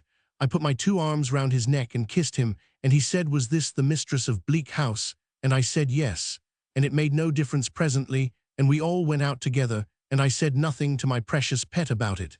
Chapter 45. In trust. One morning, when I had done jingling about with my baskets of keys, as my beauty and I were walking round and round the garden, I happened to turn my eyes towards the house, and saw a long thin shadow going in which looked like Mr. Veholes. Ada had been telling me only that morning of her hopes that Richard might exhaust his ardor in the Chancery suit by being so very earnest in it, and therefore, not to damp my dear girl's spirits, I said nothing about Mr. Veholes's shadow. Presently came Charlie, lightly winding among the bushes and tripping along the paths, as rosy and pretty as one of Flora's attendants instead of my maid, saying, "Oh, if you please, miss, would you step and speak to Mr. Jarndyce?" It was one of Charlie's peculiarities that whenever she was charged with a message, she always began to deliver it as soon as she beheld, at any distance, the person for whom it was intended. Therefore I saw Charlie asking me in her usual form of words to step and speak to Mr. Jarndyce long before I heard her. And when I did hear her, she had said it so often that she was out of breath. I told Ada I would make haste back and inquired of Charlie as we went in whether there was not a gentleman with Mr. Jarndyce. To which Charlie, whose grammar, I confess to my shame, never did any credit to my educational powers, replied, "Yes, miss. Him has come down in the country with Mr. Richard." A more complete contrast than my guardian and Mr. Veholes, I suppose, there could not be. I found them looking at one another across a table, the one so open and the other so close, the one so broad and upright and the other so narrow and stooping, the one giving out what he had to say in such a rich, ringing voice, and the other keeping it in such a cold-blooded, gasping, fish-like manner that I thought I never had seen 2 people so unmatched. "You know Mr. Veholes, my dear," said my guardian, not with the greatest urbanity, I must say. Mr. Veholes rose, gloved and buttoned up as usual, and seated himself again, just as he had seated himself beside Richard in the gig. Not having Richard to look at, he looked straight before him. "Mr. Veholes," said my guardian, eyeing his black figure as if he were a bird of ill omen, "has brought an ugly report of our most unfortunate Rick," laying a marked emphasis on "most unfortunate," as if the words were rather descriptive of his connection with Mr. Veholes. I sat down between them. Mr. Veholes remained immovable, except that he secretly picked at one of the red pimples on his yellow face with his black glove. "And as Rick and you are happily good friends, I should like to know," said my guardian, "what you think, my dear. Would you be so good as to speak up, Mr. Veholes?" "Doing anything but that," Mr. Veholes observed. "I have been saying that I have reason to know, Miss Summerson, as Mr. C's professional adviser, that Mr. C's circumstances are at the present moment in an embarrassed state. Not so much in point of amount as owing to the peculiar and pressing nature of liabilities Mr. C has incurred and the means he has of liquidating or meeting the same. I have staved off many little matters for Mr. C, but there is a limit to staving off, and we have reached it. I have made some advances out of pocket to accommodate these unpleasantnesses, but I necessarily look to being repaid. For I do not pretend to be a man of capital, and I have a father to support in the Vale of Taunton, besides striving to realize some little independence for 3 dear girls at home. My apprehension is, Mr. C's circumstances being such, lest it should end in his obtaining leave to part with his commission, which at all events is desirable to be made known to his connections." Mr. Veholes, who had looked at me while speaking, here emerged into the silence he could hardly be said to have broken, so stifled was his tone, and looked before him again. "Imagine the poor fellow without even his present resource," said my guardian to me. "Yet what can I do? You know him, Esther. He would never accept of help from me now. To offer it or hint at it would be to drive him to an extremity if nothing else did. Mr. Veholes hereupon addressed me again. What Mr. Jarndyce remarks, miss, is no doubt the case. It is the difficulty. I do not see that anything is to be done. I do not say that anything is to be done, far from it. I merely come down here under the seal of confidence and mention it in order that everything may be openly carried on and that it may not be said afterwards that everything was not openly carried on. My wish is that everything should be openly carried on. I desire to leave a good name behind me. If I consulted merely my own interests with Mr. C, I should not be here. So insurmountable, as you must well know, would be his objections. This is not a professional attendance. This can he charge to nobody. I have no interest in it, except as a member of society and a father and a son, said Mr. Veholes, who had nearly forgotten that point.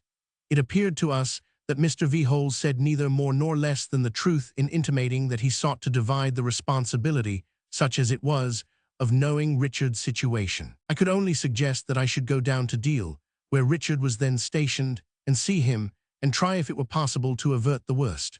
Without consulting Mr. Veholes on this point, I took my guardian aside to propose it, while Mr. Veholes gauntly stalked to the fire and warmed his funeral gloves. The fatigue of the journey formed an immediate objection on my guardian's part, but as I saw he had no other, and as I was only too happy to go, I got his consent. We had then merely to dispose of Mr. Veholes. Well, sir, said Mr. Jarndyce, Miss Summerson will communicate with Mr. Carstone, and you can only hope that his position may be yet retrievable. You will allow me to order you lunch after your journey, sir. I thank you, Mr. Jarndyce, said Mr. Veholes, putting out his long black sleeve to check the ringing of the bell. Not any. I thank you, no, not a morsel. My digestion is much impaired, and I am but a poor knife and fork at any time. If I was to partake of solid food at this period of the day, I don't know what the consequences might be. Everything having been openly carried on, sir, I will now, with your permission, take my leave. And I would that you could take your leave, and we could all take our leave, Mr. Veholes, returned my guardian bitterly, of a cause you know of. Mr. Veholes, whose black dye was so deep from head to foot that it had quite steamed before the fire, diffusing a very unpleasant perfume, made a short one-sided inclination of his head from the neck and slowly shook it. We whose ambition it is to be looked upon in the light of respectable practitioners, sir, can but put our shoulders to the wheel. We do it, sir. At least, I do it myself, and I wish to think well of my professional brethren, one and all. You are sensible of an obligation not to refer to me, miss, in communicating with Mr. C. I said I would be careful not to do it. Just so, miss. Good morning, Mr. Jarndyce. Good morning, sir. Mr. Veholes put his dead glove, which scarcely seemed to have any hand in it, on my fingers, and then on my guardian's fingers, and took his long, thin shadow away. I thought of it on the outside of the coach, passing over all the sunny landscape between us and London, chilling the seed in the ground as it glided along. Of course it became necessary to tell Ada where I was going and why I was going, and of course she was anxious and distressed. But she was too true to Richard to say anything but words of pity and words of excuse, and in a more loving spirit still, my dear devoted girl, she wrote him a long letter, of which I took charge. Charlie was to be my traveling companion, though I am sure I wanted none, and would willingly have left her at home. We all went to London that afternoon, and finding 2 places in the mail, secured them. At our usual bedtime, Charlie and I were rolling away seaward with the Kentish letters. It was a night's journey in those coach times, but we had the mail to ourselves and did not find the night very tedious. It passed with me as I suppose it would with most people under such circumstances. At one while my journey looked hopeful, and at another hopeless. Now I thought I should do some good, and now I wondered how I could ever have supposed so. Now it seemed one of the most reasonable things in the world that I should have come, and now one of the most unreasonable. In what state I should find Richard, what I should say to him, and what he would say to me occupied my mind by turns with these 2 states of feeling, and the wheels seemed to play one tune, to which the burden of my guardian's letter set itself, over and over again all night. At last we came into the narrow streets of Deal, and very gloomy they were upon a raw misty morning. The long flat beach, with its little irregular houses, wooden and brick, and its litter of capstans and great boats and sheds, and bare upright poles with tackle and blocks, and loose gravelly waste places overgrown with grass and weeds, wore as dull an appearance as any place I ever saw. The sea was heaving under a thick white fog, and nothing else was moving but a few early rope-makers, who, with the yarn twisted round their bodies, looked as if tired of their present state of existence. They were spinning themselves into cordage. But when we got into a warm room in an excellent hotel and sat down, comfortably washed and dressed, to an early breakfast, for it was too late to think of going to bed, Deal began to look more cheerful. Our little room was like a ship's cabin, and that delighted Charlie very much. Then the fog began to rise like a curtain, and numbers of ships that we had had no idea were near appeared. I don't know how many sail the waiter told us were then lying in the Downs. Some of these vessels were of grand size. One was a large Indiaman just come home.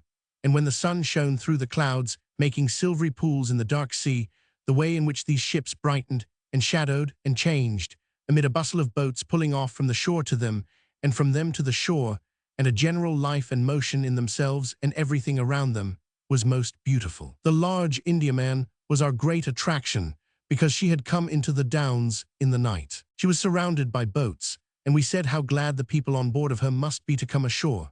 Charlie was curious, too, about the voyage, and about the heat in India, and the serpents and the tigers, and as she picked up such information much faster than grammar, I told her what I knew on those points. I told her, too, how people in such voyages were sometimes wrecked and cast on rocks, where they were saved by the intrepidity and humanity of one man, and Charlie asking how that could be. I told her how we knew at home of such a case. I had thought of sending Richard a note saying I was there, but it seemed so much better to go to him without preparation. As he lived in barracks, I was a little doubtful whether this was feasible, but we went out to reconnoiter. Peeping in at the gate of the barrack yard, we found everything very quiet at that time in the morning, and I asked a sergeant standing on the guardhouse steps where he lived. He sent a man before to show me, who went up some bare stairs and knocked with his knuckles at a door and left us. "Now then," cried Richard from within, so I left Charlie in the little passage, and going on to the half-open door said, "Can I come in, Richard? It's only Dame Durden." He was writing at a table with a great confusion of clothes, tin cases, books, boots, brushes, and portmanteaus strewn all about the floor. He was only half-dressed, in plain clothes, I observed, not in uniform, and his hair was unbrushed, and he looked as wild as his room.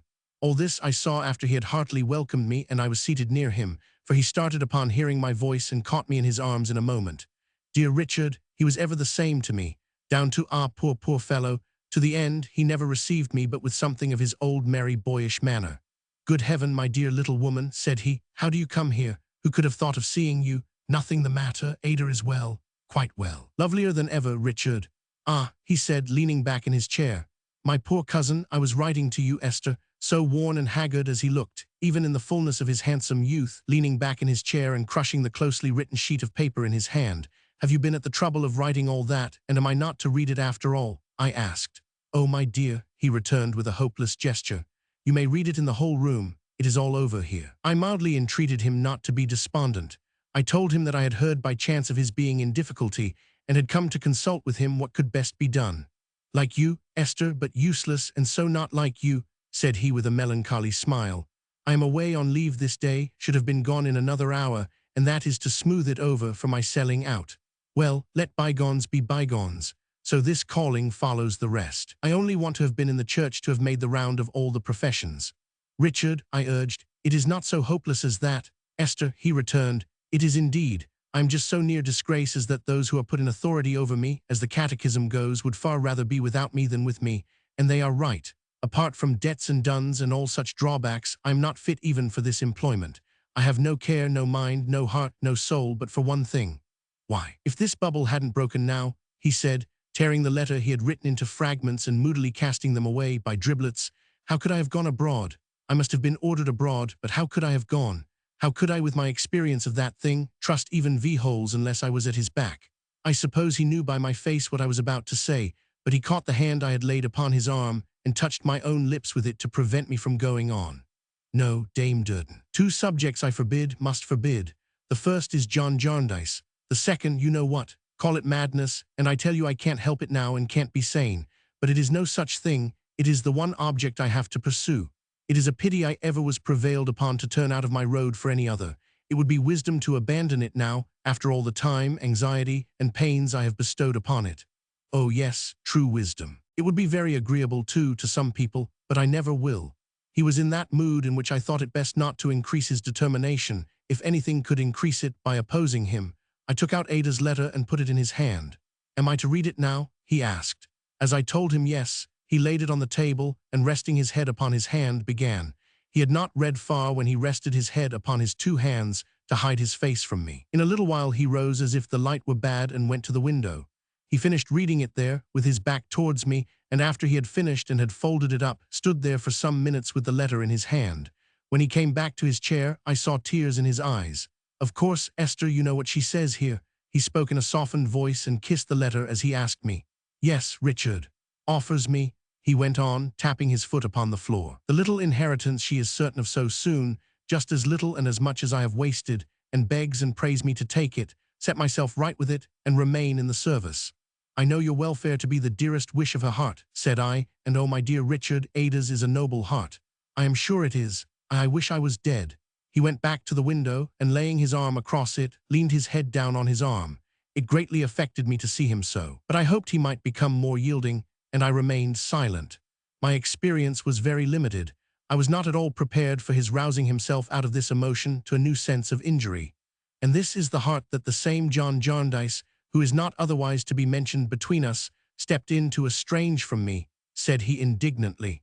"And the dear girl makes me this generous offer from under the same John Jarndyce's roof, and with the same John Jarndyce's gracious consent and connivance, I dare say, as a new means of buying me off." "Richard," I cried out, rising hastily, "I will not hear you say such shameful words. I was very angry with him indeed for the first time in my life, but it only lasted a moment. When I saw his worn young face looking at me as if he was sorry, I put my hand on his shoulder and said, 'If you please, my dear Richard, do not speak in such a tone to me. Consider.' He blamed himself exceedingly, and told me in the most generous manner that he had been very wrong, and that he begged my pardon 1,000 times. At that I laughed, but trembled a little too, for I was rather fluttered after being so fiery. 'To accept this offer, my dear Esther,' said he, sitting down beside me and resuming our conversation, 'once more pray forgive me. I am deeply grieved. To accept my dearest cousin's offer is, I need not say, impossible. Besides, I have letters and papers that I could show you which would convince you it is all over here. I have done with the red coat, believe me. But it is some satisfaction, in the midst of my troubles and perplexities, to know that I am pressing Ada's interests in pressing my own. Virtuous has his shoulder to the wheel, and he cannot help urging it on as much for her as for me, thank God." His sanguine hopes were rising within him and lighting up his features, but they made his face more sad to me than it had been before. "No, no," cried Richard exultingly. "If every farthing of Ada's little fortune were mine, no part of it should be spent in retaining me in what I am not fit for, can take no interest in, and am weary of. It should be devoted to what promises a better return, and should be used where she has a larger stake. Don't be uneasy for me. I shall now have only one thing on my mind, and Virtuous and I will work it. I shall not be without means. Free of my commission, I shall be able to compound with some small usurers who will hear of nothing but their bond now. Virtuous says so. I should have a balance in my favor anyway, but that would swell it. Come, come, you shall carry a letter to Ada from me, Esther, and you must both of you be more hopeful of me and not believe that I am quite cast away just yet, my dear. I will not repeat what I said to Richard. I know it was tiresome, and nobody is to suppose for a moment that it was at all wise. It only came from my heart. He heard it patiently and feelingly, but I saw that on the two subjects he had reserved it was at present hopeless to make any representation to him.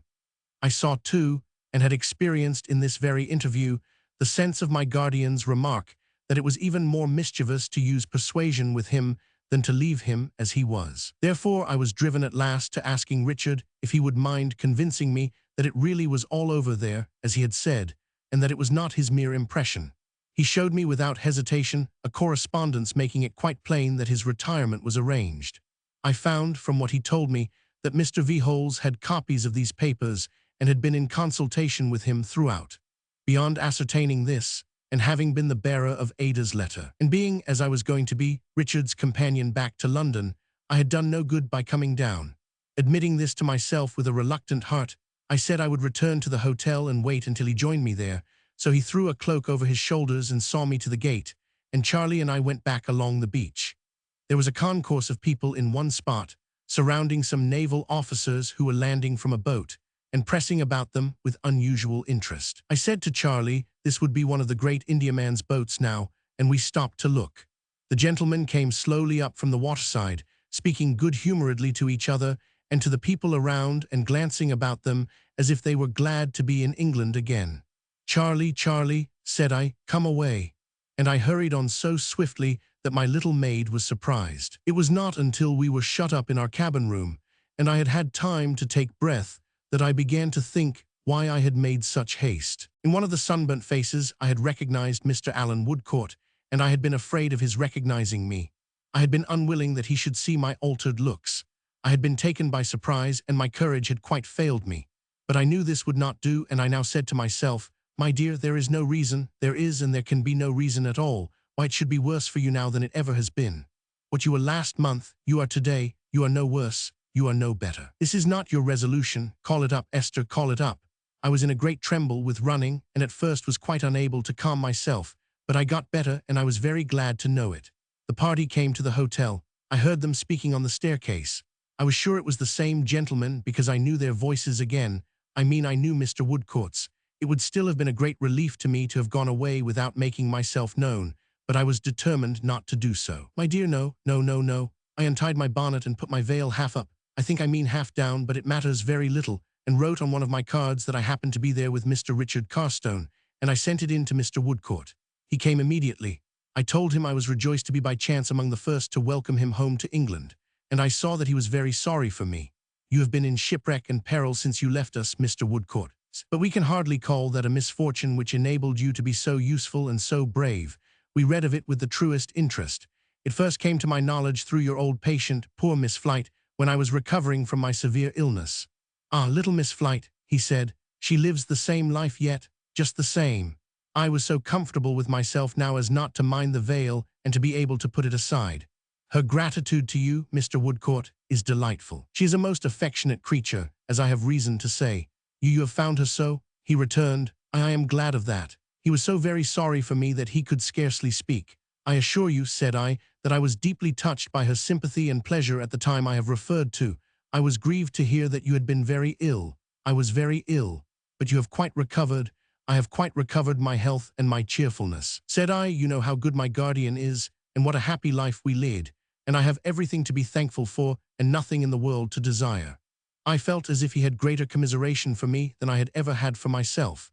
It inspired me with new fortitude and new calmness to find that it was I who was under the necessity of reassuring him. I spoke to him of his voyage out and home, and of his future plans, and of his probable return to India. He said that was very doubtful. He had not found himself more favored by fortune there than here. He had gone out a poor ship's surgeon and had come home nothing better. While we were talking, and when I was glad to believe that I had alleviated, if I may use such a term, the shock he had had in seeing me, Richard came in. He had heard downstairs who was with me, and they met with cordial pleasure.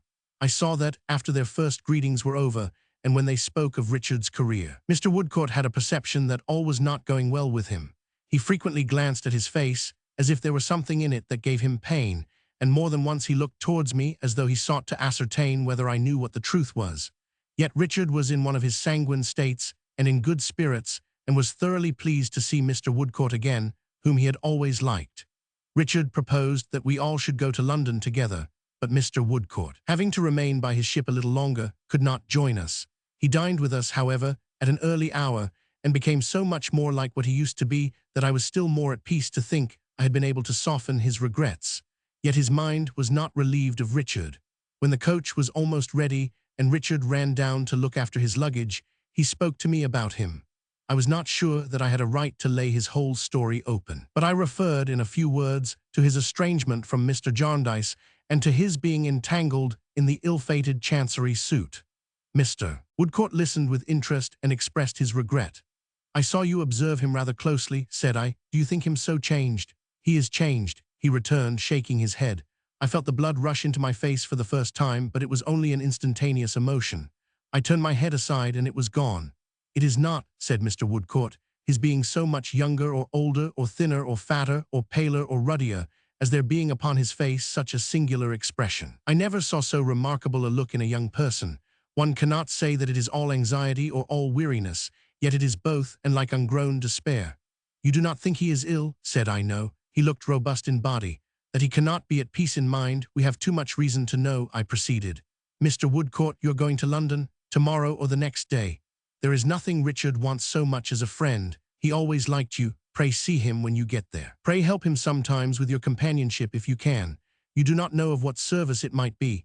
You cannot think how Ada and Mr. Jarndyce, and even I, how we should all thank you, Mr. Woodcourt." "Miss Summerson," he said, more moved than he had been from the first, "before heaven I will be a true friend to him. I will accept him as a trust, and it shall be a sacred one. God bless you, said I with my eyes filling fast, but I thought they might when it was not for myself. Ada loves him, we all love him, but Ada loves him as we cannot. I will tell her what you say. Thank you and God bless you in her name. Richard came back as we finished exchanging these hurried words and gave me his arm to take me to the coach. Woodcourt, he said, unconscious with what application, pray let us meet in London. Meet, returned the other. I have scarcely a friend there now but you. Where shall I find you?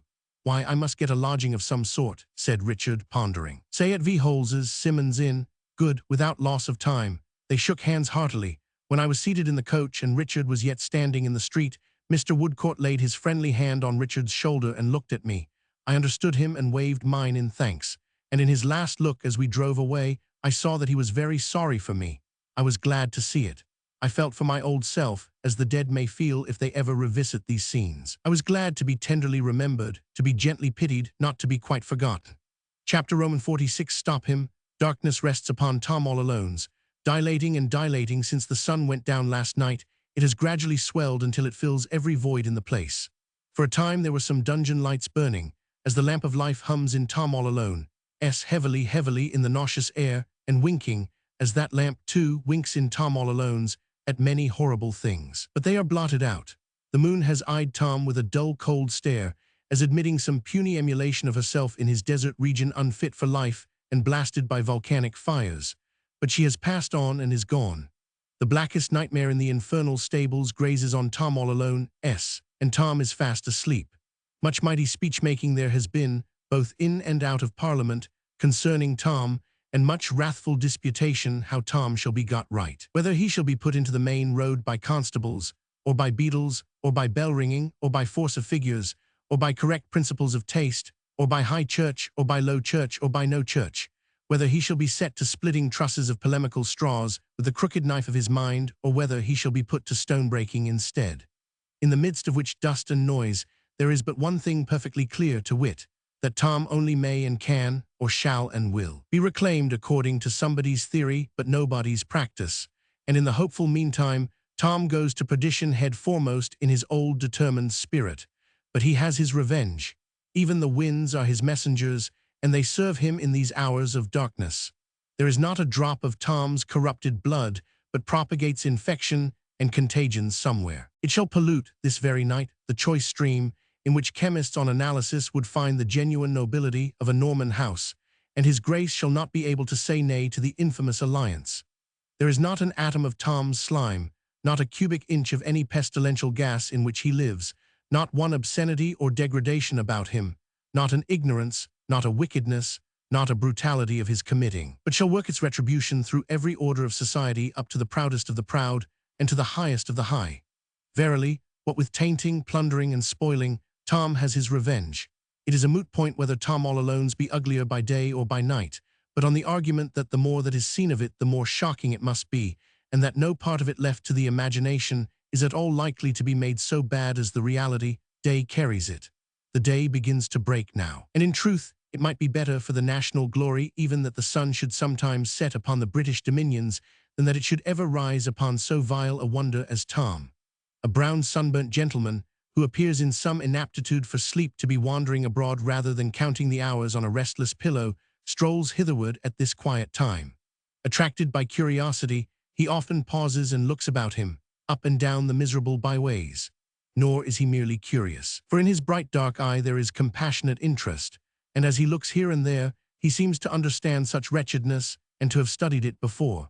On the banks of the stagnant channel of mud, which is the main street of Tom all alone's, nothing is to be seen but the crazy houses, shut up and silent. No waking creature save himself appears except in one direction, where he sees the solitary figure of a woman sitting on a doorstep. He walks that way, approaching. He observes that she has journeyed a long distance and is footsore and travel-stained. She sits on the doorstep in the manner of one who is waiting, with her elbow on her knee and her head upon her hand. Beside her is a canvas bag or bundle she has carried. She is dozing probably, for she gives no heed to his steps as he comes toward her. The broken footway is so narrow that when Alan Woodcourt comes to where the woman sits, he has to turn into the road to pass her, looking down at her face. His eye meets hers and he stops. "What is the matter?" "Nothing, sir. Can't you make them here? Do you want to be let in?" I'm waiting till they get up at another house, a lodging house not here. The woman patiently returns. I'm waiting here because there will be sun here presently to warm me. I am afraid you are tired. I am sorry to see you sitting in the street. Thank you, sir, it don't matter. A habit in him of speaking to the poor and of avoiding patronage or condescension or childishness, which is the favorite device, many people deeming it quite a subtlety to talk to them like little spelling books, has put him on good terms with the woman easily. Let me look at your forehead, he says, bending down. I am a doctor, don't be afraid. I wouldn't hurt you for the world. He knows that by touching her with his skillful and accustomed hand, he can soothe her yet more readily. She makes a slight objection, saying, it's nothing, but he has scarcely laid his fingers on the wounded place when she lifts it up to the light. A bad bruise and the skin sadly broken. This must be very sore. It do ache a little, sir, returns the woman with a started tear upon her cheek. Let me try to make it more comfortable. My handkerchief won't hurt you. Oh dear no, sir, I'm sure of that. He cleanses the injured place and dries it, and having carefully examined it and gently pressed it with the palm of his hand, takes a small case from his pocket, dresses it, and binds it up.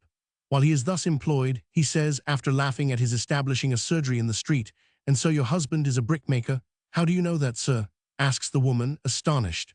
Why, I suppose so from the color of the clay upon your bag and on your dress. And I know brickmakers go about working at piecework in different places. I am sorry to say I have known them cruel to their wives too. The woman hastily lifts up her eyes as if she would deny that her injury is referable to such a cause, but feeling the hand upon her forehead and seeing his busy and composed face, she quietly drops them again. Where is he now? Asks the surgeon. He got into trouble last night, sir, but he looked for me at the lodging house. He will get into worse trouble if he often misuses his large and heavy hand as he has misused it here. But you forgive him, brutal as he is, and I say no more of him except that I wish he deserved it. You have no young child. The woman shakes her head. One as I calls mine, sir, but it's Liz S. Your own is dead, I see, poor little thing. By this time he has finished and is putting up his case. I suppose you have some settled home. Is it far from here? He asks, good-humoredly making light of what he has done as she gets up and curtsies. It's a good 2 or 3 mile from here, sir, at St. Albans. You know St. Albans, sir? I thought you gave a start like as if you did. Yes, I know something of it. And now I will ask you a question in return. Have you money for your lodging? Yes, sir, she says, really and truly. And she shows it. He tells her, in acknowledgement of her many subdued thanks, that she is very welcome, gives her good day, and walks away. Tom all alone is still asleep, and nothing is astir. Yes, something is. As he retraces his way to the point from which he descried the woman at a distance sitting on the step, he sees a ragged figure coming very cautiously along, crouching close to the soiled walls, which the wretchedest figure might as well avoid, and furtively thrusting a hand before it. It is the figure of a youth whose face is hollow, and whose eyes have an emaciated glare. He is so intent on getting along unseen that even the apparition of a stranger in whole garments does not tempt him to look back. He shades his face with his ragged elbow as he passes on the other side of the way, and goes shrinking and creeping on with his anxious hand before him and his shapeless clothes hanging in shreds. Clothes made for what purpose, or of what material, it would be impossible to say. They look, in color and in substance, like a bundle of rank leaves of swampy growth that rotted long ago. Alan Woodcourt pauses to look after him and note all this, with a shadowy belief that he has seen the boy before. He cannot recall how or where, but there is some association in his mind with such a form. He imagines that he must have seen it in some hospital or refuge, still cannot make out why it comes with any special force on his remembrance. He is gradually emerging from Tom all alone, in the morning light, thinking about it, when he hears running feet behind him, and looking round, sees the boy scouring towards him at great speed, followed by the woman. Stop him, cries the woman, almost breathless. Stop him, sir. He darts across the road into the boy's path. The boy is quicker than he, makes a curve, ducks, dives under his hands, comes up 6 yards beyond him and scours away again. Still the woman follows, crying, Stop him, sir, pray stop him. Alan, not knowing but that he has just robbed her of her money, follows in chase and runs so hard that he runs the boy down 12 times, but each time he repeats the curve, the duck, the dive, and scours away again. To strike at him on any of these occasions would be to fell and disable him. The pursuer cannot resolve to do that, and so the grimly ridiculous pursuit continues. At last, the fugitive, hard-pressed, takes to a narrow passage in a court which has no thoroughfare. Here, against a hoarding of decaying timber, he is brought to bay and tumbles down, lying gasping at his pursuer, who stands and gasps at him until the woman comes up. "Oh, you, Joe," cries the woman. "What, I have found you at last." "Joe," repeats Alan, looking at him with attention. "Joe, stay, to be sure. I recollect this lad some time ago being brought before the coroner." "Yes, I see you once afore at the inquich," whimpers Joe. "What of that? Can't you never let such an unfortunate as me alone? Ain't I unfortunate enough for you yet? How unfortunate do you want me for to be? I've been a chivied and a chivied, fussed by one on you and nixed by another on you, till I'm worrited to skins and bones. The inquich warrant am my fault. I done nothink. He woes worry good to me, he woes. He woes the only one I knowed to speak to, as ever come across my crossing. It ain't worry likely I should want him to be inquiched. I only wish I woes myself. I don't know why I don't go and make a hole in the water, I'm sure I don't." He says it with such a pitiable air, and his grimy tears appear so real, and he lies in the corner up against the hoarding so like a growth of fungus or any unwholesome excrescence produced there in neglect and impurity, that Alan Woodcourt is softened towards him. He says to the woman, "Miserable creature, what has he done?" To which she only replies, shaking her head at the prostrate figure more amazedly than angrily, "Oh, you, Joe, I have found you at last." "What has he done?" says Alan. "Has he robbed you?" "No, sir, no, robbed me. He did nothing but what was kind-hearted by me, and that's the wonder of it." Alan looks from Joe to the woman, and from the woman to Joe, waiting for one of them to unravel the riddle. "But he was along with me, sir," says the woman. "Oh, you, Joe, he was along with me, sir, down at St. Albans, ill, and a young lady, Lord bless her for a good friend to me, took pity on him when I durstn't, and took him home." Alan shrinks back from him with a sudden horror. "Yes, sir, yes. Took him home and made him comfortable. And like a thankless monster, he ran away in the night, and never has been seen or heard of since, till I set eyes on him just now. And that young lady that was such a pretty dear caught his illness, lost her beautiful looks, and wouldn't hardly be known for the same young lady now if it wasn't for her angel temper and her pretty shape and her sweet voice. Do you know it? You ungrateful wretch, do you know that this is all along of you and of her goodness to you?" demands the woman, beginning to rage at him as she recalls it and breaking into passionate tears. The boy, in rough sort stunned by what he hears, falls to smearing his dirty forehead with his dirty palm, and to staring at the ground, and to shaking from head to foot until the crazy hoarding against which he leans rattles. Alan restrains the woman, merely by a quiet gesture, but effectually. "Richard told me," he falters. "I mean, I have heard of this. Don't mind me for a moment, I will speak presently." He turns away and stands for a while looking out at the covered passage. When he comes back, he has recovered his composure, except that he contends against an avoidance of the boy, which is so very remarkable that it absorbs the woman's attention. "You hear what she says, but get up, get up." Joe, shaking and chattering, slowly rises and stands, after the manner of his tribe in a difficulty, sideways against the hoarding, resting one of his high shoulders against it, and covertly rubbing his right hand over his left and his left foot over his right. "You hear what she says, and I know it's true. Have you been here ever since?" "Wisher matey if I seen Tom all alone, till this blessed morning," replies Joe hoarsely. "Why have you come here now?" Joe looks all round the confined court, looks at his questioner no higher than the knees, and finally answers, "I don't know how to do nothink, and I can't get nothink to do. I'm worry poor and ill, and I thought I'd come back here when there warn't nobody about, and lay down and hide somewheres as I knows on till arter dark, and then go and beg a trifle of Mr. Snagsby. He woes a lose willin' fur to give me something he woes, though Mrs. Snagsby she was a lose a chivying on me, like everybody everywheres. Where have you come from?" Joe looks all round the court again, looks at his questioner's knees again, and concludes by laying his profile against the hoarding in a sort of resignation. "Did you hear me ask you where you have come from?" "Tramp, then," says Joe. "Now tell me," proceeds Alan, making a strong effort to overcome his repugnance, going very near to him and leaning over him with an expression of confidence. "Tell me how it came about that you left that house when the good young lady had been so unfortunate as to pity you and take you home." Joe suddenly comes out of his resignation and excitedly declares, addressing the woman, that he never known about the young lady, that he never hearn about it, that he never went fur to hurt her, that he would sooner have hurt his own self, that he'd sooner have had his unfortunate Ed chopped off than ever gone anigh her, and that she woes worry good to him, she woes. Conducting himself throughout as if in his poor fashion he really meant it, and winding up with some very miserable sobs. Alan Woodcourt sees that this is not a sham. He constrains himself to touch him. "Come, Joe, tell me." "No, I dustn't," says Joe, relapsing into the profile state. "I dustn't, or I would. But I must know," returns the other, all the same. "Come, Joe." After 2 or 3 such adjurations, Joe lifts up his head again, looks round the court again, and says in a low voice, "Well, I'll tell you something. I was took away. There, took away, in the night. Ah, very apprehensive of being overheard. Joe looks about him and even glances up some 10 feet at the top of the hoarding and through the cracks in it, lest the object of his distrust should be looking over or hidden on the other side. "Who took you away?" "I dustn't name him," says Joe. "I dustn't do it, sir. But I want, in the young lady's name, to know. You may trust me, no one else shall hear." "Ah, but I don't know," replies Joe, shaking his head fearfully, as he don't hear. "Why, he is not in this place." "Oh, ain't he though?" says Joe. "He's in all manner of places, all at once." Alan looks at him in perplexity, but discovers some real meaning and good faith at the bottom of this bewildering reply. He patiently awaits an explicit answer, and Joe, more baffled by his patience than by anything else, at last desperately whispers a name in his ear. "I," says Alan. "Why, what had you been doing?" "Nothing, sir.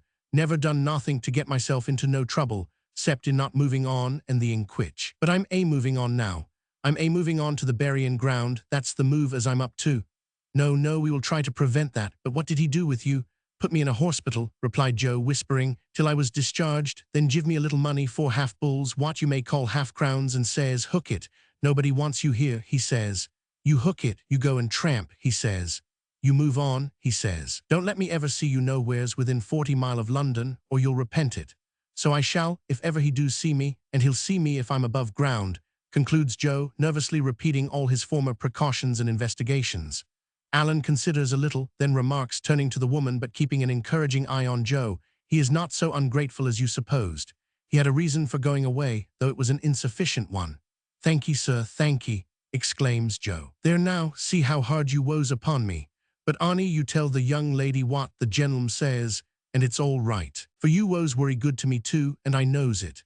"Now, Joe," says Alan, keeping his eye upon him, "come with me and I will find you a better place than this to lie down and hide in. If I take one side of the way and you the other to avoid observation, you will not run away, I know very well, if you make me a promise." "I won't, not unless I woes to see him a-coming, sir." "Very well, I take your word. Half the town is getting up by this time, and the whole town will be broad awake in another hour. Come along. Good day again, my good woman."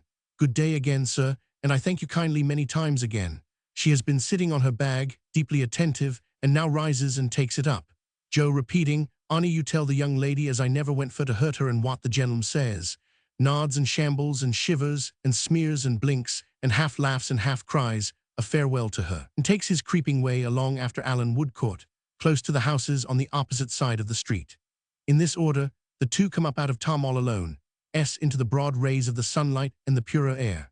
Chapter Roman 47. Joe's will. As Alan Woodcourt and Joe proceed along the streets where the high church spires and the distances are so near and clear in the morning light that the city itself seems renewed by rest, Alan revolves in his mind how and where he shall bestow his companion. It surely is a strange fact, he considers, that in the heart of a civilized world this creature in human form should be more difficult to dispose of than an unowned dog.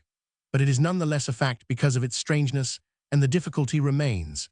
At first, he looks behind him often to assure himself that Joe is still really following.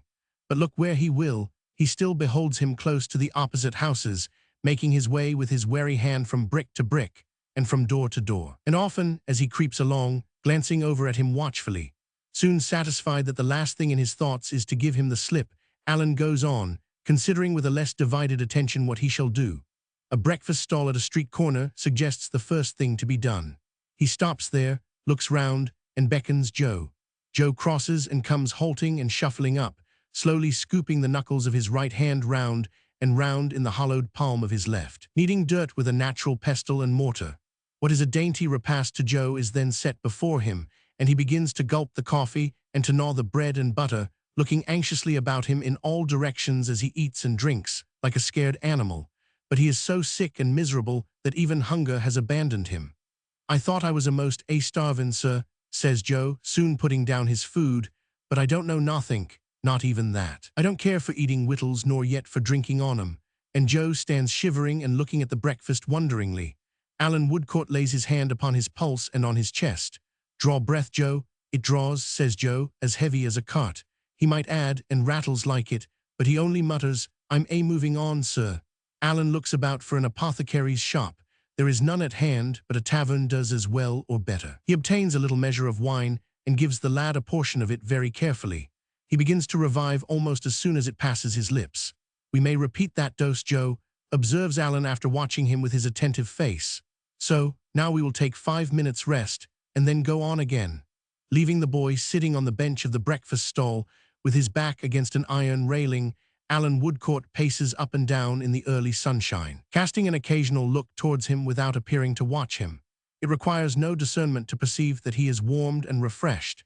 If a face so shaded can brighten, his face brightens somewhat, and by little and little he eats the slice of bread he had so hopelessly laid down. Observant of these signs of improvement, Alan engages him in conversation and elicits to his no small wonder the adventure of the lady in the veil, with all its consequences. Joe slowly munches as he slowly tells it. When he has finished his story and his bread, they go on again. Intending to refer his difficulty in finding a temporary place of refuge for the boy to his old patient, zealous little Miss Flight, Alan leads the way to the court where he and Joe first foregathered. But all is changed at the rag and bottle shop.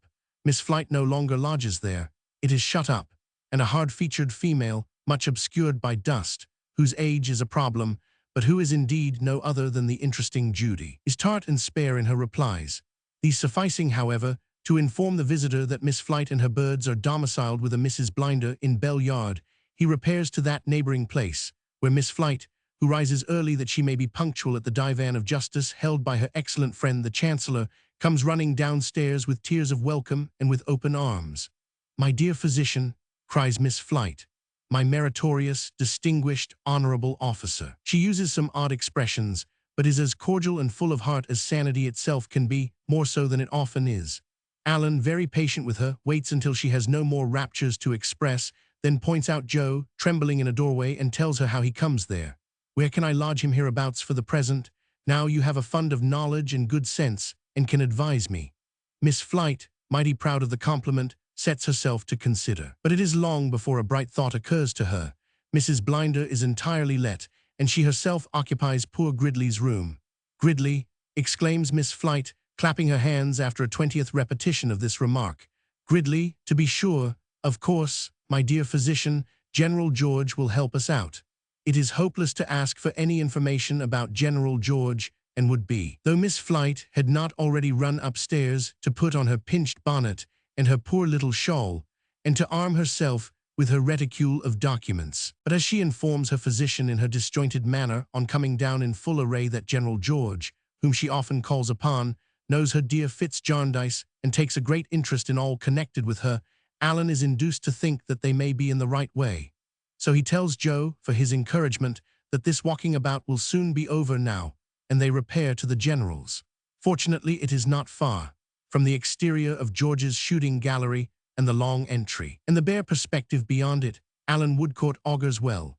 He also descries promise in the figure of Mr. George himself, striding towards them in his morning exercise with his pipe in his mouth, no stock on, and his muscular arms, developed by broadsword and dumbbell, weightily asserting themselves through his light shirt sleeves.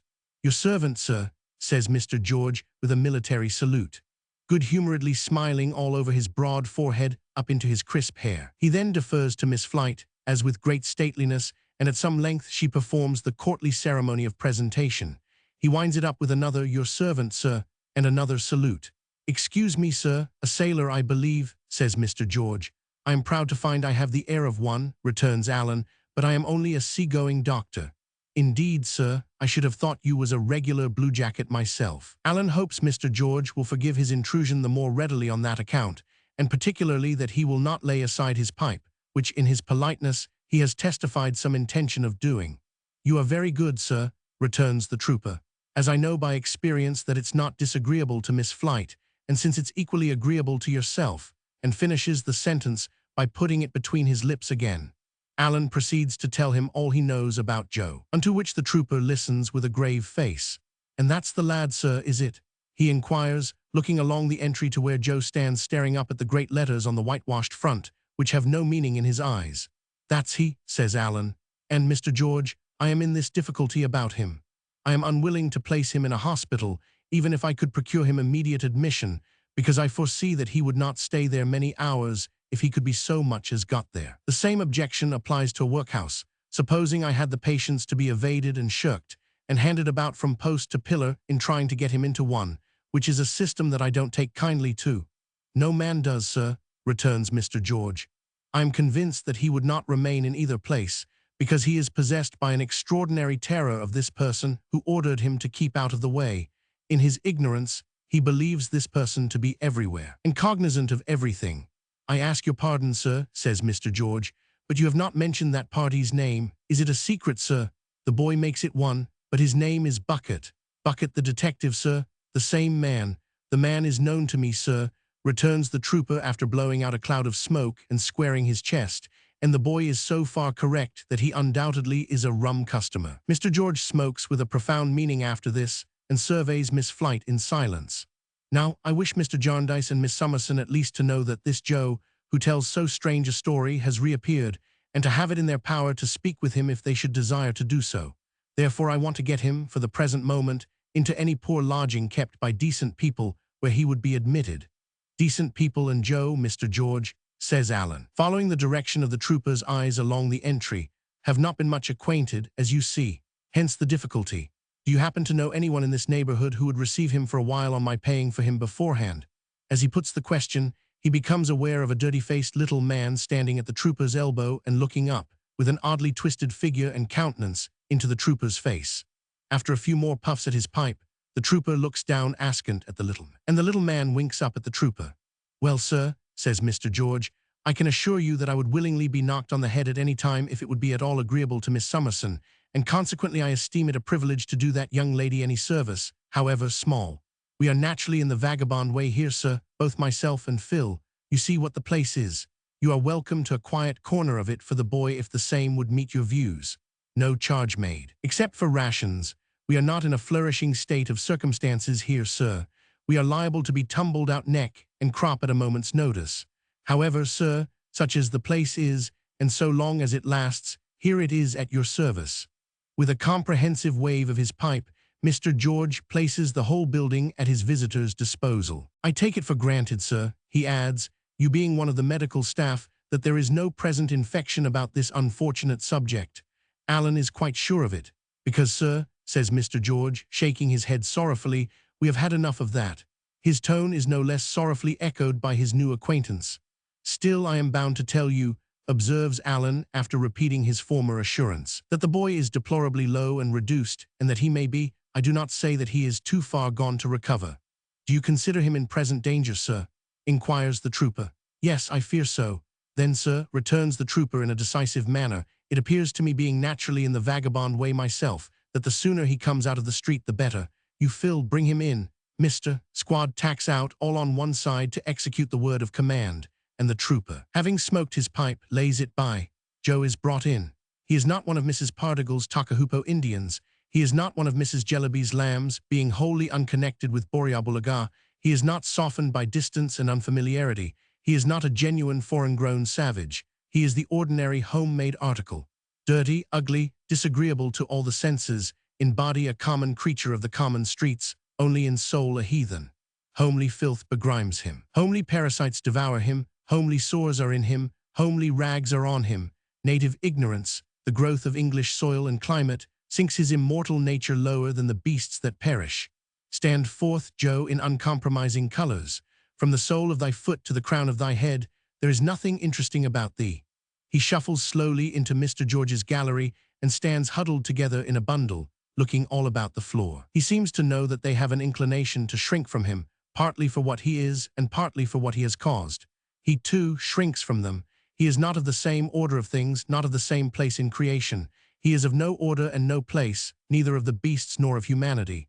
"Look here, Joe," says Alan. "This is Mr. George." Joe searches the floor for some time longer, then looks up for a moment, and then down again. "He is a kind friend to you. He is going to give you lodging room here." Joe makes a scoop with one hand, which is supposed to be a bow. After a little more consideration and some backing and changing of the foot on which he rests, he mutters that he is worry thankful. "You are quite safe here. All you have to do at present is to be obedient and to get strong. And mind you tell us the truth here, whatever you do, Joe." "Wisher matey if I don't, sir," says Joe, reverting to his favorite declaration. "I never done nothink yet. But what you knows on, to get myself into no trouble. I never was in no other trouble at all, sir, 'cept not knowing nothink and starwation." "I believe it. Now attend to Mr. George. I see he is going to speak to you." "My intention merely was, sir," observes Mr. George, amazingly broad and upright, "to point out to him where he can lie down and get a thorough good dose of sleep." Now look here. As the trooper speaks, he conducts them to the other end of the gallery and opens one of the little cabins. There you are, you see. Here is a mattress, and here you may rest on good behavior as long as Mr. I ask your pardon, sir. He refers apologetically to the card Alan has given him. Mr. Woodcourt pleases. Don't you be alarmed if you hear shots. They'll be aimed at the target and not you. Now there's another thing I would recommend, sir, says the trooper, turning to his visitor. Phil, come here. Phil bears down upon them according to his usual tactics. Here is a man, sir, who was found when a baby in the gutter. Consequently, it is to be expected that he takes a natural interest in this poor creature. You do, don't you, Phil? Certainly and surely I do, governor, is Phil's reply. Now I was thinking, sir, says Mr. George in a martial sort of confidence, as if he were giving his opinion in a council of war at a drumhead, that if this man was to take him to a bath and was to lay out a few shillings in getting him 1 or 2 coarse articles, Mr. George, my considerate friend, returns Alan, taking out his purse, it is the very favor I would have asked. Phil's squad and Joe are sent out immediately on this work of improvement. Miss Flight, quite enraptured by her success, makes the best of her way to court, having great fears that otherwise her friend, the Chancellor, may be uneasy about her, or may give the judgment she has so long expected in her absence, and observing, which you know, my dear physician and general, after so many years, would be too absurdly unfortunate. Alan takes the opportunity of going out to procure some restorative medicines, and obtaining them near at hand, soon returns to find the trooper walking up and down the gallery, and to fall into step and walk with him. I take it, sir, says Mr. George, that you know Miss Summerson pretty well. Yes, it appears. Not related to her, sir. No, it appears. Excuse the apparent curiosity, says Mr. George. It seemed to me probable that you might take more than a common interest in this poor creature, because Miss Summerson had taken that unfortunate interest in him. 'Tis my case, sir, I assure you. And mine, Mr. George. The trooper looks sideways at Alan's sunburnt cheek and bright dark eye, rapidly measures his height and build, and seems to approve of him. Since you have been out, sir, I have been thinking that I unquestionably know the rooms in Lincoln's Inn Fields, where Bucket took the lad, according to his account. Though he is not acquainted with the name, I can help you to it. It's Tulkinghorn, that's what it is. Alan looks at him inquiringly, repeating the name. Tulkinghorn, that's the name, sir. I know the man and know him to have been in communication with Bucket before, respecting a deceased person who had given him offense. I know the man, sir, to my sorrow. Alan naturally asks what kind of man he is. What kind of man do you mean to look at? I think I know that much of him. I mean to deal with. Generally, what kind of man? Why, then I'll tell you, sir, returns the trooper, stopping short and folding his arms on his square chest so angrily that his face fires and flushes all over. He is a confoundedly bad kind of man. He is a slow torturing kind of man. He is no more like flesh and blood than a rusty old carbine is. He is a kind of man, by George, that has caused me more restlessness and more uneasiness and more dissatisfaction with myself than all other men put together. That's the kind of man Mr. Tulkinghorn is. I am sorry, says Alan, to have touched so sore a place. Sore, the trooper plants his legs wider apart, wets the palm of his broad right hand, and lays it on the imaginary mustache. It's no fault of yours, sir, but you shall judge. He has got a power over me. He is the man I spoke of just now as being able to tumble me out of this place neck and crop. He keeps me on a constant seesaw.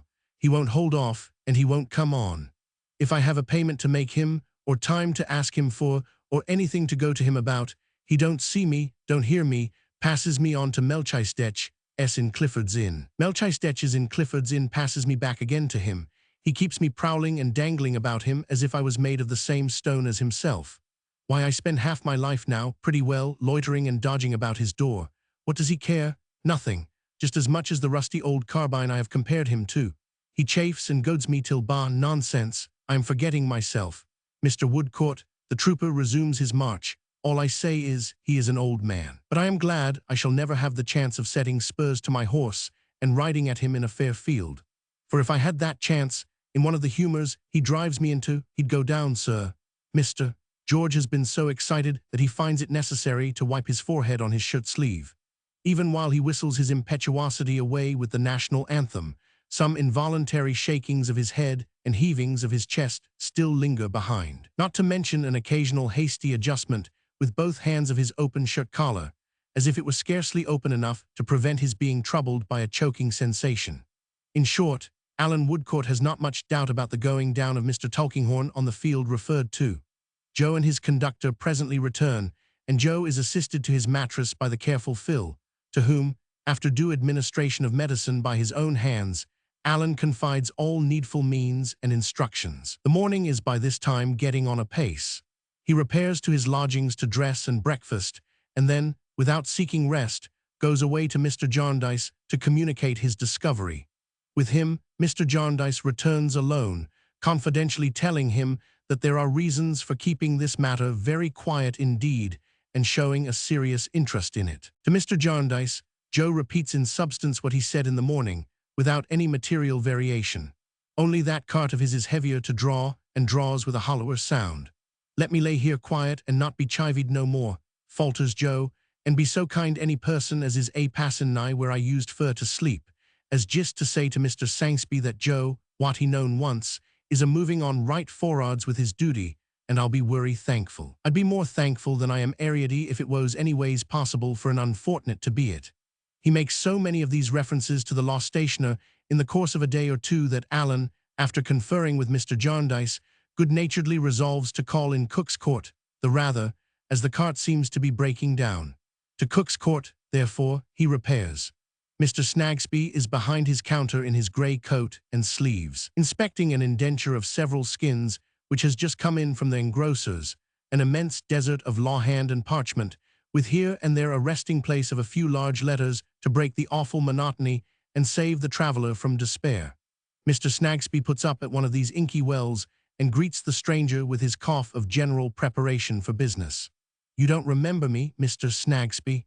The stationer's heart begins to thump heavily, for his old apprehensions have never abated.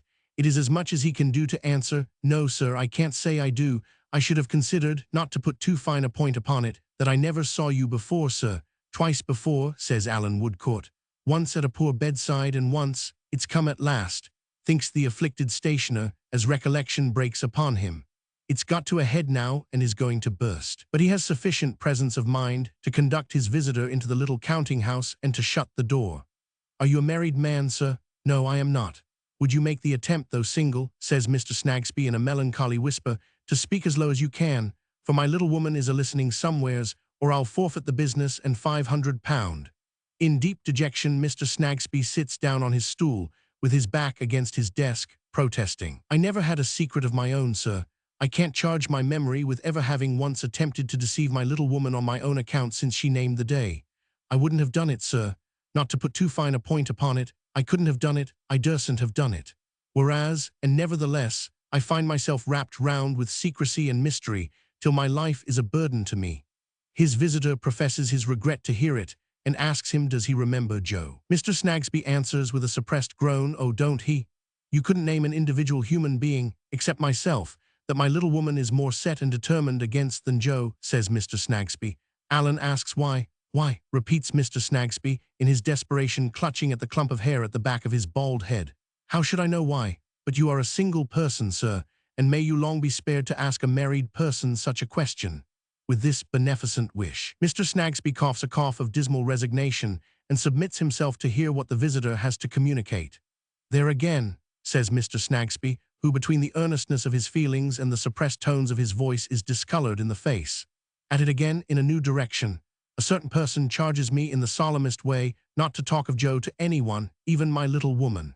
Then comes another certain person, in the person of yourself, and charges me in an equally solemn way not to mention Joe to that other certain person above all other persons. Why, this is a private asylum. Why, not to put too fine a point upon it, this is Bedlam, sir," says Mr. Snagsby. But it is better than he expected after all, being no explosion of the mine below him or deepening of the pit into which he has fallen. And being tender-hearted and affected by the account he hears of Joe's condition, he readily engages to look round, as early in the evening as he can manage it quietly. He looks round very quietly when the evening comes, but it may turn out that Mrs. Snagsby is as quiet a manager as he. Joe is very glad to see his old friend and says, when they are left alone, that he takes it uncommon kind, as Mr. Sangsby should come so far out of his way on accounts of sich as him. Mr. Snagsby, touched by the spectacle before him, immediately lays upon the table half-a-crown, that magic balsam of his for all kinds of wounds. "And how do you find yourself, my poor lad?" inquires the stationer with his cough of sympathy. "I am in luck, Mr. Sangsby, I am," returns Joe, "and don't want for nothink. I'm more comfortable nor you can't think. Mr. Sangsby, I'm worry sorry that I done it, but I didn't go fur to do it, sir. The stationer softly lays down another half-crown and asks him what it is that he is sorry for having done. Mr. Sangsby, says Joe, I went and give a illness to the lady as woes and yet as warrant the t'other lady, and none of 'em never says nothing to me for having done it, on accounts of their being sir good, and my having been unfortunate. The lady come herself and see me yesterday, and she says, Ah, Joe, she says, we thought we'd lost you, Joe, she says. And she sits down a-smilling so quiet, and don't pass a word nor yet a look upon me for having done it, she don't, and I turns agin the wall, I doos, Mr. Sangsby. And Mr. Jarndyce, I see him a-forced to turn away his own self. And Mr. Woodcott, he come fur to give me something fur to ease me, what he's a-lose a-doing on day and night. And when he come a-bending over me and a-speaking up so bold, I see his tears a-fallen, Mr. Sangsby. The softened stationer deposits another half-crown on the table. Nothing less than a repetition of that infallible remedy will relieve his feelings. What I was a-thinking on, Mr. Sangsby, proceeds Joe, woes, as you was able to write worry large p-raps. Yes, Joe, please God, returns the stationer. Uncommon precious large p-raps, says Joe with eagerness. Yes, my poor boy. Joe laughs with pleasure. What I was a-thinking on then, Mr. Sangsby, was that when I was moved on as fur as ever I could go and couldn't be moved no further, whether you might be so good p-raps as to write out, worry large so that anyone could see it anywheres, as that I was worry truly hearty sorry that I done it, and that I never went fur to do it, and that though I didn't know nothink at all, I knowed as Mr. Woodcott once cried over it, and woes a-lose grieved over it, and that I hoped as he'd be able to forgive me in his mind. If the written could be made to say it worry large, he might. It shall say it, Joe, very large. Joe laughs again. Thank ye, Mr. Sangsby. It's worry kind of you, sir, and it makes me more comfortabler nor I was afore. The meek little stationer, with a broken and unfinished cough, slips down his fourth half-crown. He has never been so close to a case requiring so many, and is fain to depart. And Joe and he, upon this little earth, shall meet no more, no more. For the cart so hard to draw is near its journey's end, and drags over stony ground. All round the clock it labours up the broken steps, shattered and worn. Not many times can the sun rise and behold it still upon its weary road.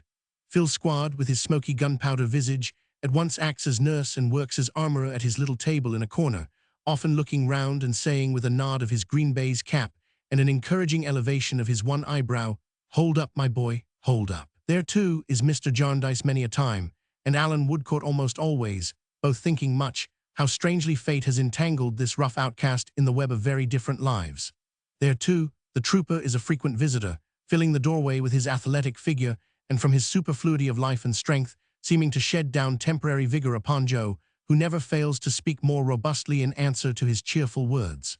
Joe is in a sleep or in a stupor today, and Alan Woodcourt, newly arrived, stands by him, looking down upon his wasted form. After a while he softly seats himself upon the bedside with his face towards him, just as he sat in the law-writer's room, and touches his chest and heart. The cart had very nearly given up, but labours on a little more. The trooper stands in the doorway, still and silent.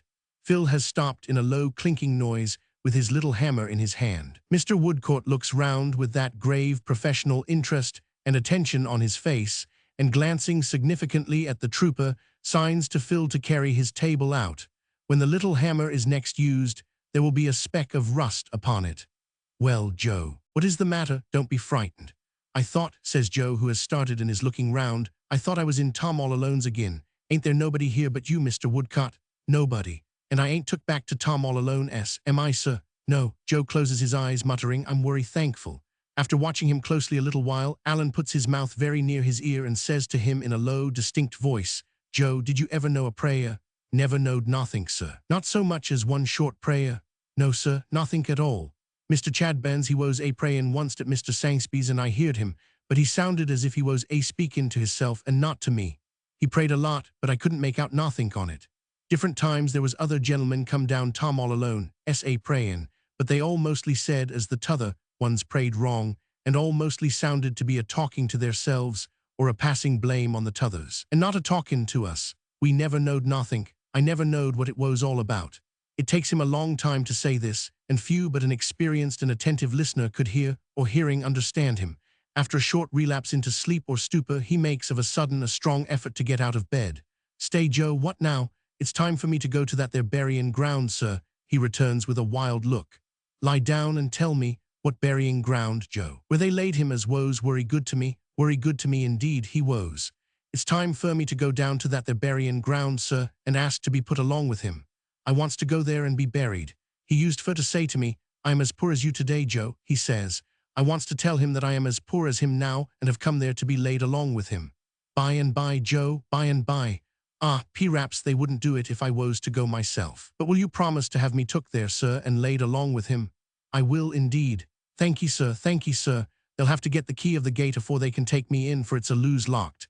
And there's a step there as I used for to clean with my broom. It's turned worry dark, sir. Is there any light, Carmen? It is coming fast, Joe, fast. The cart is shaken all to pieces, and the rugged road is very near its end. Joe, my poor fellow, I hear you, sir, in the dark. But I'm a-groppin', let me catch hold of your hand. Joe, can you say what I say? I'll say anything as you say, sir, for I knows it's good. Our Father, yes, that's worry good, sir, which art in heaven is the light, Carmen, sir. It is close at hand, hallowed be thy name, hallowed be thee, the light is come upon the dark benighted way. Dead, dead, your majesty, dead, my lords and gentlemen, dead, right reverends and wrong reverends of every order. Dead men and women, born with heavenly compassion in your hearts, and dying thus around us every day. Chapter Roman 48 closing in the place in Lincolnshire has shut its many eyes again, and the house in town is awake. In Lincolnshire, the deadlocks of the past doze in their picture frames, and the low wind murmurs through the long drawing-room as if they were breathing pretty regularly. In town, the deadlocks of the present rattle in their fire-eyed carriages through the darkness of the night, and the deadlock Mercuries, with ashes or hair powder on their heads, symptomatic of their great humility, loll away the drowsy mornings in the little windows of the hall. The fashionable world, tremendous orb, nearly 5 miles round, is in full swing, and the solar system works respectfully at its appointed distances. Where the throng is thickest, where the lights are brightest, where all the senses are ministered to with the greatest delicacy and refinement, Lady Dedlock is.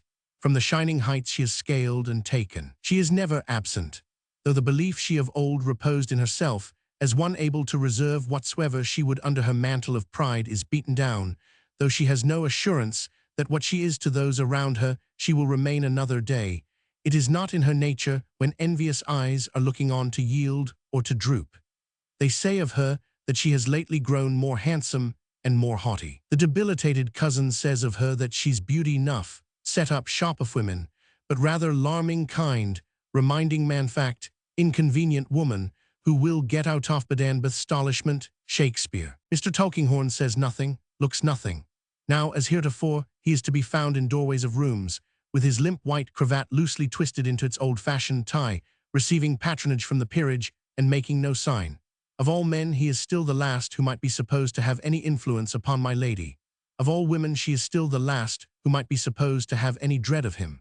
One thing has been much on her mind since their late interview in his turret room at Chesney Wold. She is now decided and prepared to throw it off. It is morning in the great world, afternoon according to the little sun. The Mercuries, exhausted by looking out of window, are reposing in the hall and hang their heavy heads, the gorgeous creatures, like overblown sunflowers. Like them, too, they seem to run to a deal of seed in their tags and trimmings. Sir Leicester, in the library, has fallen asleep for the good of the country over the report of a parliamentary committee. My lady sits in the room in which she gave audience to the young man of the name of Guppy. Rosa is with her and has been writing for her and reading to her. Rosa is now at work upon embroidery or some such pretty thing, and as she bends her head over it, my lady watches her in silence, not for the first time today.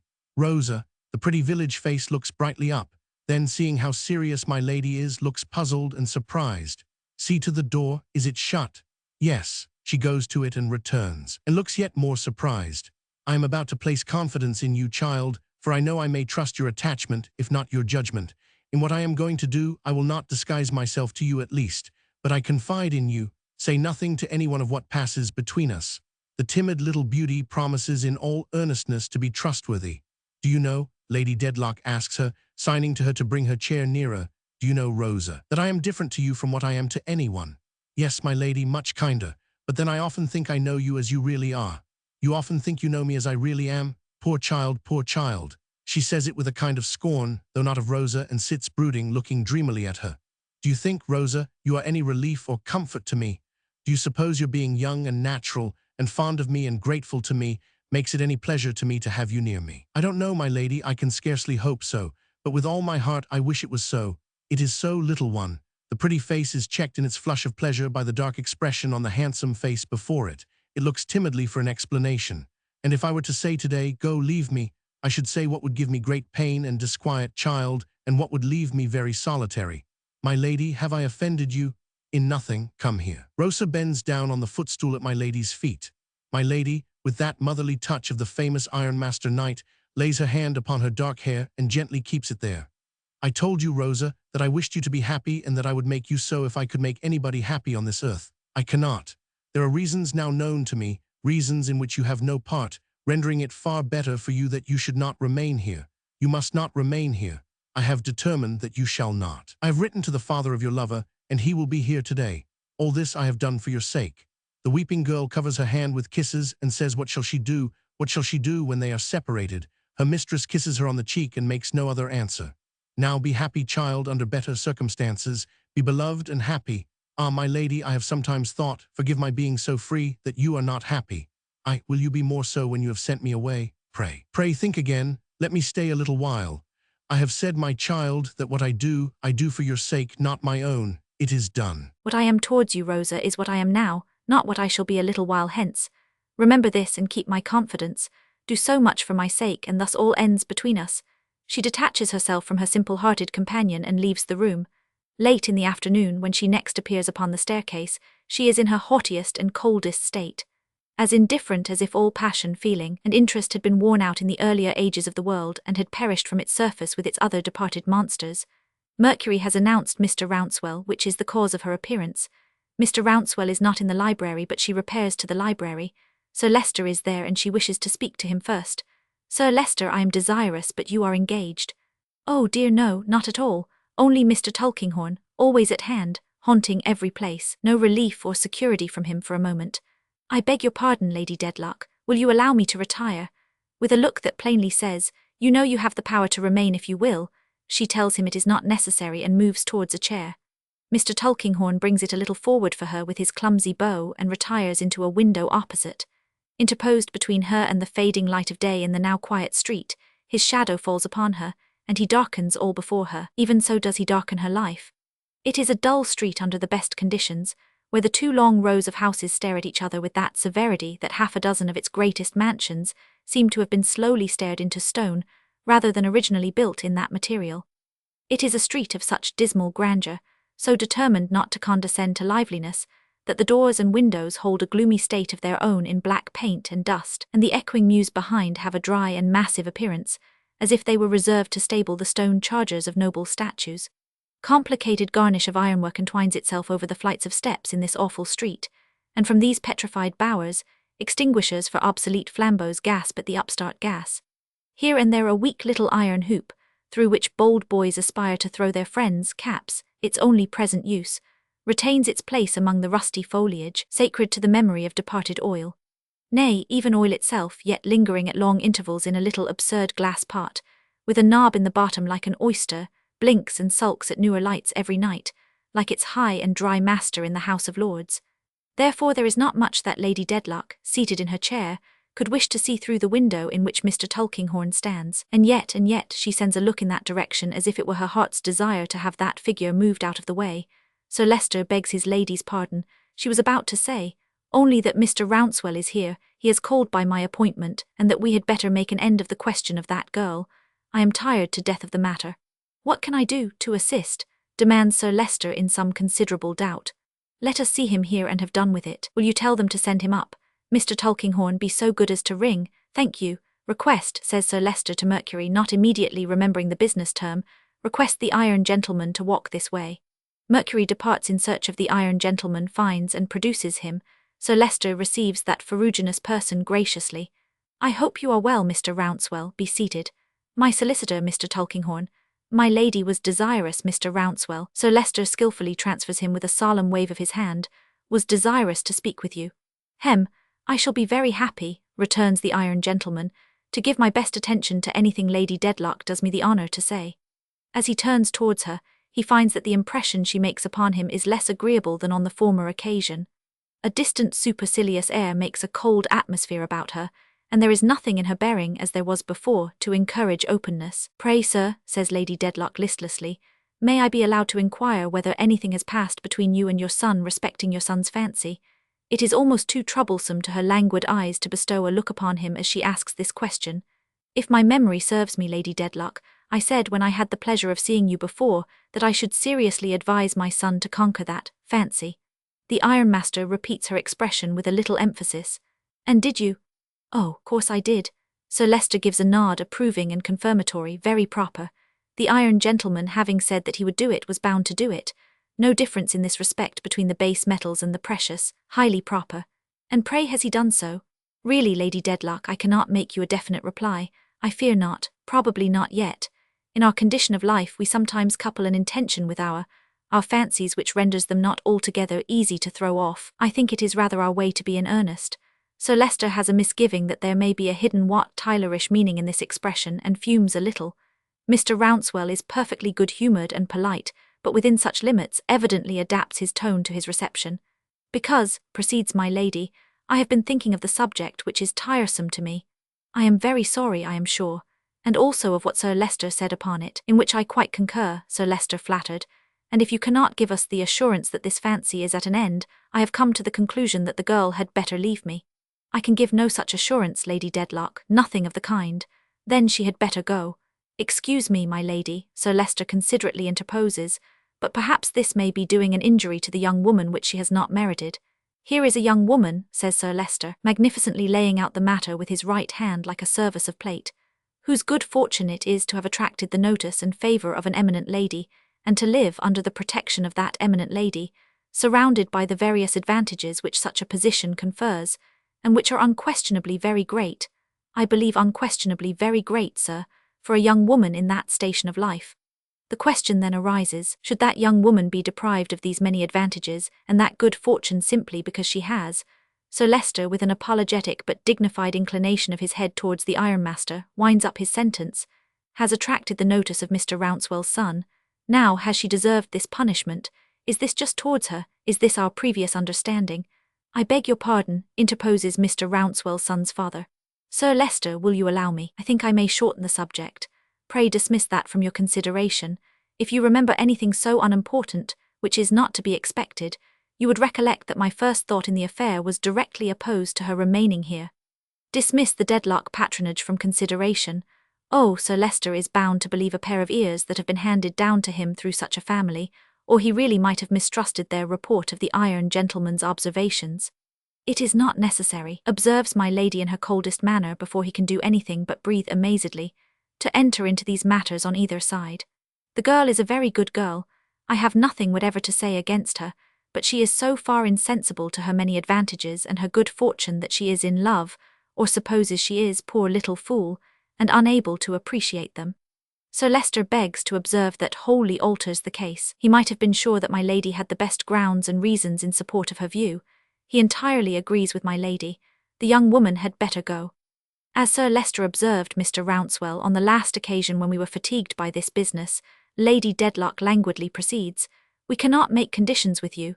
Without conditions and under present circumstances, the girl is quite misplaced here and had better go. I have told her so. Would you wish to have her sent back to the village, or would you like to take her with you, or what would you prefer? Lady Dedlock, if I may speak plainly, by all means. I should prefer the course which will the soonest relieve you of the encumbrance and remove her from her present position. And to speak as plainly, she returns with the same studied carelessness, so should I do I understand that you will take her with you? The iron gentleman makes an iron bow. Sir Leicester, will you ring? Mr. Tulkinghorn steps forward from his window and pulls the bell. I had forgotten you, thank you. He makes his usual bow and goes quietly back again. Mercury, swift responsive, appears, receives instructions whom to produce, skims away, produces the aforesaid and departs. Rosa has been crying and is yet in distress.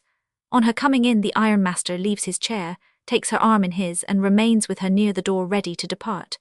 You are taken charge of, you see, says my lady in her weary manner, and are going away well protected. I have mentioned that you are a very good girl and you have nothing to cry for.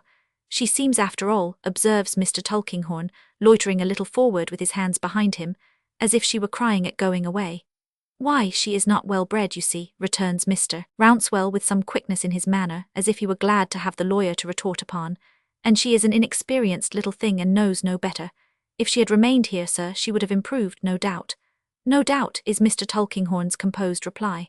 Rosa sobs out that she is very sorry to leave my lady, and that she was happy at Chesney Wold and has been happy with my lady, and that she thanks my lady over and over again.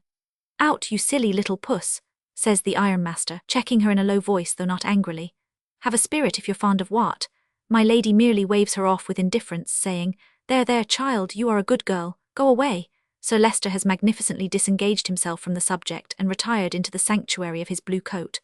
Mr. Tulkinghorn, an indistinct form against the dark street now dotted with lamps, looms in my lady's view, bigger and blacker than before.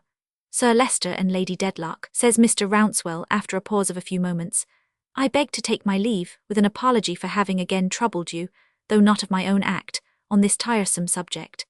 I can very well understand, I assure you, how tiresome so small a matter must have become to Lady Dedlock. If I am doubtful of my dealing with it, it is only because I did not at first quietly exert my influence to take my young friend here away without troubling you at all, but it appeared to me, I dare say magnifying the importance of the thing, that it was respectful to explain to you how the matter stood and candid to consult your wishes and convenience. I hope you will excuse my want of acquaintance with the polite world. Sir Leicester considers himself evoked out of the sanctuary by these remarks. Mr. Rouncewell, he returns, do not mention it. Justifications are unnecessary, I hope, on either side. I am glad to hear it, Sir Leicester, and if I may, by way of a last word, revert to what I said before of my mother's long connection with the family and the worth it bespeaks on both sides, I would point out this little instance here on my arm who shows herself so affectionate and faithful in parting, and in whom my mother, I dare say, has done something to awaken such feelings, though of course Lady Dedlock, by her heartfelt interest and her genial condescension, has done much more. If he mean this ironically, it may be truer than he thinks. He points it, however, by no deviation from his straightforward manner of speech, though in saying it he turns towards that part of the dim room where my lady sits. Sir Leicester stands to return his parting salutation, Mr. Tulkinghorn again rings, Mercury takes another flight, and Mr. Rouncewell and Rosa leave the house. Then lights are brought in, discovering Mr. Tulkinghorn still standing in his window with his hands behind him, and my lady still sitting with his figure before her, closing up her view of the night as well as of the day. She is very pale. Mr. Tulkinghorn, observing it as she rises to retire, thinks, well, she may be, the power of this woman is astonishing. She has been acting a part the whole time. But he can act a part too, his one unchanging character, and as he holds the door open for this woman, 50 pairs of eyes, each 50 times sharper than Sir Leicester's pair, should find no flaw in him. Lady Dedlock dines alone in her own room today. Sir Leicester is whipped in to the rescue of the Doodle party and the discomfiture of the Coodle faction. Lady Dedlock asks on sitting down to dinner, still deadly pale and quite an illustration of the debilitated cousin's text, whether he is gone out. Yes, whether Mr. Tulkinghorn is gone yet. No. Presently she asks again, is he gone yet? No. What is he doing? Mercury thinks he is writing letters in the library. Would my lady wish to see him? Anything but that. But he wishes to see my lady. Within a few more minutes he is reported as sending his respects, and could my lady please to receive him for a word or two after her dinner? My lady will receive him now. He comes now, apologizing for intruding, even by her permission while she is at table. When they are alone, my lady waves her hand to dispense with such mockeries. What do you want, sir? Why, Lady Dedlock, says the lawyer, taking a chair at a little distance from her, and slowly rubbing his rusty legs up and down, up and down, up and down. I am rather surprised by the course you have taken. Indeed, yes, decidedly, I was not prepared for it. I consider it a departure from our agreement and your promise. It puts us in a new position, Lady Dedlock. I feel myself under the necessity of saying that I don't approve of it. He stops in his rubbing and looks at her with his hands on his knees. Imperturbable and unchangeable as he is, there is still an indefinable freedom in his manner which is new and which does not escape this woman's observation. I do not quite understand you. Oh, yes, you do, I think you do. Come, come, Lady Dedlock, we must not fence and parry now. You know you like this girl. Well, sir, and you know and I know that you have not sent her away for the reasons you have assigned, but for the purpose of separating her as much as possible from, excuse my mentioning it as a matter of business, any reproach and exposure that impend over yourself. Well, sir. Well, Lady Dedlock, returns the lawyer, crossing his legs and nursing the uppermost knee. I object to that. I consider that a dangerous proceeding. I know it to be unnecessary and calculated to awaken speculation, doubt, rumour, I don't know what in the house. Besides, it is a violation of our agreement. You were to be exactly what you were before, whereas it must be evident to yourself, as it is to me, that you have been this evening very different from what you were before. Why, bless my soul, Lady Dedlock, transparently so. If, sir, she begins, in my knowledge of my secret, but he interrupts her. Now, Lady Dedlock, this is a matter of business, and in a matter of business the ground cannot be kept too clear. It is no longer your secret. Excuse me, that is just the mistake. It is my secret in trust for Sir Leicester and the family. If it were your secret, Lady Dedlock, we should not be here holding this conversation. That is very true. If in my knowledge of the secret I do what I can to spare an innocent girl, especially, remembering your own reference to her when you told my story to the assembled guests at Chesney Wold, from the taint of my impending shame, I act upon a resolution I have taken. Nothing in the world and no one in the world could shake it or could move me. This she says with great deliberation and distinctness, and with no more outward passion than himself. As for him, he methodically discusses his matter of business as if she were any insensible instrument used in business. Really? Then you see, Lady Dedlock, he returns, you are not to be trusted.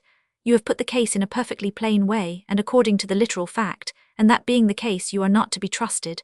Perhaps you may remember that I expressed some anxiety on this same point when we spoke at night at Chesney Wold. Yes, says Mr. Tulkinghorn, coolly getting up and standing on the hearth.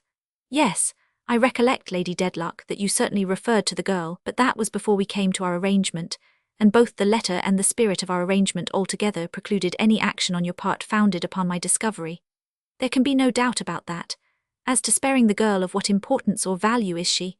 Spare, Lady Dedlock, here is a family name compromised. One might have supposed that the course was straight on, over everything, neither to the right nor to the left, regardless of all considerations in the way, sparing nothing, treading everything underfoot. She has been looking at the table. She lifts up her eyes and looks at him. There is a stern expression on her face and a part of her lower lip is compressed under her teeth. This woman understands me, Mr. Tulkinghorn thinks as she lets her glance fall again. She cannot be spared. Why should she spare others? For a little while they are silent. Lady Dedlock has eaten no dinner, but has twice or thrice poured out water with a steady hand and drunk it. She rises from table, takes a lounging chair and reclines in it, shading her face. There is nothing in her manner to express weakness or excite compassion. It is thoughtful, gloomy, concentrated. This woman, thinks Mr. Tulkinghorn, standing on the hearth, again a dark object closing up her view, is a study. He studies her at his leisure, not speaking for a time. She too studies something at her leisure. She is not the first to speak, appearing indeed so unlikely to be so, though he stood there until midnight, that even he is driven upon breaking silence. Lady Dedlock, the most disagreeable part of this business interview remains, but it is business. Our agreement is broken. A lady of your sense and strength of character will be prepared for my now declaring it void and taking my own course. I am quite prepared. Mr. Tulkinghorn inclines his head. That is all I have to trouble you with, Lady Dedlock. She stops him as he is moving out of the room by asking, "This is the notice I was to receive. I wish not to misapprehend you." Not exactly the notice you were to receive, Lady Dedlock, because the contemplated notice supposed the agreement to have been observed, but virtually the same, virtually the same. The difference is merely in a lawyer's mind. You intend to give me no other notice. You are right, no. Do you contemplate undeceiving Sir Leicester tonight? A home question, says Mr. Tulkinghorn with a slight smile and cautiously shaking his head at the shaded face. No, not tonight. Tomorrow. All things considered, I had better decline answering that question, Lady Dedlock. If I were to say I don't know when exactly, you would not believe me, and it would answer no purpose. It may be tomorrow. I would rather say no more. You are prepared, and I hold out no expectations which circumstances might fail to justify. I wish you good evening. She removes her hand, turns her pale face towards him as he walks silently to the door, and stops him once again as he is about to open it. Do you intend to remain in the house any time? I heard you were writing in the library. Are you going to return there? Only for my hat, I am going home. She bows her eyes rather than her head. The movement is so slight and curious, and he withdraws. Clear of the room, he looks at his watch, but is inclined to doubt it by a minute or thereabouts. There is a splendid clock upon the staircase, famous as splendid clocks not often are for its accuracy. And what do you say? Mr. Tulkinghorn inquires, referring to it. What do you say? If it said now, don't go home, what a famous clock hereafter if it said tonight of all the nights that it has counted off, to this old man of all the young and old men who have ever stood before it, don't go home. With its sharp clear bell it strikes 7:75 and ticks on again. Why, you are worse than I thought you, says Mr. Tulkinghorn, muttering reproof to his watch. 2 minutes wrong. At this rate you won't last my time. What a watch to return good for evil if it ticked in answer. Don't go home. He passes out into the streets and walks on with his hands behind him, under the shadow of the lofty houses, many of whose mysteries, difficulties, mortgages, delicate affairs of all kinds are treasured up within his old black satin waistcoat. He is in the confidence of the very bricks and mortar. The high chimney stacks telegraph family secrets to him, yet there is not a voice in a mile of them to whisper, "Don't go home." Through the stir and motion of the commoner streets, through the roar and jar of many vehicles, many feet, many voices, with the blazing shop lights lighting him on, the west wind blowing him on, and the crowd pressing him on, he is pitilessly urged upon his way, and nothing meets him murmuring, "Don't go home." Arrived at last in his dull room to light his candles, and look round and up, and see the Roman pointing from the ceiling, there is no new significance in the Roman's hand tonight, or in the flutter of the attendant groups to give him the late warning, "Don't come here." It is a moonlight night, but the moon, being past the full, is only now rising over the great wilderness of London. The stars are shining as they shone above the turret leads at Chesney Wold. This woman, as he has of late been so accustomed to call her, looks out upon them. Her soul is turbulent within her. She is sick at heart and restless. The large rooms are too cramped and close. She cannot endure their restraint and will walk alone in a neighbouring garden, too capricious and imperious in all she does to be the cause of much surprise in those about her as to anything she does. This woman, loosely muffled, goes out into the moonlight. Mercury attends with the key. Having opened the garden gate, he delivers the key into his lady's hands at her request and is bidden to go back. She will walk there some time to ease her aching head. She may be an hour, she may be more. She needs no further escort. The gate shuts upon its spring with a clash, and he leaves her passing on into the dark shade of some trees. A fine night and a bright large moon and multitudes of stars. Mr. Tulkinghorn, in repairing to his cellar and in opening and shutting those resounding doors, has to cross a little prison-like yard. He looks up casually, thinking what a fine night, what a bright large moon, what multitudes of stars. A quiet night, too, a very quiet night. When the moon shines very brilliantly, a solitude and stillness seem to proceed from her, that influence even crowded places full of life. Not only is it a still night on dusty high roads and on hill summits, whence a wide expanse of country may be seen in repose, quieter and quieter, as it spreads away into a fringe of trees against the sky, with the grey ghost of a bloom upon them. Not only is it a still night in gardens and in woods, and on the river where the water meadows are fresh and green, and the stream sparkles on among pleasant islands, murmuring weirs and whispering rushes. Not only does the stillness attend it as it flows where houses cluster thick, where many bridges are reflected in it, where wharves and shipping make it black and awful, where it winds from these disfigurements through marshes whose grim beacons stand like skeletons washed ashore, where it expands through the bolder region of rising grounds, rich in cornfield, windmill and steeple, and where it mingles with the ever-heaving sea. Not only is it a still night on the deep, and on the shore where the watcher stands to see the ship with her spread wings cross the path of light that appears to be presented to only him, but even on this stranger's wilderness of London there is some rest. Its steeples and towers and its one great dome grow more ethereal. Its smoky housetops lose their grossness in the pale effulgence. The noises that arise from the streets are fewer and are softened, and the footsteps on the pavements pass more tranquilly away. In these fields of Mr. Tulkinghorn's inhabiting, where the shepherds play on chancery pipes that have no stop, and keep their sheep in the fold by hook and by crook until they have shorn them exceeding close, every noise is merged, this moonlight night, into a distant ringing hum, as if the city were a vast glass vibrating. What's that? Who fired a gun or pistol? Where was it? The few foot passengers stop and stare about them. Some windows and doors are opened and people come out to look. It was a loud report and echoed and rattled heavily. It shook one house, or so a man says who was passing. It has aroused all the dogs in the neighbourhood, who bark vehemently. Terrified cats scamper across the road. While the dogs are yet barking and howling, there is one dog howling like a demon. The church clerks, as if they were startled too, begin to strike. The hum from the streets likewise seems to swell into a shout, but it is soon over. Before the last clock begins to strike 10, there is a lull. When it has ceased, the fine night, the bright large moon and multitudes of stars are left at peace again. Has Mr. Tulkinghorn been disturbed?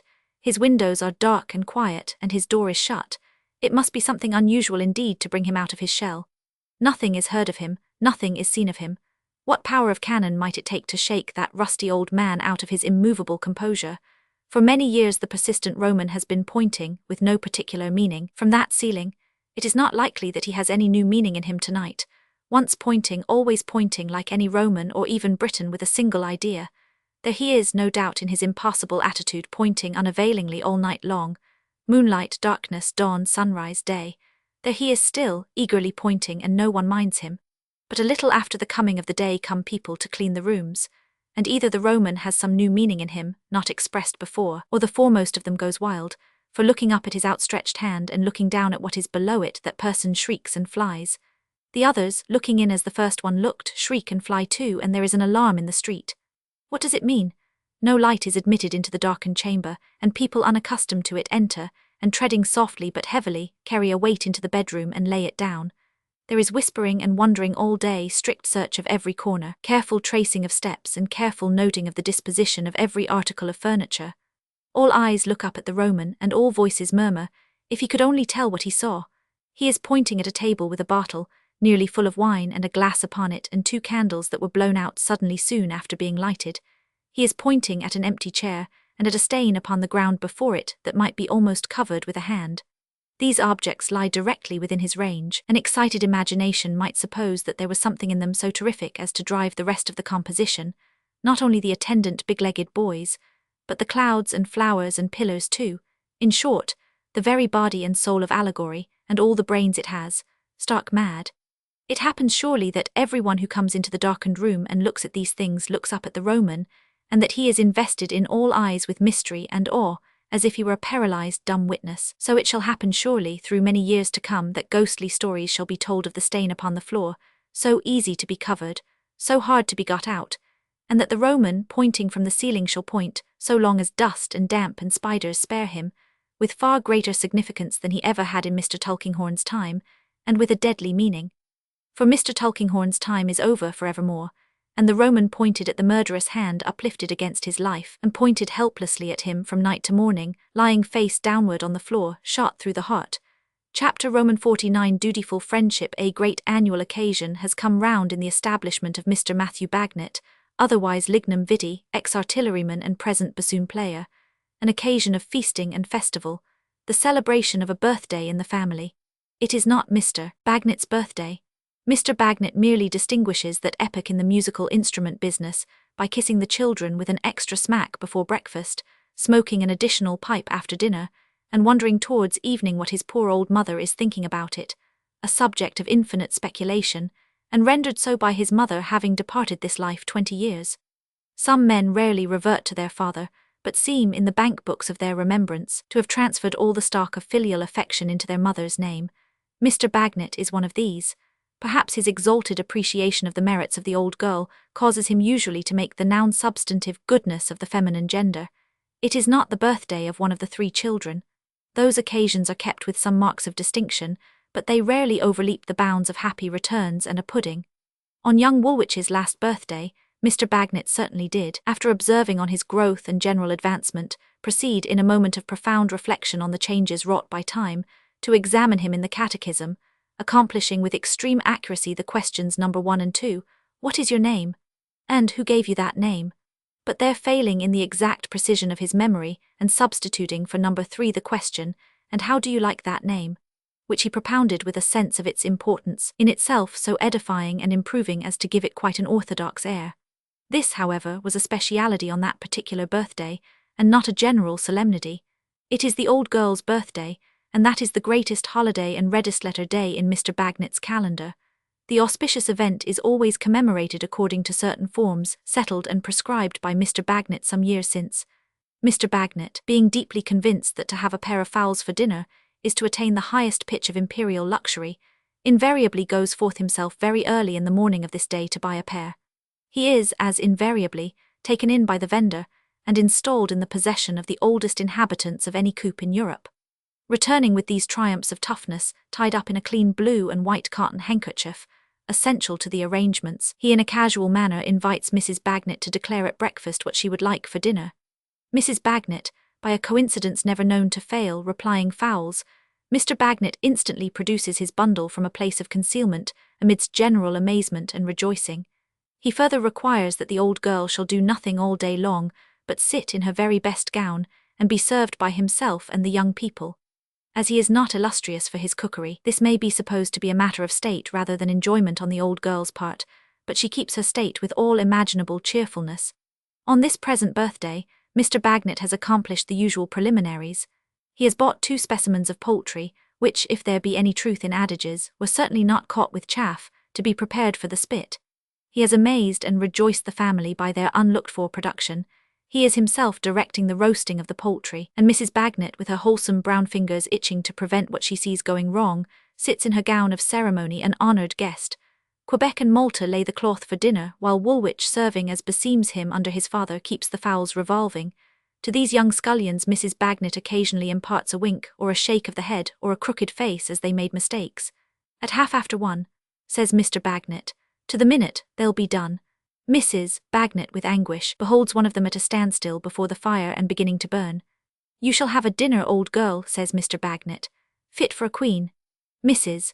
Bagnet shows her white teeth cheerfully, but to the perception of her son betrays so much uneasiness of spirit that he is impelled by the dictates of affection to ask her with his eyes, what is the matter, thus standing with his eyes wide open, more oblivious of the fowls than before, and not affording the least hope of a return to consciousness. Fortunately his elder sister perceives the cause of the agitation in Mrs. Bagnet's breast, and with an admonitory poke recalls him.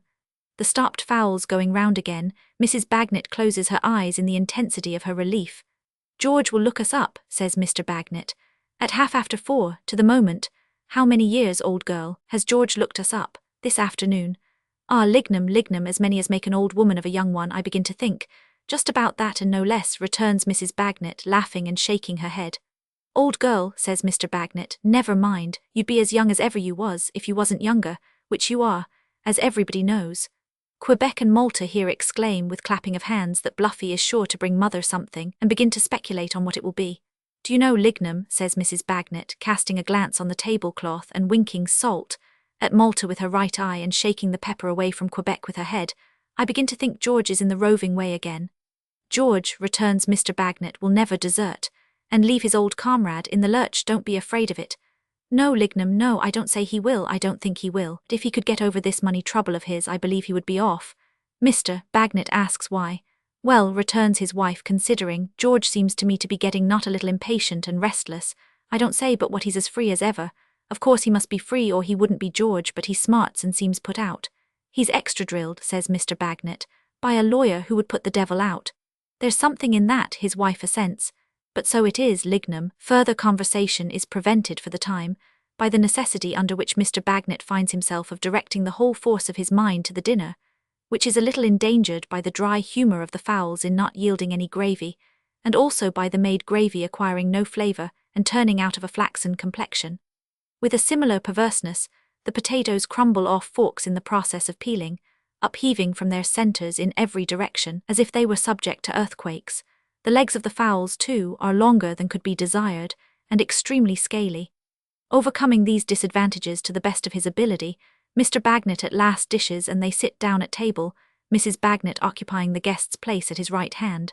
It is well for the old girl that she has but one birthday in a year, for two such indulgences in poultry might be injurious. Every kind of finer tendon and ligament that is in the nature of poultry to possess is developed in these specimens in the singular form of guitar strings. Their limbs appear to have struck roots into their breasts and bodies, as aged trees strike roots into the earth. Their legs are so hard as to encourage the idea that they must have devoted the greater part of their long and arduous lives to pedestrian exercises and the walking of matches. But Mr. Bagnet, unconscious of these little defects, sets his heart on Mrs. Bagnet eating a most severe quantity of the delicacies before her, and as that good old girl would not cause him a moment's disappointment on any day, least of all on such a day, for any consideration, she imperils her digestion fearfully. How young Woolwich cleans the drumsticks without being of ostrich descent, his anxious mother is at a loss to understand. The old girl has another trial to undergo after the conclusion of the repast in sitting in state to see the room cleared, the hearth swept, and the dinner service washed up and polished in the backyard.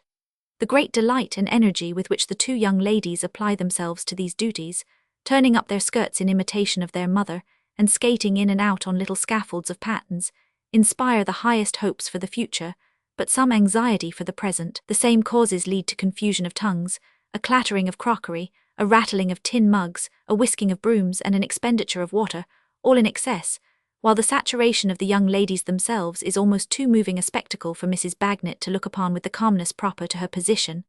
At last the various cleansing processes are triumphantly completed.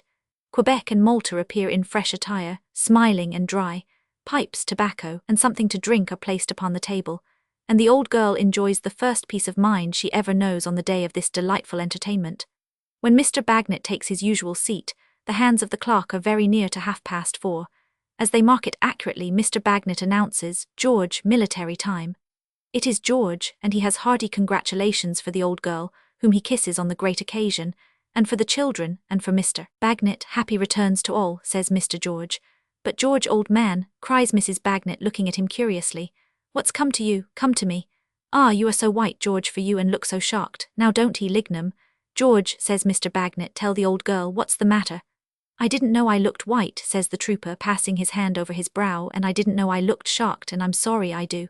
But the truth is, that boy who was taken in at my place died yesterday afternoon, and it has rather knocked me over." "Poor creature," says Mrs. Bagnet with a mother's pity. "Is he gone, dear, dear? I didn't mean to say anything about it, for it's not birthday talk, but you have got it out of me, you see, before I sit down.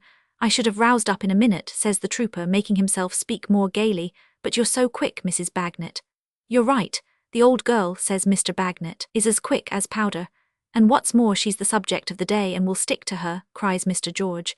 "See here, I have brought a little brooch along with me. It's a poor thing, you know, but it's a keepsake. That's all the good it is, Mrs. Bagnet." Mr. George produces his present, which is greeted with admiring leapings and clappings by the young family, and with a species of reverential admiration by Mr. Bagnet. "Old girl," says Mr. Bagnet, "tell him my opinion of it." "Why, it's a wonder, George," Mrs. Bagnet exclaims. "It's the beautifulest thing that ever was seen." "Good," says Mr. Bagnet, "my opinion." "It's so pretty, George," cries Mrs. Bagnet, turning it on all sides and holding it out at arm's length, "that it seems too choice for me." "Bad," says Mr. Bagnet. "Not my opinion." "But whatever it is, 100,000 thanks, old fellow," says Mrs. Bagnet, her eyes sparkling with pleasure and her hand stretched out to him. "And though I have been a cross-grained soldier's wife to you sometimes, George, we are as strong friends, I am sure in reality, as ever can be. Now you shall fasten it on yourself, for good luck, if you will, George." The children close up to see it done, and Mr. Bagnet looks over young Woolwich's head to see it done with an interest so maturely wooden, yet pleasantly childish, that Mrs. Bagnet cannot help laughing in her airy way and saying, "Oh, Lignum, Lignum, what a precious old chap you are." The trooper fails to fasten the brooch. His hand shakes, he is nervous, and it falls off. "Would anyone believe this?" says he, catching it as it drops and looking round. "I am so out of sorts that I bungle at an easy job like this." Mrs. Bagnet concludes that for such a case there is no remedy like a pipe, and fastening the brooch herself in a twinkling, causes the trooper to be inducted into his usual snug place, and the pipes to be got into action. "If that don't bring you round, George," says she, "just throw your eye across here at your present now and then, and the two together must do it." "You ought to do it of yourself," George answers. "I know that very well, Mrs. Bagnet. I'll tell you how one way and another the blues have got to be too many for me. Here was this poor lad. 'Twas dull work to see him dying as he did and not be able to help him." "What do you mean, George? You did help him, you took him under your roof." "I helped him so far, but that's little. I mean, Mrs. Bagnet, there he was, dying without ever having been taught much more than to know his right hand from his left, and he was too far gone to be helped out of that." "Ah, poor creature," says Mrs. Bagnet. "Then," says the trooper, not yet lighting his pipe and passing his heavy hand over his hair, "that brought up Gridley in a man's mind. His was a bad case too, in a different way. Then the two got mixed up in a man's mind with a flinty old rascal who had to do with both. And to think of that rusty carbine, stock and barrel, standing up on end in his corner, hard, indifferent, taking everything so evenly, it made flesh and blood tingle, I do assure you." "My advice to you," returns Mrs. Bagnet, "is to light your pipe and tingle that way. It's wholesomer and comfortabler and better for the health altogether." "You're right," says the trooper, "and I'll do it." So he does it, though still with an indignant gravity that impresses the young Bagnets, and even causes Mr. Bagnet to defer the ceremony of drinking Mrs. Bagnet's health, always given by himself on these occasions, in a speech of exemplary terseness. But the young ladies having composed what Mr. Bagnet is in the habit of calling the mixture, and George's pipe being now in a glow, Mr. Bagnet considers it his duty to proceed to the toast of the evening. He addresses the assembled company in the following terms: "George, Woolwich, Quebec, Malta, this is her birthday, take a day's march, and you won't find such another. Here S towards her." The toast having been drunk with enthusiasm, Mrs. Bagnet returns thanks in a neat address of corresponding brevity. This model composition is limited to the 3 words, "and wishing yours," which the old girl follows up with a nod at everybody in succession and a well-regulated swig of the mixture. This she again follows up on the present occasion by the wholly unexpected exclamation, "Here's a man." Here is a man, much to the astonishment of the little company, looking in at the parlour door. He is a sharp-eyed man, a quick, keen man, and he takes in everybody's look at him all at once, individually and collectively, in a manner that stamps him a remarkable man. George, says the man, nodding, how do you find yourself? Why, it's Bucket, cries Mr. George. Yes, says the man, coming in and closing the door. I was going down the street here when I happened to stop and look in at the musical instruments in the shop window. A friend of mine is in want of a second-hand violoncello of a good tone, and I saw a party enjoying themselves, and I thought it was you in the corner. I thought I couldn't be mistaken. How goes the world with you, George, at the present moment? Pretty smooth. And with you, ma'am? And with you, governor and lord, says Mr. Bucket, opening his arms. Here's children too. You may do anything with me if you only show me children. Give us a kiss, my pets. No occasion to inquire who your father and mother is. Never saw such a likeness in my life. Mr. Bucket, not unwelcome, has sat himself down next to Mr. George and taken Quebec and Malta on his knees. You pretty dears, says Mr. Bucket, give us another kiss. It's the only thing I'm greedy in. Lord bless you, how healthy you look. And what may be the ages of these two, ma'am? I should put 'em down at the figures of about 8 and 10. You're very near, sir, says Mrs. Bagnet. I generally am near, returns Mr. Bucket, being so fond of children. A friend of mine has had 19 of 'em, ma'am, all by one mother, and she's still as fresh and rosy as the morning. Not so much so as yourself, but upon my soul she comes near you. And what do you call these, my darling? Pursues Mr. Bucket, pinching Malta's cheeks. These are peaches, these are. Bless your heart. And what do you think about father? Do you think father could recommend a second-hand violoncello of a good tone for Mr. Bucket's friend, my dear? My name, S. Bucket. Ain't that a funny name? These blandishments have entirely won the family heart. Mrs. Bagnet forgets the day to the extent of filling a pipe and a glass for Mr. Bucket, and waiting upon him hospitably. She would be glad to receive so pleasant a character under any circumstances, but she tells him that as a friend of George's she is particularly glad to see him this evening, for George has not been in his usual spirits. Not in his usual spirits, exclaims Mr. Bucket. Why, I never heard of such a thing. What's the matter, George? You don't intend to tell me you've been out of spirits? What should you be out of spirits for? You haven't got anything on your mind, you know. Nothing particular, returns the trooper. I should think not, rejoins Mr. Bucket. What could you have on your mind, you know? And have these pets got anything on their minds, eh? Not they, but they'll be upon the minds of some of the young fellows some of these days and make 'em precious low-spirited. I ain't much of a prophet, but I can tell you that, ma'am. Mrs. Bagnet, quite charmed, hopes Mr. Bucket has a family of his own. There, ma'am, says Mr. Bucket. Would you believe it? No, I haven't. My wife and a lodger constitute my family. Mrs. Bucket is as fond of children as myself and as wishful to have 'em, but no, so it is. Worldly goods are divided unequally, and man must not repine. What a very nice backyard, ma'am. Any way out of that yard now? There is no way out of that yard. Ain't there really? Says Mr. Bucket. I should have thought there might have been. Well, I don't know as I ever saw a backyard that took my fancy more. Would you allow me to look at it? Thank you, no, I see there's no way out. But what a very good proportioned yard it is. Having cast his sharp eye all about it, Mr. Bucket returns to his chair next his friend Mr. George and pats Mr. George affectionately on the shoulder. How are your spirits now, George? All right now, returns the trooper. That's your sort, says Mr. Bucket. Why should you ever have been otherwise? A man of your fine figure and constitution has no right to be out of spirits. That ain't a chest to be out of spirits, is it, ma'am? And you haven't got anything on your mind, you know, George. What could you have on your mind? Somewhat harping on this phrase, considering the extent and variety of his conversational powers, Mr. Bucket twice or thrice repeats it to the pipe he lights, and with a listening face that is particularly his own. But the sun of his sociality soon recovers from this brief eclipse and shines again. And this is brother, is it, my dears? Says Mr. Bucket, referring to Quebec and Malta for information on the subject of young Woolwich. And a nice brother he is, half-brother I mean to say, for he's too old to be your boy, ma'am. I can certify at all events that he is not anybody else's, returns Mrs. Bagnet, laughing. Well, you do surprise me, yet he's like you, there's no denying. Lord, he's wonderfully like you. But about what you may call the brow, you know, THERE his father comes out. Mr. Bucket compares the faces with one eye shut up, while Mr. Bagnet smokes in stolid satisfaction. This is an opportunity for Mrs. Bagnet to inform him that the boy is George's godson. George's godson, is he? Rejoins Mr. Bucket with extreme cordiality. I must shake hands over again with George's godson. Godfather and godson do credit to one another. And what do you intend to make of him, ma'am? Does he show any turn for any musical instrument? Mr. Bagnet suddenly interposes, plays the fife. Beautiful. Would you believe it, governor, says Mr. Bucket, struck by the coincidence, that when I was a boy I played the fife myself. Not in a scientific way, as I expect he does, but by ear. Lord bless you. British Grenadiers, there's a tune to warm an Englishman up. Could you give us British Grenadiers, my fine fellow?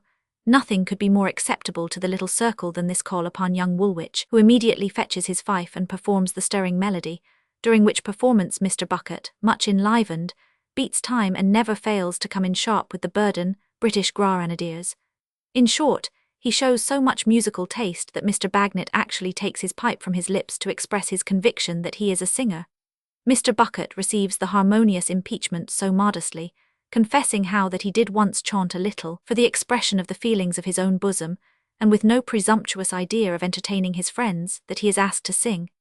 Not to be behindhand in the sociality of the evening, he complies and gives them, believe me, if all those endearing young charms. This ballad, he informs Mrs. Bagnet, he considers to have been his most powerful ally in moving the heart of Mrs. Bucket when a maiden, and inducing her to approach the altar. Mr. Bucket's own words are to come up to the scratch. This sparkling stranger is such a new and agreeable feature in the evening that Mr. George, who testified no great emotions of pleasure on his entrance, begins, in spite of himself, to be rather proud of him. He is so friendly, is a man of so many resources, and so easy to get on with, that it is something to have made him known there. Mr. Bagnet becomes, after another pipe, so sensible of the value of his acquaintance that he solicits the honour of his company on the old girl's next birthday. If anything can more closely cement and consolidate the esteem which Mr. Bucket has formed for the family, it is the discovery of the nature of the occasion. He drinks to Mrs. Bagnet with a warmth approaching to rapture, engages himself for that day 12-month more than thankfully, makes a memorandum of the day in a large black pocket-book with a girdle to it, and breathes a hope that Mrs. Bucket and Mrs. Bagnet may before then become, in a manner, sisters. As he says himself, what is public life without private ties? He is in his humble way a public man, but it is not in that sphere that he finds happiness. No, it must be sought within the confines of domestic bliss. It is natural under these circumstances that he in his turn should remember the friend to whom he is indebted for so promising an acquaintance. And he does. He keeps very close to him. Whatever the subject of the conversation, he keeps a tender eye upon him. He waits to walk home with him. He is interested in his very boots and observes even them attentively as Mr. George sits smoking cross-legged in the chimney corner. At length Mr. George rises to depart. At the same moment Mr. Bucket, with the secret sympathy of friendship, also rises. He dotes upon the children to the last and remembers the commission he has undertaken for an absent friend.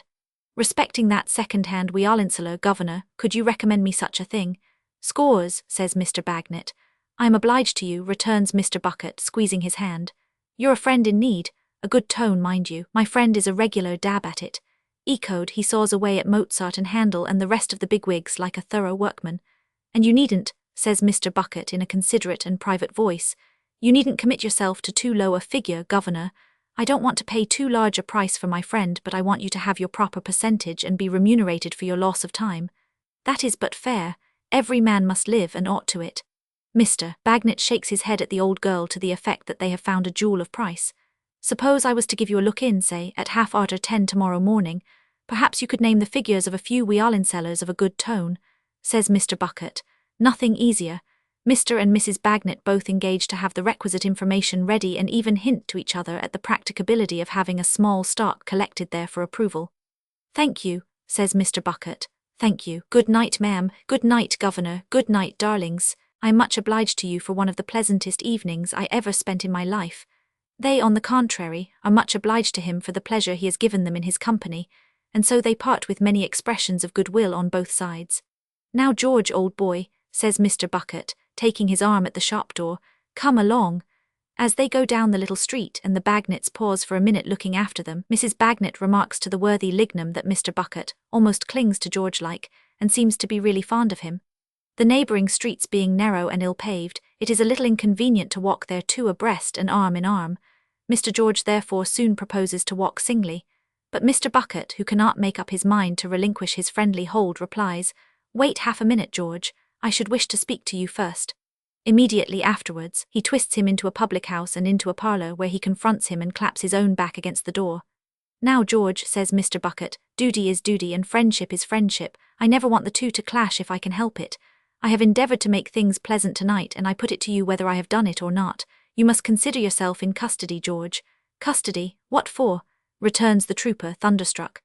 Now, George, says Mr. Bucket, urging a sensible view of the case upon him with his fat forefinger, duty, as you know very well, is one thing, and conversation is another. It's my duty to inform you that any observations you may make will be liable to be used against you. Therefore, George, be careful what you say. You don't happen to have heard of a murder? Murder? Now, George, says Mr. Bucket, keeping his forefinger in an impressive state of action, bear in mind what I've said to you. I ask you nothing. You've been in low spirits this afternoon. I say you don't happen to have heard of a murder? No, where has there been a murder? Now, George, says Mr. Bucket, don't you go and commit yourself. I'm going to tell you what I want you for. There has been a murder in Lincoln's Inn Fields, gentleman of the name of Tulkinghorn. He was shot last night. I want you for that. The trooper sinks upon a seat behind him, and great drops start out upon his forehead, and a deadly pallor overspreads his face. Bucket, it's not possible that Mr. Tulkinghorn has been killed and that you suspect me. George, returns Mr. Bucket, keeping his forefinger going, it is certainly possible because it's the case. This deed was done last night at 10 o'clock. Now you know where you were last night at 10 o'clock, and you'll be able to prove it, no doubt. Last night, repeats the trooper thoughtfully. Then it flashes upon him. Why, great heaven, I was there last night. So I have understood, George, returns Mr. Bucket with great deliberation. So I have understood. Likewise you've been very often there. You've been seen hanging about the place, and you've been heard more than once in a wrangle with him, and it's possible, I don't say it's certainly so, mind you, but it's possible, that he may have been heard to call you a threatening, murdering, dangerous fellow. The trooper gasps as if he would admit it all if he could speak. Now, George, continues Mr. Bucket, putting his hat upon the table with an air of business rather in the upholstery way than otherwise, my wish is, as it has been all the evening, to make things pleasant. I tell you plainly there's a reward out of 100 guineas, offered by Sir Leicester Dedlock, Baronet. You and me have always been pleasant together, but I have got a duty to discharge, and if that 100 guineas is to be made, it may as well be made by me as any other man. On all of which accounts, I should hope it was clear to you that I must have you, and that I'm damned if I don't have you. Am I to call in any assistance, or is the trick done? Mr. George has recovered himself and stands up like a soldier.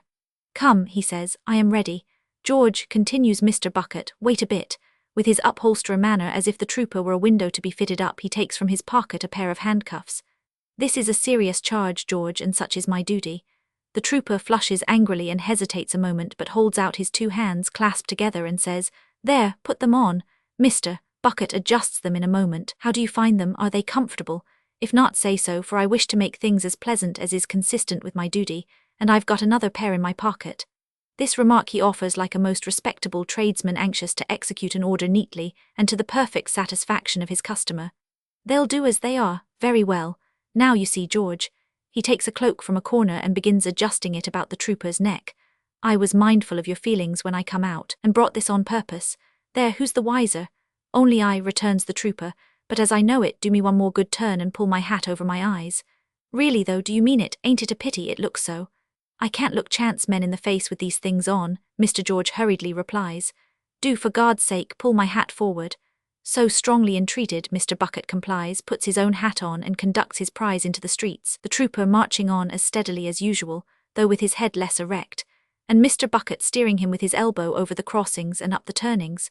Chapter L. Esther's narrative. It happened that when I came home from Deal I found a note from Caddy Jellyby, as we always continued to call her, informing me that her health, which had been for some time very delicate, was worse, and that she would be more glad than she could tell me if I would go to see her.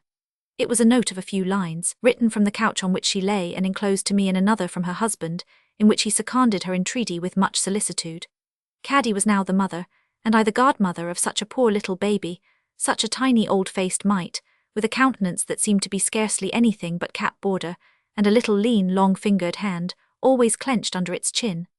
It would lie in this attitude all day, with its bright specks of eyes open, wondering, as I used to imagine, how it came to be so small and weak. Whenever it was moved it cried, but at all other times it was so patient that the sole desire of its life appeared to be to lie quiet and think. It had curious little dark veins in its face and curious little dark marks under its eyes, like faint remembrances of poor Caddy's inky days, and altogether, to those who were not used to it, it was quite a piteous little sight.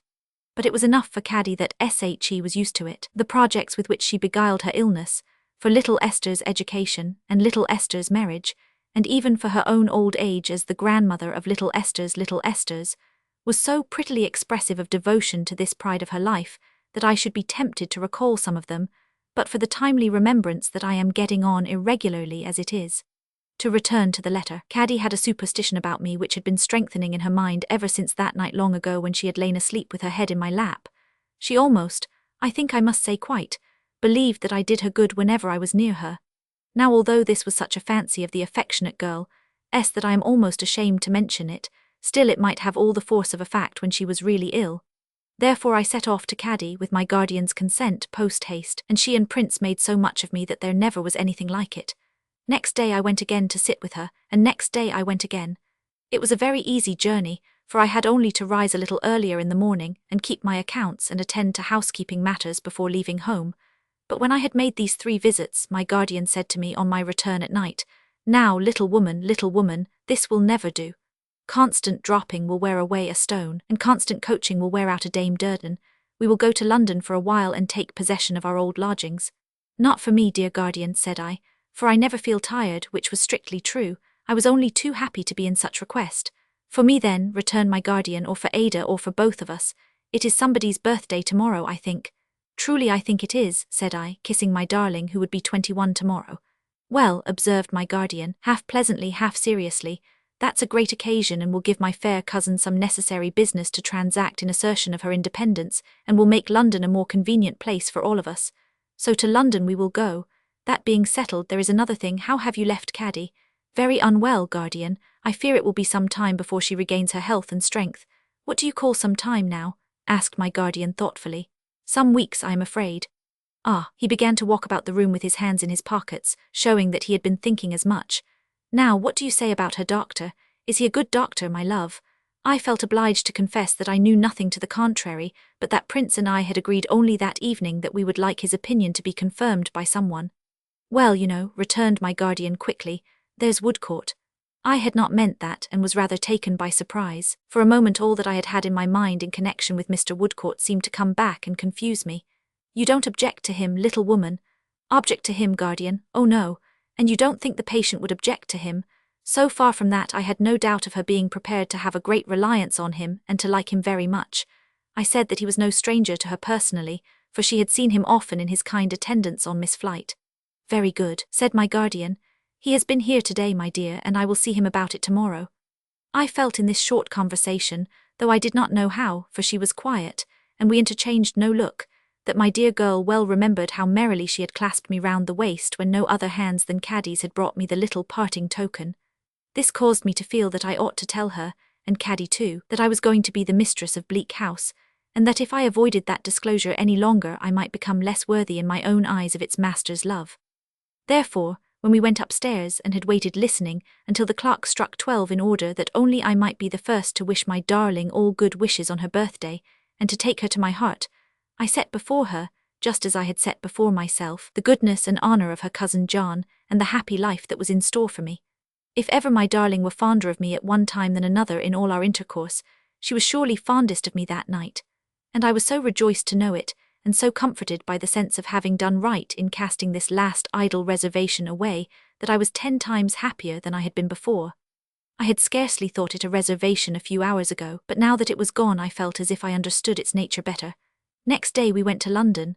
We found our old lodging vacant, and in half an hour were quietly established there, as if we had never gone away. Mr. Woodcourt dined with us to celebrate my darling's birthday, and we were as pleasant as we could be with the great blank among us that Richard's absence naturally made on such an occasion. After that day I was for some weeks, 8 or 9 as I remember, very much with Caddy, and thus it fell out that I saw less of Ada at this time than any other since we had first come together, except the time of my own illness. She often came to Caddy's, but our function there was to amuse and cheer her, and we did not talk in our usual confidential manner. Whenever I went home at night we were together, but Caddy's rest was broken by pain, and I often remained to nurse her. With her husband and her poor little mite of a baby to love and their home to strive for, what a good creature Caddy was. So self-denying, so uncomplaining, so anxious to get well on their account, so afraid of giving trouble, and so thoughtful of the unassisted labours of her husband and the comforts of old Mr. Turveydrop. I had never known the best of her until now, and it seemed so curious that her pale face and helpless figure should be lying there day after day, where dancing was the business of life, where the kit and the apprentices began early every morning in the ballroom, and where the untidy little boy waltzed by himself in the kitchen all the afternoon.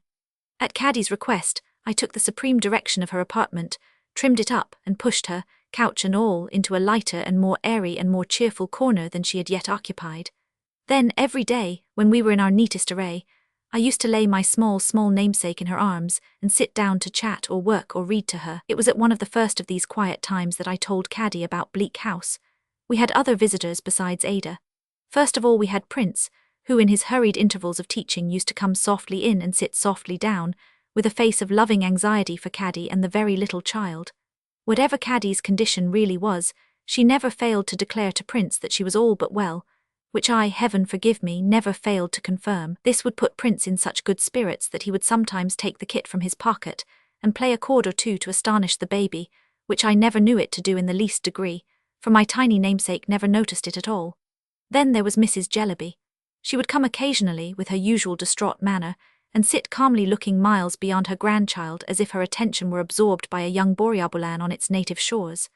As bright-eyed as ever, as serene, and as untidy, she would say, "Well, Caddy, child, and how do you do today?"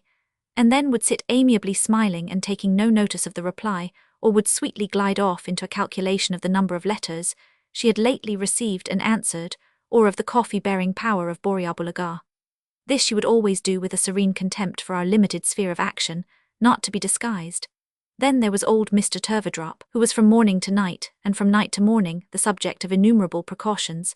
If the baby cried, it was nearly stifled lest the noise should make him uncomfortable.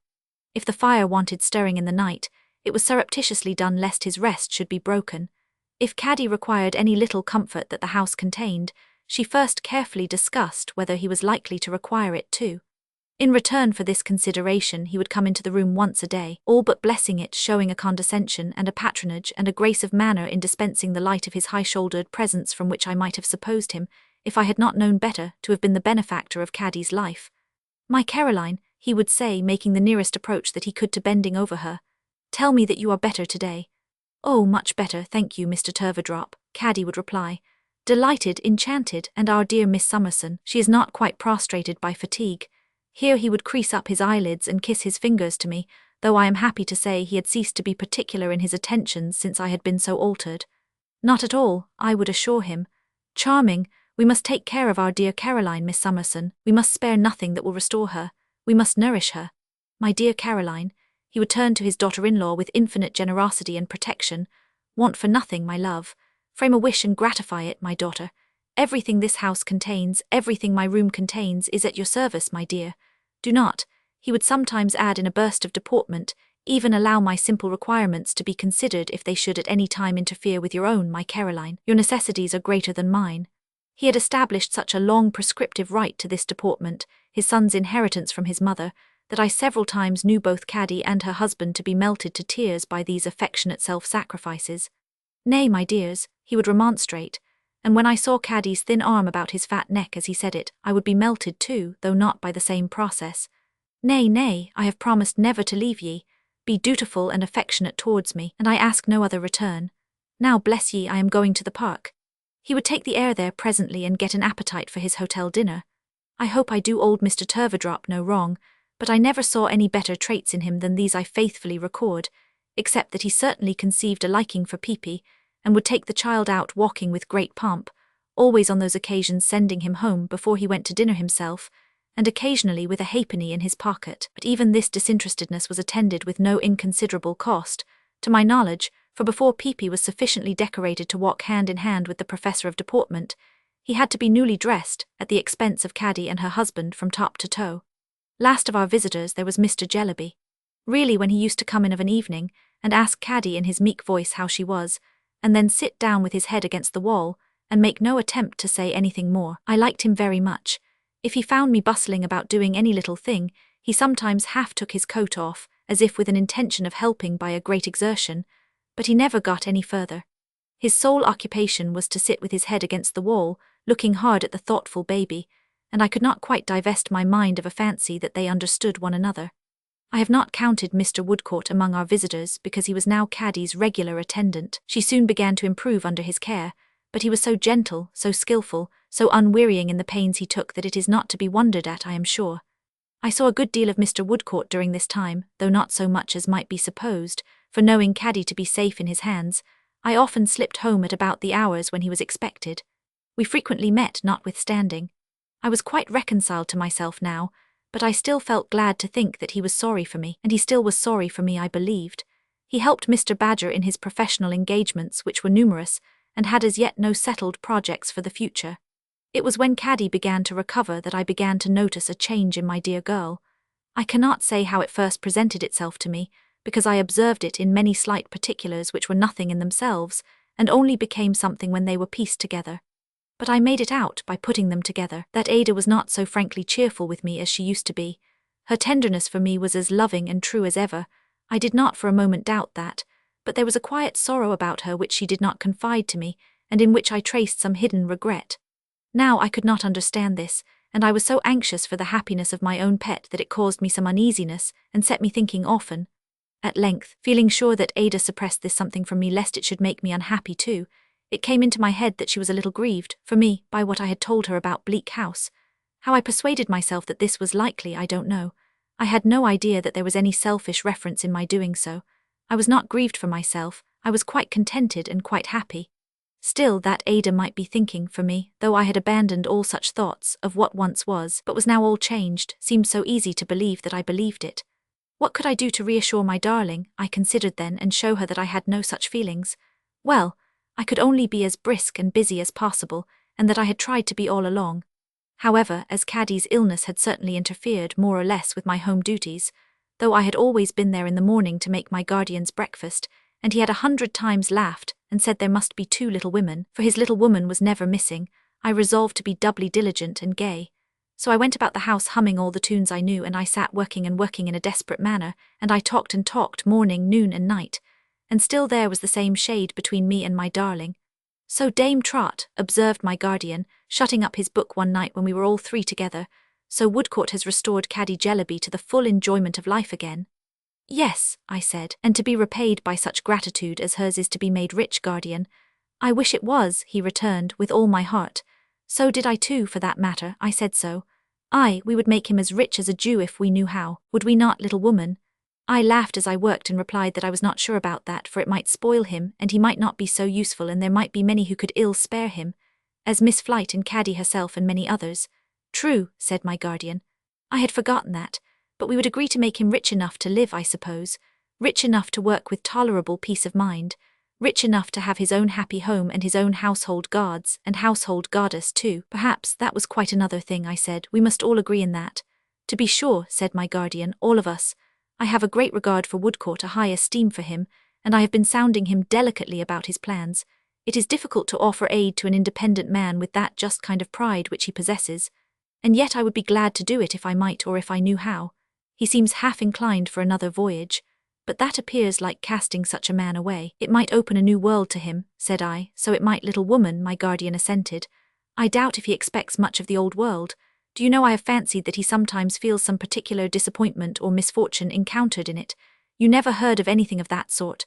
I shook my head. Humph, said my guardian. I am mistaken, I dare say.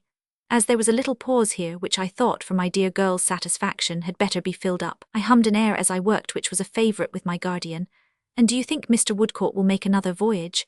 I asked him when I had hummed it quietly all through.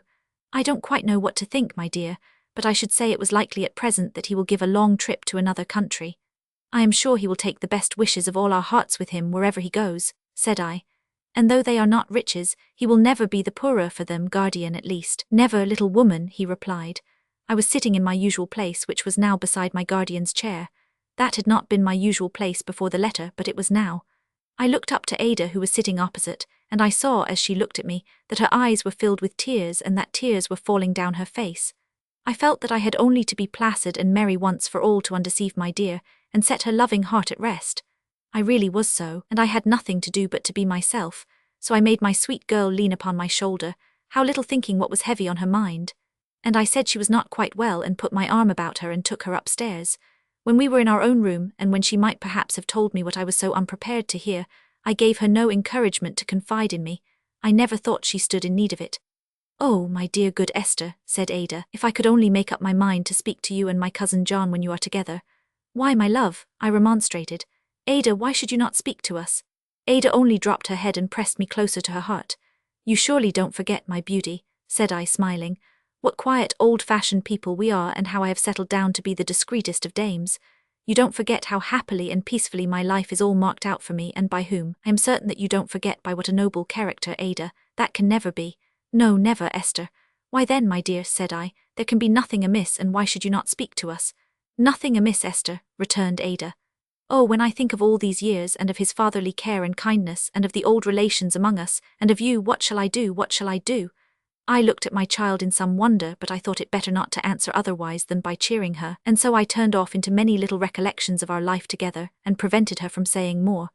When she lay down to sleep, and not before, I returned to my guardian to say good night, and then I came back to Ada and sat near her for a little while. She was asleep, and I thought as I looked at her that she was a little changed. I had thought so more than once lately. I could not decide, even looking at her while she was unconscious, how she was changed, but something in the familiar beauty of her face looked different to me. My guardian's old hopes of her and Richard arose sorrowfully in my mind, and I said to myself, she has been anxious about him, and I wondered how that love would end. When I had come home from Caddy's while she was ill, I had often found Ada at work, and she had always put her work away, and I had never known what it was. Some of it now lay in a drawer near her, which was not quite closed. I did not open the drawer, but I still rather wondered what the work could be, for it was evidently nothing for herself. And I noticed as I kissed my dear that she lay with one hand under her pillow, so that it was hidden.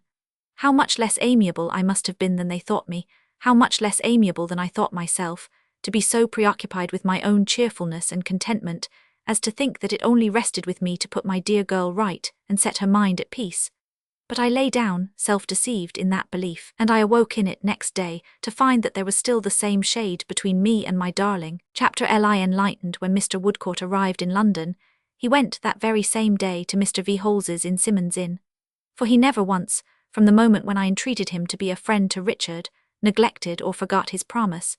He had told me that he accepted the charge as a sacred trust, and he was ever true to it in that spirit. He found Mr. V. Holes in his office, and informed Mr. V. Holes of his agreement with Richard that he should call there to learn his address. Just so, sir, said Mr. V. Holes. Mr. C.'s address is not 100 miles from here, sir. Mr. C.'s address is not 100 miles from here. Would you take a seat, sir? Mr. Woodcourt thanked Mr. V. Holes, but he had no business with him beyond what he had mentioned. Just so, sir. I believe, sir, said Mr. V. Holes, still quietly insisting on the seat by not giving the address, that you have influence with Mr. C. Indeed, I am aware that you have. I was not aware of it myself, returned Mr. Woodcourt, but I suppose you know best.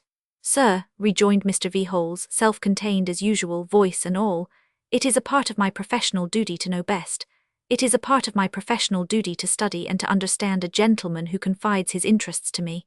In my professional duty I shall not be wanting, sir, if I know it. I may, with the best intentions, be wanting in it without knowing it, but not if I know it, sir. Mr. Woodcourt again mentioned the address. Give me leave, sir, said Mr. V. Holes. Bear with me for a moment. Sir, Mr. C. is playing for a considerable stake and cannot play without, need I say what? Money, I presume. Sir, said Mr. V. Holes, to be honest with you, honesty being my golden rule, whether I gain by it or lose, and I find that I generally lose, money is the word. Now, sir, upon the chances of Mr. C.'s game I express to you no opinion, no opinion. It might be highly impolitic in Mr. C. after playing so long and so high to leave off. It might be the reverse, I say nothing. No, sir, said Mr. V. Holes, bringing his hand flat down upon his desk in a positive manner, nothing. You seem to forget, returned Mr. Woodcourt, that I ask you to say nothing and have no interest in anything you say. Pardon me, sir, retorted Mr. V. Holes. You do yourself an injustice. No, sir, pardon me. You shall not in my office, if I know it, do yourself an injustice. You are interested in anything and in everything that relates to your friend. I know human nature much better, sir, than to admit for an instant that a gentleman of your appearance is not interested in whatever concerns his friend.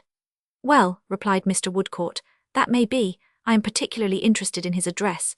The number, sir, said Mr. V. Holes parenthetically, I believe I have already mentioned. If Mr. C. is to continue to play for this considerable stake, sir, he must have funds. Understand me. There are funds in hand at present. I ask for nothing, there are funds in hand.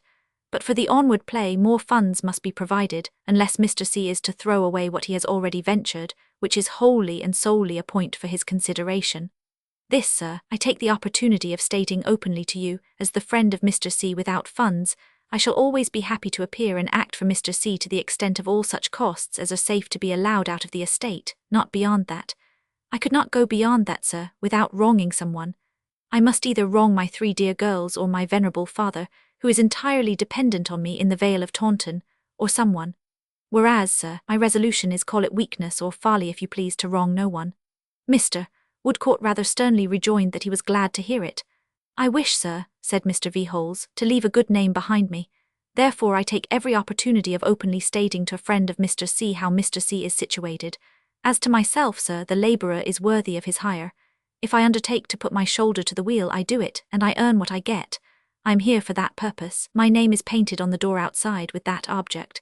And Mr. Carstone's address, Mr. Veholes. Sir, returned Mr. Veholes, as I believe I have already mentioned, it is next door. On the second story you will find Mr. C's apartments. Mr. C desires to be near his professional adviser, and I am far from objecting, for I court inquiry. Upon this Mr. Woodcourt wished Mr. Veholes good day and went in search of Richard, the change in whose appearance he began to understand now but too well. He found him in a dull room, fadedly furnished, much as I had found him in his barrack room but a little while before, except that he was not writing but was sitting with a book before him, from which his eyes and thoughts were far astray. As the door chanced to be standing open, Mr. Woodcourt was in his presence for some moments without being perceived, and he told me that he never could forget the haggardness of his face and the dejection of his manner before he was aroused from his dream. Woodcourt, my dear fellow, cried Richard, starting up with extended hands, you come upon my vision like a ghost. A friendly one, he replied, and only waiting, as they say ghosts do, to be addressed. How does the mortal world go? They were seated now near together. Badly enough and slowly enough, said Richard, speaking at least for my part of it. What part is that? The Chancery part. I never heard, returned Mr. Woodcourt, shaking his head, of its going well yet. Nor I, said Richard moodily. Whoever did? He brightened again in a moment and said with his natural openness, Woodcourt, I should be sorry to be misunderstood by you, even if I gained by it in your estimation. You must know that I have done no good this long time. I have not intended to do much harm, but I seem to have been capable of nothing else. It may be that I should have done better by keeping out of the net into which my destiny has worked me, but I think not, though I dare say you will soon hear, if you have not already heard, a very different opinion. To make short of a long story, I am afraid I have wanted an object, but I have an object now, or it has me, and it is too late to discuss it. Take me as I am and make the best of me. A bargain, said Mr. Woodcourt. Do as much by me in return. Oh, you, returned Richard. You can pursue your art for its own sake, and can put your hand upon the plough and never turn, and can strike a purpose out of anything. You and I are very different creatures. He spoke regretfully and lapsed for a moment into his weary condition. Well, well, he cried, shaking it off. Everything has an end, we shall see, so you will take me as I am and make the best of me. Aye, indeed I will. They shook hands upon it laughingly, but in deep earnestness. I can answer for one of them with my heart of hearts. You come as a godsend, said Richard, for I have seen nobody here yet but Veholes. Woodcourt, there is one subject I should like to mention for once and for all in the beginning of our treaty. You can hardly make the best of me if I don't. You know, I dare say, that I have an attachment to my cousin Ada. Mr. Woodcourt replied that I had hinted as much to him. Now pray, returned Richard, don't think me a heap of selfishness. Don't suppose that I am splitting my head and half breaking my heart over this miserable chancery suit for my own rights and interests alone. Ada's are bound up with mine. They can't be separated. Veholes works for both of us. Do think of that. He was so very solicitous on this head that Mr. Woodcourt gave him the strongest assurances that he did him no injustice. You see, said Richard, with something pathetic in his manner of lingering on the point, though it was offhand and unstudied. To an upright fellow like you, bringing a friendly face like yours here, I cannot bear the thought of appearing selfish and mean. I want to see Ada righted, Woodcourt, as well as myself. I want to do my utmost to right her, as well as myself. I venture what I can scrape together to extricate her, as well as myself. Do, I beseech you, think of that. Afterwards, when Mr. Woodcourt came to reflect on what had passed, he was so very much impressed by the strength of Richard's anxiety on this point that in telling me generally of his first visit to Simmons, and he particularly dwelt upon it. It revived a fear I had had before that my dear girl's little property would be absorbed by Mr. Veholes, and that Richard's justification to himself would be sincerely this. It was just as I began to take care of Caddy that the interview took place, and I now returned to the time when Caddy had recovered and the shade was still between me and my darling. I proposed to Ada that morning that we should go and see Richard. It a little surprised me to find that she hesitated and was not so radiantly willing as I had expected. My dear, said I, you have not had any difference with Richard since I have been so much away. No, Esther. Not heard of him, perhaps? Said I. Yes, I have heard of him, said Ada. Such tears in her eyes, and such love in her face. I could not make my darling out. Should I go to Richard's by myself? I said. No, Ada thought I had better not go by myself. Would she go with me? Yes, Ada thought she had better go with me. Should we go now? Yes, let us go now. Well, I could not understand my darling with the tears in her eyes and the love in her face. We were soon equipped and went out. It was a somber day, and drops of chill rain fell at intervals. It was one of those colorless days when everything looks heavy and harsh. The houses frowned at us. The dust rose at us. The smoke swooped at us. Nothing made any compromise about itself or wore a softened aspect. I fancied my beautiful girl quite out of place in the rugged streets, and I thought there were more funerals passing along the dismal pavements than I had ever seen before. We had first to find out Simmons' Inn. We were going to inquire in a shop when Ada said she thought it was near Chancery Lane. We are not likely to be far out, my love, if we go in that direction, said I. So to Chancery Lane we went, and there, sure enough, we saw it written up. Simmons' Inn. We had next to find out the number. Or Mr. V. Holes's office will do, I recollected, for Mr. V. Holes's office is next door. Upon which Ada said, perhaps that was Mr. V. Holes's office in the corner there. And it really was. Then came the question, which of the two next doors? I was going for the one, and my darling was going for the other, and my darling was right again. So up we went to the second story, when we came to Richard's name in great white letters on a hearse-like panel. I should have knocked, but Ada said perhaps we had better turn the handle and go in. Thus we came to Richard, poring over a table covered with dusty bundles of papers which seemed to me like dusty mirrors reflecting his own mind. Wherever I looked I saw the ominous words that ran and it repeated, Jarndyce and Jarndyce. He received us very affectionately and we sat down. If you had come a little earlier, he said, you would have found Woodcourt here. There never was such a good fellow as Woodcourt is. He finds time to look in between whiles, when anybody else with half his work to do would be thinking about not being able to come. And he is so cheery, so fresh, so sensible, so earnest, so everything that I am not, that the place brightens whenever he comes and darkens whenever he goes again. God bless him, I thought, for his truth to me. He is not so sanguine, Ada, continued Richard, casting his dejected look over the bundles of papers, as V. Holes and I are usually, but he is only an outsider and is not in the mysteries. We have gone into them, and he has not. He can't be expected to know much of such a labyrinth. As his look wandered over the papers again and he passed his two hands over his head, I noticed how sunken and how large his eyes appeared, how dry his lips were, and how his fingernails were all bitten away. Is this a healthy place to live in, Richard, do you think? Said I. Why, my dear Minerva, answered Richard with his old gay laugh. It is neither a rural nor a cheerful place. And when the sun shines here, you may lay a pretty heavy wager that it is shining brightly in an open spot. But it's well enough for the time. It's near the offices and near V. Holes.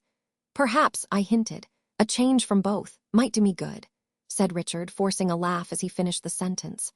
I shouldn't wonder, but it can only come in one way now, in one of two ways, I should rather say. Either the suit must be ended, Esther, or the suitor. But it shall be the suit, my dear girl, the suit, my dear girl. These latter words were addressed to Ada, who was sitting nearest to him. Her face being turned away from me and towards him, I could not see it. We are doing very well, pursued Richard. V. Holes will tell you so. We are really spinning along. Ask V. Holes. We are giving them no rest. V. Holes knows all their windings and turnings, and we are upon them everywhere. We have astonished them already. We shall rouse up that nest of sleepers, mark my words. His hopefulness had long been more painful to me than his despondency. It was so unlike hopefulness, had something so fierce in its determination to be it, was so hungry and eager, and yet so conscious of being forced and unsustainable that it had long touched me to the heart. But the commentary upon it now indelibly written in his handsome face made it far more distressing than it used to be. I say indelibly, for I felt persuaded that if the fatal cause could have been forever terminated, according to his brightest visions, in that same hour, the traces of the premature anxiety, self-reproach, and disappointment it had occasioned him would have remained upon his features to the hour of his death. The sight of our dear little woman, said Richard, Ada still remaining silent and quiet, is so natural to me, and her compassionate face is so like the face of old days. Ah, no, no, I smiled and shook my head. So exactly like the face of old days, said Richard in his cordial voice, and taking my hand with the brotherly regard which nothing ever changed, that I can't make pretenses with her. I fluctuate a little, that's the truth. Sometimes I hope, my dear, and sometimes I don't quite despair, but nearly. I get, said Richard, relinquishing my hand gently and walking across the room, so tired. He took a few turns up and down and sunk upon the sofa. I get, he repeated gloomily, so tired. It is such weary, weary work." He was leaning on his arm saying these words in a meditative voice and looking at the ground when my darling rose, put off her bonnet, kneeled down beside him with her golden hair falling like sunlight on his head, clasped her 2 arms round his neck and turned her face to me. Oh, what a loving and devoted face I saw. "Esther, dear," she said very quietly, "I am not going home again." A light shone in upon me all at once. "Never any more. I am going to stay with my dear husband. We have been married above 2 months. Go home without me, my own Esther. I shall never go home any more." With those words, my darling drew his head down on her breast and held it there. And if ever in my life I saw a love that nothing but death could change, I saw it then before me. "Speak to Esther, my dearest," said Richard, breaking the silence presently. "Tell her how it was. I met her before she could come to me and folded her in my arms. We neither of us spoke, but with her cheek against my own I wanted to hear nothing. 'My pet,' said I, 'my love, my poor, poor girl.' I pitied her so much. I was very fond of Richard, but the impulse that I had upon me was to pity her so much. 'Esther, will you forgive me? Will my cousin John forgive me?' 'My dear,' said I, 'to doubt it for a moment is to do him a great wrong. And as to me, why, as to me, what had I to forgive?' I dried my sobbing darling's eyes and sat beside her on the sofa, and Richard sat on my other side. And while I was reminded of that so different night when they had first taken me into their confidence and had gone on in their own wild, happy way, they told me between them how it was. 'All I had was Richard S.,' Ada said. 'And Richard would not take it, Esther, and what could I do but be his wife when I loved him dearly?'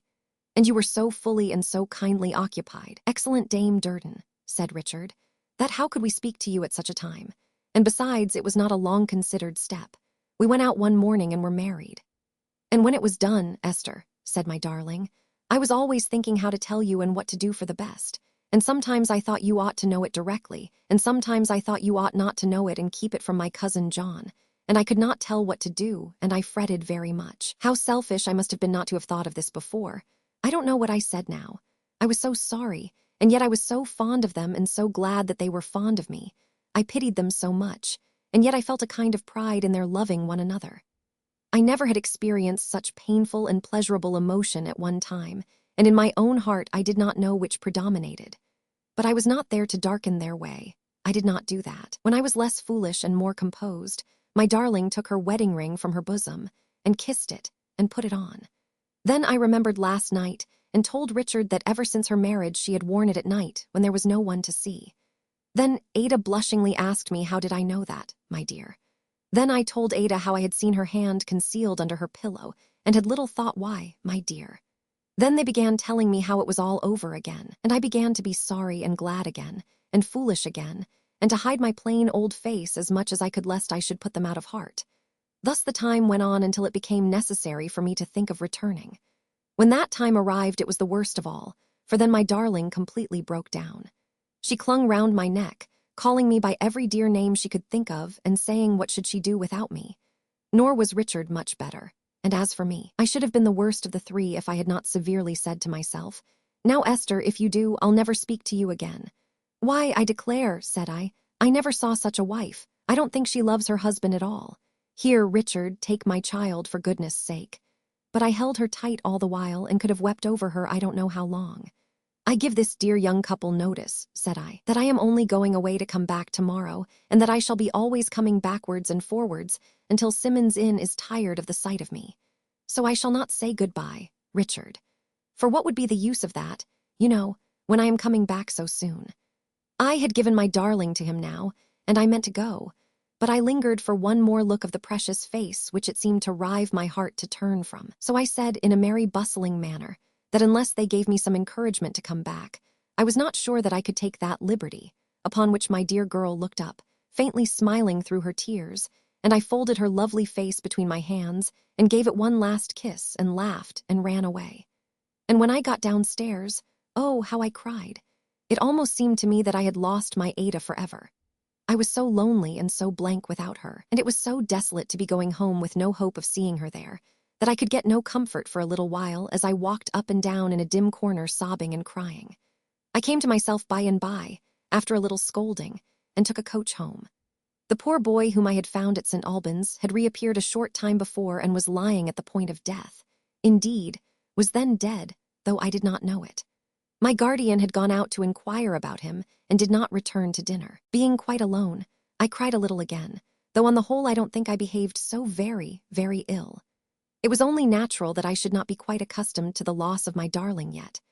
3 or 4 hours were not a long time after years. But my mind dwelt so much upon the uncongenial scene in which I had left her, and I pictured it as such an overshadowed, stony-hearted one, and I so longed to be near her, and taking some sort of care of her, that I determined to go back in the evening only to look up at her windows. It was foolish, I dare say, but it did not then seem at all so to me, and it does not seem quite so even now. I took Charlie into my confidence, and we went out at dusk. It was dark when we came to the new strange home of my dear girl, and there was a light behind the yellow blinds. We walked past cautiously 3 or 4 times, looking up, and narrowly missed encountering Mr. V. Holes, who came out of his office while we were there, and turned his head to look up too before going home. The sight of his lank black figure and the lonesome air of that nook in the dark were favorable to the state of my mind. I thought of the youth and love and beauty of my dear girl, shut up in such an ill-assorted refuge, almost as if it were a cruel place. It was very solitary and very dull, and I did not doubt that I might safely steal upstairs. I left Charlie below and went up with a light foot, not distressed by any glare from the feeble oil lanterns on the way. I listened for a few moments, and in the musty, rotting silence of the house believed that I could hear the murmur of their young voices. I put my lips to the hearse-like panel of the door as a kiss for my dear and came quietly down again, thinking that one of these days I would confess to the visit. And it really did me good, for though nobody but Charlie and I knew anything about it, I somehow felt as if it had diminished the separation between Ada and me and had brought us together again for those moments. I went back, not quite accustomed yet to the change, but all the better for that hovering about my darling. My guardian had come home and was standing thoughtfully by the dark window. When I went in, his face cleared and he came to his seat, but he caught the light upon my face as I took mine. "Little woman," said he, "you have been crying." "Why, yes, guardian," said I. "I am afraid I have been a little. Ada has been in such distress and is so very sorry, guardian." I put my arm on the back of his chair, and I saw in his glance that my words and my look at her empty place had prepared him. "Is she married, my dear?" I told him all about it and how her first entreaties had referred to his forgiveness. "She has no need of it," said he. "Heaven bless her and her husband." But just as my first impulse had been to pity her, so was his. Poor girl, poor Rick, poor Ada. Neither of us spoke after that until he said with a sigh, Well, my dear, Bleak House is thinning fast. But its mistress remains, guardian." Though I was timid about saying it, I ventured because of the sorrowful tone in which he had spoken. "She will do all she can to make it happy," said I. "She will succeed, my love." The letter had made no difference between us except that the seat by his side had come to be mine.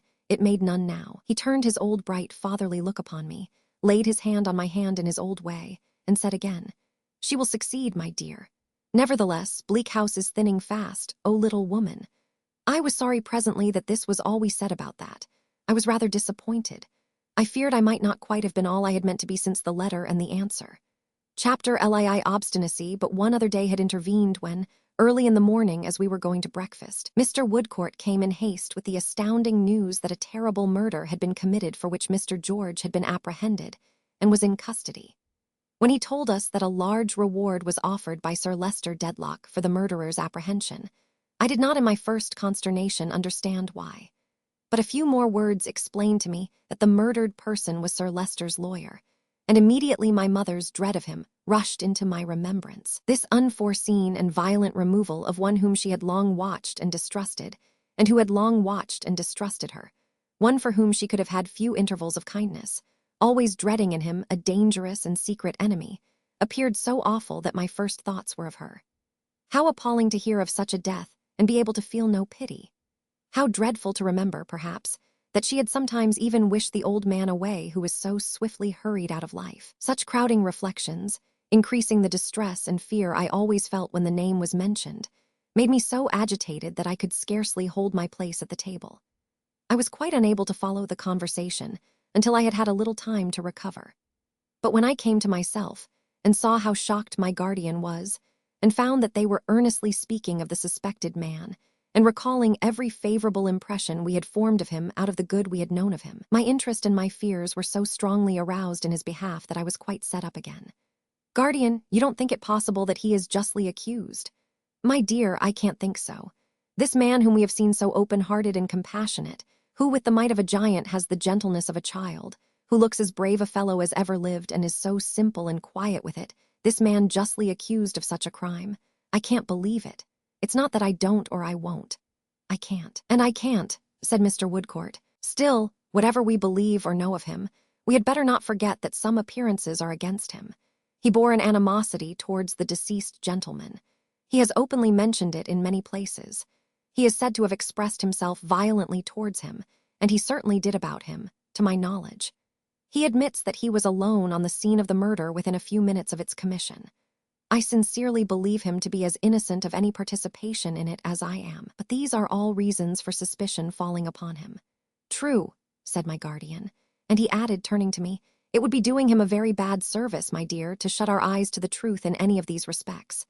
I felt, of course, that we must admit, not only to ourselves but to others, the full force of the circumstances against him. Yet I knew withal, I could not help saying that their weight would not induce us to desert him in his need. Heaven forbid, returned my guardian. We will stand by him, as he himself stood by the two poor creatures who are gone. He meant Mr. Gridley and the boy, to both of whom Mr. George had given shelter. Mr. Woodcourt then told us that the trooper's man had been with him before day, after wandering about the streets all night like a distracted creature. That one of the trooper's first anxieties was that we should not suppose him guilty, that he had charged his messenger to represent his perfect innocence with every solemn assurance he could send us, that Mr. Woodcourt had only quieted the man by undertaking to come to our house very early in the morning with these representations. He added that he was now upon his way to see the prisoner himself. My guardian said directly he would go too. Now, besides that I liked the retired soldier very much, and that he liked me, I had that secret interest in what had happened which was only known to my guardian. I felt as if it came close and near to me. It seemed to become personally important to myself that the truth should be discovered, and that no innocent people should be suspected, for suspicion, once run wild, might run wilder. In a word, I felt as if it were my duty and obligation to go with them.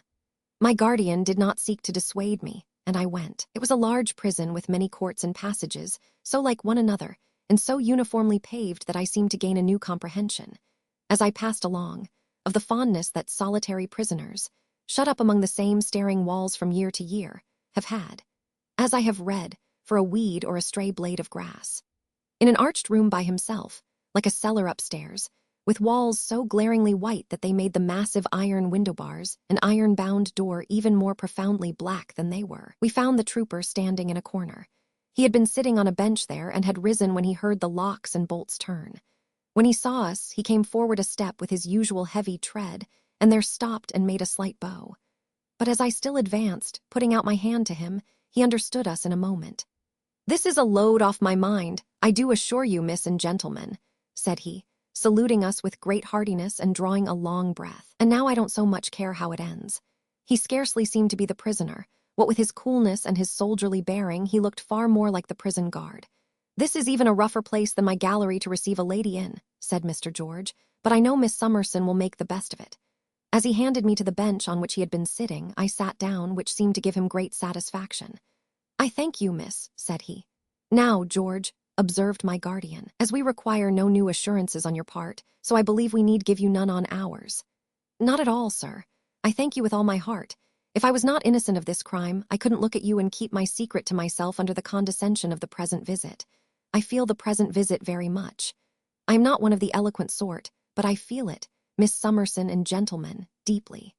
He laid his hand for a moment on his broad chest and bent his head to us. Although he squared himself again directly, he expressed a great amount of natural emotion by these simple means. "First," said my guardian, "can we do anything for your personal comfort, George?" "For which, sir?" he inquired, clearing his throat. "For your personal comfort. Is there anything you want that would lessen the hardship of this confinement?" "Well, sir," replied George, after a little cogitation, "I am equally obliged to you, but tobacco being against the rules, I can't say that there is. You will think of many little things, perhaps, by and by. Whenever you do, George, let us know." "Thank you, sir. Howsoever," observed Mr. George with one of his sunburnt smiles, "a man who has been knocking about the world in a vagabond kind of a way as long as I have gets on well enough in a place like the present, so far as that goes." "Next, as to your case," observed my guardian. "Exactly so, sir," returned Mr. George, folding his arms upon his breast with perfect self-possession and a little curiosity. "How does it stand now?" "Why, sir, it is under remand at present. Bucket gives me to understand that he will probably apply for a series of remands from time to time until the case is more complete. How it is to be made more complete I don't myself see, but I dare say Bucket will manage it somehow. Why, heaven save us, man, exclaimed my guardian, surprised into his old oddity and vehemence. You talk of yourself as if you were somebody else. No offense, sir, said Mr. George. I am very sensible of your kindness. But I don't see how an innocent man is to make up his mind to this kind of thing without knocking his head against the walls unless he takes it in that point of view. That is true enough to a certain extent, returned my guardian, softened. But my good fellow, even an innocent man must take ordinary precautions to defend himself. Certainly, sir, and I have done so. I have stated to the magistrates, gentlemen, I am as innocent of this charge as yourselves. What has been stated against me in the way of facts is perfectly true. I know no more about it. I intend to continue stating that, sir. What more can I do? It's the truth. But the mere truth won't do, rejoined my guardian. Won't it indeed, sir? Rather a bad lookout for me, Mr. George good-humoredly observed.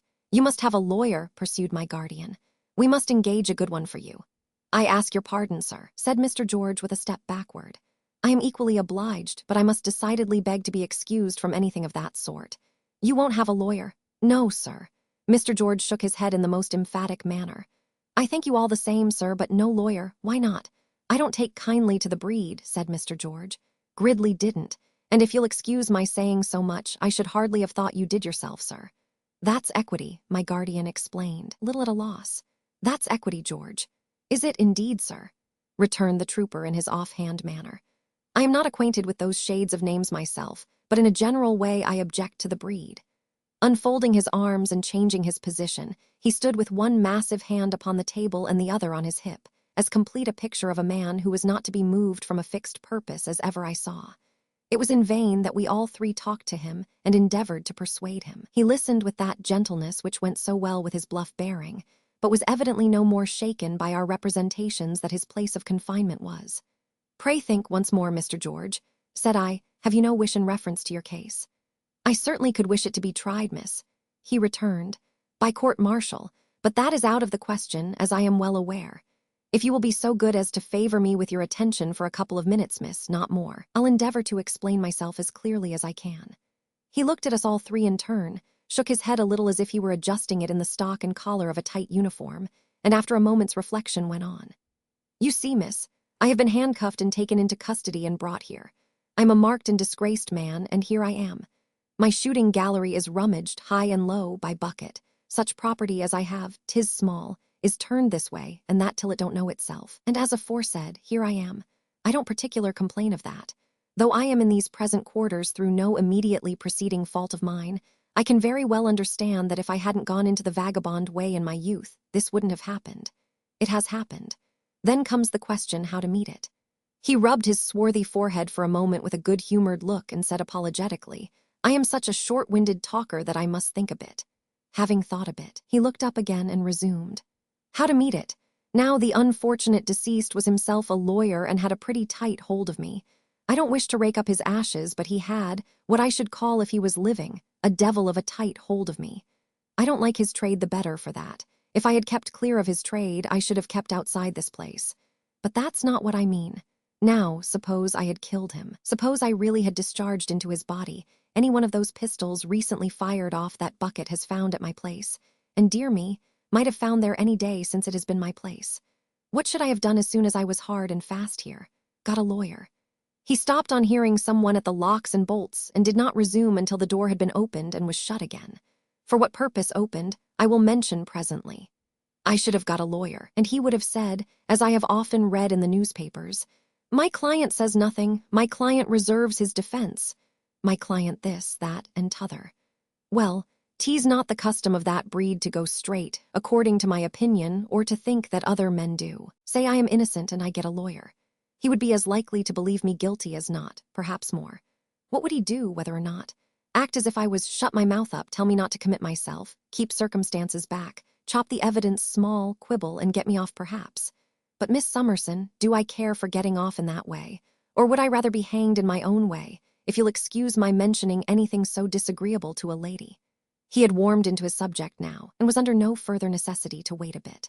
I would rather be hanged in my own way, and I mean to be, I don't intend to say, looking round upon us with his powerful arms akimbo and his dark eyebrows raised, "that I am more partial to being hanged than another man. What I say is, I must come off clear and full or not at all.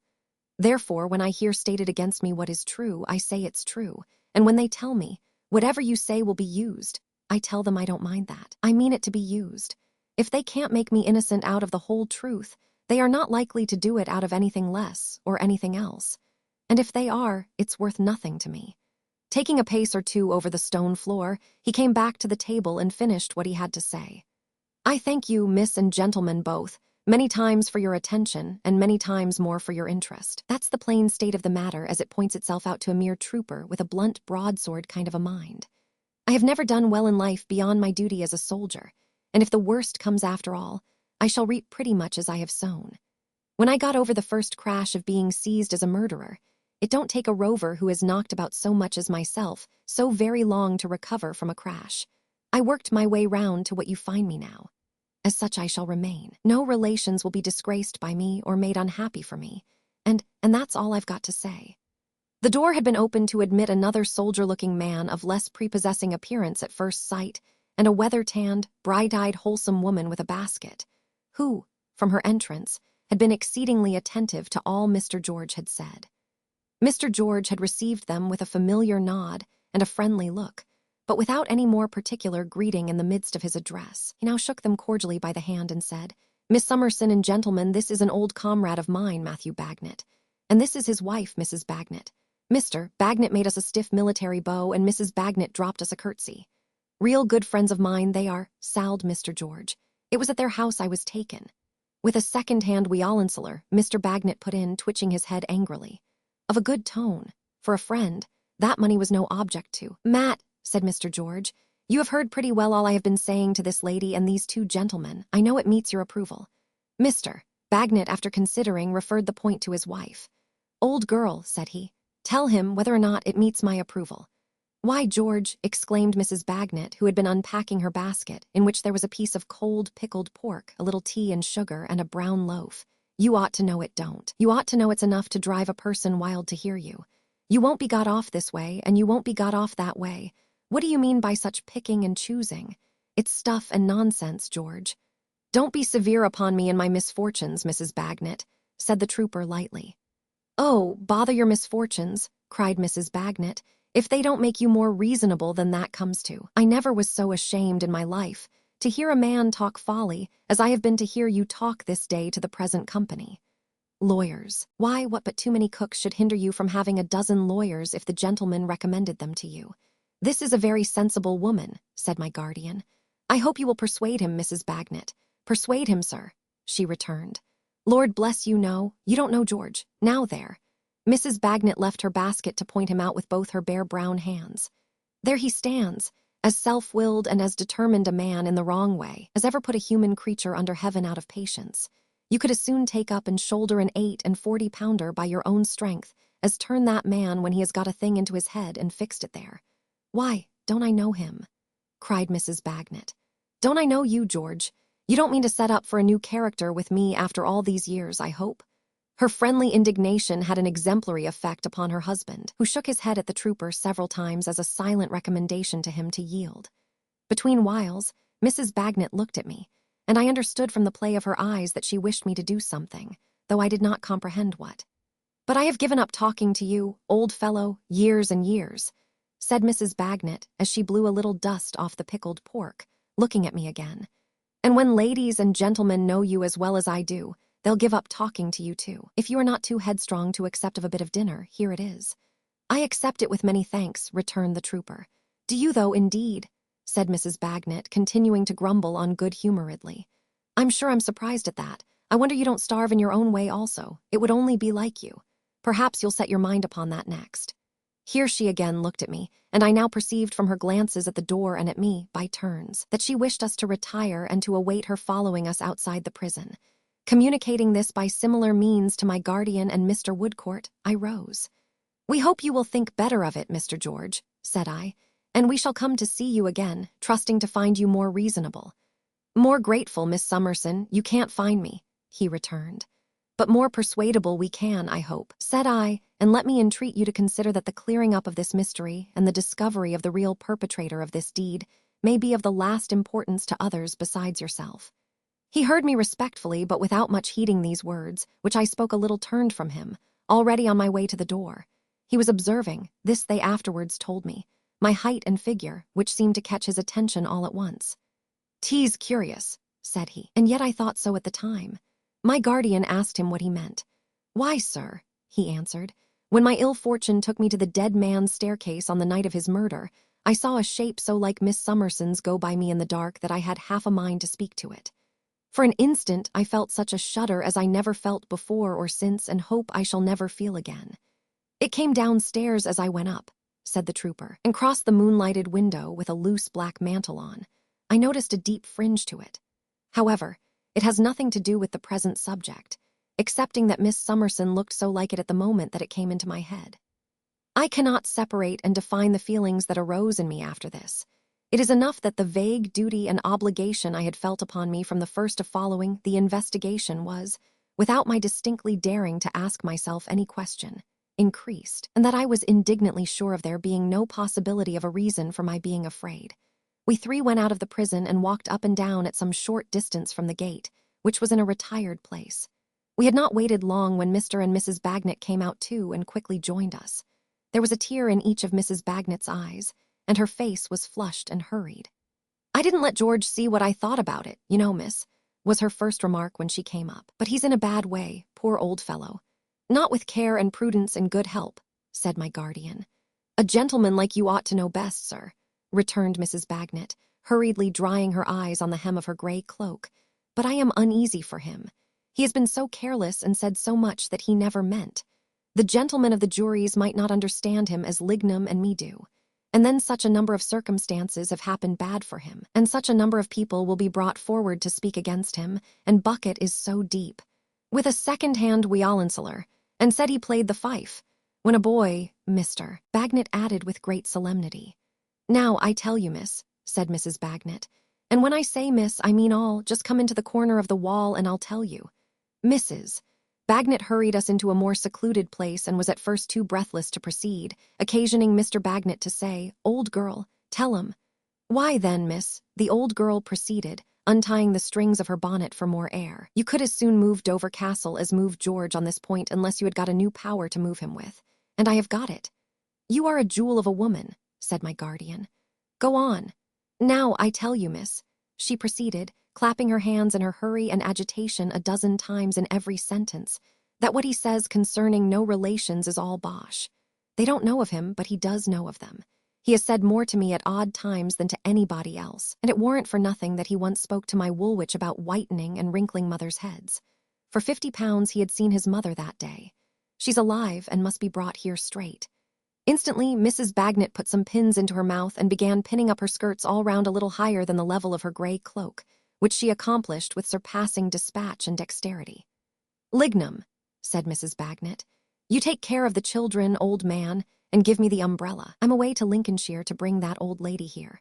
"But bless the woman," cried my guardian with his hand in his pocket. "How is she going? What money has she got?" Mrs.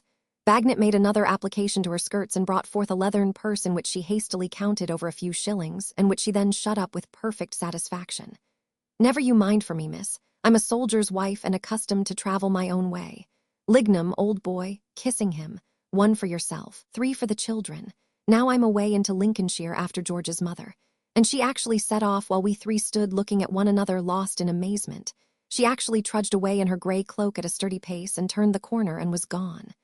"Mr. Bagnet," said my guardian, "do you mean to let her go in that way?" "Can't help it," he returned. "Made her way home once from another quarter of the world, with the same gray cloak and same umbrella. Whatever the old girl says, do it. Whenever the old girl says, I'll do it, she does it. Then she is as honest and genuine as she looks," rejoined my guardian, "and it is impossible to say more for her." "She's color sergeant of the Nonpareil Battalion," said Mr. Bagnet, looking at us over his shoulder as he went his way also. "And there's not such another, but I never owned to it before her. Discipline must be maintained." Chapter Lei the track Mr. Bucket and his fat forefinger are much in consultation together under existing circumstances.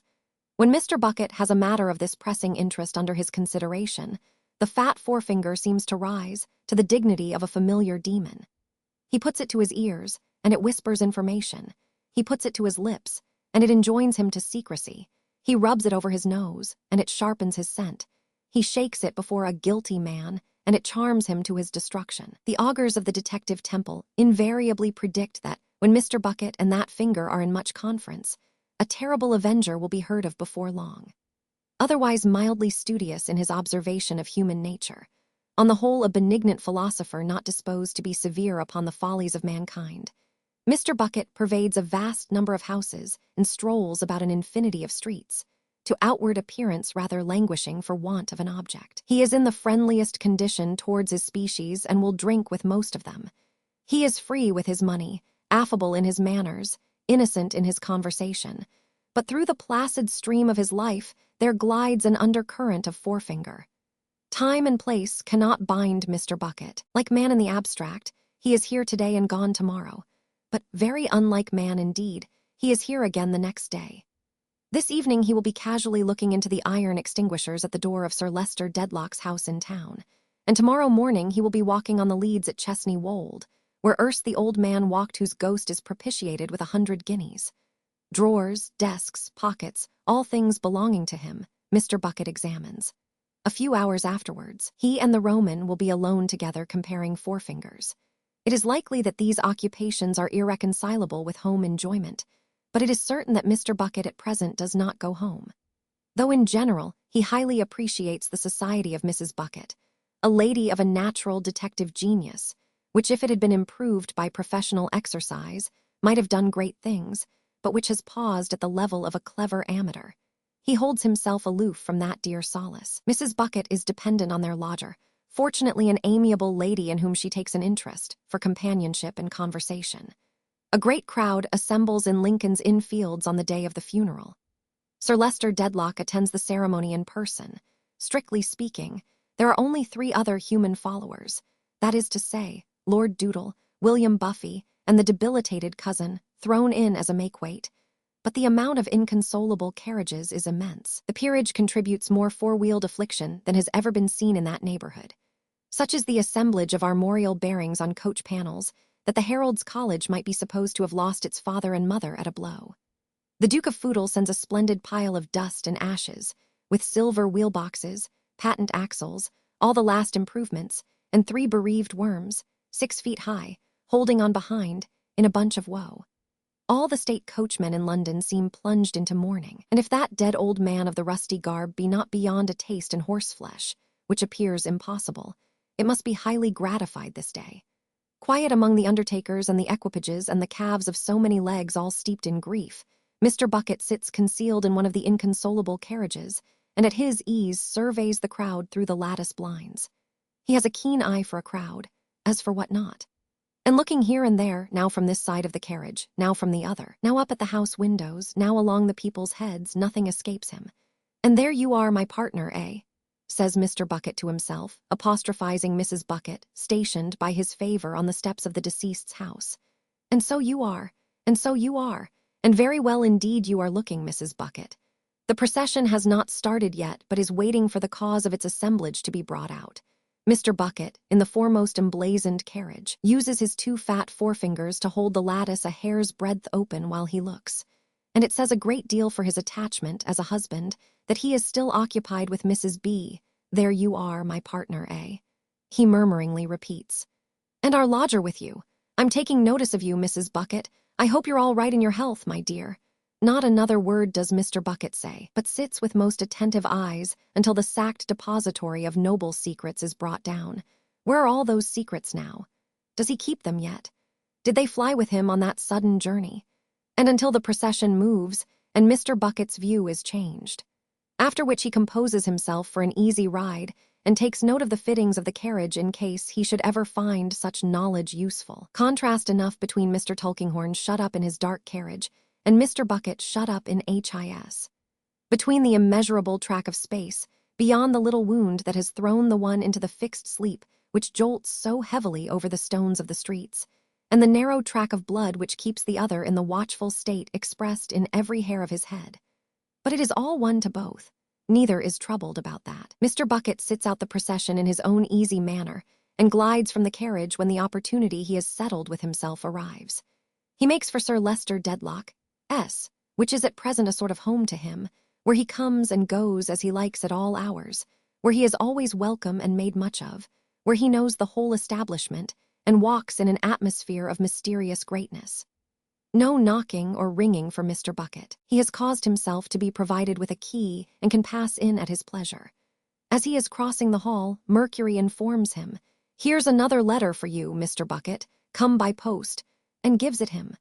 "Another one, eh?" says Mr. Bucket. If Mercury should chance to be possessed by any lingering curiosity as to Mr. Bucket's letters, that wary person is not the man to gratify it. Mr. Bucket looks at him as if his face were a vista of some miles in length and he were leisurely contemplating the same. "Do you happen to carry a box?" says Mr. Bucket. Unfortunately, Mercury is no snuff-taker. "Could you fetch me a pinch from anywheres?" says Mr. Bucket. "Thankee. It don't matter what it is. I'm not particular as to the kind. Thankee."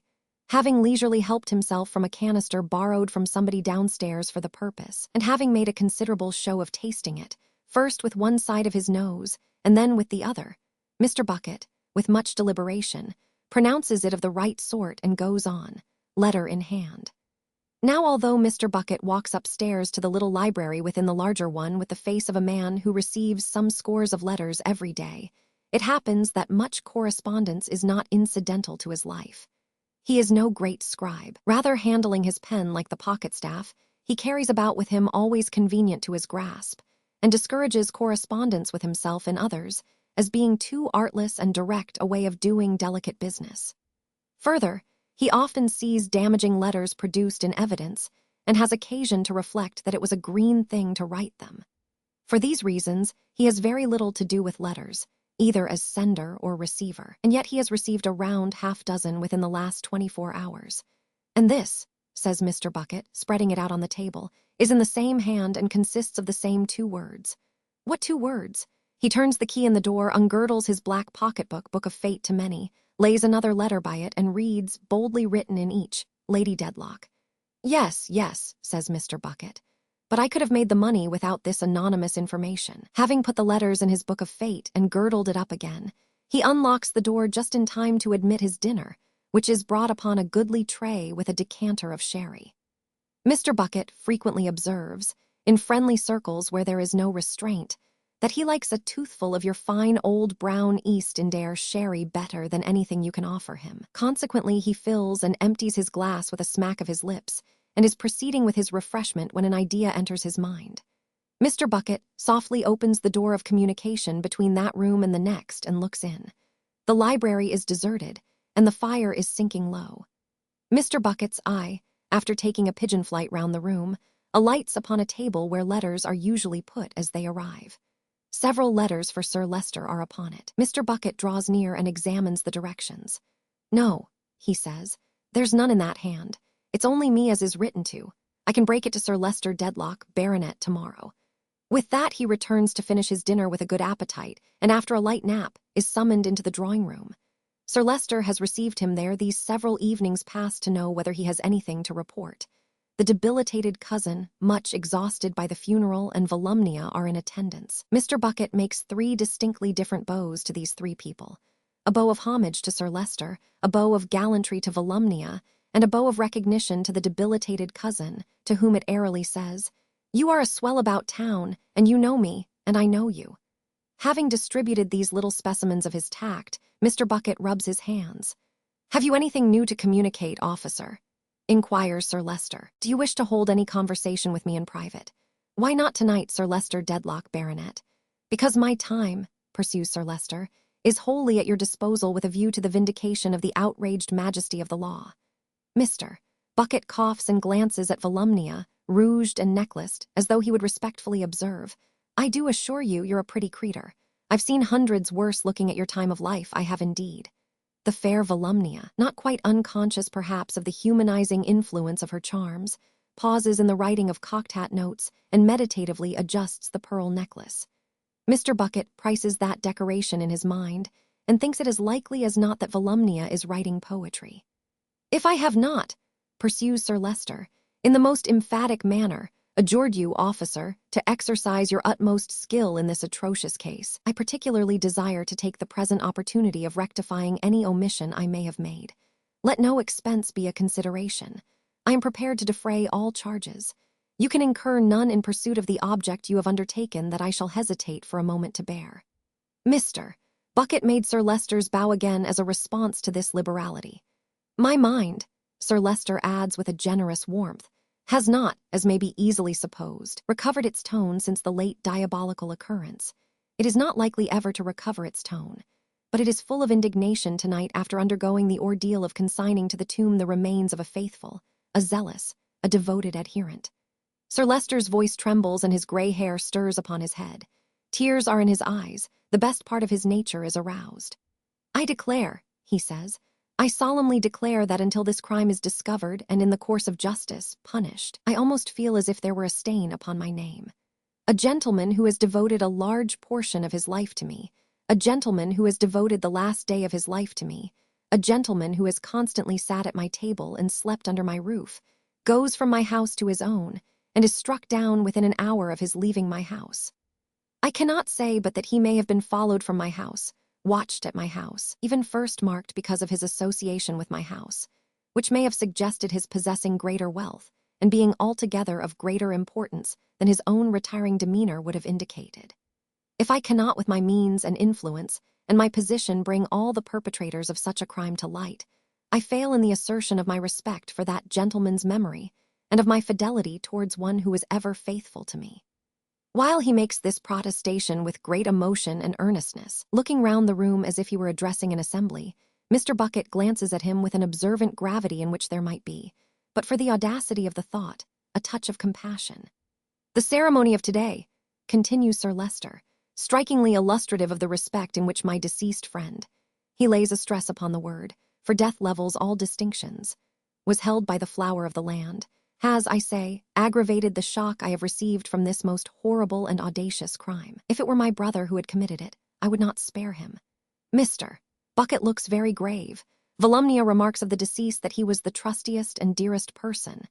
You must feel it as a deprivation to you, miss, replies Mr. Bucket soothingly. No doubt.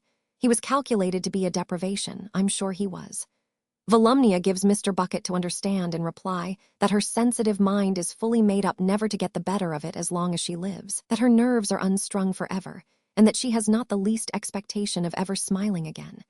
Meanwhile, she folds up a cocked hat for that redoubtable old general at Bath, descriptive of her melancholy condition. It gives a start to a delicate female, says Mr. Bucket sympathetically, but it'll wear off. Volumnia wishes of all things to know what is doing, whether they are going to convict, or whatever it is, that dreadful soldier, whether he had any accomplices, or whatever the thing is called in the law, and a great deal more to the like artless purpose. Why, you see, miss, returns Mr. Bucket, bringing the finger into persuasive action, and such is his natural gallantry that he had almost said, my dear. It ain't easy to answer those questions at the present moment. Not at the present moment. I've kept myself on this case, Sir Leicester Dedlock, Baronet, whom Mr. Bucket takes into the conversation in right of his importance, morning, noon, and night. But for a glass or two of sherry, I don't think I could have had my mind so much upon the stretch as it has been. I could answer your questions, miss, but duty forbids it. Sir Leicester Dedlock, Baronet, will very soon be made acquainted with all that has been traced, and I hope that he may find it. Mr. Bucket again looks grave, to his satisfaction. The debilitated cousin only hopes some flurr'll be executed, Zample, thinks more interests wanted, get man hanged presentime, than get man placed 10,000 a year. Hasn't a doubt, Zample, far better hang wrong fleur than no fleur. You know life, you know, sir, says Mr. Bucket with a complimentary twinkle of his eye and crook of his finger, and you can confirm what I've mentioned to this lady. You don't want to be told that from information I have received I have gone to work. You're up to what a lady can't be expected to be up to. Lord, especially in your elevated station of society, miss, says Mr. Bucket, quite reddening at another narrow escape from my dear. The officer Volumnia, observes Sir Leicester, is faithful to his duty and perfectly right. Mr. Bucket murmurs, glad to have the honor of your approbation, Sir Leicester Dedlock, Baronet. In fact, Volumnia, proceeds Sir Leicester, it is not holding up a good model for imitation to ask the officer any such questions as you have put to him. He is the best judge of his own responsibility. He acts upon his responsibility. And it does not become us, who assist in making the laws, to impede or interfere with those who carry them into execution. Or, says Sir Leicester somewhat sternly, for Volumnia was going to cut in before he had rounded his sentence, or who vindicate their outraged majesty. Volumnia with all humility explains that she had not merely the plea of curiosity to urge, in common with the giddy youth of her sex in general, but that she is perfectly dying with regret and interest for the darling man whose loss they all deplore. Very well, Volumnia, returns Sir Leicester. Then you cannot be too discreet. Mr. Bucket takes the opportunity of a pause to be heard again. Sir Leicester Dedlock, Baronet, I have no objections to telling this lady, with your leave and among ourselves, that I look upon the case as pretty well complete. It is a beautiful case, and what little is wanting to complete it, I expect to be able to supply in a few hours. I am very glad indeed to hear it, says Sir Leicester. Highly creditable to you. Sir Leicester Dedlock, Baronet, returns Mr. Bucket very seriously. I hope it may at one and the same time do me credit and prove satisfactory to all. When I depict it as a beautiful case, you see, miss, Mr. Bucket goes on, glancing gravely at Sir Leicester. I mean from my point of view. As considered from other points of view, such cases will always involve more or less unpleasantness. Very strange things comes to our knowledge in families, miss. Bless your heart, what you would think to be phenomenons, quite. Volumnia, with her innocent little scream, supposes so. Aye, and even in genteel families, in high families, in great families, says Mr. Bucket, again gravely eyeing Sir Leicester aside. I have had the honor of being employed in high families before, and you have no idea, come, I'll go so far as to say not even you have any idea, sir. This to the debilitated cousin. What games goes on? The cousin, who has been casting sofa pillows on his head in a prostration of boredom yawns, Veily, being the used up for very likely. Sir Leicester, deeming it time to dismiss the officer, here majestically interposes with the words, very good, thank you, and also with a wave of his hand, implying not only that there is an end of the discourse, but that if high families fall into low habits they must take the consequences. You will not forget, officer, he adds with condescension, that I am at your disposal when you please. Mr. Bucket, still grave, inquires if tomorrow morning now would suit in case he should be as forward as he expects to be. Sir Leicester replies, all times are alike to me. Mr. Bucket makes his three bows and is withdrawing when a forgotten point occurs to him. Might I ask, by the by, he says in a low voice, cautiously returning, who posted the reward bill on the staircase? I ordered it to be put up there, replies Sir Leicester. Would it be considered a liberty, Sir Leicester Dedlock, Baronet, if I was to ask you why? Not at all. I chose it as a conspicuous part of the house. I think it cannot be too prominently kept before the whole establishment. I wish my people to be impressed with the enormity of the crime, the determination to punish it, and the hopelessness of escape. At the same time, officer, if you in your better knowledge of the subject see any objection, Mr. Bucket sees none now. The bill having been put up had better not be taken down. Repeating his three bows, he withdraws, closing the door on Volumnia's little scream, which is a preliminary to her remarking that that charmingly horrible person is a perfect blue chamber. In his fondness for society and his adaptability to all grades, Mr. Bucket is presently standing before the hall fire, bright and warm on the early winter night, admiring Mercury. Why, you're 6'2", I suppose, says Mr. Bucket. 3, says Mercury. Are you so much? But then, you see, you're broad in proportion and don't look it. You're not one of the weak-legged ones, you ain't. Was you ever modeled now? Mr. Bucket asks, conveying the expression of an artist into the turn of his eye and head. Mercury never was modeled. Then you ought to be, you know, says Mr. Bucket, and a friend of mine that you'll hear of one day as a Royal Academy sculptor would stand something handsome to make a drawing of your proportions for the marble. My lady's out, ain't she? Out to dinner. Goes out pretty well every day, don't she? Yes, not to be wondered at, says Mr. Bucket. Such a fine woman as her, so handsome and so graceful and so elegant, is like a fresh lemon on a dinner table, ornamental wherever she goes. Was your father in the same way of life as yourself? Answer in the negative. Mine was, says Mr. Bucket. My father was first a page, then a footman, then a butler, then a steward, then an innkeeper. Lived universally respected and died lamented. Said with his last breath that he considered service the most honorable part of his career, and so it was. I've a brother in service and a brother-in-law, my lady a good temper. Mercury replies, as good as you can expect. Ah, says Mr. Bucket. A little spoilt, a little capricious, Lord. What can you anticipate when they're so handsome as that? And we like 'em all the better for it, don't we? Mercury, with his hands in the pockets of his bright peach blossom small clothes, stretches his symmetrical silk legs with the air of a man of gallantry and can't deny it. Come the roll of wheels and a violent ringing at the bell. "Talk of the angels," says Mr. Bucket. "Here she is." The doors are thrown open, and she passes through the hall. Still very pale, she is dressed in slight mourning and wears 2 beautiful bracelets. Either their beauty or the beauty of her arms is particularly attractive to Mr. Bucket. He looks at them with an eager eye and rattles something in his pocket, halfpence perhaps. Noticing him at his distance, she turns an inquiring look on the other Mercury who has brought her home. "Mr. Bucket, my lady." "Mr." Bucket makes a leg and comes forward, passing his familiar demon over the region of his mouth. "Are you waiting to see Sir Leicester?" "No, my lady, I've seen him." "Have you anything to say to me?" "Not just at present, my lady." "Have you made any new discoveries?" "A few, my lady." This is merely in passing. She scarcely makes a stop and sweeps upstairs alone. Mr. Bucket, moving towards the staircase foot, watches her as she goes up the steps the old man came down to his grave, past murderous groups of statuary repeated with their shadowy weapons on the wall, past the printed bill, which she looks at going by out of view.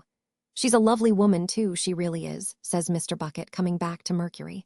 "Don't look quite healthy, though."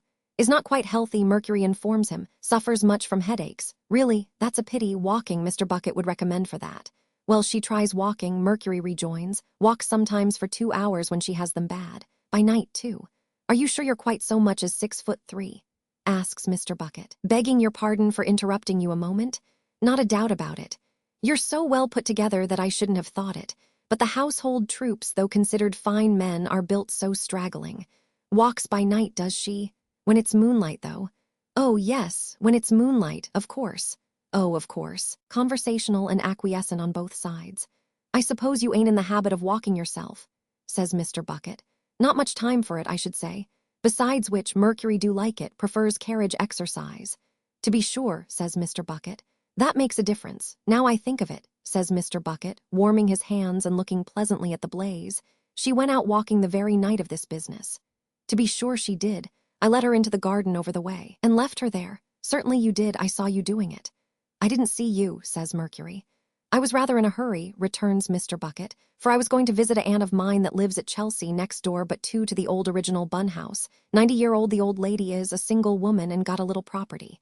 Yes, I chanced to be passing at the time. Let's see, what time might it be? It wasn't 10. 9:30. You're right, so it was. And if I don't deceive myself, my lady was muffled in a loose black mantle, with a deep fringe to it."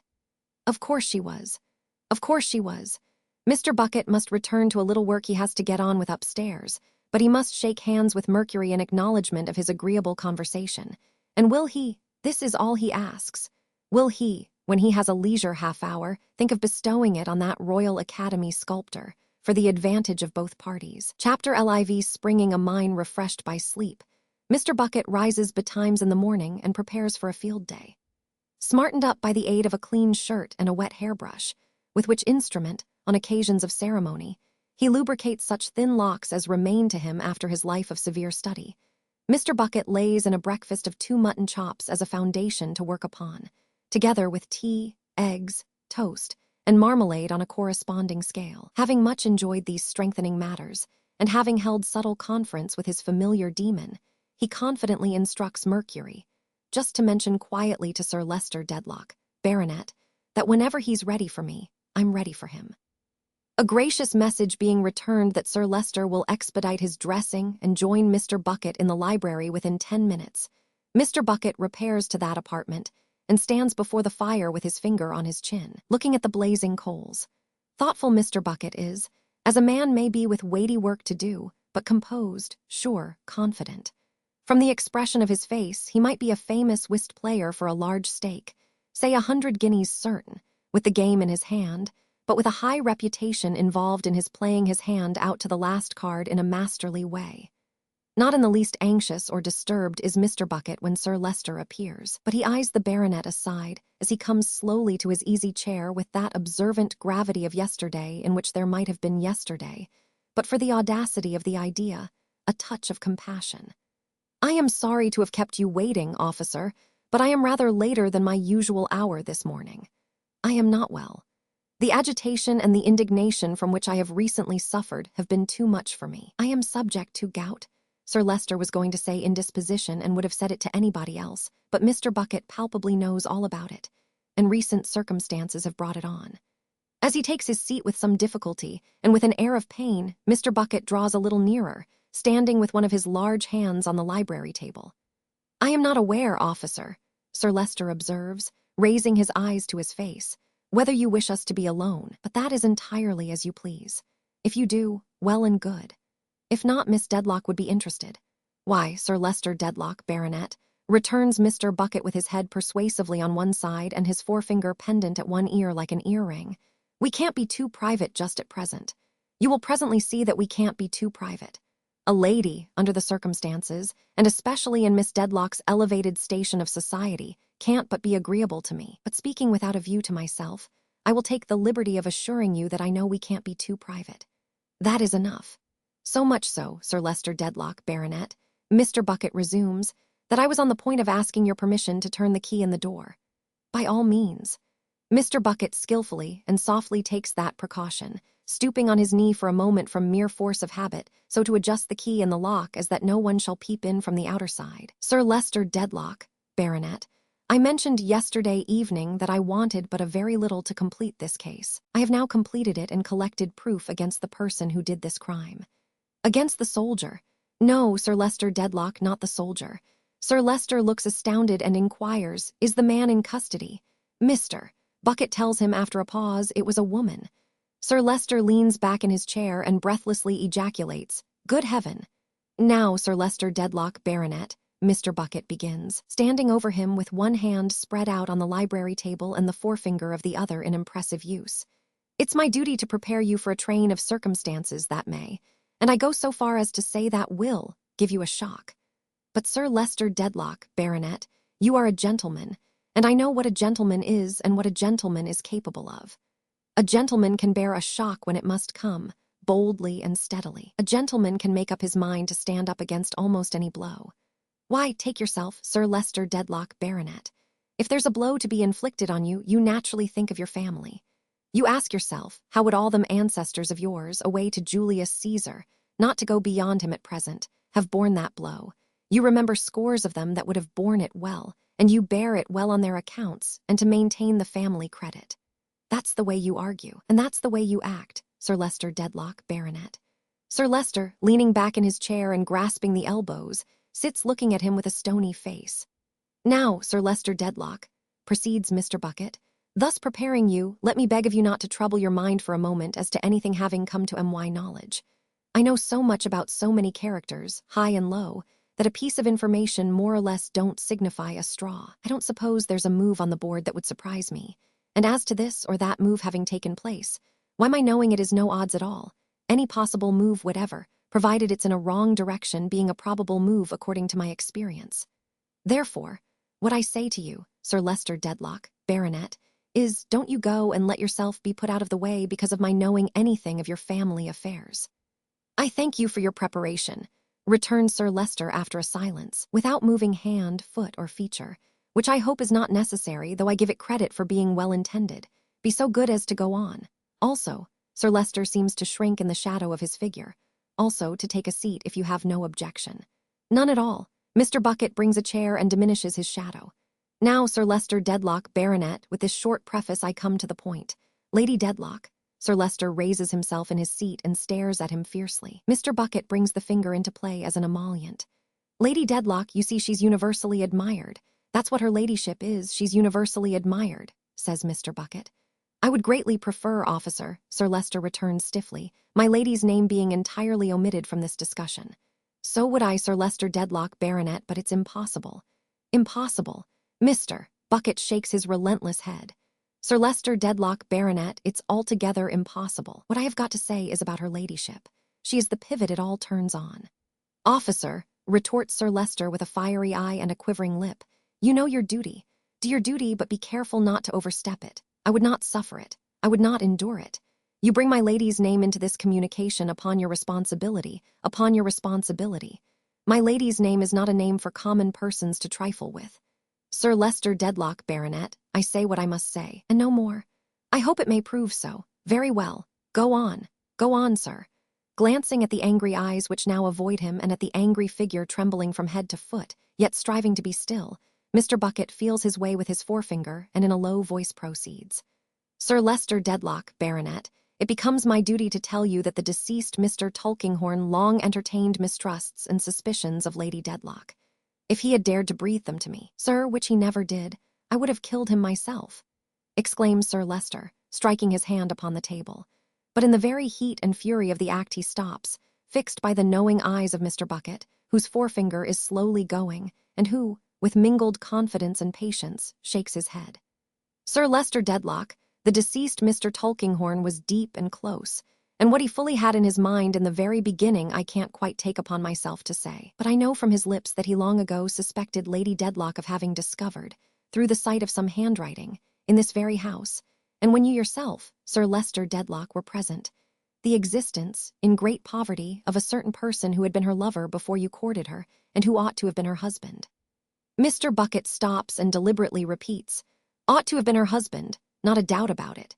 I know from his lips that when that person soon afterwards died, he suspected Lady Dedlock of visiting his wretched lodging and his wretched grave, alone and in secret. I know from my own inquiries, and through my eyes and ears, that Lady Dedlock did make such visit in the dress of her own maid, for the deceased Mr. Tulkinghorn employed me to reckon up her ladyship, if you'll excuse my making use of the term we commonly employ, and I reckoned her up, so far, completely. I confronted the maid in the chambers in Lincoln's Inn Fields with a witness who had been Lady Dedlock's guide, and there couldn't be the shadow of a doubt that she had worn the young woman's dress, unknown to her. Sir Leicester Dedlock, Baronet, I did endeavor to pave the way a little towards these unpleasant disclosures yesterday by saying that very strange things happened even in high families sometimes. All this, and more, has happened in your own family, and to and through your own lady. It's my belief that the deceased Mr. Tulkinghorn followed up these inquiries to the hour of his death, and that he and Lady Dedlock even had bad blood between them upon the matter that very night. Now, only you put that to Lady Dedlock, Sir Leicester Dedlock, Baronet, and ask her ladyship whether, even after he had left here, she didn't go down to his chambers with the intention of saying something further to him, dressed in a loose black mantle with a deep fringe to it. Sir Leicester sits like a statue, gazing at the cruel finger that is probing the lifeblood of his heart. You put that to her ladyship, Sir Leicester Dedlock, Baronet, from me, Inspector Bucket of the detective, and if her ladyship makes any difficulty about admitting of it, you tell her that it's no use, that Inspector Bucket knows it and knows that she passed the soldier as you called him, though he's not in the army now, and knows that she knows she passed him on the staircase.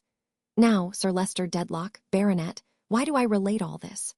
Sir Leicester, who has covered his face with his hands, uttering a single groan, requests him to pause for a moment. By and by he takes his hands away, and so preserves his dignity and outward calmness, though there is no more color in his face than in his white hair, that Mr. Bucket is a little awed by him. Something frozen and fixed is upon his manner, over and above its usual shell of haughtiness, and Mr. Bucket soon detects an unusual slowness in his speech, with now and then a curious trouble in beginning, which occasions him to utter inarticulate sounds. With such sounds he now breaks silence soon, however, controlling himself to say that he does not comprehend why a gentleman so faithful and zealous as the late Mr. Tulkinghorn should have communicated to him nothing of this painful, this distressing, this unlooked for, this overwhelming, this incredible intelligence. Again, Sir Leicester Dedlock, Baronet, returns Mr. Bucket, put it to her ladyship to clear that up. Put it to her ladyship if you think it right, from Inspector Bucket of the detective. You'll find, or I'm much mistaken, that the deceased Mr. Tulkinghorn had the intention of communicating the whole to you as soon as he considered it ripe, and further, that he had given her ladyship so to understand. Why, he might have been going to reveal it the very morning when I examined the body. You don't know what I'm going to say and do 5 minutes from this present time, Sir Leicester Dedlock, Baronet, and supposing I was to be picked off now, you might wonder why I hadn't done it, don't you see? True. Sir Leicester, avoiding, with some trouble, those obtrusive sounds, says, true. At this juncture a considerable noise of voices is heard in the hall. Mr. Bucket, after listening, goes to the library door, softly unlocks and opens it, and listens again. Then he draws in his head and whispers hurriedly but composedly, Sir Leicester Dedlock, Baronet, this unfortunate family affair has taken air, as I expected it might, the deceased Mr. Tulkinghorn being cut down so sudden. The chance to hush it is to let in these people now in a wrangle with your footman. Would you mind sitting quiet on the family account while I reckon 'em up? And would you just throw in a nod when I seem to ask you for it? Sir Leicester indistinctly answers, "Officer, the best you can, the best you can." And Mr. Bucket, with a nod and a sagacious crook of the forefinger, slips down into the hall where the voices quickly die away. He is not long in returning, a few paces ahead of Mercury and a brother deity also powdered, and in peach-blossomed smalls, who bear between them a chair in which is an incapable old man. Another man and two women come behind. Directing the pitching of the chair in an affable and easy manner, Mr. Bucket dismisses the Mercuries and locks the door again. Sir Leicester looks on at this invasion of the sacred precincts with an icy stare. "Now, perhaps you may know me, ladies and gentlemen," says Mr. Bucket in a confidential voice. "I am Inspector Bucket of the detective. I am, and this," producing the tip of his convenient little staff from his breast pocket, "is my authority. Now, you wanted to see Sir Leicester Dedlock, Baronet. Well, you do see him, and mind you, it ain't everyone as is admitted to that honor. Your name, old gentleman, is Smallweed. That's what your name is. I know it well." "Well, and you never heard any harm of it," cries Mr. Smallweed in a shrill, loud voice. "You don't happen to know why they killed the pig, do you?" retorts Mr. Bucket with a steadfast look, but without loss of temper. "No. Why, they killed him," says Mr. Bucket, "on account of his having so much cheek. Don't you get into the same position because it isn't worthy of you. You ain't in the habit of conversing with a deaf person, are you?" "Yes," snarls Mr. Smallweed, "my wife's deaf. That accounts for your pitching your voice so high. But as she ain't here, just pitch it an octave or two lower, will you? And I'll not only be obliged to you, but it'll do you more credit," says Mr. Bucket. "This other gentleman is in the preaching line, I think." "Name of Chadbend," Mr. Smallweed puts in, speaking henceforth in a much lower key. "Once had a friend and brother sergeant of the same name," says Mr. Bucket, offering his hand, "and consequently feel a liking for it. Mrs. Chadbend, no doubt. And Mrs. Snagsby," Mr. Smallweed introduces. "Husband a law stationer and a friend of my own," says Mr. Bucket. "Love him like a brother. Now what's up?" "Do you mean what business have we come upon?" Mr. Smallweed asks, a little dashed by the suddenness of this turn. "Ah, you know what I mean. Let us hear what it's all about in presence of Sir Leicester Dedlock, Baronet. Come." Mr. Smallweed, beckoning Mr. Chadbend, takes a moment's counsel with him in a whisper. Mr. Chadbend, expressing a considerable amount of oil from the pores of his forehead and the palms of his hands, says aloud, "Yes, you first," and retires to his former place. "I was the client and friend of Mr. Tulkinghorn, Pipe's grandfather Smallweed then. I did business with him. I was useful to him, and he was useful to me. Crook, dead and gone, was my brother-in-law. He was own brother to a brimstone magpie, leastways Mrs. Smallweed. I come into Crook's property. I examined all his papers and all his effects. They was all dug out under my eyes. There was a bundle of letters belonging to a dead and gone lodger as was hid away at the back of a shelf in the side of Lady Jane's bed, his cat's bed. He hid all manner of things away, everywheres. Mr. Tulkinghorn wanted 'em and got 'em, but I looked 'em over first. I'm a man of business, and I took a squint at 'em. They was letters from the lodger's sweetheart, and she signed Honoria. Dear me, that's not a common name, Honoria, is it? There's no lady in this house that signs Honoria, is there? Oh no, I don't think so. Oh no, I don't think so. And not in the same hand, perhaps. Oh no, I don't think so."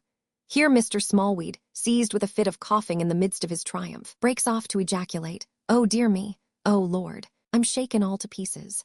"Now, when you're ready," says Mr. Bucket after awaiting his recovery, "to come to anything that concerns Sir Leicester Dedlock, Baronet, here the gentleman sits, you know."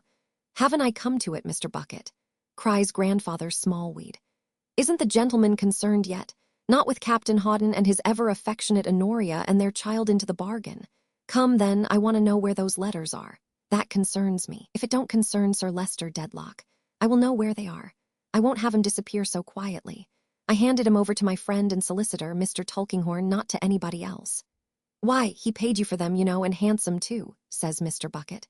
"I don't care for that. I want to know who's got 'em. And I tell you what we want, what we all here want, Mr. Bucket. We want more painstaking and search-making into this murder. We know where the interest and the motive was, and you have not done enough. If George the vagabond dragoon had any hand in it, he was only an accomplice and was set on. You know what I mean as well as any man. Now I tell you what," says Mr. Bucket, instantaneously altering his manner, coming close to him, and communicating an extraordinary fascination to the forefinger. "I am damned if I am a-going to have my case spoilt, or interfered with, or anticipated by so much as half a second of time by any human being in creation. You want more painstaking and search-making. You do. Do you see this hand? And do you think that I don't know the right time to stretch it out and put it on the arm that fired that shot? Such is the dread power of the man, and so terribly evident it is that he makes no idle boast, that Mr. Smallweed begins to apologize. Mr. Bucket, dismissing his sudden anger, checks him. The advice I give you is, don't you trouble your head about the murder. That's my affair. You keep half an eye on the newspapers, and I shouldn't wonder if you was to read something about it before long if you look sharp. I know my business, and that's all I've got to say to you on that subject. Now about those letters. You want to know who's got 'em? I don't mind telling you, I have got 'em. Is that the packet? Mr. Smallweed looks with greedy eyes at the little bundle Mr. Bucket produces from a mysterious part of his coat and identifies it as the same. What have you got to say next? Asks Mr. Bucket. Now, don't open your mouth too wide, because you don't look handsome when you do it. I want £500. No, you don't, you mean 50, says Mr. Bucket humorously. It appears, however, that Mr. Smallweed means 500. That is, I am deputed by Sir Leicester Dedlock, Baronet, to consider, without admitting or promising anything, this bit of business, says Mr. Bucket. Sir Leicester mechanically bows his head. And you ask me to consider a proposal of £500. Why, it's an unreasonable proposal. 250 would be bad enough, but better than that. Hadn't you better say 250? Mr. Smallweed is quite clear that he had better not. Then, says Mr. Bucket, let's hear Mr. Chadband.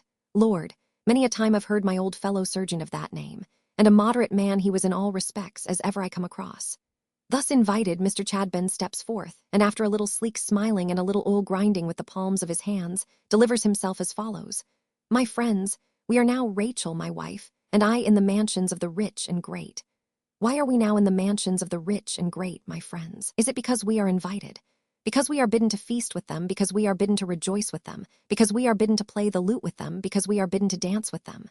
No. Then why are we here, my friends? Are we in possession of a sinful secret, and do we require corn and wine and oil, or what is much the same thing, money, for the keeping thereof? Probably so, my friends. You're a man of business, you are, returns Mr. Bucket, very attentive, and consequently you're going on to mention what the nature of your secret is. You are right, you couldn't do better.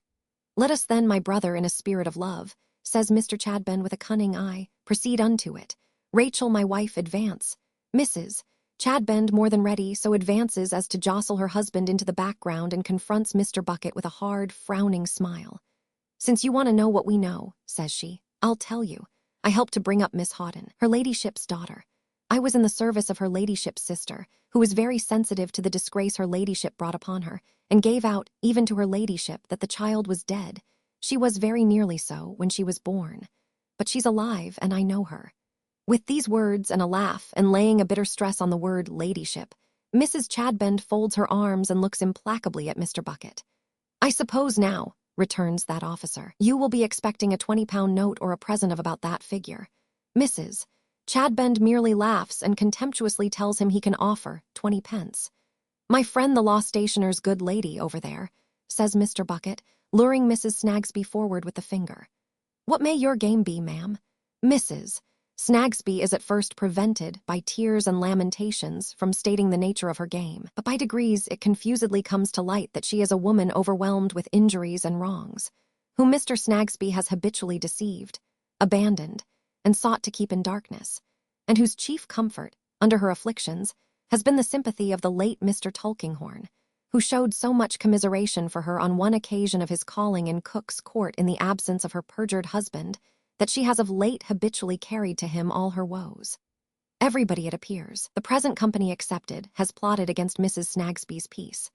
There is Mr. Guppy, clerk to Kenge and Carboy, who was at first as open as the sun at noon, but who suddenly shut up as close as midnight under the influence, no doubt, of Mr. Snagsby's suborning and tampering. There is Mr. Weevil, friend of Mr. Guppy, who lived mysteriously up a court, owing to the like coherent causes. There was Crook, deceased. There was Nimrod, deceased. And there was Joe, deceased. And they were all in it. In what? Mrs. Snagsby does not with particularity express, but she knows that Joe was Mr. Snagsby's son, as well as if a trumpet had spoken it. And she followed Mr. Snagsby when he went on his last visit to the boy, and if he was not his son, why did he go? The one occupation of her life has been, for some time back, to follow Mr. Snagsby to and fro, and up and down, and to piece suspicious circumstances together, and every circumstance that has happened has been most suspicious. And in this way, she has pursued her object of detecting and confounding her false husband night and day. Thus did it come to pass that she brought the Chadbands and Mr.